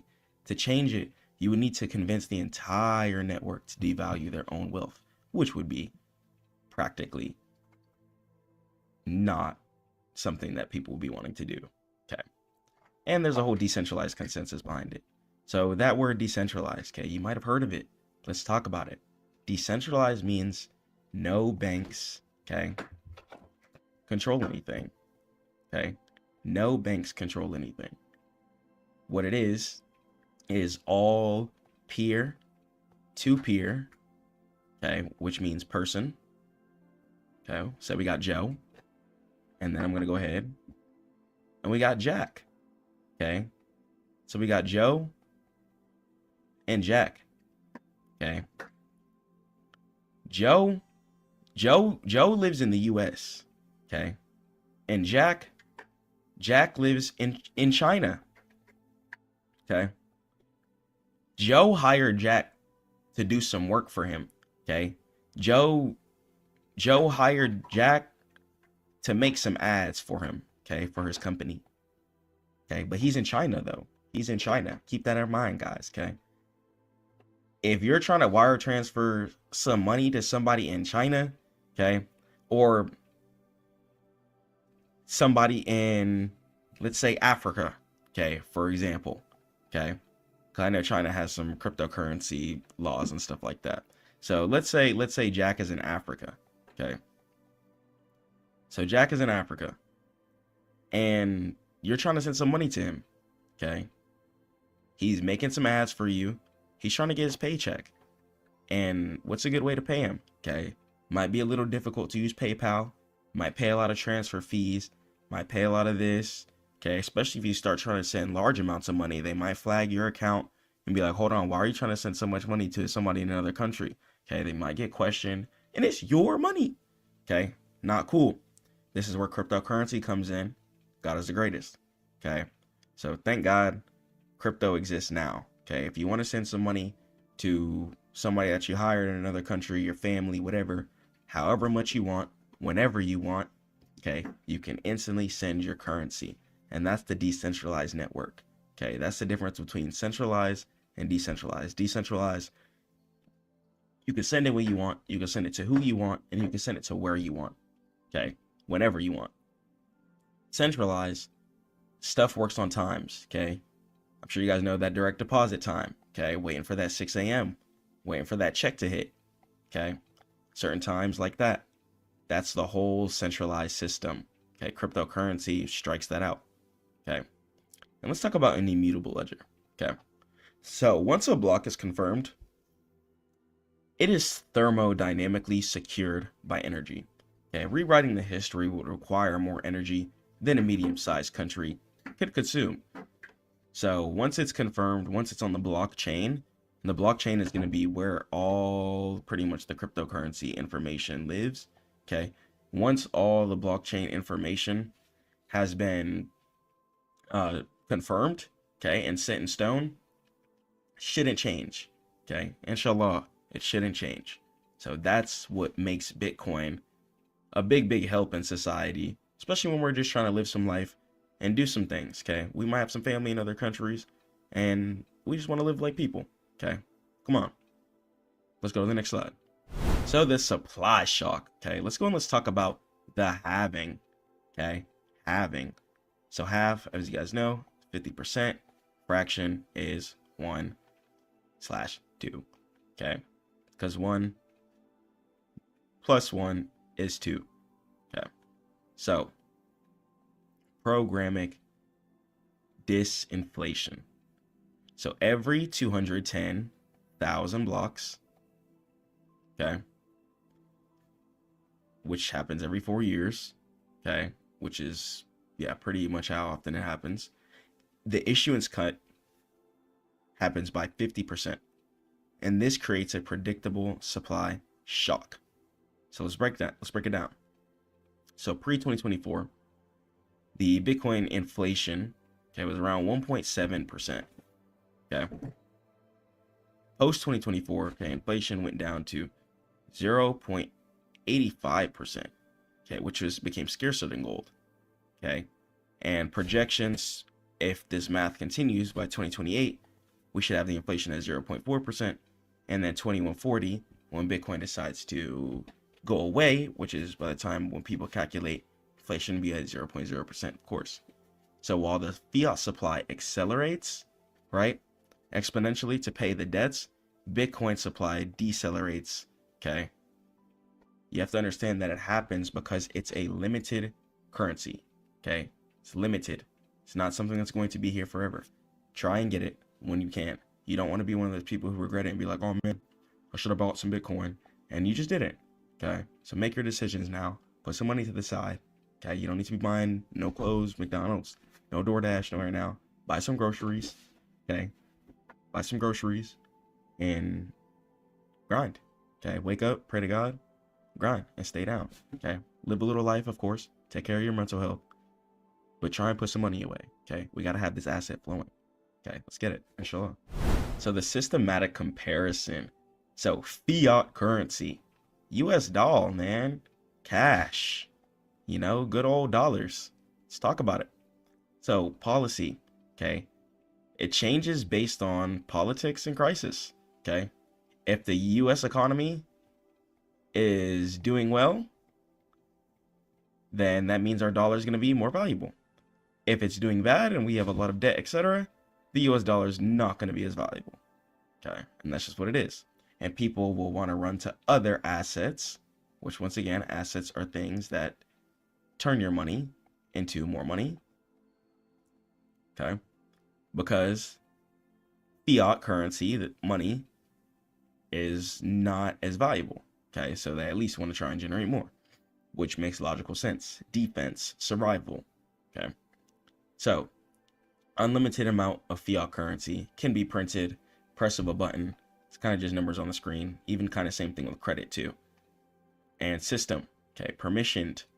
Banks control the access. Okay, they can tell you no, and they can tell you yes. Okay, and the outcome, right? Your savings lose value over time. Okay, due to the fact that it's not growing in anything. Okay, it's not in the river. Okay, it's sitting still on the rocks. Okay, and let's talk about some Bitcoin. So policy, okay, set in stone with code. Okay, can't be changed, which means Bitcoin is gonna have the same intrinsic value baked into it a lot of the times. Okay, and of course there's gonna be chart depending on where the price is at, all-time highs versus a low, for example. Okay, but for the most part, with it having that fixed supply, okay, it's gonna remain valuable. Okay, fiat currency, if the US started getting bombed right now, the US dollar probably wouldn't be as valuable. Okay, so certain things just are logical with that. So supply, okay, strictly capped. Okay, 21 million, and it's very costly to mine. Okay, you can't just spawn Bitcoin at a press of a button. You actually have to have a whole logistical system. Okay, Bitcoin is created by proof of work. Okay, the computers have to show math. You know when your teacher asks you to show work, that's what the computers have to do. So it's pretty much a bunch of computers. Okay, or it might be one, however much the person has who's mining the Bitcoin. Okay, and what they're gonna go ahead and do is look for mathematical equal signs. Okay, they're trying to solve a code, okay, to give the hash. Okay, and in that, the computer has to keep solving these codes. Okay, and it has to show work. Okay, and that proof of work, and if it's correct, okay, then they're rewarded with a piece of Bitcoin. Okay, and then they keep doing that, and then every mathematical problem that's solved, then a Bitcoin gets created. Okay, and it's all solved by supercomputers. Okay, could be very, very expensive to run depending on your country. Okay, so before you just go try and boot it up, look into it. Please do your research. Pray to God on it. Take your time. Okay, and it's open to all. Anybody can buy Bitcoin. Okay, you can buy some Bitcoin right now if you want. I don't care if you got $2. Okay, get in that habit of buying assets. Try and keep yourself broke. Okay, because what do you have your cash in your bank account for? Go buy some assets, live off of credit if you can, and stay down. Okay, keep doing that. And then when it's time to pay your credit, boom, boom, boom, and keep the money flowing. Keep it flowing. Okay, don't stop hustling. Okay, I know life happens. Don't get depressed. Keep your head on straight, man. Okay, there's gonna be things that go down in life. There's gonna be times your emotions are gonna be shook up. Okay, there's gonna be times where you can't stack up. Okay, your car might break down. Okay, things happen in life. Okay, you might have to pay rent. You might have to pay direct deposit on a new crib. Okay, and rent. Okay, depending on whatever it is, any situation, right? Hospital bills. Okay, just pray to God on it. Okay, pray to God on it and keep hustling. Okay, don't get in your head. Don't get poopy pants and don't get depressed because you got to get to this money. Okay, I'm telling you, when you pray on it, you keep going forward You keep hustling, things get easier. Okay. But you got to keep hustling. Okay. After you pray, you got to keep hustling. Okay. Don't grieve. Okay. Don't get sad. Just focus. Focus. Okay. Don't take that money and indulge in food. No alcohol. Okay. If you're drinking, quit that. God says don't do it. It makes you weak. Okay. No alcohol. Take that money, buy some assets, buy some Bitcoin. Okay. Change up your lifestyle. It's really deep. Okay. If you catch yourself buying certain kinds of food, ask yourself why. Okay. Why? Why am I eating these Doritos? Why am I booting this up right now? Okay. When's the last time you had some vegetables, some fruit? Okay. You got to change your lifestyle. You guys are so obsessed with investing and trading, but we all have to realize that we have to change our lifestyles. Okay. This stuff takes money. Okay. It takes money to invest. So if you want to invest, you need to change your lifestyle up. Okay. Put some bread away. It's cool to stay down. Okay. It's cool to save some. Okay. Wear the same clothes for weeks if you got to, but you know how much Bitcoin you have in the stash. You know how much assets you have stacked up. Who cares what anybody's saying? Okay. Because if you want to get to this Bitcoin, it's going to take a certain level of discipline. Okay. It's going to take a certain level of staying focused. Okay. We can't be being lazy when we say we want to be stacking assets. You got to choose. You got to be relentless. You got to be a dog. Okay. So before Bitcoin expires, I don't want you guys to be like, man, I wish I bought Bitcoin. And it's like, that's not how you want to go out. Okay. Leave something for your family. Okay. And take care of yourself. Inshallah. So let's go. Let's head over to the next slide. So the hardness of money, right? Stock to flow. So why hardness matters in the first place? So money is a technology for storing time and energy. And hardness measures how hard it is to produce more of it. So let's talk about the S to F ratio. Okay. And existing supply, okay, divided by the annual production. So let's talk about the real estate, right? High S2F, okay? Because real estate is pretty hard to build, okay? You need a whole crew of people. Stuff could be changing now, though, because they do have houses that you can just drop on a plot of land, okay? That's like carried by a giant truck, okay? So it really depends. That could change as humans develop more innovative technology and ways to get housing quicker. But as for now, real estate is pretty hard to build. And let's talk about gold, right? So gold takes about 60 years to double supply, okay? And Bitcoin, okay? It's the hardest asset ever discovered, ever, okay? So gold has a 60 S2F, Bitcoin, as of 2025, has 120 S2F, okay? And if money is easy to produce, right, such as fiat currency, which is unlimited, people won't save it. They're just going to go ahead and dump it and blow it, okay? And if money is hard, okay, Bitcoin, civilization can save for the future. Your Bitcoin is like your gold, okay? You should not be touching your Bitcoin. You should not be touching your Bitcoin. You should not be touching your Bitcoin. You should not be touching your Bitcoin, okay? Keep it in the stash. Keep it locked away. Keep those secret keys locked up, okay? Don't be touching that Coinbase card. Don't do it. It's not worth it, guys. Okay, so let's stack it up. Let's stay down. Okay, spend that credit. Okay, spend that credit and build it back up. Spend that credit, build it back up. Pay your bills, spend that credit, build it back up. Keep hustling, keep grinding. Okay, spend that credit. Credit. Fiat currency, unlimited, pretty much almost not real. But think something like Bitcoin, okay, something like real assets like gold, okay, that there's limited resources and actually exist, okay, whether you're buying the gold, ETF, etc., just understand that investing into assets that have value are going to be a lot more worthwhile than hoarding fiat currency for no reason. So let's jump into the next slide. So the verdict of everything, okay, we're witnessing a global competition between two monetary operating systems, okay? You got the debt path, okay? Fiat requires inflation to service global debt. So your savings are the fuel for the system, okay? Eating it all up. And then you got your true savings path, okay? Bitcoin, it's an exit valve, okay? A savings technology that cannot be debased by any central authority, okay? And this is not financial advice. Do your own research, okay?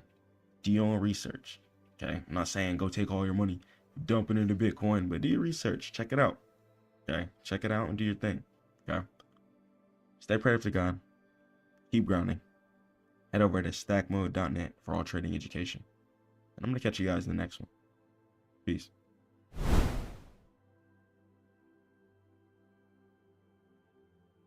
Organic content will always be better than AI content in literally every single way possible. If you want to succeed in business, you have to know how to get into your clients' and viewers' hearts before you just jump into their wallet. Let me show you guys the exact guide how. Let's do it. Yo, so I just want you guys to know that organic content will always outperform AI content. Once again, organic content will always outperform AI generated content. So understand that there's a couple of reasons why for this, okay?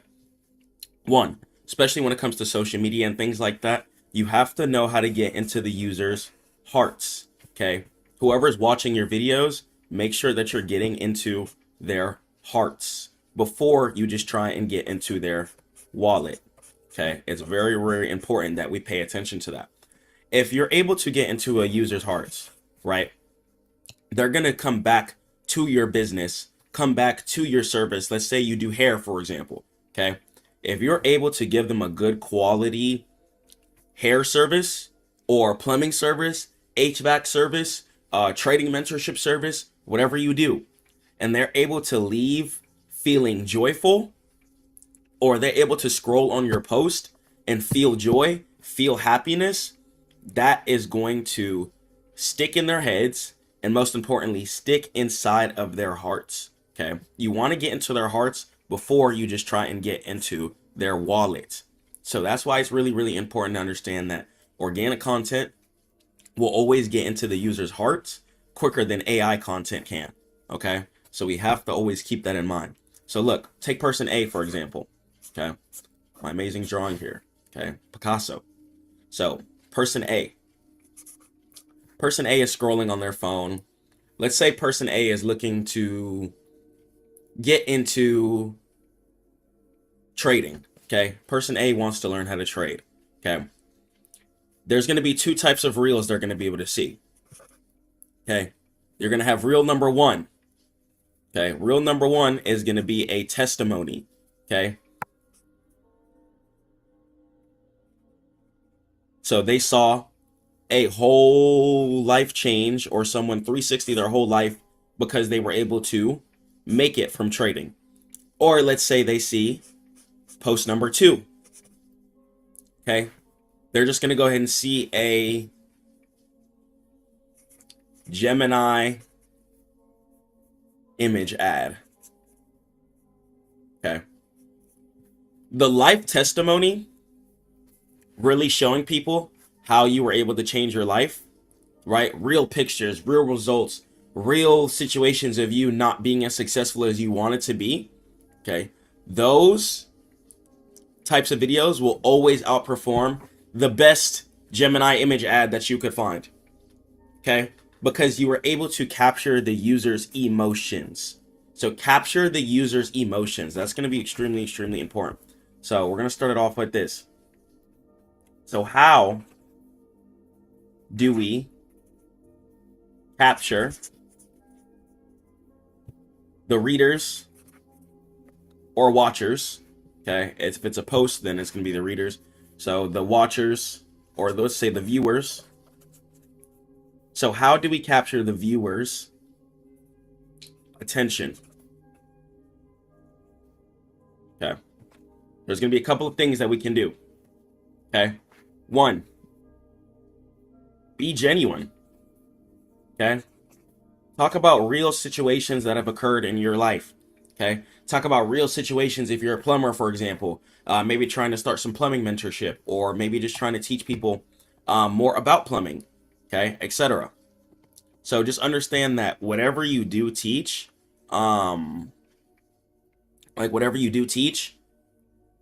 just be genuine. Okay, be genuine. Have real funny perspectives, real life perspectives that people can actually feel. And then it's going to be a lot easier to get into the framework of success, because people are going to be able to feel you. And once again, once you're genuine, you're going to be able to have trust and get into their hearts. Okay, they're going to trust you. Okay, 2, another way to capture viewers' attention: results. Results. Show some work you've done. Show some results. Show some clients that you've helped. Show yourself doing live actual examples. Because once people start seeing results, okay, once people see results, then people start to build trust. Okay, results equals trust and retention. So when they're seeing results from your service, from your education, and they're seeing other people get results as well, that's going to be a good way to incline trust and retention. Okay, so trust is going to be really, really important, because 1, you want people to whip out the card and buy your service in the first place, or feel confident enough to get in a position to even want your service. Okay, and then we're going to have retention. Okay, retention is going to be extremely, extremely important. You want retention. Okay, you want customers to be retained to your service. You want them to be coming back over and over and over and over and over again. Okay, take Tupperware, for example. A company, Tupperware, went out of business due to the fact that their product wasn't retention based. Okay, it was a product that people bought once and then they never needed it again. Okay, retention. Focus on your retention, and retention is going to bring you your monthly income. Okay, retention is going to bring you your monthly income. So you need your customers to stay retained, you need your customers to stay engaged, and you need your customers to stay paying every single month. Okay, so that way you're going to have an easy time when it comes to paying your bills. So how do I get more followers? Okay, so how do I grow on social media? Okay, a big question a lot of people have. One, for example, on Instagram Reels, one of the videos that I posted that blew up firstly was just a video of me talking about God and just talking about real stuff and how you shouldn't give up on trading in the backyard. Okay, so number 1, understand that genuine, relatable content is the number 1 way to blow up content wise. So understand that genuine, relatable content is the number 1 way to blow up content wise. Okay, this is because it's going to be something that everyone's going to be able to have a laugh at, everyone's going to be able to feel, everyone's going to be able to understand, and that directly correlates right into the user's heart. We want to get into their heart. Get into their heart. So when you're dropping relatable content, even if it's something that somebody hasn't done yet, post stuff that people want to do. If you know people want to learn how to trade, then you need to be dropping videos of you teaching people how to trade and showing your results of you actually getting in actual setups, etc. Okay, so it's going to be really, really important. Understand that genuine, relatable content is the number 1 way to blow up content wise. I want you to win and be successful. Okay, but we can't do this without getting into the client's heart. I cannot emphasize that enough. AI content, okay, AI does not know how to get into the user's hearts or the viewer's hearts. Okay, so being an empath in business really, really helps too. Okay, Make your post emotional. Okay? If you were having a hard time trading and then boom, you hit a massive breakthrough, that's going to build a lot of trust.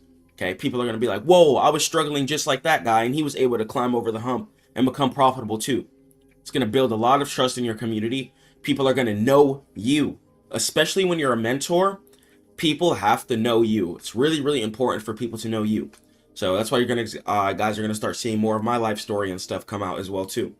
So understand that AI, once again, does not know how to get into the viewers' hearts. You must make your post emotional. You have to. Absolutely. No ifs, ands, or buts. Okay.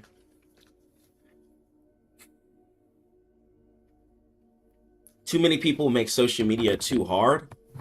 And too many people just don't trust themselves. Okay, you have to trust yourself in the first place. So, how do we capture viewers' attention? We're going to be genuine. Genuineness equals trust.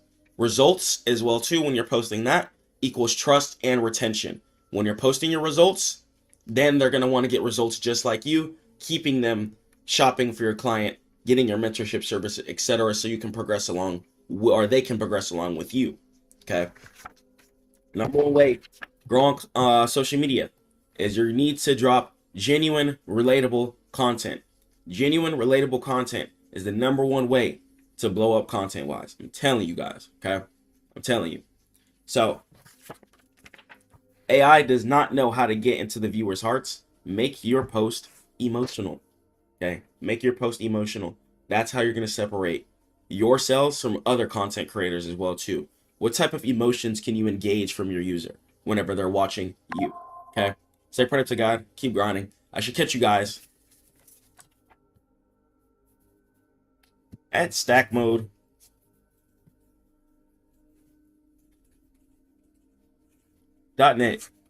Okay, I should genuinely catch you there. If I don't see you at Stackmode.net, you're gonna confuse me. Okay, you're gonna confuse me and you're gonna make me think that you don't want it, you don't want money for real, and you don't want to improve your life. Let's grow your business and let's take that business profit and let's go ahead and let's translate that into more money with trading. Okay, trading, business, and trading. That is what we teach here. Okay, and we funnel these into each other to build a giant income loop.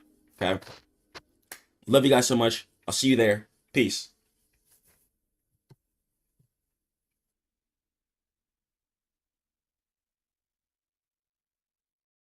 When a company drops its earnings reports, it's like opening the result envelope on award night. Traders, investors, hedge funds, everyone is waiting to see if the company beats expectations, meet them, or completely miss the mark. And depending on that reveal, price action can turn into a calm wave or a full-blown tidal surge. During earnings, companies reveal how much money they made, how much they spent, and what they expect for the future. And here's the twist. Sometimes the company posts great numbers, but the stock still tanks.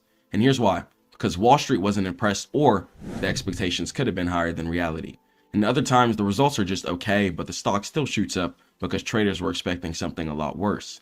In just a few minutes, spreads widen, volume spikes, and algorithms fire off like fireworks. And this is why many traders either love earnings season or avoid it like a thunderstorm. A lot of the times though, in order to avoid gambling, it is better to place your trades after the earnings report has released. So let's go and jump into what earnings is and how it affects the market. Inshallah, God wills. So we're going to go ahead and cover earnings. So what happens when financial earnings release? Okay, so every quarter, okay, every couple of months, financial earnings are going to be a report that determines the amount of money that a company made, okay, and the amount of expectations that they were trying to arise to. So if a company was projected to make $500 million, but they only made $300 million, then in that case, they would go ahead and lose earnings, okay? But if a company was projected to make $500 million and they made $800 million, then that would go ahead and be a positive earnings beat, okay? So earnings are going to go ahead and determine the price action too. Now, just because earnings gets beat or earnings loses doesn't mean that a stock will head up or down, okay? Stocks will do whatever it wants. Do not try and use the earnings releases to try and gamble and make trades. Okay, try and trade after earnings releases if you're going to put down a brand new position.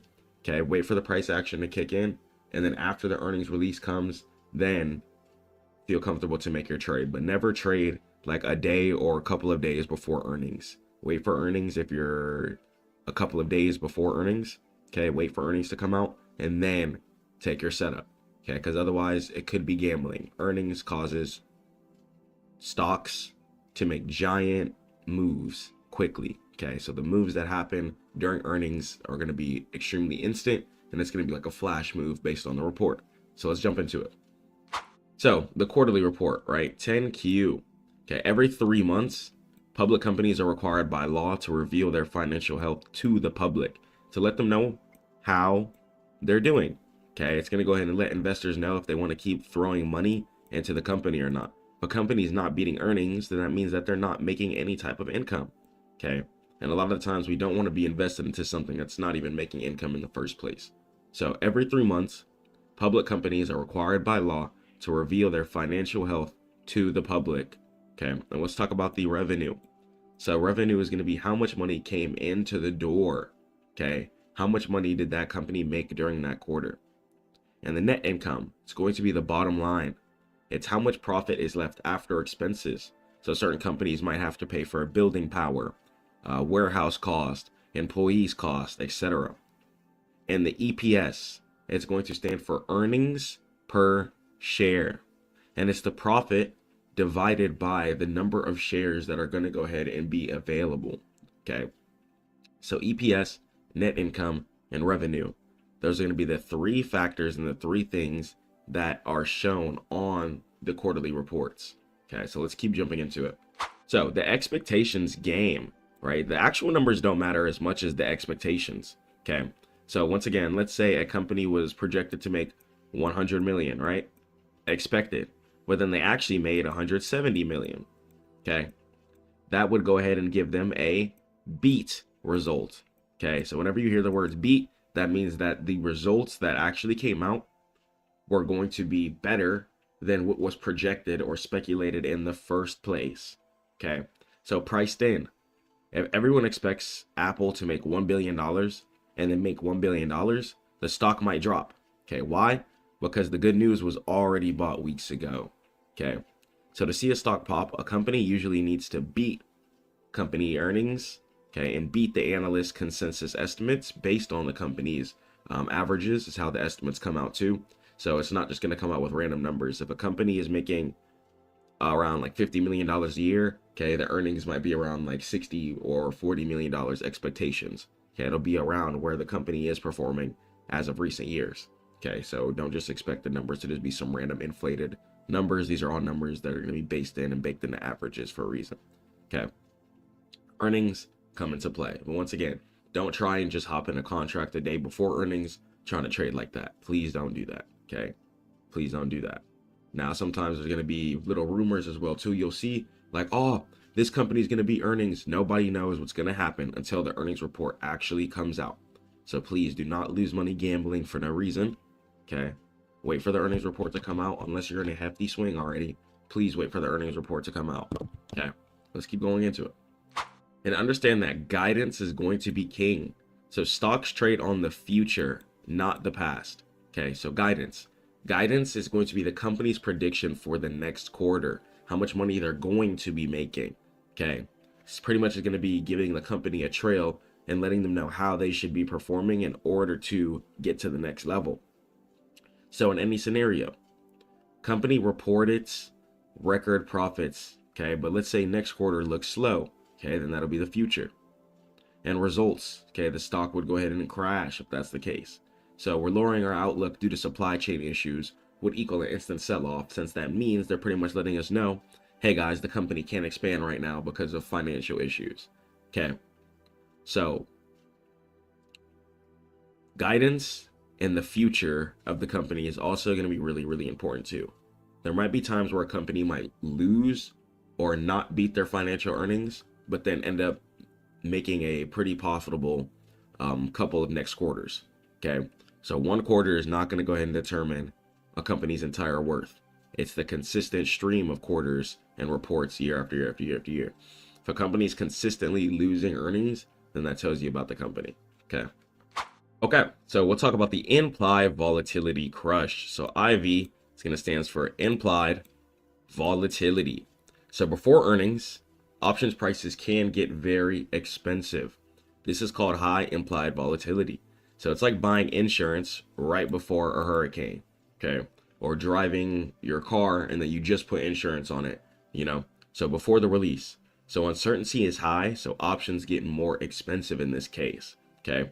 So if you are going to buy a contract before earnings come out, okay, make sure you sell it before earnings come out too. Don't gamble and sell your contract after earnings comes out, because then the uncertainty would go ahead and vanish, okay? Unless you're playing for a way bigger take profit that's going to be way further out than you think, okay? Then try and sell your contract before the earnings comes out, because it's going to be worth the most expensive then, okay? So buying options right before earnings often loses money, even if you guess the direction right. So if you buy a calls contract and the company beats earnings, and even if price goes in an upwards direction, okay, you might notice that your contract didn't even make you that much money, okay? That's because price has to get rebaked into what it actually is supposed to be.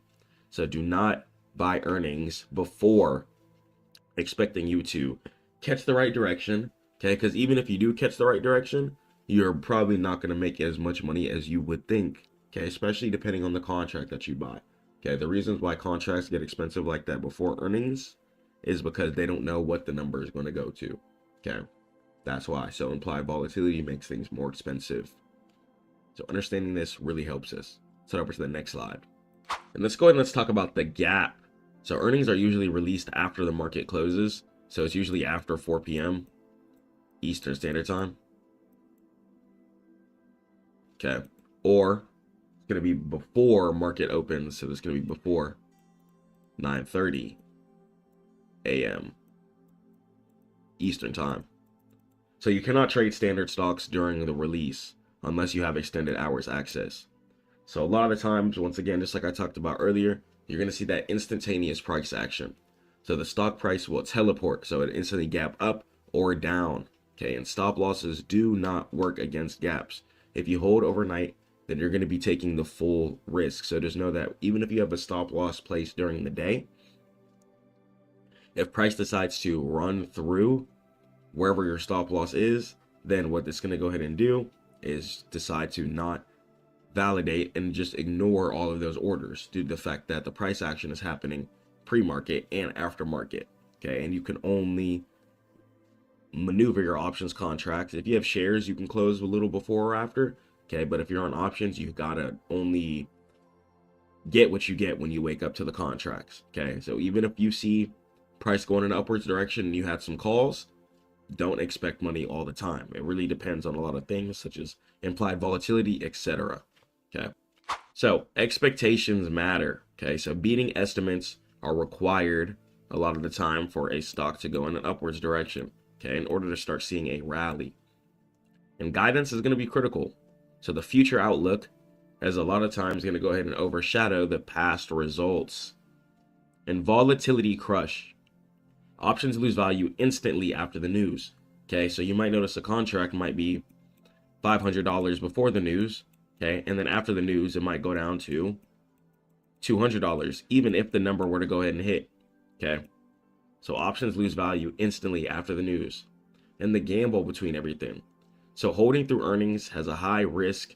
Okay, just a high risk factor. I'm not even going to say high reward. Okay, because the reward that you were to get is not even worth it, and you wouldn't even get it as properly as you would. Now, if you're holding a super swing, okay, you're trying to hold a trade for months, weeks, some years, etc. Okay, then I do understand. Okay, do your thing and hold your trade as you need. But a lot of the times, make sure you're closing your trades before earnings come out. Okay, unless you know exactly what type of swing that you're holding. Okay, head over to Stackmode.net to learn more about anything stock related, investing related, or trading related. I'll catch you guys in the next one. Peace.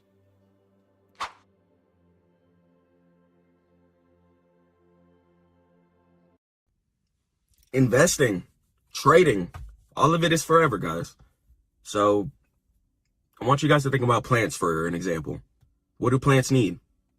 Water, sun, good soil, consistency, consistency, consistency, and you'll get the plant that you want.